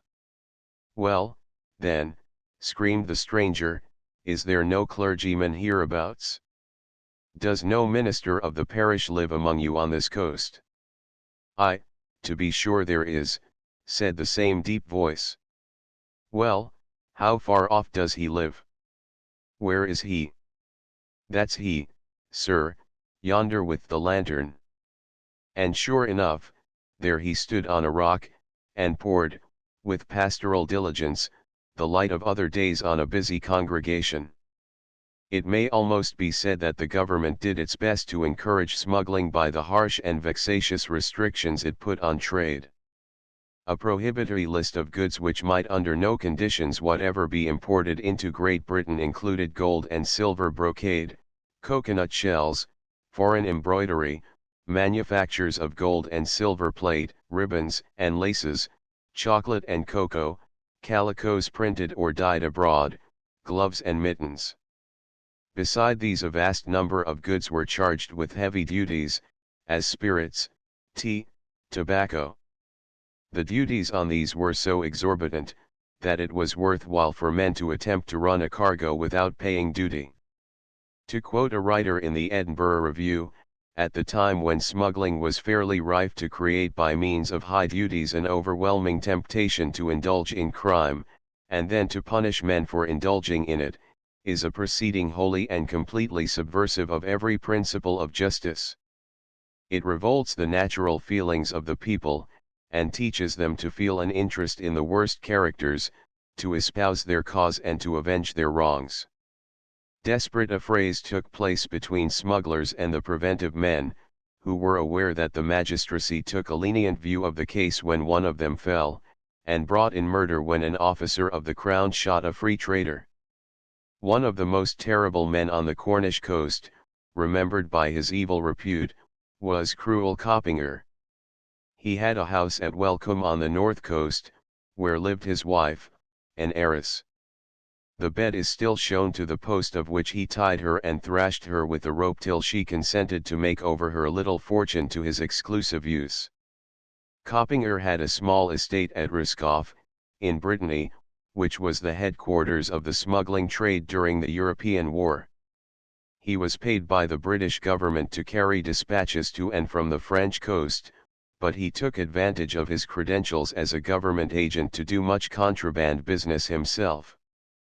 I remember, as a boy, an evil-faced old man, his complexion flaming red and his hair very white, who kept a small tavern not in the best repute. A story of this innkeeper was told, and it is possible that it may be true. Naturally, the subject was not one on which it was possible to question him. He had been a smuggler in his day, and a wild one too. On one occasion, as he and his men were rowing a cargo ashore, they were pursued by a revenue boat. Tristram Davy, as I will call this man, knew this bit of coast perfectly. There was a reef of sharp slate rock that ran across the little bay, like a very keen saw with the teeth set outward, and there was but one point at which the saw could be crossed. Tristram knew the point to a nicety, even in the gloaming, and he made for it, the revenue boat following. He, however, did not make direct for it, but steered a little on one side and then suddenly swerved and shot through the break. The revenue boat came straight on, went upon the jaws of the reef, was torn, and began to fill. Now the mate of this boat was one against whom Tristram entertained a deadly enmity, because he had been the means of a capture in which his property had been concerned. So he turned the boat, and running back, he stood up, levelled a gun and shot the mate through the heart. Then away went the smuggling boat to shore, leaving the rest of the revenue men to shift as best they could with their injured boat. The most noted smuggling centre between Penzance and Porthleven was Prussia Cove, and there, to this day, stands the house of John Carter, the King of Prussia, as he was called, the most successful and notorious smuggler of the district. His reign extended from 1777 to 1807, and he was succeeded by his son-in-law, Captain William Richards, under whom Prussia Cove maintained its old celebrity. The story goes that John Carter, as a boy, playing at soldiers with other boys, received the nickname of the King of Prussia. Formerly the cove was called Porthleia, but in recollection of his exploits it is now known as Prussia Cove. On one occasion, during his absence from home, the excise officers carried off a cargo that had lately arrived for Carter from France. They conveyed it to the custom house store. On his return, Carter summoned his men, and at night he and they broke into the stores and carried off all that he held to be his own, without touching a single article to which he considered he had no claim. On another occasion, when Carter was pursued by a revenue cutter, and sore pressed, he ran through a narrow passage in the reefs, and fired on the cutter's boat sent after him. The fire was continued till night fell, and Carter was then able to effect his escape. 3 classes of men were engaged in the smuggling business. First came the freighter, the man who entered on the business as a commercial speculation. He engaged a vessel and purchased the cargo, and made all the requisite arrangements for the landing. Then came the runners, who transported the goods on shore from the vessels. And lastly the tub carriers, who conveyed the kegs on their backs, slung across their shoulders, up the cliff to their destination. The tub carriers were usually agricultural laborers in the employment of farmers near the coast. These farmers were in understanding with the smugglers, and on a hint given, supplied them with their workmen, and were repaid with a keg of spirits. The entire English coast was subjected to blockade by the government to prevent the introduction into the country of goods that had not paid duty, and the utmost ingenuity and skill had to be exercised to run the blockade. But after that was done the smugglers still ran great risk, for the coast was patrolled. Smuggling methods were infinitely varied, depending on a great variety of circumstances. Much daring, skill, and cleverness were required. The smuggler and the preventive man were engaged in a game in which each used all his faculties to overreach the other. One means employed where the coast was well watched was for the kegs to be sunk. A whole crop, as it was called, was attached to a rope, that was weighted with stones and fastened at both ends by an anchor. When a smuggling vessel saw no chance of landing its cargo, it sank it and fixed it with the anchors, and the bearings of the sunken crop were taken and communicated to the aiders and abettors on land, who waited their opportunity to fish it up. But the revenue officers were well aware of this dodge, and one of their duties was to grope along the coast with hooks. Creeping was the technical term for such deposits. A crop that had been sunk in a hurry, and not in very deep water, was likely to suffer. The ropes chafed and broke, or a floating keg, or one washed ashore, was a certain betrayal of the presence of a crop not far off. As a rule the contents of the sunken kegs suffered no deterioration from being under water for some time, but if submerged too long the spirits turned bad. Such deteriorated spirits were known amongst coast guardsmen as stinkibus. Every barrel of liquor as provided by the merchants at Roscoff and elsewhere was furnished with a pair of sling ropes ready for attachment to the cord in the event of sinking, and for carrying by the tub men when safely worked on shore. Very often when a rowboat, towing a line of kegs after it, was pursued, the smugglers were forced to let go the casks. Then the coast guard secured them, but found the magistrates loath to convict, because they could not swear that the kegs picked up were identical with those let go by the smugglers. Accordingly they were ordered, whenever such an event happened, to mark the line of kegs by casting to them a peculiarly painted buoy. In order to have information relative to the smugglers, so as to be on the alert to nab them, the government had paid spies in the foreign ports, and also in the English ports. Woe betide a spy if he were caught. No mercy was shown him. There is here and there on the coast a pit, surrounded on all sides but one by the sea, that goes by the name of Dead Man's Pool, in which tradition says that spies have been dropped. Mr. Hawker, who has already been quoted, had as his man of all work an ex-smuggler named Pentire, from whom he got many stories. One day Pentire asked Mr. Hawker, "Can you tell me the reason, sir, that no grass will ever grow on the grave of a man that's hanged unjustly?" "Indeed. How came that about?" "Why, you see, they got poor Will down to Bodmin, all among strangers, and there was bribery and false swearing, and so they agreed together and hanged poor Will. but his friends begged the body and brought the corpse home here to his own parish, and they turfed the grave, and they sowed the grass 20 times over, but 'twas all of no use, nothing would grow, he was hanged unjustly. Well, but, Pentyre, what was he accused of? What had Will Pooley done? Done, your honour?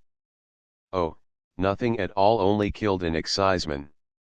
There are around the coast a great number of what are locally called vaugas, or fogas, Welsh agafo, caves that were artificially constructed for the stowing away of run goods. There is one at Stoke Fleming, near Dartmouth. All along both south and north coasts they are fairly common. On Dartmoor there are also some, but these were for the preparation of spirits, most likely, and the stowing away of what was locally burnt. They are now employed for turnip cellars. At one of the wildest and most rugged points of a singularly wild and rugged coast, that of the north of Cornwall, are two tiny bays, Porthcothan and Porthmere, in the parishes of S. Marin and S. Eval, at no great distance from Bedrudhan, which has the credit of being the finest piece of cliff scenery on this coast.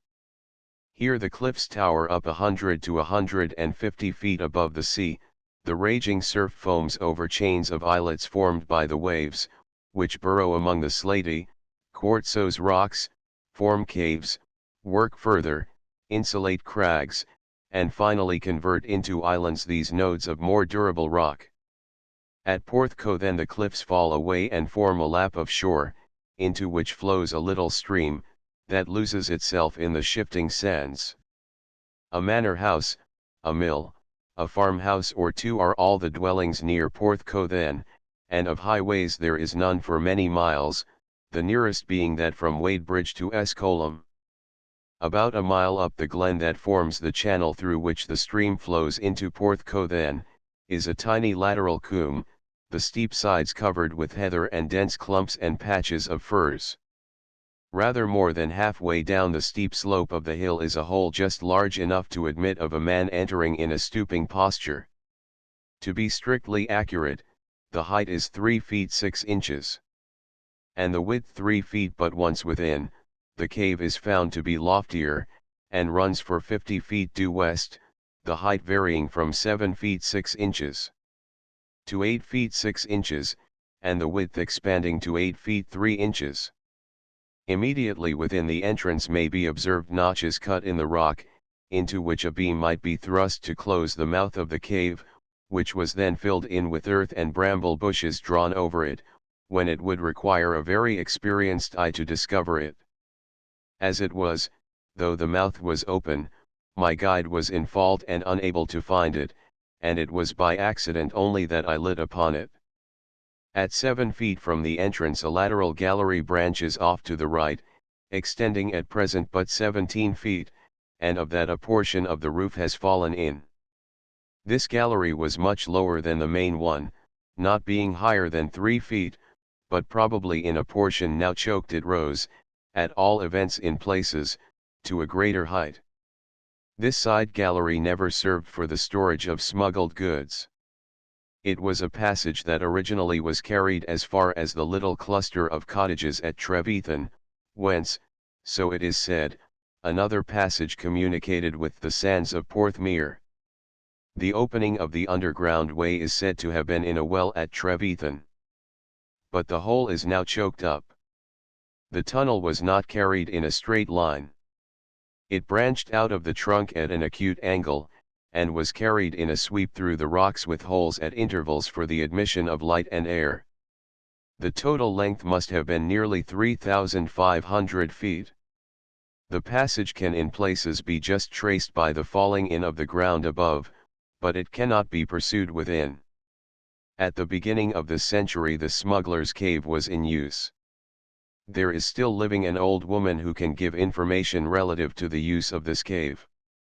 Well, Jennifer, did you ever see smugglers who employed the vauga?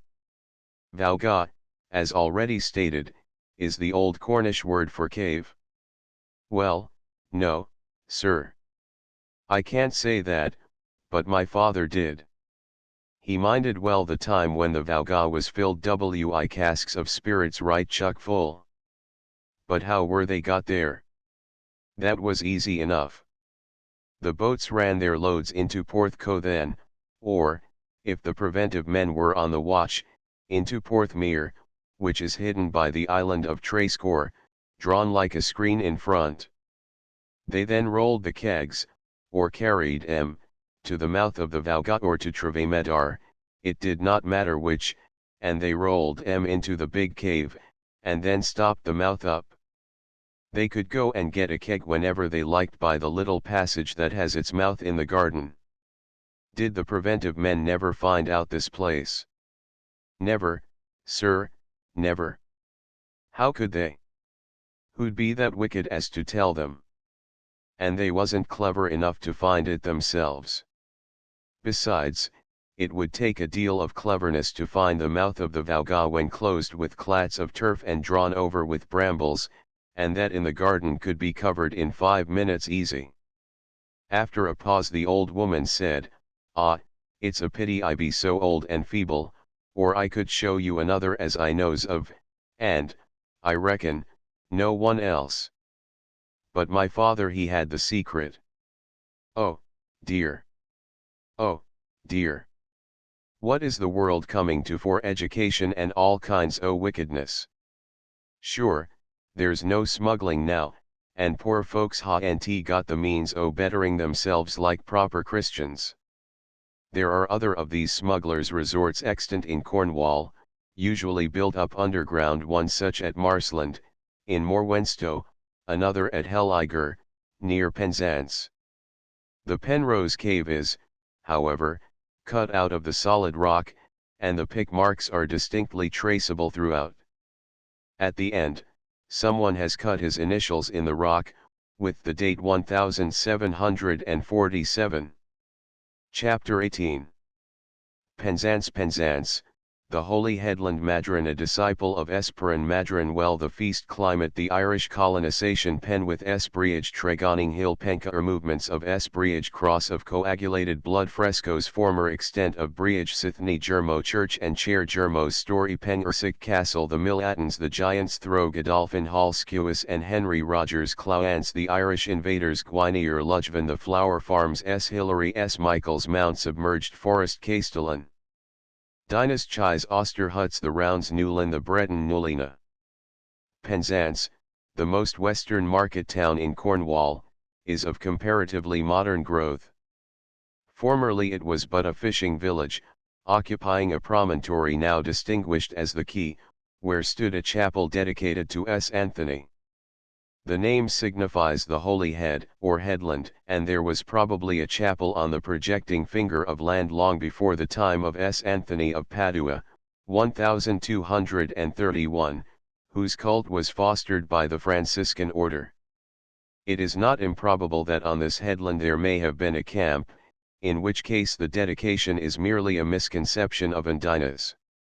The town arms are S. John the Baptist's head on a charger, also through misconception, the holy head being supposed to be his. On the east side of the town near the shore was Liscadoke, or the court of Cadoke. At one time the entrenchments were very distinct, but they have now disappeared. This Cadoke is probably Cato, Duke of Cornwall, cousin of King Arthur, and famous as a warrior in Geoffrey of Monmouth's lying history.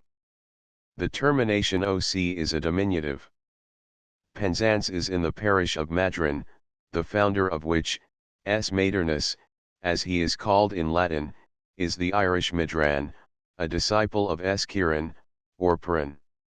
His brother Audran was closely attached to S. Senan. Madron and Audran were but lads of from 10 to 14 when they first visited S. Purin to ask his advice about going a pilgrimage. He very sensibly recommended them to go to school first, and he retained them with himself, instructing them in letters. The Irish have no tradition that he was buried in the Emerald Isle, so that in all probability he laid his bones in Cornwall. There was a famous well at Madron, but it has lost its repute of late years, and has fallen into ruin.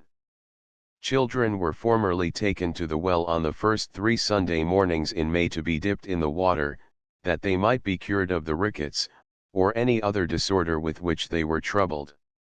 They were plunged thrice into the water by the parent or nurse, who stood facing the east, and then they were clothed and laid on S. Madron's bed. Should they go to sleep after the immersion, or should the water in the well bubble, it was considered a good omen. Strict silence was observed during the performance.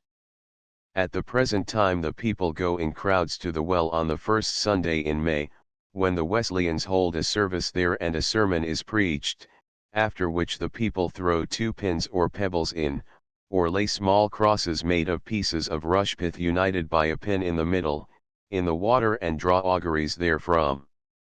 Miss Couch in her book on the Cornish Holy Wells says about 30 years ago I visited it, and it was then in a ruined state.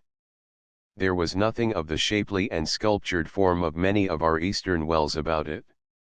It was merely an oblong space enclosed by rough old walling, in which were, in the southwest corner, a dilapidated well, with an inlet and outlet for water, a raised row of stones in front of this, and the remains of stone benches. A plan exists drawn by Mr. Blight before the well was as ruined as at present. It is a crying scandal that it should be allowed to remain unrestored. The altar stone remains with a square depression in the middle to receive the portable altar placed there on such occasions as the chapel was used for Mass. Penzance, on the glorious Mounts Bay, enjoys a warm and balmy climate, and scarlet geraniums scramble up the house fronts, camellias bloom in the open air, and greenhouse rhododendrons flourish unprotected from frosts that never fall. It is a relaxing place, and the visitor, till he is acclimatist, feels limp and lifeless. For this reason many now resort to St. Ives, on the north coast, which is open to the Atlantic breezes straight from Labrador, and Penzance is declining in favor. But it is a most pleasant town, well furnished with all that can make a winter sojourn delightful. It has, in addition to libraries and concert halls and clubs, that may be found in any seaside place, an unrivaled neighborhood, and with the warm climate it enjoys a winter may be spent delightfully in making excursions to the many surrounding objects of interest. In my next chapter I shall treat of the Land's End district, and in this I shall attempt to give some idea of what is to be seen to the east. As already intimated, the whole of this part of Cornwall was occupied at the end of the 5th and the first years of the 6th century by the Irish from the south, mainly from Ossory. An invasion from Munster into that kingdom had led to the cutting of the throats of most of the royal family and its subjugation under the invaders, who maintained their sovereignty there from 470, when the invasion took place, to the death of Scanlan, the descendant of the invader, in 642. It was probably in consequence of this invasion that a large number of Osorians crossed over to Cornwall and established themselves in Penwith. The Welsh spell it Pengwaith, the bloody headland. The name tells a story of resistance and butchery. Unhappily we have the most scanty references to this occupation, records we have none. But a single legend remains that treats of it at some length, and with regard to the legends of the other settlers we have the meagre extracts made by Leland, the antiquary of Henry VIII, whose heart, so it is said, broke at the dispersion of the monastic libraries, and the destruction of historical records of supreme value. As far as we know, the great body of settlers all landed at Hale. One large contingent, with Esbrica at its head, made at the outstart a rush for Tregonning Hill, and established itself in the strong stone fort of Pencaer, or Caer Conan, on the summit. Tregonning Hill is not very high, it rises not 600 feet above the sea, but from the sea and from the country round it looks bold and lofty, because standing alone, or almost so, having but the inferior Godolphin Hill near it. The fortress consists of at least 2 concentric rings of stone and earth.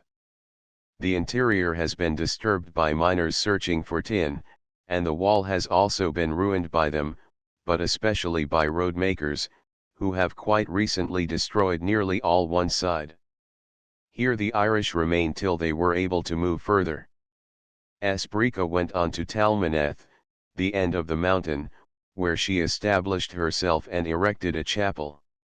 Another of her chapels was further down the hill at Chinoweth, and a tradition of its existence remains there. Finally she went to Penborough.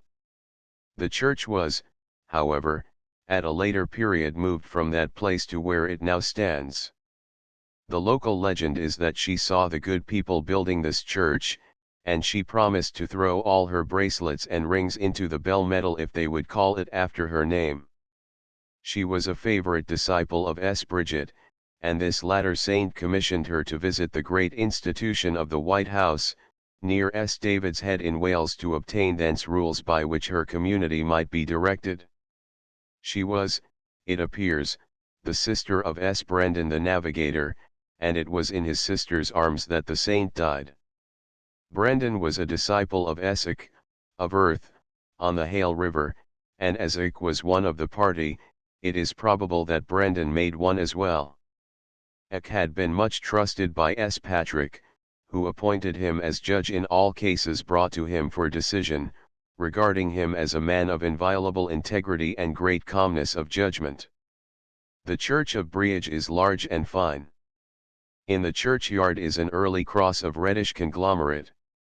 The local story goes that there was a great fight, between Godolphin Hill and Tregonning Hill, fought by the natives with the Danes, and so much blood was shed that it compacted the granitic sand there into hard rock, and out of this rock Breaca's cross was cut. The fight was, of course, not with Danes, but was between the Cornish and the Irish. The cross is rude, with the Celtic interlaced work on it. The pedestal was also thus ornamented, but this is so worn that it can only be distinguished in certain lights. In the church have been discovered several frescoes. S. Christopher, gigantic, of course, an equally gigantic figure of Christ covered with bleeding wounds, full-length representations of S.S. Sampson, Germo, Giles, Corentine, etc.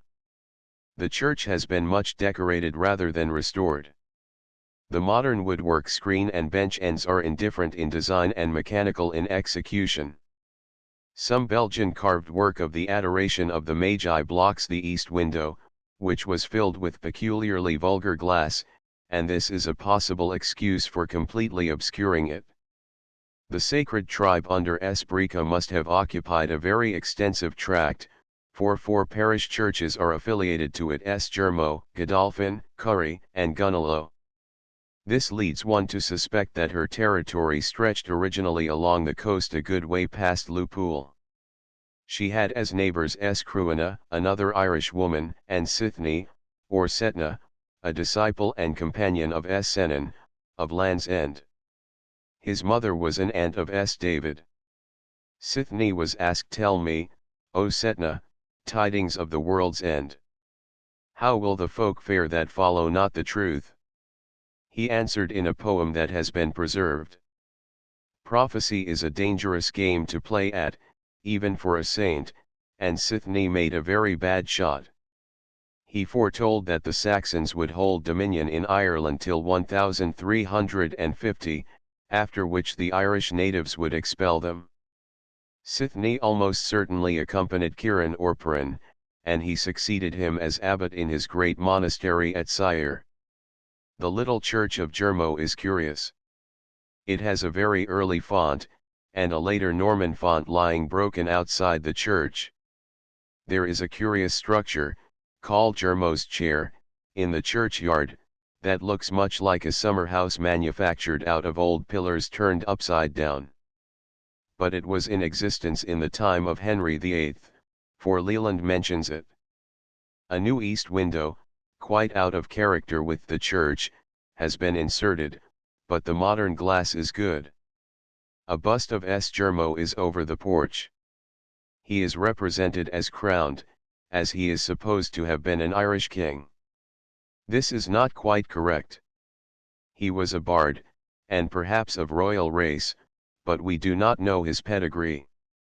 He was a disciple of S. Kieran, and was the father of the first writer of the Lives of the Saints in Ireland. He composed a poem in honor of S. Finan of Moville, and he had the honor of having under him, for a short while, the great Columba of Iona. He had several brothers, who passed into France, and are mentioned by Flodoard, the historian of the Franks. The date of his death was about 530. I have elsewhere told a story about him tubbing with S. Kieran, and catching a fish in the tub. Near Jermo, but nearer the sea, is the very fine remnant of a castle, Penrsic. It was erected in the reign of Henry VIII. By a certain man of the name of Millaton, probably of Millaton in Bridestow, Devon. He had committed a murder, and to escape justice he fled his native county and concealed himself in the dip of the land facing the sea at Penrsic, where he constructed a tower amply provided with means of defense. The basement is furnished with loopholes for firing upon anyone approaching, and above the door is a chute for melted lead. The whole building is beautifully constructed. Here Millaton remained in concealment till he died, never leaving his tower for more than a brief stroll. The land had not been purchased in his own name, but in that of his son Job, who, after his death, was made governor of S. Michael's Mount. Job had a son, William, who was made sheriff of Cornwall in 1565, and he married Honor, daughter of Sir William Godolphin of Godolphin. According to a local legend, William Millaton and his wife Honor lived a cat and dog life. They hated each other with a deadly hate, and at length each severally resolved that this incompatible union must come to an end. William Millaton said to his wife, Honor, we have lived in wretchedness too long. Let us resolve on a reconciliation, forget the past, and begin a new life. Most certainly do I agree thereto, said she. And, continued William, as a pledge of our reunion, let us have a feast together tonight. So a banquet was spread in Penrsic Castle for them twain and none others. And when they had well eaten, then William Millaton said, Let us drink to our reunion. I will drink if you will drink, said she. Then he drained his glass, and after that, she drained hers. With a bitter laugh she said, William, you have but 3 minutes to live. Your cup was poisoned. And you, retorted he, have but 5, for yours is poisoned. It is well, said Honor, I am content.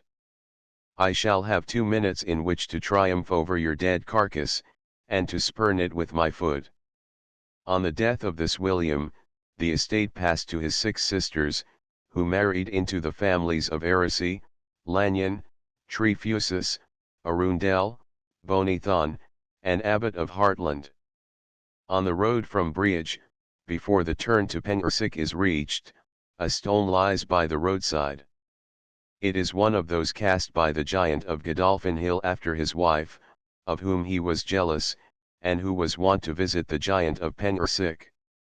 The stone has often been removed, but such disaster has ensued to the man who has removed it, that it has always been brought back again. Godolphin Hill has been esteemed since the days of Elizabeth as one of the richest of ore deposits, and it was due to the urgency of Sir Francis Godolphin that miners were induced to come to Cornwall from the Erzgebirge, in Saxony, to introduce new methods and machinery in the tin mines. Godolphin Hall is an interesting old mansion, partly dating from the time of Henry VII, and partly belonging to the period of the Restoration. Some remains from a ruined church or chapel have been worked into one of the gateways. The old house has its stew ponds and a few fine trees about it. On the Marazion Road, west of Millpool, in the hedge, are the impress of the Devil's Knees. One day, feeling the discomfort and forlornness of his position, His Majesty resolved on praying to have it changed, so he knelt on a slab of granite, but his knees burned their way into the stone. Then he jumped up, saying that praying superinduced rheumatics, and he would have no more of it. The holes are not tin molds, for the latter are angular and oblong, but are very similar to the cup markings found in many places in connection with prehistoric monuments. Some precisely similar are at Dumnakilty in Fermanagh 26. A strange circumstance occurred in 1734 at Skewis, close to the line from Gwynear Road Station to Helston. Skewis had been for many generations the freehold patrimony of a yeoman family of the name of Rogers. There were two brothers. The elder married and lived on the farm, but without a family. The younger brother, Henry Rogers, was married, and had several children. He carried on for several years in Helston the trade of a pewterer, then of considerable importance in Cornwall, although it is now at an end.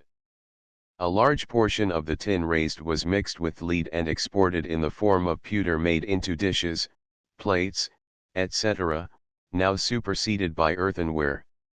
At the first introduction of earthenware, called clome, in the west of England, a strong prejudice existed against it as liable to damage the tin trade, and it was a popular cry to destroy all clome, so as to bring back the use of pewter. The elder Rogers died, and bequeathed the house of Skewis and the farm and everything thereon to his wife Anne. Henry was indignant. He believed in the inalienability of heir land. He was suspicious that Anne Rogers would make over Skewis to her own relatives, of the name of Millard. Henry waited his opportunity, when his sister-in-law was out of the house, to enter it and bring in his wife and children and servants. He turned out the domestics of Anne, and occupied the whole house. The widow appealed to law, but the voice of the whole county was against her, and the general opinion was that the wool had been extorted from her husband. Even Sir John S. Oban, living at Clowance, hard by, favoured him, and had Henry Rogers acted in a reasonable manner would have backed him up. But Rogers took the law into his own hands, and when a judgment was given against him, he still refused to surrender. The Sheriff of Cornwall accordingly was directed to eject him by force. Rogers, however, barricaded the house, and prepared to defend it. He supplied himself with gunpowder and slugs, and cut loopholes in his doors and shutters from which to fire at the assailants. On June 18, 1734, the under-sheriff and a posse went to Skewis and demanded the surrender of the house. From 200 to 300 people attended, for the most part sympathizers with Rogers, but not willing to render him effectual assistance. As the under-sheriff, Stephen Tilley, persisted in his demands, and threatened to break into the house, Rogers fired. The bullet passed through Tilley's wig, singed it, and greatly frightened him, especially as with the next discharge one of his officers fell at his side, shot through the head. Several guns were fired, and then the under-sheriff deemed it advisable to withdraw and send for soldiers. On the arrival of a captain with some regulars, Tilley again approached, when Rogers continued firing, and killed a bailiff and shot a soldier in the groin. 2 more men were wounded, and then the military fired at the windows, but did no harm. Mrs. Rogers stood by her husband, loading and handing him his gun. The whole attacking party, now considering that discretion constituted the best part of valor, withdrew, and Rogers was allowed to remain in possession till March in the following year, that is to say, for 9 months. Then he was again blockaded by soldiers, and the siege continued for several days, with the loss of 2 more men, when at last cannon were brought from Pendennis Castle.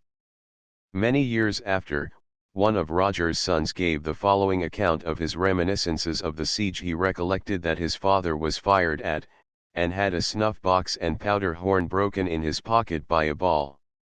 He recollected that whilst he himself, then a child, was in the bed, several balls came in through the window of the room, and after striking against the wall rolled about on the floor. One brother and sister who were in the house went out to inquire what was wanted of their father, and they were not permitted to return. On the last night no one remained in the house but his father, himself, and the servant maid. In the middle of the night they all went out, and got some distance from the house. In crossing a field, however, they were met by two soldiers, who asked them their business. The maid answered that they were looking for a cow, when they were permitted to proceed. The soldiers had their arms, and his father had his gun. The maid and himself were left at a farmhouse in the neighborhood. Henry Rogers, whom the soldiers had not recognized in the darkness, managed to escape, and pushed on in the direction of London, resolving to lay his grievances before the king. He was dressed in a whitish fustian frock, with imitation pearl buttons, and a blue riding coat over it. As soon as it was discovered that he had decamped, a reward of £350 was offered for his apprehension. He had already shot and killed 5 men, and had wounded 7. He was not, however, taken till he reached Salisbury Plain, where he hailed a postboy, who was returning with an empty chaise, and asked for a lift.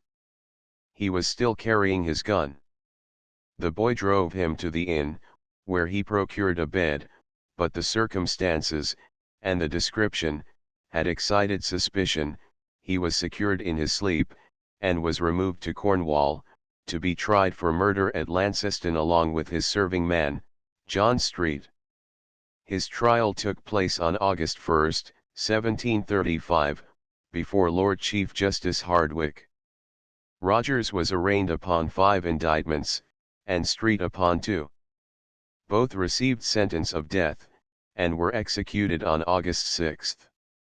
The house at Skewis has been recently in part rebuilt, when a bag of the slugs used by poor Rogers was found. It is in Crowan parish. The church of Screwena stands on a hill, and has a good tower.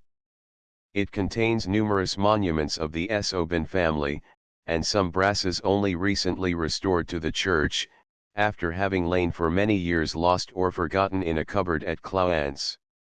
It is hard to say whether the fulsome memorial of Sir John Oban, who died in 1839, is more painful or amusing reading to such as know his story.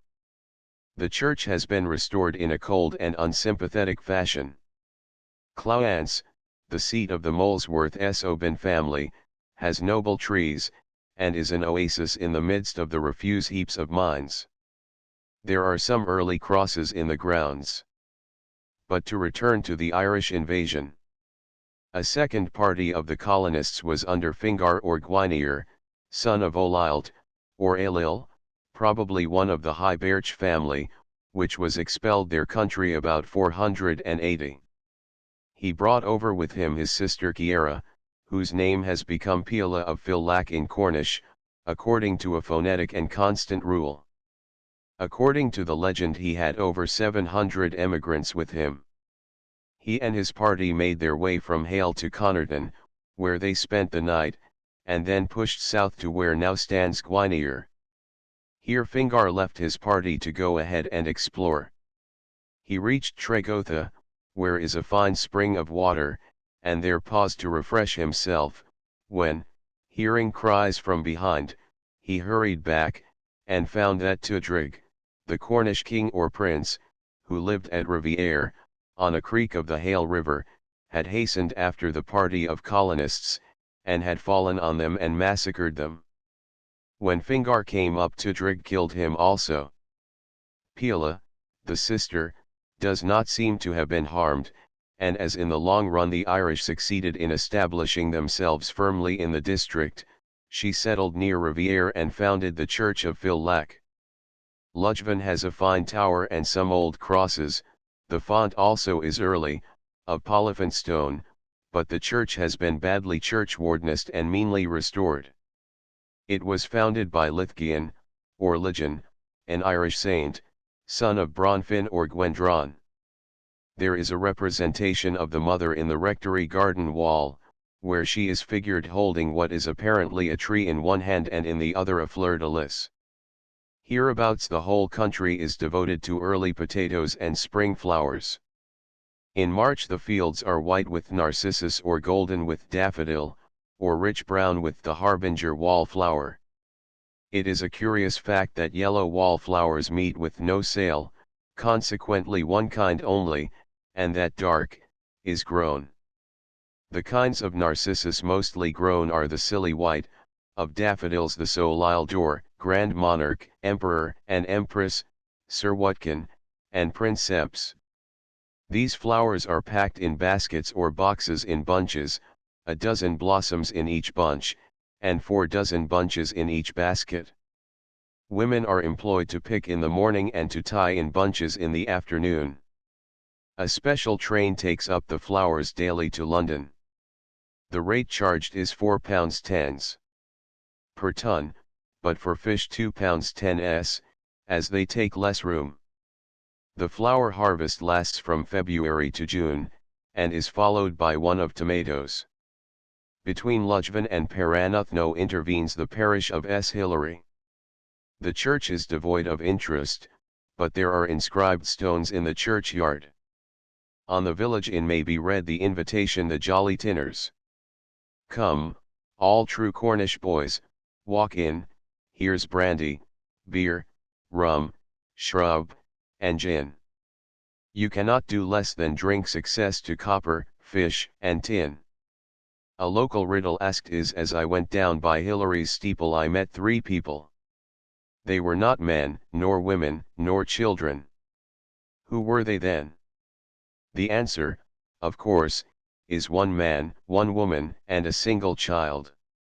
S. Michael's Mount is a grand upshoot of granite from the sea. As a rock it is far finer than its correlative in Brittany, but the buildings crowning the Cornish Mount are vastly inferior to the magnificent pile on Mont Saint-Michel. Nevertheless, those that now form the residence of Lord S. Levan are by no means insignificant or unworthy of their position.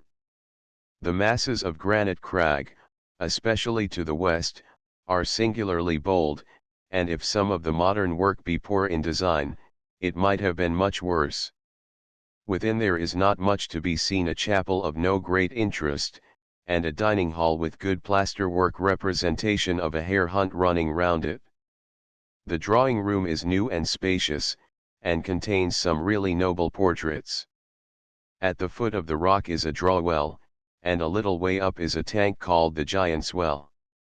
S. Michael's Mount was the habitation of the famous giant with whom Tom Thumb tried conclusions.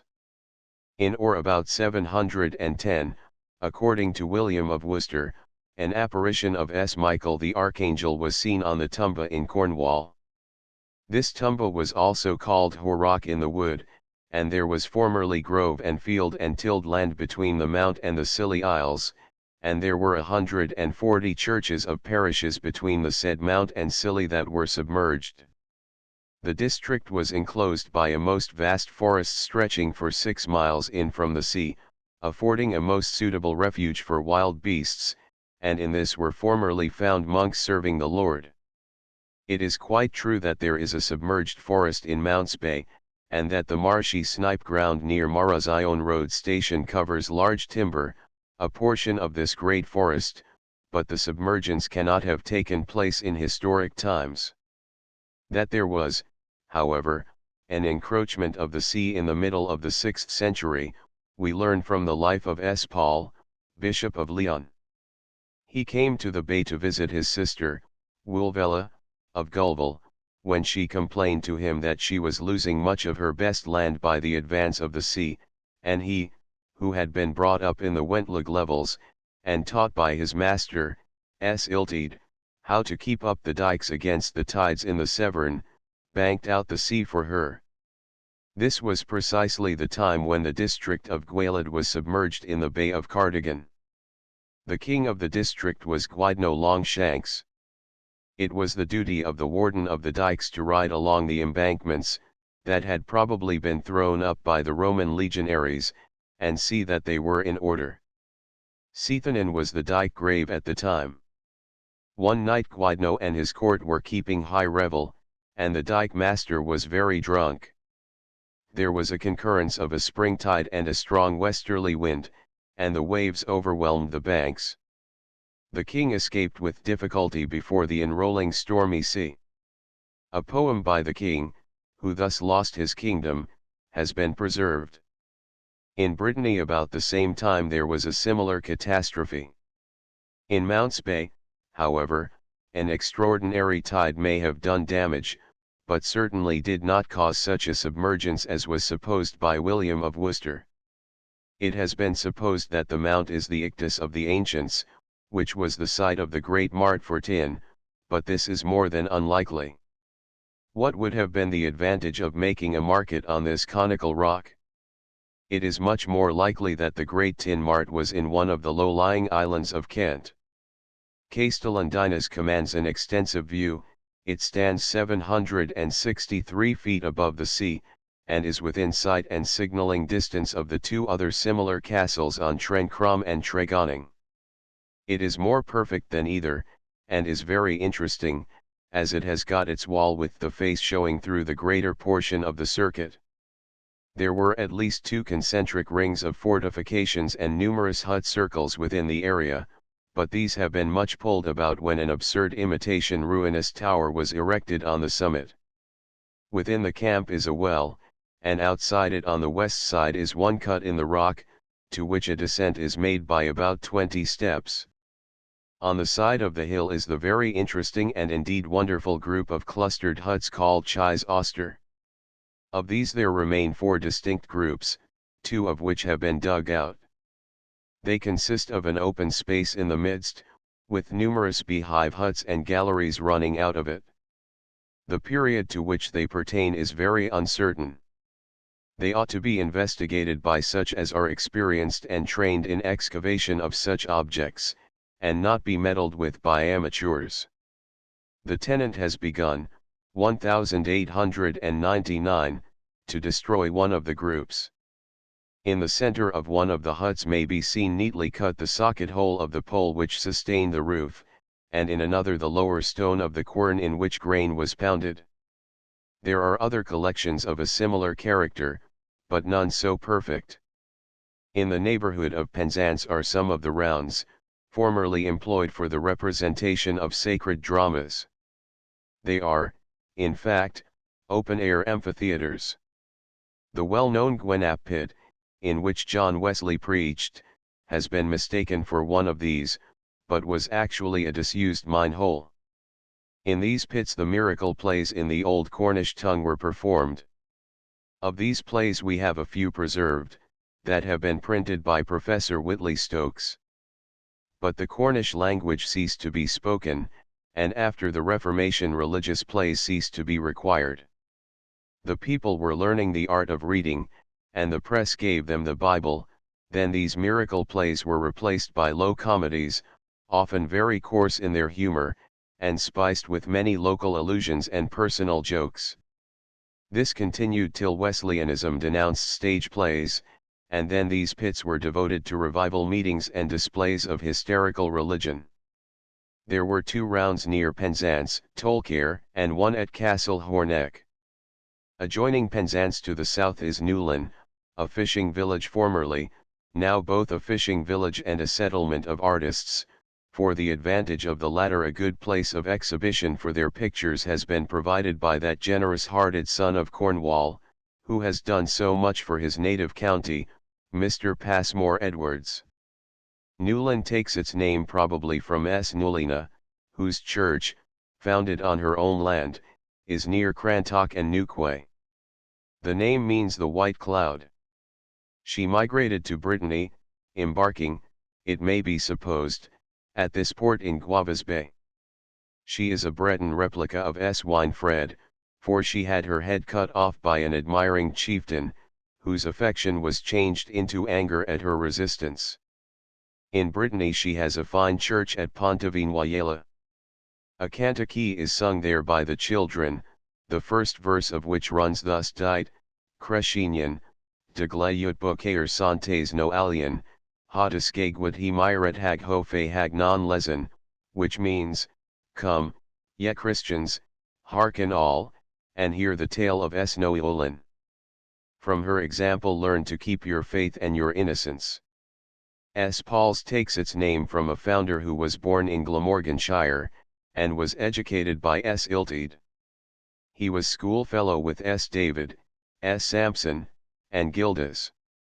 He is said to have gone to a King Mark, but whether this were the Mark, King of Cornwall of the Romancers, the husband of the fair and frail Iseult, we cannot be sure. He quarrelled with the king, and left him, because he was refused a bell in Mark's possession, which he admired and asked for. He settled in Brittany, in Lyon. Land's End Chapter 19.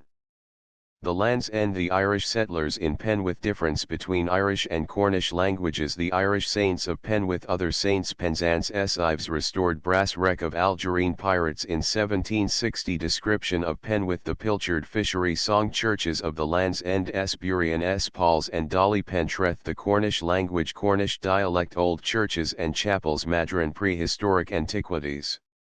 The Land's End is properly Penwith, either Penguade, the bloody headland, or Penguade, the headland of shouting.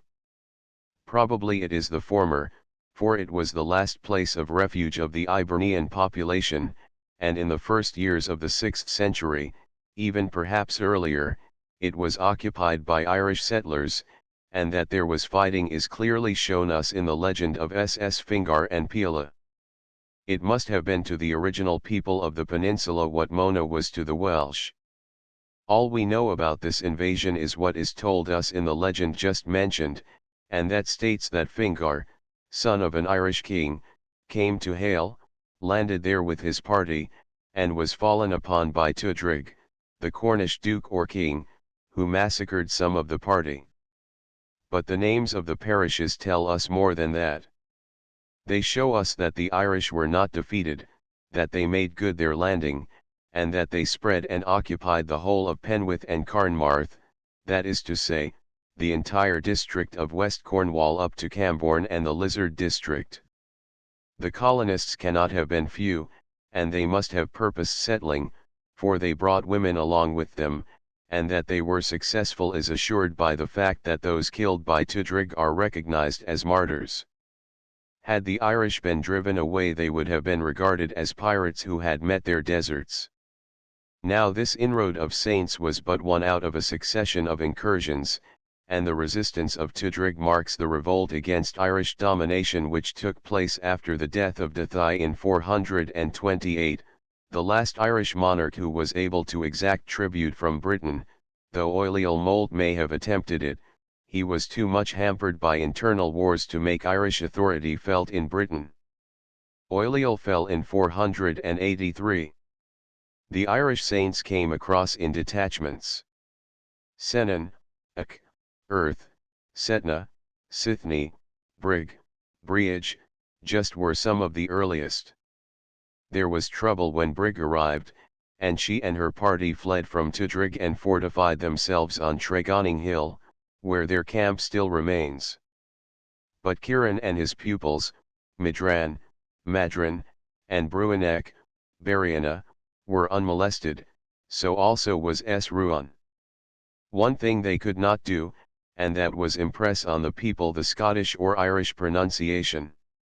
They were few among many, and they not only could not make the natives pronounce a hard C, but they were themselves obliged to suffer their own names to be softened, and the C in them to be turned into P, and the F into GW. Thus Kieran became Purin, and Fingar became Gwyneir. The Irish C is always sounded like K, and the Cornish disliked this sound.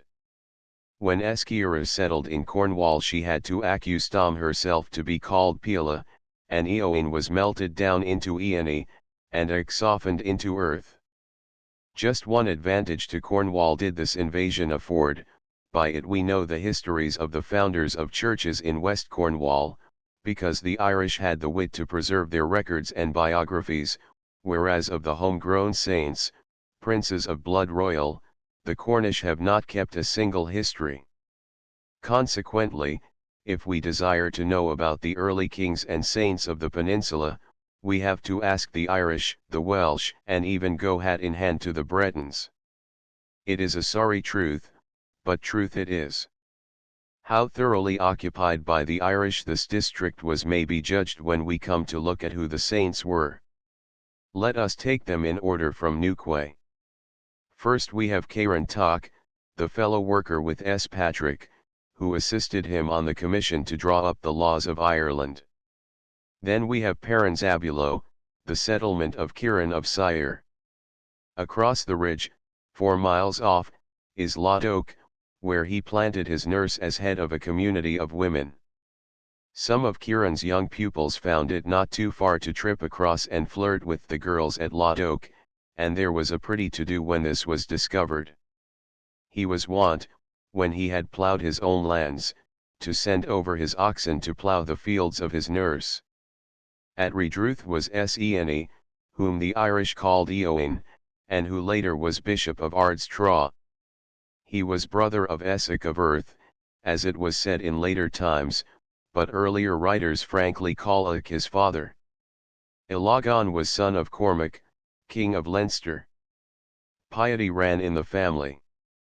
Cormac abdicated and assumed the monk's cowl in 535.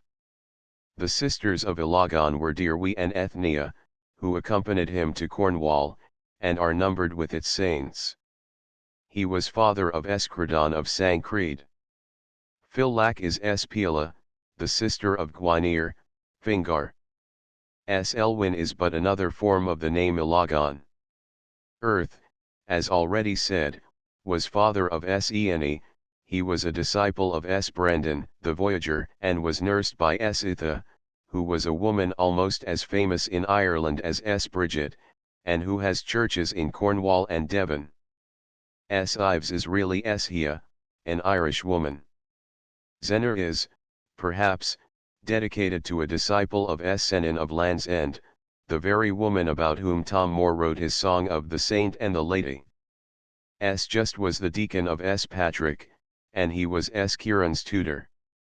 Senan is Senan of Enskathy, in the Shannon. Levan was metal worker for Patrick, but in holy orders also. Burian was the female disciple of Ciaran. Germo was a bard, and an intimate friend of Ciaran, and so we see him planted near his friend, who was at Paranuthno. Briage was a disciple of Bridget and a friend of Ciaran. Cruena was another Irish woman. Sithne is Setna, a disciple of Senan. Ruan, in the Lizard district, and Kia, on the Fal Irishmen as well. I have spoken of them elsewhere. But along the south coast are some settlements of a different kind. Paul is Paul of Leon, a Briton, who came there to visit his sister, Wulvela, at Gulval before he crossed into Brittany, and Toadnack is not an Irish foundation. Senan and Ciaran, or Perrin, were such allies that the former was wont to call the latter his inseparable friend and comrade. It is therefore no wonder that we find settlements of the two in West Cornwall together. Senan and Ciaran probably came to Cornwall some years later than Hia and Brica, Fingar, and Pila. Senan was very much attached to David, and both are said to have died on the same day in the same year. As Sithne's mother was a sister of Non, the mother of David, it is possible that David may have induced his cousin to study with his friend Senan, and that when Senan came to Cornwall he hoped that Sithne would be able to smooth his way, as an aunt of his was queen there. This I have already pointed out. It is noteworthy that Sithne parish is close to that of his first cousin Constantine. The key to the Land's End district is Penzance. This is a comparatively modern town, and it was but a village in the parish of Madron, with a little chapel of Anthony on a spit of land running into the bay, till incorporated by James I. That bay is singularly fine, and, facing the south, the climate is warm. Out of it stands up Michael's Mount crowned with a castle, formerly a monastery, now the residence of Lord Levan, and connected by a causeway with Marazion, or Market Jew. The name has nothing to do with bitter waters of Zion, or with Israelites. Marazion is the Cornish for Thursday market, and market Jew is a corruption for jeudi, Thursday, market. From Penzance a visit should be paid to S. Ives and to Hale. The Hale River flows in a natural furrow from near Jermo, and the whole of the district west is, as it were, cut off from the rest of the peninsula. It needed to have been but a little more depressed, and it would have been converted almost into an island, linked to the mainland only by the ridge between S. Hillary and Godolphin. The great S. Ives Bay is conspicuous through its white hills of blown sand that form what are locally called towans. The church of S. Ives is interesting, and is, like most others in Cornwall, perpendicular. It is of granite, and contains some fine oak carving in bench ends and wagon roof, and a portion of the screen presented, it is supposed, by Ralph Clyse, a master smith, also a brass to Otho Trenwith and his wife. The latter is represented kneeling to and invoking the Archangel Michael. The head of S. Michael has a comical effect. Some perplexity may be felt at the appearance of Saint Michael's head, which looks like nothing so much as a Dutch cheese. The fact is, that when this brass lay on the floor, the feet of passers-by had gradually erased the features of the Archangel, leaving only the circular nimbus or glory round his head. Some well-meaning but misguided restorer of later days has evidently taken the nimbus to be the outline of the head, and has roughly filled in eyes, nose, and mouth to correspond. 27 An event occurred at Penzance in 1760 that was curious. A large vessel was driven ashore on the beach. Numbers of persons crowded to the wreck to get from it what they could, when they were startled to see it manned by swarthy mariners with scimitars and turbans. At once a panic seized on those who had come out of interested motives to the wreck, and they scuttled off as hard as their legs would take them.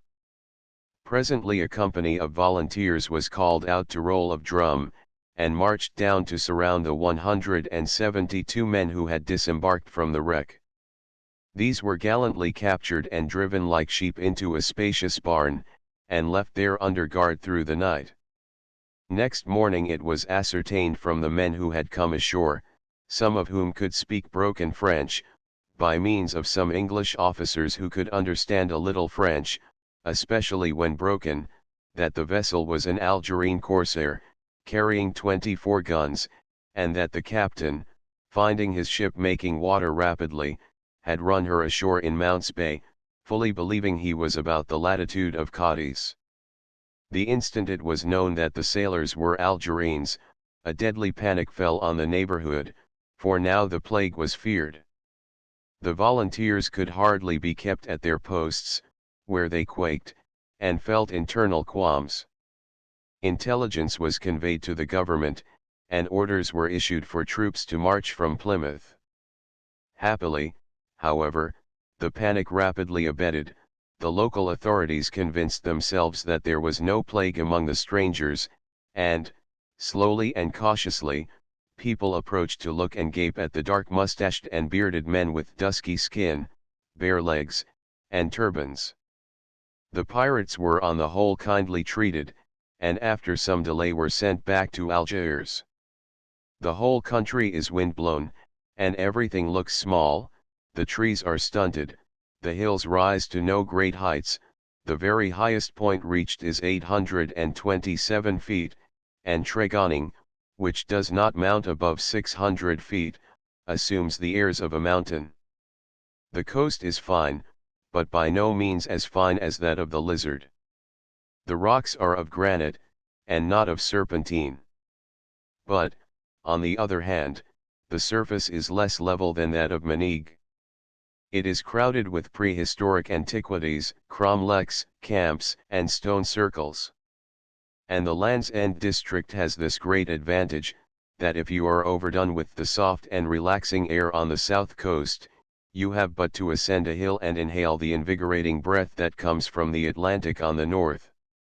Newlyn and Hale are great fishing stations, and in the Land's End district as in the Lizard chances arise for watching the pilchard fishery.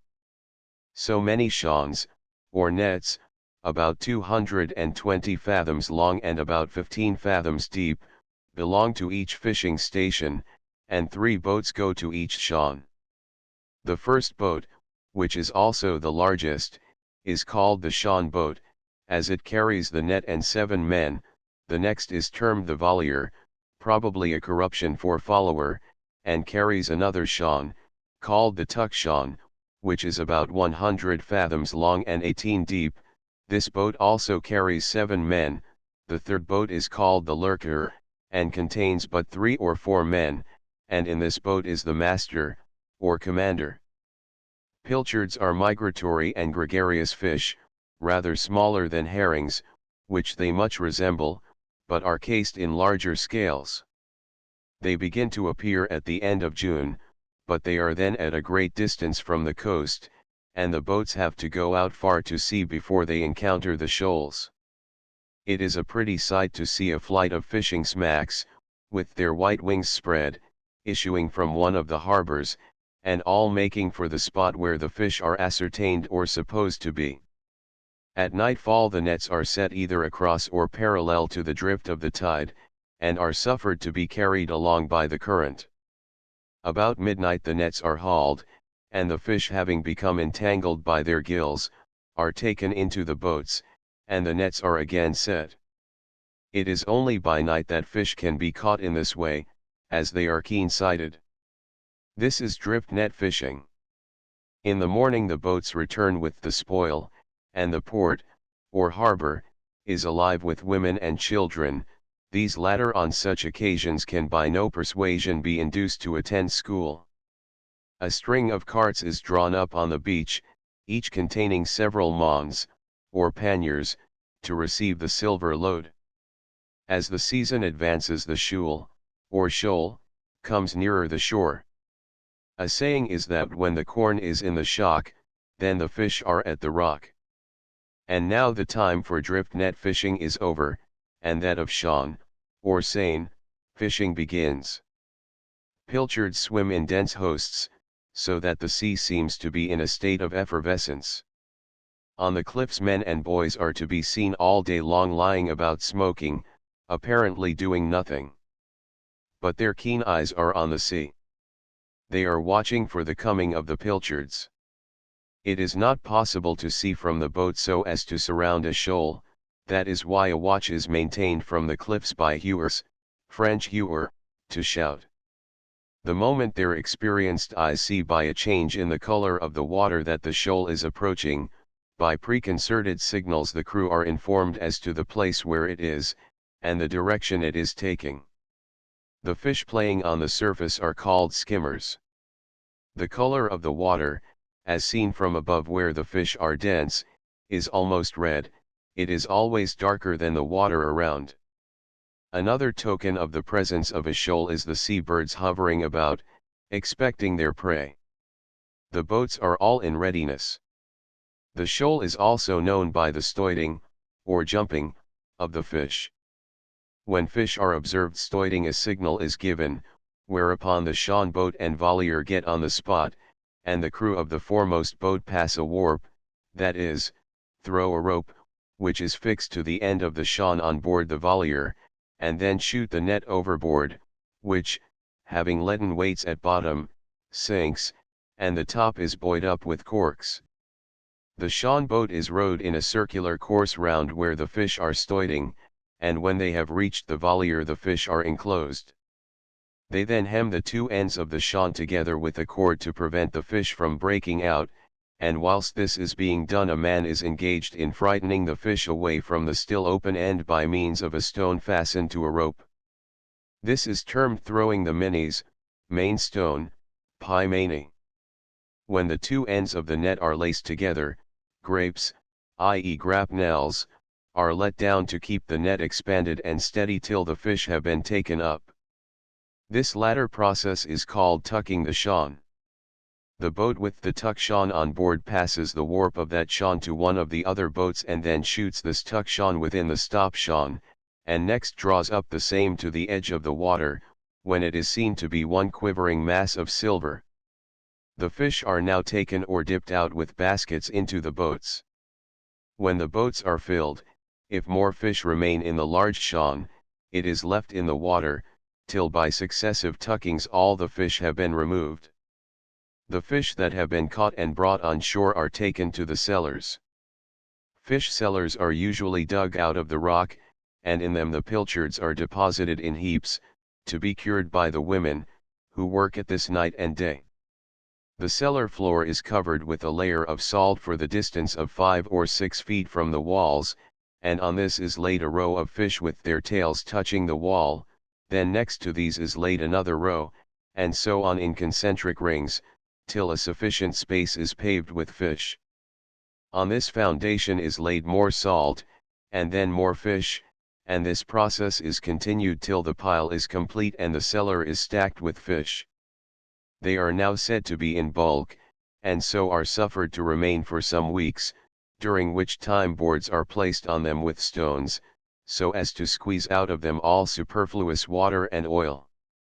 The process of salting completed, the fish are packed in barrels, and are sent away to market. After July or August the pilchards leave the coast, and do not reappear until the end of October or the beginning of November. They now appear in the Bristol Channel, and come down towards Land's End, which they turn and follow the south coast of Cornwall, and then disappear. Formerly pilchards were smoked, and went by the name of fumidas. The name clung to them after the smoking was abandoned, and fumidas is now corrupted into fair maids. There is a song of the pilchard fishery which is sung by the boatmen.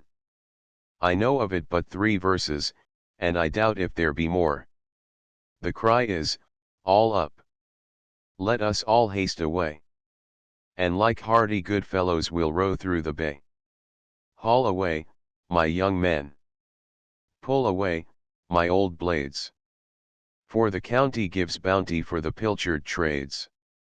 T is the silver fair maids that cause such a strife twixt the master sainer and his drunken wife. Haul away, etc. She throwed away her fiddles, and burnt all her thread, and she turned him out o' doors for the good of the trade. Haul away, etc. The churches of the Land's End district are not remarkably fine. They are not, however, without interest. The finest is that of S. Burien, about whom first of all a word or two. Bariana was an Irish damsel, noted for being both slender and beautiful. In fact, her willowy form obtained for her the nickname of Cole, or the Slim.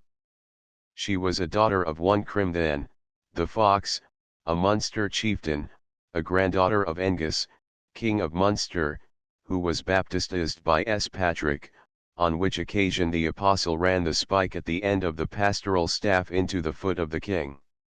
Afterwards, when S. Patrick saw the wound and the blood, he was shocked, and said, "Why the dickens did you not tell me of it?" "I thought it was part of the ceremony," replied Angus. However, to return to Bariana, his granddaughter.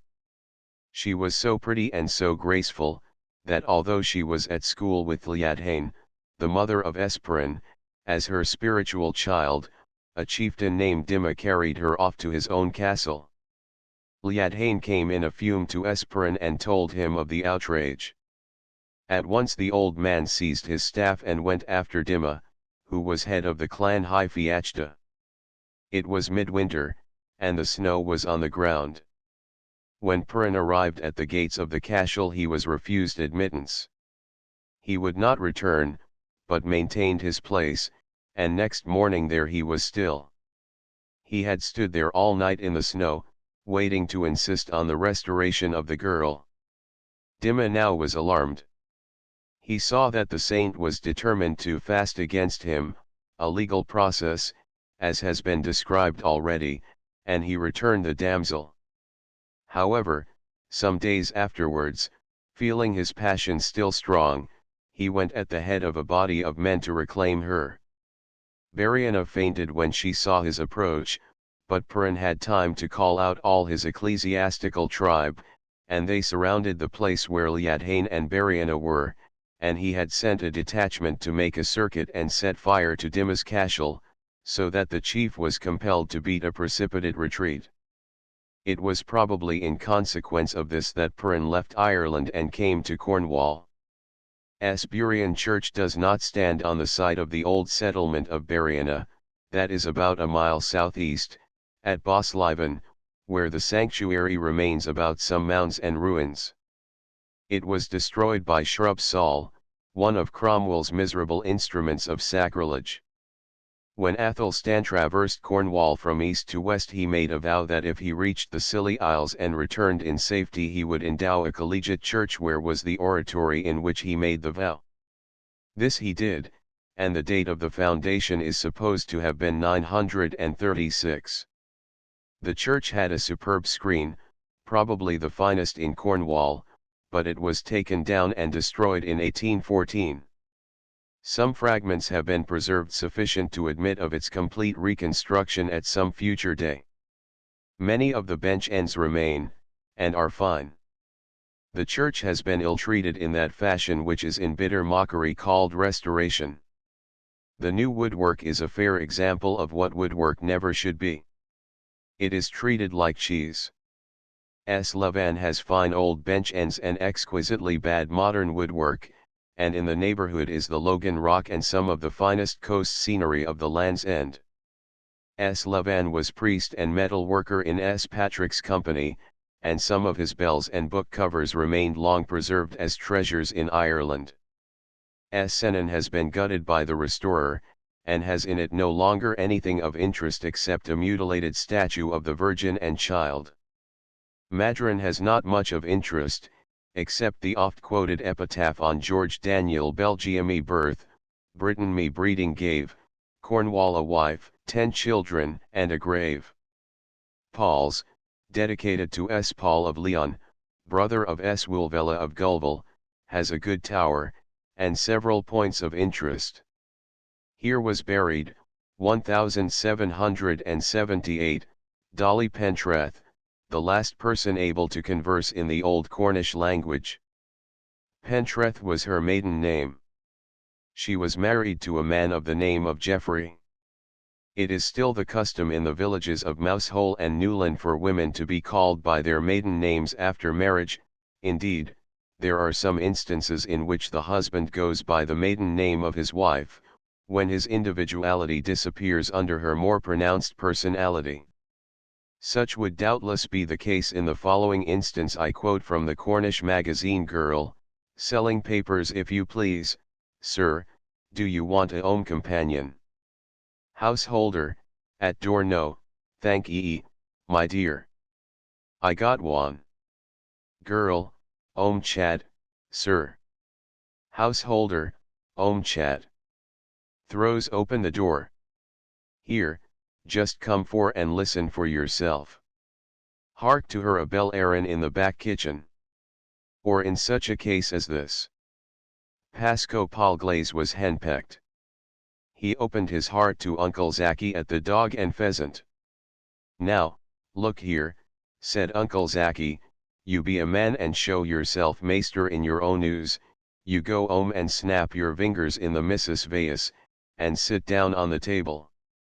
I'll come in 2 minutes after and see your triumph, you maester and all. Right, said Pasco, and went home. But when he had snapped his fingers under the nose of his wife, she took the poker at him, and he took refuge under the table. Tap, tap, at the door. Come out from under there, said Susan, his wife. Then Pasco lifted up his voice and sang out as loud as thunder, no, Sue, no, I want come out from under the table. I'll stick where I be, for all you say, I'll show Uncle Zacky as I'll be maester in my own house. In 1768 the Honourable Daines Barrington visited Cornwall to ascertain whether the Cornish language had entirely died out or not, and in a letter written to John Lloyd a few years after he gives the result of his journey, and in it refers to Dolly Pentreth. I set out from Penzance with the landlord of the principal inn for my guide towards Senan, and when I approached the village I said there must probably be some remains of the language in those parts, if anywhere. My guide, however, told me that I should be disappointed, but that if I would ride about 10 miles about in my return to Penzance, he would conduct me to a village called Mousehole, where was an old woman who could speak Cornish fluently. While we were travelling together I inquired how he knew that this woman spoke Cornish, when he informed me that he frequently went to Mousehole to buy fish which were sold by her, and that when he did not offer her a price that was satisfactory she grumbled to some other old woman in an unknown tongue, which he concluded to be Cornish. When we reached Mousehole I desired to be introduced as a person who had laid a wager that there was not one who could converse in Cornish, upon which Dolly Pentreth spoke in an angry tone for 2 or 3 minutes in a language which sounded very much like Welsh. The hut in which she lived was in a very narrow lane, opposite to 2 rather better houses, at the doors of which 2 other women stood, who were advanced in years, and who, I observed, were laughing at what Dolly said to me. Upon this I asked them whether she had not been abusing me, to which they answered, very heartily, and because I had supposed she could not speak Cornish. I then said that they must be able to talk the language, to which they answered that they could not speak it readily, but that they understood it, being only 10 or 12 years younger than Dolly Pentreth.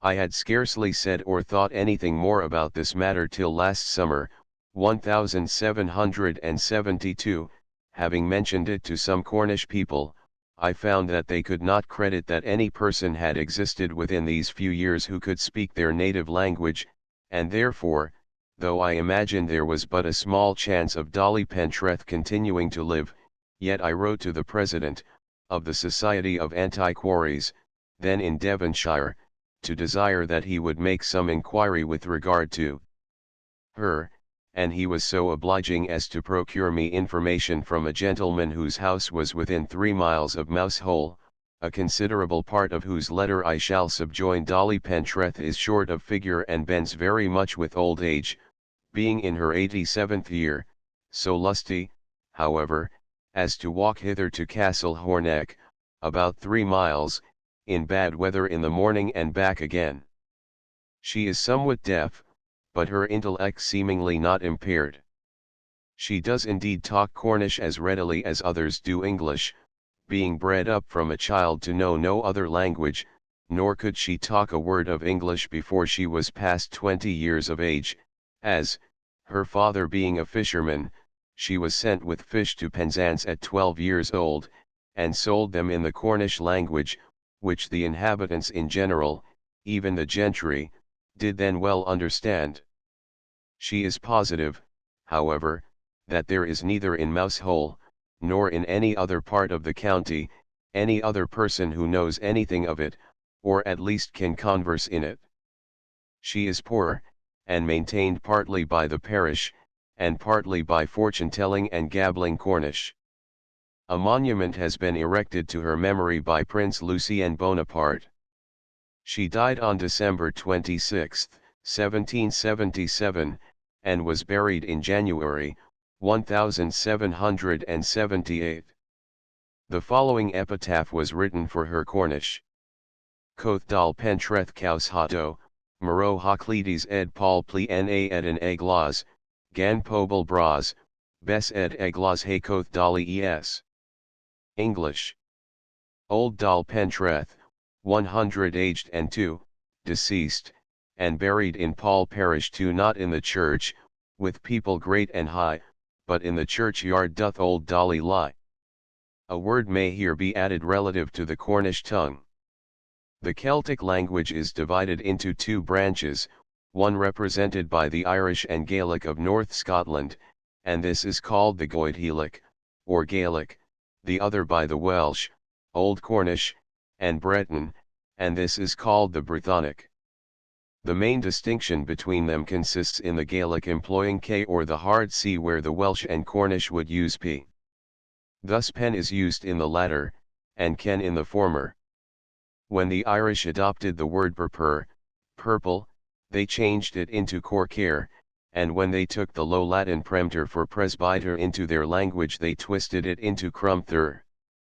The Cornish was identical with Old Welsh, and the Breton was originally identical with the Cornish, but in course of time some changes grew up differentiating the tongues, and forming dialects derived from the same mother tongue, that is all.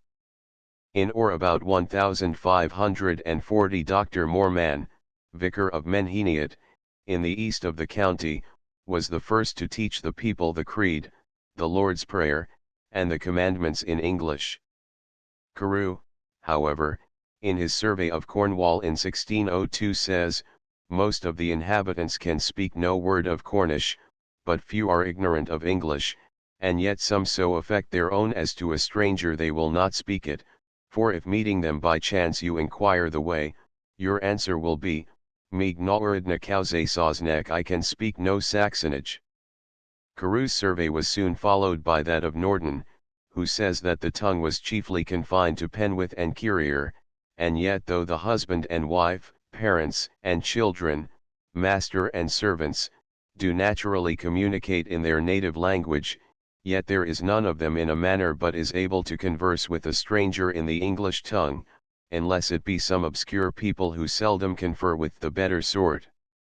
The Cornish was so well spoken in the parish of Fech till about the year 1640 that Mr. William Jackman, the then vicar, was forced for divers years to administer the sacrament to the communicants in the Cornish tongue, because the aged people did not well understand the English, as he himself often told me, Halls.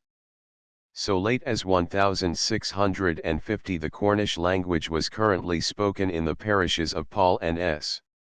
Just, and in 1678 the rector of Llandudnac preached a sermon to his parishioners in the Cornish language only. It may seem paradoxical, but I contend that for intellectual culture it is a great loss to the Cornish to have abandoned their native tongue. To be bilingual is educative to the intellect in a very marked degree. In their determination not to abandon their tongue, the Welsh show great prudence. I have no hesitation in saying that a Welsh peasant is much ahead, intellectually, of the English peasant of the same social position, and I attribute this mainly to the fact of the greater agility given to his brain in having to think and speak in two languages. When he gives up one of these tongues he abandons mental gymnastics as well as the exercise of the vocal organs in two different modes of speech. What we do with infinite labor in the upper and middle classes is to teach our children to acquire French and German as well as English, and this is not only because these tongues open to them literary treasures, but for educative purpose to the mind, teaching to acquire other words, forms of grammar, and modulation of sounds than those the children have at home. By God's mercy the Welsh child is so situated that from infancy it has to acquire simultaneously two tongues, and that in the lowest class of life, and this I contend is an advantage of a very high order, which is not enjoyed by children of even a class above it in England. The West Cornish dialect is a growth of comparatively recent times. It is on the outside not more than 400 years old. Whence was it derived? That is a problem that has yet to be studied. Mr. Yago says we have in the provincial dialect a singular mixture of Old Cornish and Old English words, which gives so strong an individuality to the Cornish speech. As, in speaking English, a Frenchman or a German uses more or less of the accent peculiar to each, so it is very probable that the accent with which the Cornish speak is one transferred from their ancient Cornish language. The sing-song, as strangers call it, in the Cornish speech is not so evident to Cornishmen when they listen to their own dialect. 28 Chunquoit sang Creed screen, which must have been almost as fine as that of Burien, has disappeared all but a magnificent fragment. The church is dedicated to Escredon, disciple of S. Petroc, an Irishman, who returned to the Emerald Isle. He was the son of S. Ilagon, and he had two aunts in Cornwall, one at Camborne and the other at Scythians. S. Just church is late, it has rather handsomely carved capitals of the piers, with angels bearing shields, on which are figured the arms of the principal families connected with the parish. S. Just, as I have said, was deacon to S. Patrick, and was the tutor to Esperin. In Gwythian parish may be seen the early 8th century chapel of the saint, which was for long buried under the sands, but was revealed by a drift in 1808. At Porthcurno, near S. Levans, are the ruins of another of these early oratories. Madran was founded by S. Madran, brother of Audran.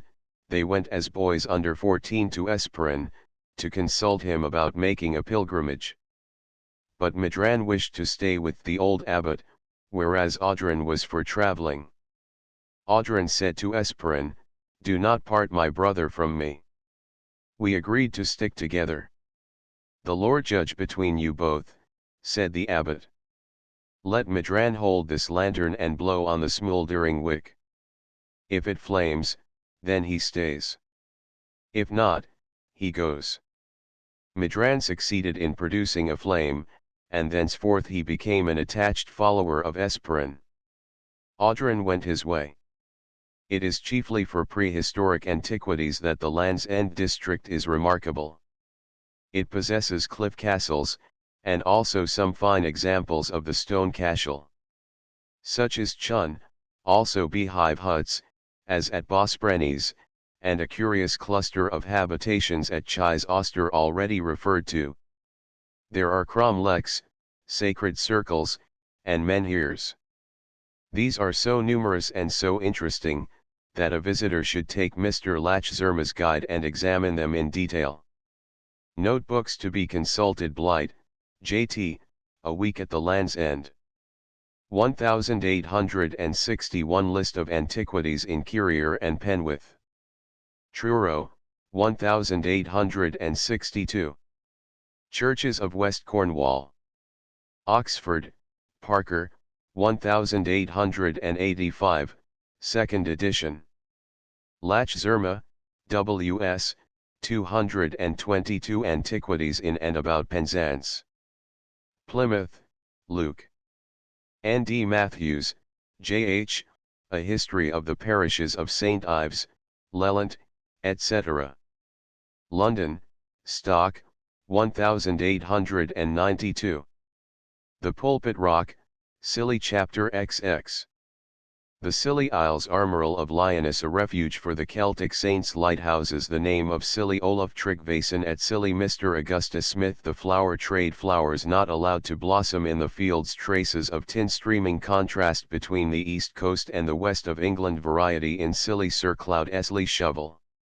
For a guide to what is to be seen in this cluster, there is no better book than Sir W. Besant's Armoural of Lyoness, to my mind one of the most delightful works of fiction I have ever read. I refer, of course, to the first part, that concerns Scilly.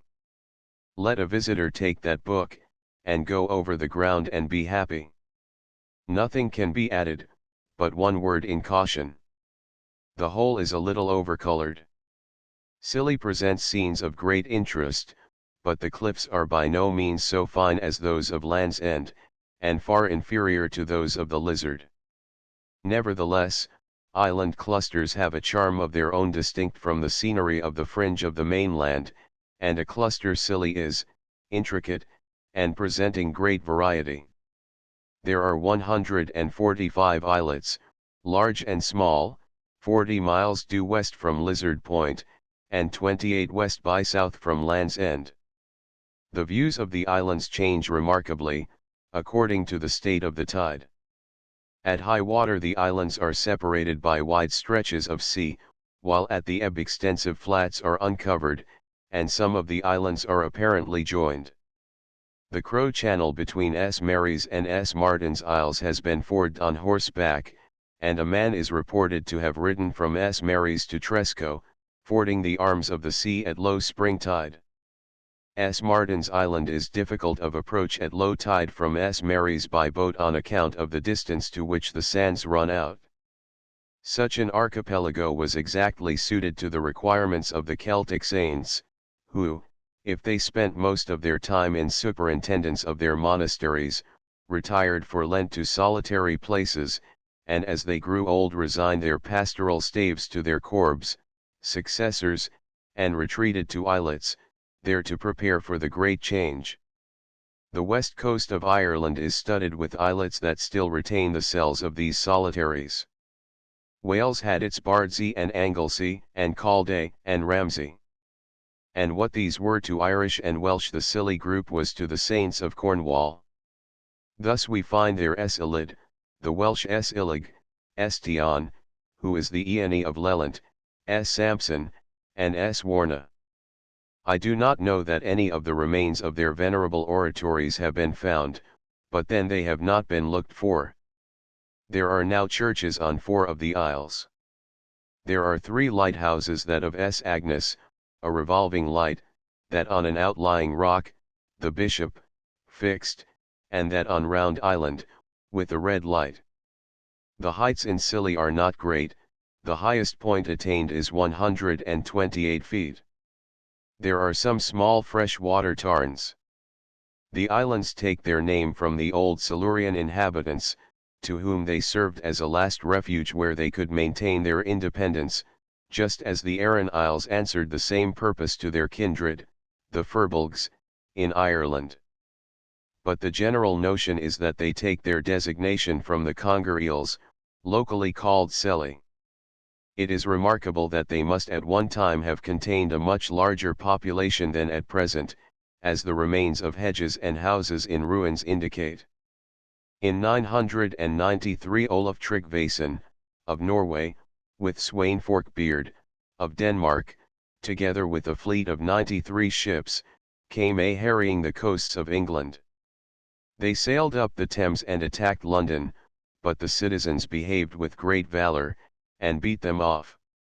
Then they ravaged the east coast of England, took and burnt Sandwich and Ipswich, next they entered the Blackwater and attacked Malden. There a great fight ensued.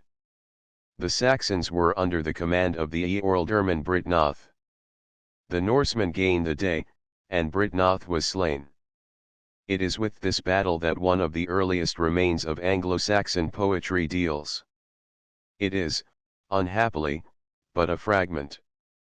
After recording the fall of the Eorldurman, the poet concludes, I am old of age, hence will I not stir, I will sit by the side of my dead master, I think to lay me down and die by him I loved.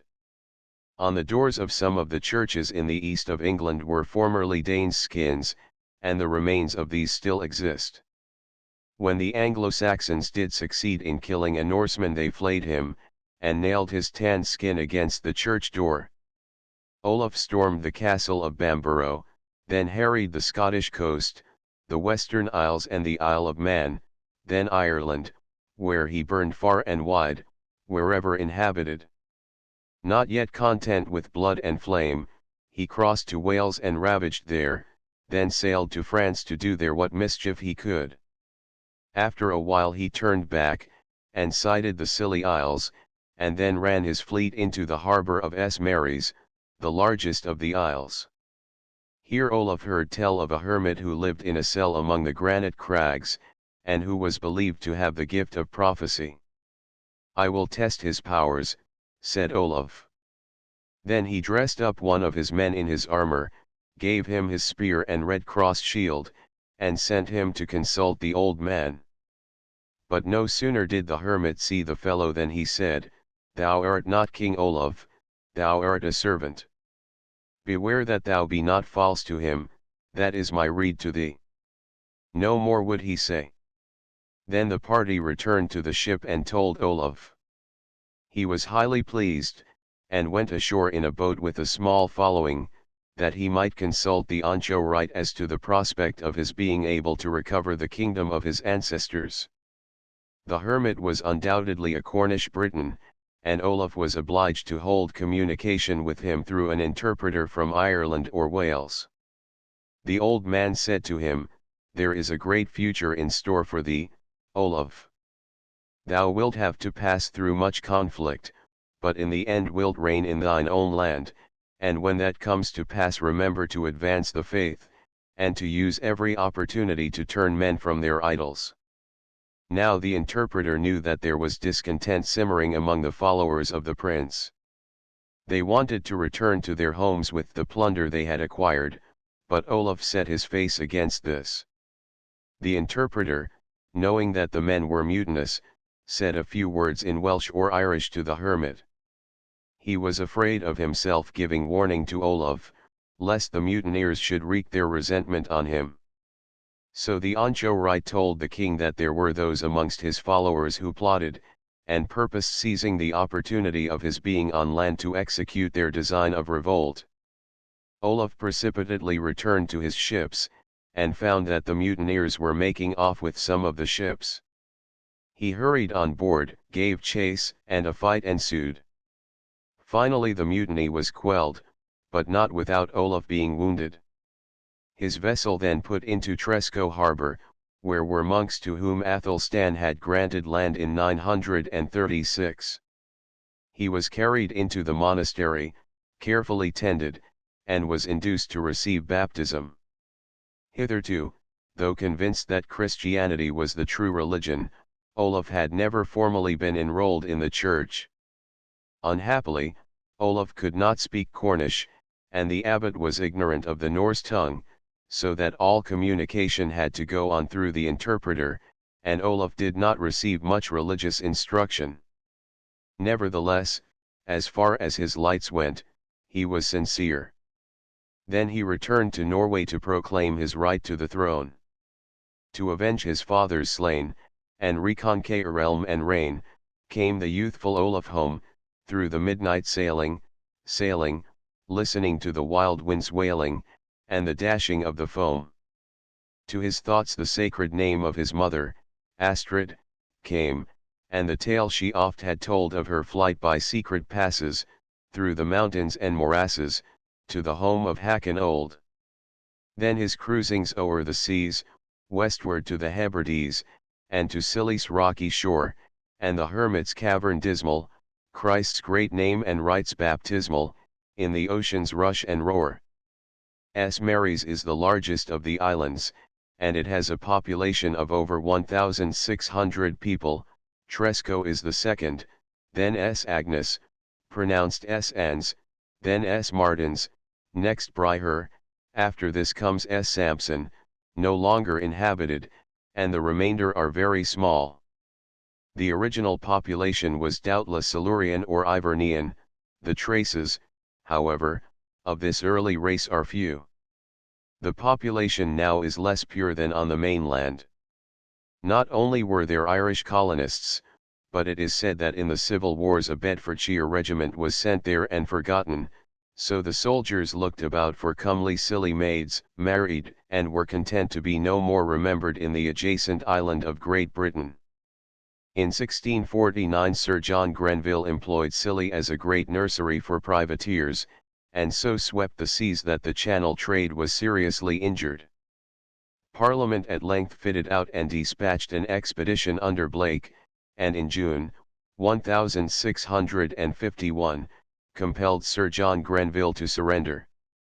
The islands belonged to the Duchy of Cornwall, and thereby leased to the late Mr. Augustus Smith, who, firmly imbued with the notion that men must be manufactured by education rather than allowed to bring themselves up in independence, transported the population from the smaller islands and planted them about the schools. No doubt that the native originality, freshness, and force will be drilled out of the new generation, and they will all spell and think, and write, and act alike. It is, however, sad to notice on islands now deserted the ruins of ancient farms. The Scilly Isles are a great seat of the flower trade. Previously early potatoes were grown there, but now these are imported. Of flowers, narcissi and anemones are chiefly grown, and in the open, though large numbers of flowers are now under glass. As soon as the blooms show color they are picked, and placed in water under cover. One may see in the interior of a cottage all the furniture stacked in a corner of the room, and the entire floor covered with pots and jars of water full of flower buds. If the blossoms need forcing to make them expand, they are put in warm water. It is rare to see a field of flowers in full bloom. The damage caused by rain and wind is so great, that rather than run the risk they are picked when in bud. One feature of the flower fields is that they are hedged about with escallonia, with its pretty shining leaves and pink flower. This shrub delights in wind, and it also serves to shelter the crop from the gales, as it stands clipping and grows vigorously. Fishing is not much carried on, but anyone with a steam launch will be able to find good shelter in case of rough weather, and he can manage to catch as many fish as he desires. One prolific ground is round the Seven Stones lightship, northeast of the Isles. It is a curious fact that little flotsam and jetsam comes up on the Isles. The Atlantic tides divide and run up on each side of the tides that course along the shores of the islands. Formerly Scilly was a favorite breeding place for birds, but now they no longer employ it for this purpose, or do so to a very minor degree. There are traces of streaming for tin in some of the isles, but no mineral veins are now known to run through the Scilly granite. Ferns abound, but the islands are a little disappointing to the botanist, though to a florist they are a paradise. To give a true idea of Scilly I must quote from Armorel, for such as have not the book: the visitor who comes by one boat and goes away by the next thinks he has seen this archipelago. As well stand inside a cathedral for half an hour and then go away thinking you have seen all. It takes many days to see these fragments of Lyonesse and to get a true sense of the place. By the way, the idea that Scilly represents the peaks of a submerged realm of Lyonesse is altogether baseless. Lyonesse is the realm of Lyon in Brittany, so called because founded by colonists from Caerleon, who fled from the swords of the Saxons. It remained a little independent principality till at the close of the 6th century it became incorporated with the Principality of Domnonia, in Brittany. Everywhere in Scilly there are the same features, here a hill strewn with boulders, there a little down with fern and gorse and heath, here a bay in which the water, on such days as it can be approached, peacefully laps a smooth white beach, here dark caves and holes in which the water always, even in the calmest days of summer, grumbles and groans, and, when the least sea rises, begins to roar and bellow. In time of storm it shrieks and howls. All round the rocks at low tide hangs the long seaweed, undisturbed since the days when they manufactured kelp, like the rank growth of a tropical creeper. At high tide it stands up erect, rocking to and fro in the wash and sway of the water like the treetops of the forest in the breeze. Everywhere, except in the rare places where men come and go, the wild seabirds make their nests, the shags stand on the ledges of the highest rocks in silent rows gazing upon the water below, the seagulls fly, shrieking in seagullic rapture. There is surely no life quite so joyous as the seagulls. The curlews call, the herons sail across the sky, and in spring millions of puffins swim and dive and fly about the rocks and lay their eggs in the hollow places of these wild and lonely islands. Is not that beautiful writing? But it is not fanciful, it is beautiful because true, absolutely true. Go and see if it be not so. Have you ever made acquaintance with the horrors of Lowestoft, a flat insipid shore, where the sea is always charged with mud and no breakers thunder, where the land scene is as dull and insipid as is the seascape? I was there last summer. It was a dismal place, made the more dismal by being invaded and pervaded, spread out, exposed, devoted to the tripper. And I fled to the west coast to see the Atlantic, with the water crystal clear, through which you look down into infinity, and to the glorious cliffs about which that transparent water tosses, shakes its silver mane, curls its waves blue and iridescent as a peacock's neck, and I wondered that any should ever visit the east coast of England. All the islands, except the bare rocks, are covered with down and moorland, bounded in every direction by rocky headlands and slopes covered with granite boulders. And always, day after day, they came continually upon unexpected places, strange places, beautiful places, beaches of dazzling white, wildly heaped urns, here a cromlech, a loganstone, a barrow, a new view of sea and sky and white-footed rock. I believe that there does not live any single man who has actually explored all the Isles of Scilly, stood upon every rock, climbed every hill, and searched on every island for its treasures of ancient barrows, plants, birds, cairns, and headlands. Once there was a worthy person who came here as chaplain to S. Martins. He started with the excellent intention of seeing everything. Alas! He never saw a single island properly, he never walked round one exhaustively. He wrote a book about them, to be sure, but he saw only half. There are numerous cairns, barrows, kissed vines, and circles of stones in the islands, and Giant's Castle, in S. Mary's, is a good example of a cliff camp of the Irish Firbolg type. A local guide attributes it to the Danes, but that is nonsense. In Porthelloch Bay Sir Cloud Esley Shovel was washed ashore and buried. In 1707 Sir Cloud Esley in the Association, Captain Hancock in the Eagle, Sir George Byng in the Royal N, Captain Coney in the Romney, Lord Dudley in the St. George, Captain Piercy in the Firebrand, and a captured fireship, the Phoenix, were returning from Toulon after the capture of Gibraltar. On the morning of the October 22nd, the weather being thick and dirty, they came into soundings of 19 fathoms. There is a tradition that a seaman on the admiral's ship warned the officer of the watch that unless the ship's course were altered they would soon be on the rocks of Scilly. This was reported to Sir Cloud Esley, who was very angry. He had the man brought before him, and attempted to browbeat him, but the man stuck to his opinion. The admiral lost his temper, as he considered it a breach of decorum for a common mariner to dictate the course of the vessel to a superior officer, and he ordered the man to be hanged at the yard arm.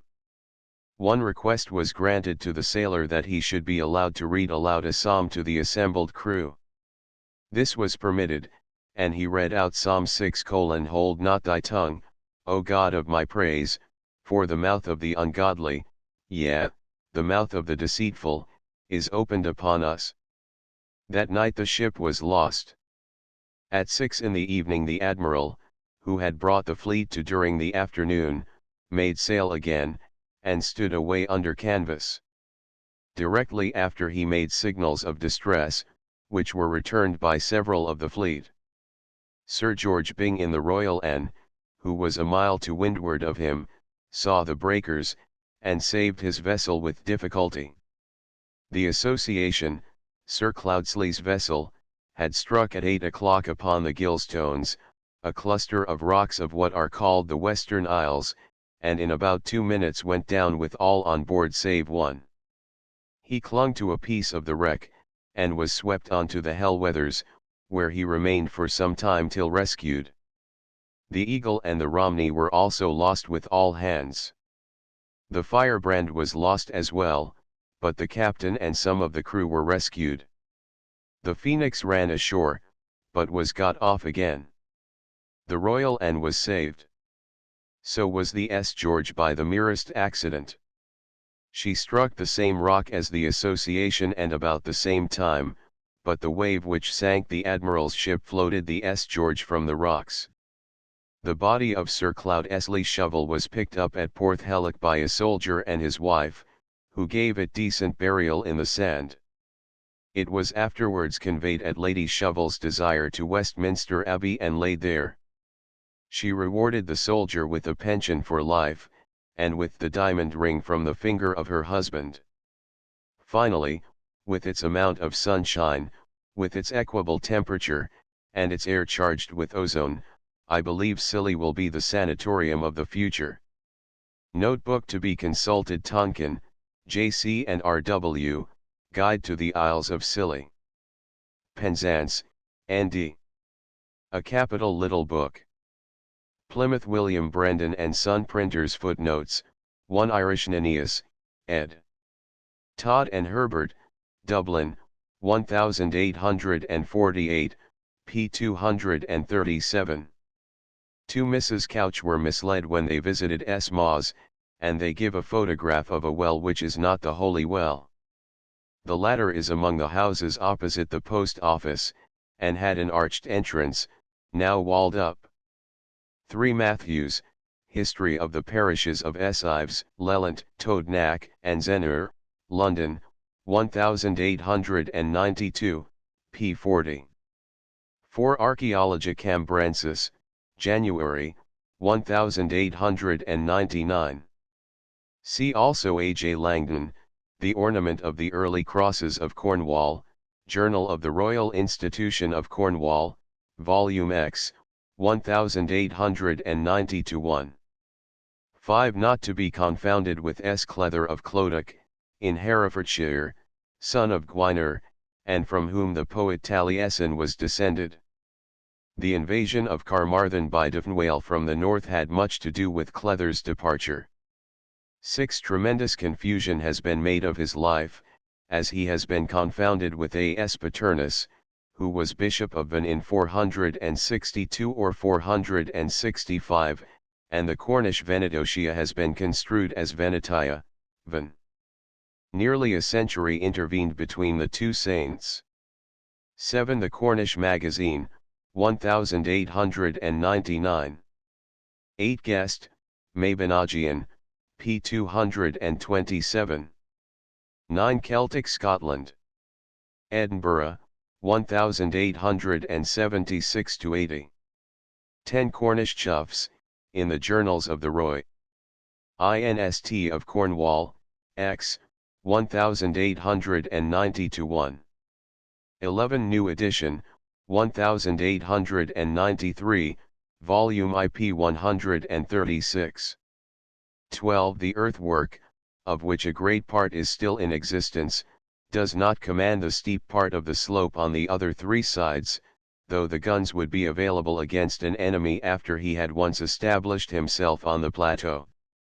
13. Lord Tenterden in the summing up of Roe v. Brenton, 1830. 14. After the Armada the Corporation of Salt Ash raised the harbour due to 7 shillings for a Spanish ship. This sum is still paid by Trinity House, which, however, exacts 2 shillings only from the Spaniards, the same as from a French or German vessel. 15. I have given them in my garland of country song. Methuen, 1895. 16. There are 2 rivers Lou in West Devon and 2 in Wales. There is a Loue that flows into the Vesre. There is also Lou Pool by Helston, the route enters into Loch or Loch. 17. A new edition was published by Longmans in 1845.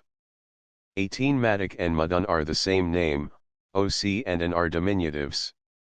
The real name was Eid. It became Moe Doc. Mo is a term of endearment given to many Irish and Welsh saints. 19. I must caution the visitor against the blunders that crowd the pages of a little local guide to Golant. Amongst other misstatements is this, that the capitals are Norman and the arches of Moorish design. The 4-centered arch is quite common in all third-pointed work. 20. Reprinted in Preb. Hingiston Randolph's Registers of Bishop Grandison. Exeter, 1897, p. 608. 21. The arch over door and window is decisive against 6th century work. All the earliest Irish churches have a stone slab thrown across from the jambs, and no arch with key. 22. The church without, as outside of the camp. 23. Not with urn in Galway, nor Ty Gwyn ar Def. See Mrs. Dawson's article in Archaeol. Camber, 1898. 24. Sullivan, Introduction to O'Curry's Lectures on the Manners and Customs of the Ancient Irish, 1873, I. Peaklive. 25. Quite the best monograph on the colonization of Brittany is by D.O.M. Plain, La colonisation de l'Armorique par les Bretons insulaires. Paris, Picard, 1899. See also Loth, M.J., Emigration Bretonne and Armorique. Rennes, 1883. 26. Figured in Woodmartin, The Rude Stone Monuments of Ireland, 1888, p. 154. 27 Matthews, A History of St. Ives. London, 1892. 28 Iago, Mr., Glossary of the Cornish Dialect. Truro, 1882. Transcriber's note, words may have multiple spelling variations or inconsistent hyphenation in the text. These were left unchanged. Dialect, jargon, obsolete and alternative spellings were left unchanged. The book has both notes and footnotes. The notes were retained at the end of chapters, footnotes were renumbered sequentially and moved to the end of the book. Obvious printing errors, such as backwards or partially printed letters and punctuation, were corrected. Final stops missing at the end of sentences and abbreviations were added. The book title was added to the cover image. End of the Project Gutenberg ebook, A Book of the West. Volume 2 Cornwall updated editions will replace the previous one. The old editions will be renamed.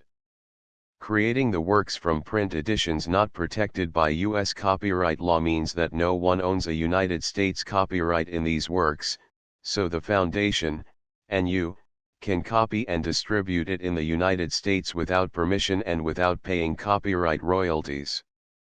Special rules, set forth in the general terms of use part of this license, apply to copying and distributing Project Gutenberg trademark electronic works to protect the Project Gutenberg trademark concept and trademark. Project Gutenberg is a registered trademark, and may not be used if you charge for an ebook, except by following the terms of the trademark license, including paying royalties for use of the Project Gutenberg trademark. If you do not charge anything for copies of this ebook, complying with the trademark license is very easy. You may use this ebook for nearly any purpose, such as creation of derivative works, reports, performances, and research. Project Gutenberg ebooks may be modified and printed and given away. You may do practically anything in the United States with ebooks not protected by U.S. copyright law. Redistribution is subject to the trademark license, especially commercial redistribution. Start, full license. The full Project Gutenberg license. Please read this before you distribute or use this work to protect the Project Gutenberg trademark mission of promoting the free distribution of electronic works, by using or distributing this work, or any other work associated in any way with the phrase Project Gutenberg. You agree to comply with all the terms of the full Project Gutenberg trademark license available with this file or online at www.gutenberg.org/license. Section 1. General Terms of Use and Redistributing Project Gutenberg Trademark Electronic Works 1.a. By reading or using any part of this Project Gutenberg trademark electronic work, you indicate that you have read, understand, agree to and accept all the terms of this license and intellectual property, trademark/copyright, agreement. If you do not agree to abide by all the terms of this agreement, you must cease using and return or destroy all copies of Project Gutenberg trademark electronic works in your possession. If you paid a fee for obtaining a copy of or access to a Project Gutenberg trademark electronic work and you do not agree to be bound by the terms of this agreement, you may obtain a refund from the person or entity to whom you paid the fee as set forth in paragraph 1.e.8. 1.b. Project Gutenberg is a registered trademark. It may only be used on or associated in any way with an electronic work by people who agree to be bound by the terms of this agreement. There are a few things that you can do with most Project Gutenberg trademark electronic works even without complying with the full terms of this agreement. See paragraph 1.c below. There are a lot of things you can do with Project Gutenberg trademark electronic works if you follow the terms of this agreement and help preserve free future access to Project Gutenberg trademark electronic works. See paragraph 1.e below. 1.c. The Project Gutenberg Literary Archive Foundation, the Foundation or PGLOF, owns a compilation copyright in the collection of Project Gutenberg trademark electronic works. Nearly all the individual works in the collection are in the public domain in the United States. If an individual work is unprotected by copyright law in the United States and you are located in the United States, we do not claim a right to prevent you from copying, distributing, performing, displaying, or creating derivative works based on the work as long as all references to Project Gutenberg are removed. Of course, we hope that you will support the Project Gutenberg trademark mission of promoting free access to electronic works by freely sharing Project Gutenberg trademark works in compliance with the terms of this agreement for keeping the Project Gutenberg trademark name associated with the work. You can easily comply with the terms of this agreement by keeping this work in the same format with its attached full Project Gutenberg trademark license when you share it without charge with others. 1.d. The copyright laws of the place where you are located also govern what you can do with this work. Copyright laws in most countries are in a constant state of change. If you are outside the United States, check the laws of your country in addition to the terms of this agreement before downloading, copying, displaying, performing, distributing or creating derivative works based on this work or any other Project Gutenberg trademark work. The Foundation makes no representations concerning the copyright status of any work in any country other than the United States. 1.e Unless you have removed all references to Project Gutenberg, 1.e.1. The following sentence, with active links to, or other immediate access to, the full Project Gutenberg trademark license must appear prominently whenever any copy of a Project Gutenberg trademark work, any work on which the phrase Project Gutenberg appears, or with which the phrase Project Gutenberg is associated, is accessed, displayed, performed, viewed, copied or distributed. This ebook is for the use of anyone anywhere in the United States and most other parts of the world at no cost and with almost no restrictions whatsoever. You may copy it, give it away or reuse it under the terms of the Project Gutenberg license included with this ebook or online at www.gutenberg.org. If you are not located in the United States, you will have to check the laws of the country where you are located before using this ebook. 1.e.2. If an individual Project Gutenberg trademark electronic work is derived from texts not protected by U.S. copyright law, does not contain a notice indicating that it is posted with permission of the copyright holder, the work can be copied and distributed to anyone in the United States without paying any fees or charges. If you are redistributing or providing access to a work with the phrase Project Gutenberg associated with or appearing on the work, you must comply either with the requirements of paragraphs 1.e.1 through 1.e.7 or obtain permission for the use of the work and the Project Gutenberg trademark as set forth in paragraphs 1.e.8 or 1.e.9. 1.e.3. If an individual Project Gutenberg trademark electronic work is posted with the permission of the copyright holder, your use and distribution must comply with both paragraphs 1.e.1 through 1.e.7 and any additional terms imposed by the copyright holder. Additional terms will be linked to the Project Gutenberg trademark license for all works posted with the permission of the copyright holder found at the beginning of this work. 1.e.4. Do not unlink or detach or remove the full Project Gutenberg trademark license terms from this work, or any files containing a part of this work or any other work associated with Project Gutenberg trademark. 1.e.5. Do not copy, display, perform, distribute or redistribute this electronic work, or any part of this electronic work, without prominently displaying the sentence set forth in paragraph 1.e.1 with active links or immediate access to the full terms of the Project Gutenberg trademark license. 1.e.6. You may convert to and distribute this work in any binary, compressed, marked up, non-proprietary or proprietary form, including any word processing or hypertext form. However, if you provide access to or distribute copies of a Project Gutenberg trademark work in a format other than plain vanilla ASCII or other format used in the official version posted on the official Project Gutenberg trademark website, www.gutenberg.org, you must, at no additional cost, fee, or expense to the user, provide a copy, a means of exporting a copy, or a means of obtaining a copy upon request, of the work in its original plain vanilla ASCII or other form. Any alternate format must include the full Project Gutenberg trademark license as specified in paragraph 1.e.1. 1.e.7. Do not charge a fee for access to, viewing, displaying, performing, copying or distributing any Project Gutenberg trademark works unless you comply with paragraph 1.e.8 or 1.e.9. 1.e.8.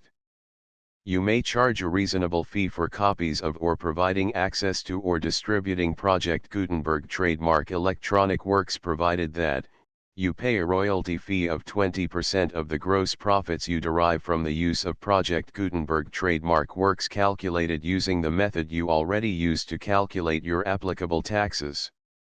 The fee is owed to the owner of the Project Gutenberg trademark, but he has agreed to donate royalties under this paragraph to the Project Gutenberg Literary Archive Foundation. Royalty payments must be paid within 60 days following each date on which you prepare, or are legally required to prepare, your periodic tax returns. Royalty payments should be clearly marked as such and sent to the Project Gutenberg Literary Archive Foundation at the address specified in Section 4, Information about donations to the Project Gutenberg Literary Archive Foundation. You provide a full refund of any money paid by a user who notifies you in writing, or by email, within 30 days of receipt that he does not agree to the terms of the full Project Gutenberg trademark license. You must require such a user to return or destroy all copies of the works possessed in a physical medium and discontinue all use of and all access to other copies of Project Gutenberg trademark works. You provide, in accordance with paragraph 1.f.3, a full refund of any money paid for a work or a replacement copy, if a defect in the electronic work is discovered and reported to you within 90 days of receipt of the work. You comply with all other terms of this agreement for free distribution of Project Gutenberg trademark works. 1.e.9. If you wish to charge a fee or distribute a Project Gutenberg trademark electronic work or group of works on different terms than are set forth in this agreement, you must obtain permission in writing from the Project Gutenberg Literary Archive Foundation, the manager of the Project Gutenberg trademark. Contact the Foundation as set forth in Section 3 below. 1.f.1.f.1. Project Gutenberg volunteers and employees expend considerable effort to identify, do copyright research on, transcribe and proofread works not protected by U.S. copyright law in creating the Project Gutenberg trademark collection. Despite these efforts, Project Gutenberg trademark electronic works, and the medium on which they may be stored, may contain defects, such as, but not limited to, incomplete, inaccurate or corrupt data, transcription errors, a copyright or other intellectual property infringement, a defective or damaged disk or other medium, a computer virus, or computer codes that damage or cannot be read by your equipment. 1.f.2. Limited warranty, disclaimer of damages, except for the right of replacement or refund described in paragraph 1.f.3, the Project Gutenberg Literary Archive Foundation, the owner of the Project Gutenberg trademark, and any other party distributing a Project Gutenberg trademark electronic work under this agreement, disclaim all liability to you for damages, costs, and expenses, including legal fees. You agree that you have no remedies for negligence, strict liability, breach of warranty or breach of contract except those provided in paragraph 1.f.3.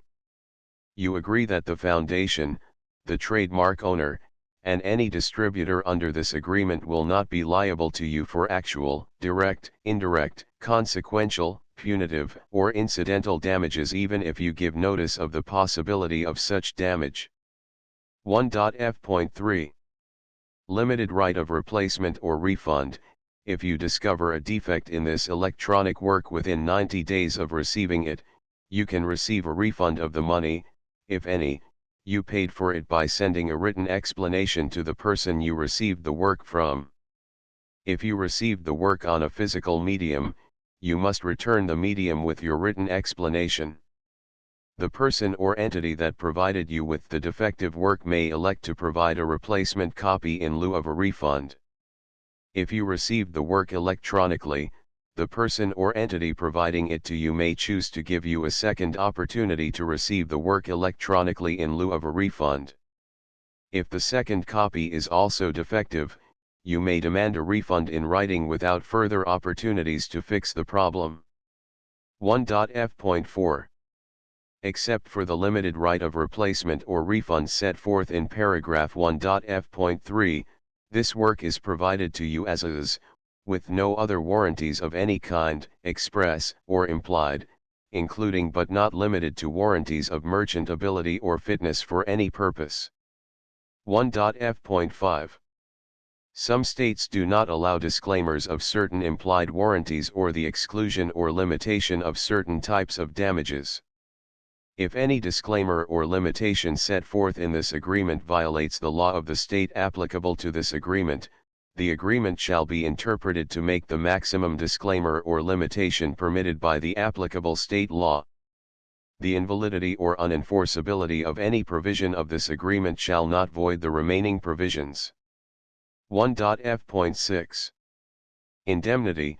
You agree to indemnify and hold the foundation, the trademark owner, any agent or employee of the foundation, anyone providing copies of Project Gutenberg trademark electronic works in accordance with this agreement, and any volunteers associated with the production, promotion, and distribution of Project Gutenberg trademark electronic works, harmless from all liability, costs, and expenses, including legal fees, that arise directly or indirectly from any of the following which you do or cause to occur. A. Distribution of this or any Project Gutenberg trademark work. B. Alteration, modification, or additions or deletions to any Project Gutenberg trademark work, and C. Any defect you cause. Section 2. Information about the mission of Project Gutenberg trademark. Project Gutenberg trademark is synonymous with the free distribution of electronic works in formats readable by the widest variety of computers including obsolete, old, middle-aged, and new computers. It exists because of the efforts of hundreds of volunteers and donations from people in all walks of life. Volunteers and financial support to provide volunteers with the assistance they need are critical to reaching Project Gutenberg trademark's goals and ensuring that the Project Gutenberg trademark collection will remain freely available for generations to come. In 2001, the Project Gutenberg Literary Archive Foundation was created to provide a secure and permanent future for Project Gutenberg trademark and future generations. To learn more about the Project Gutenberg Literary Archive Foundation and how your efforts and donations can help, see sections 3 and 4 and the Foundation information page at www.gutenberg.org. Section 3. Information about the Project Gutenberg Literary Archive Foundation. The Project Gutenberg Literary Archive Foundation is a non-profit 501(c)(3) educational corporation organized under the laws of the state of Mississippi and granted tax-exempt status by the Internal Revenue Service. The Foundation's IN or Federal Tax Identification Number is 64-6221541. Contributions to the Project Gutenberg Literary Archive Foundation are tax-deductible to the full extent permitted by U.S. federal laws and your state's laws. The Foundation's business office is located at 809 North 1500 West, Salt Lake City, Utah 841168015961887. Email contact links and up-to-date contact information can be found at the Foundation's website and official page at www.gutenberg.org/contact section 4. Information about donations to the Project Gutenberg Literary Archive Foundation. Project Gutenberg trademark depends upon and cannot survive without widespread public support and donations to carry out its mission of increasing the number of public domain and licensed works that can be freely distributed in machine-readable form, accessible by the widest array of equipment including outdated equipment. Many small donations, $1 to $5,000, are particularly important to maintaining tax-exempt status with the IRS. The Foundation is committed to complying with the laws regulating charities and charitable donations in all 50 states of the United States. Compliance requirements are not uniform and it takes a considerable effort, much paperwork, and many fees to meet and keep up with these requirements. We do not solicit donations in locations where we have not received written confirmation of compliance. To send donations or determine the status of compliance for any particular state, visit www.gutenberg.org/donate. While we cannot and do not solicit contributions from states where we have not met the solicitation requirements, we know of no prohibition against accepting unsolicited donations from donors in such states who approach us with offers to donate. International donations are gratefully accepted, but we cannot make any statements concerning tax treatment of donations received from outside the United States. U.S. laws alone swamp our small staff. Please check the Project Gutenberg web pages for current donation methods and addresses. Donations are accepted in a number of other ways including checks, online payments, and credit card donations. To donate, please visit www.gutenberg.org/donate. Section 5. General information about Project Gutenberg trademark electronic works. Professor Michael S. Hart was the originator of the Project Gutenberg trademark concept of a library of electronic works that could be freely shared with anyone. For 40 years, he produced and distributed Project Gutenberg trademark ebooks with only a loose network of volunteer support. Project Gutenberg trademark ebooks are often created from several printed editions, all of which are confirmed as not protected by copyright in the U.S. unless a copyright notice is included. Thus, we do not necessarily keep ebooks in compliance with any particular paper edition. Most people start at our website, which has the main PG search facility, www.gutenberg.org.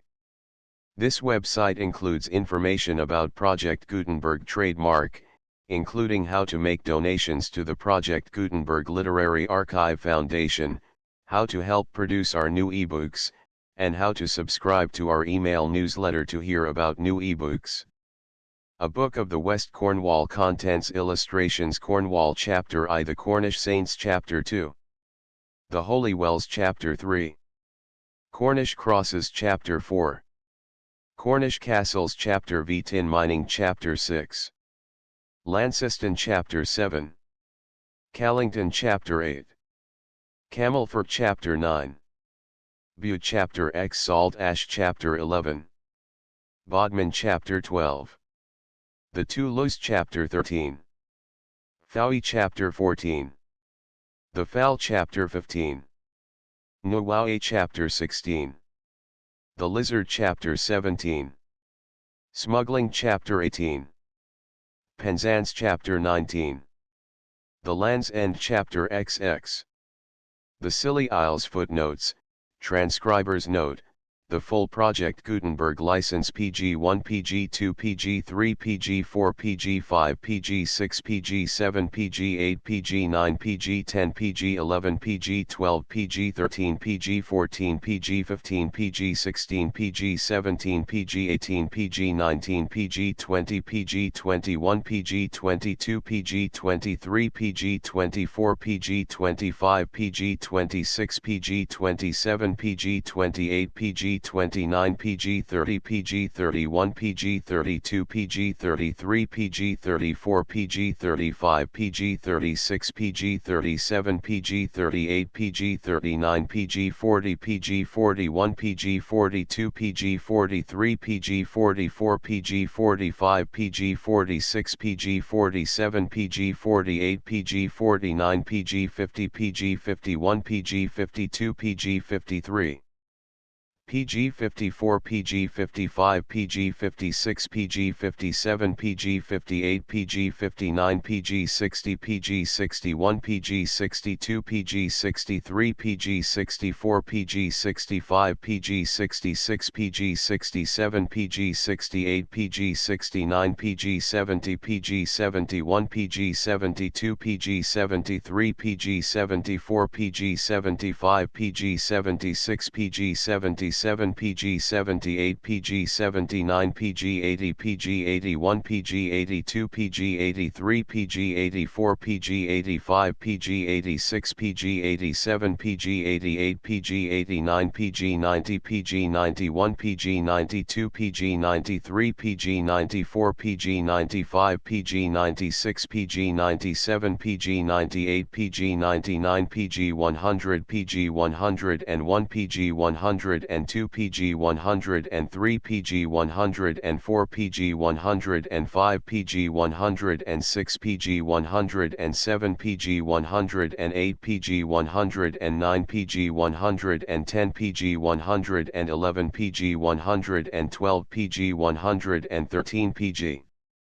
114 PG 115 PG 116 PG 117 PG 118 PG 119 PG 120 PG 121 PG 122 PG 123 PG 124 PG 125 PG 126 PG 127 PG 129 PG 130 PG 131 PG 132 PG 133 PG 134 PG 135 PG 136 PG 137 PG 138 PG 139 PG 140 PG 141 PG 142 PG 143 PG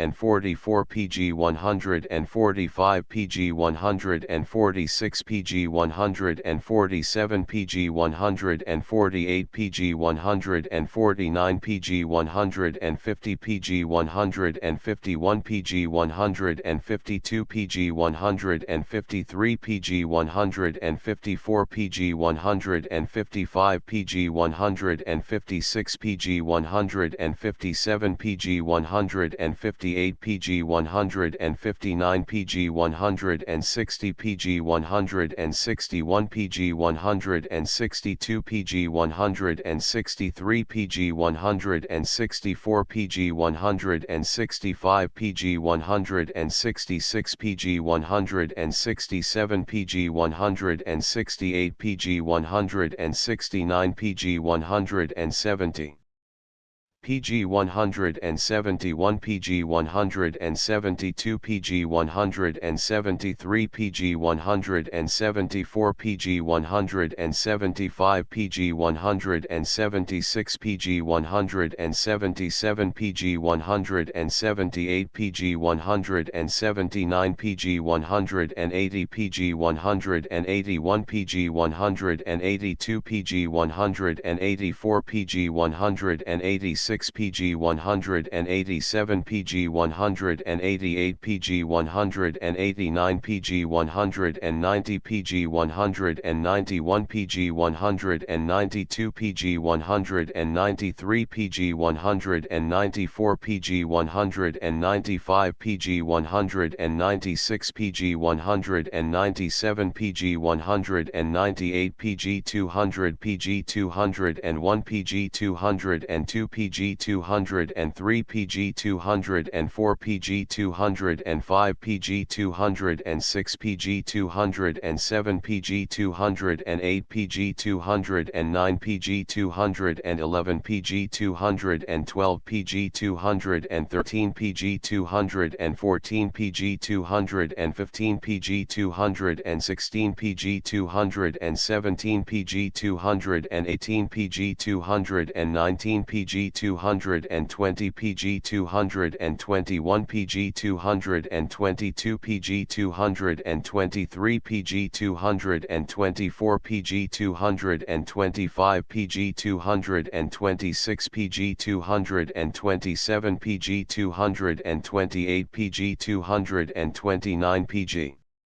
230 PG 231 PG 232 PG 233 PG 234 PG 235 PG 236 PG 237 PG 238 PG 239 PG 240 PG 241 PG 242 PG 243 PG 244 PG 245 PG 246 PG 247 PG 248 PG 249 PG 250 PG 251 PG 252 PG 253 PG 254 PG 255 PG 256 PG 257 PG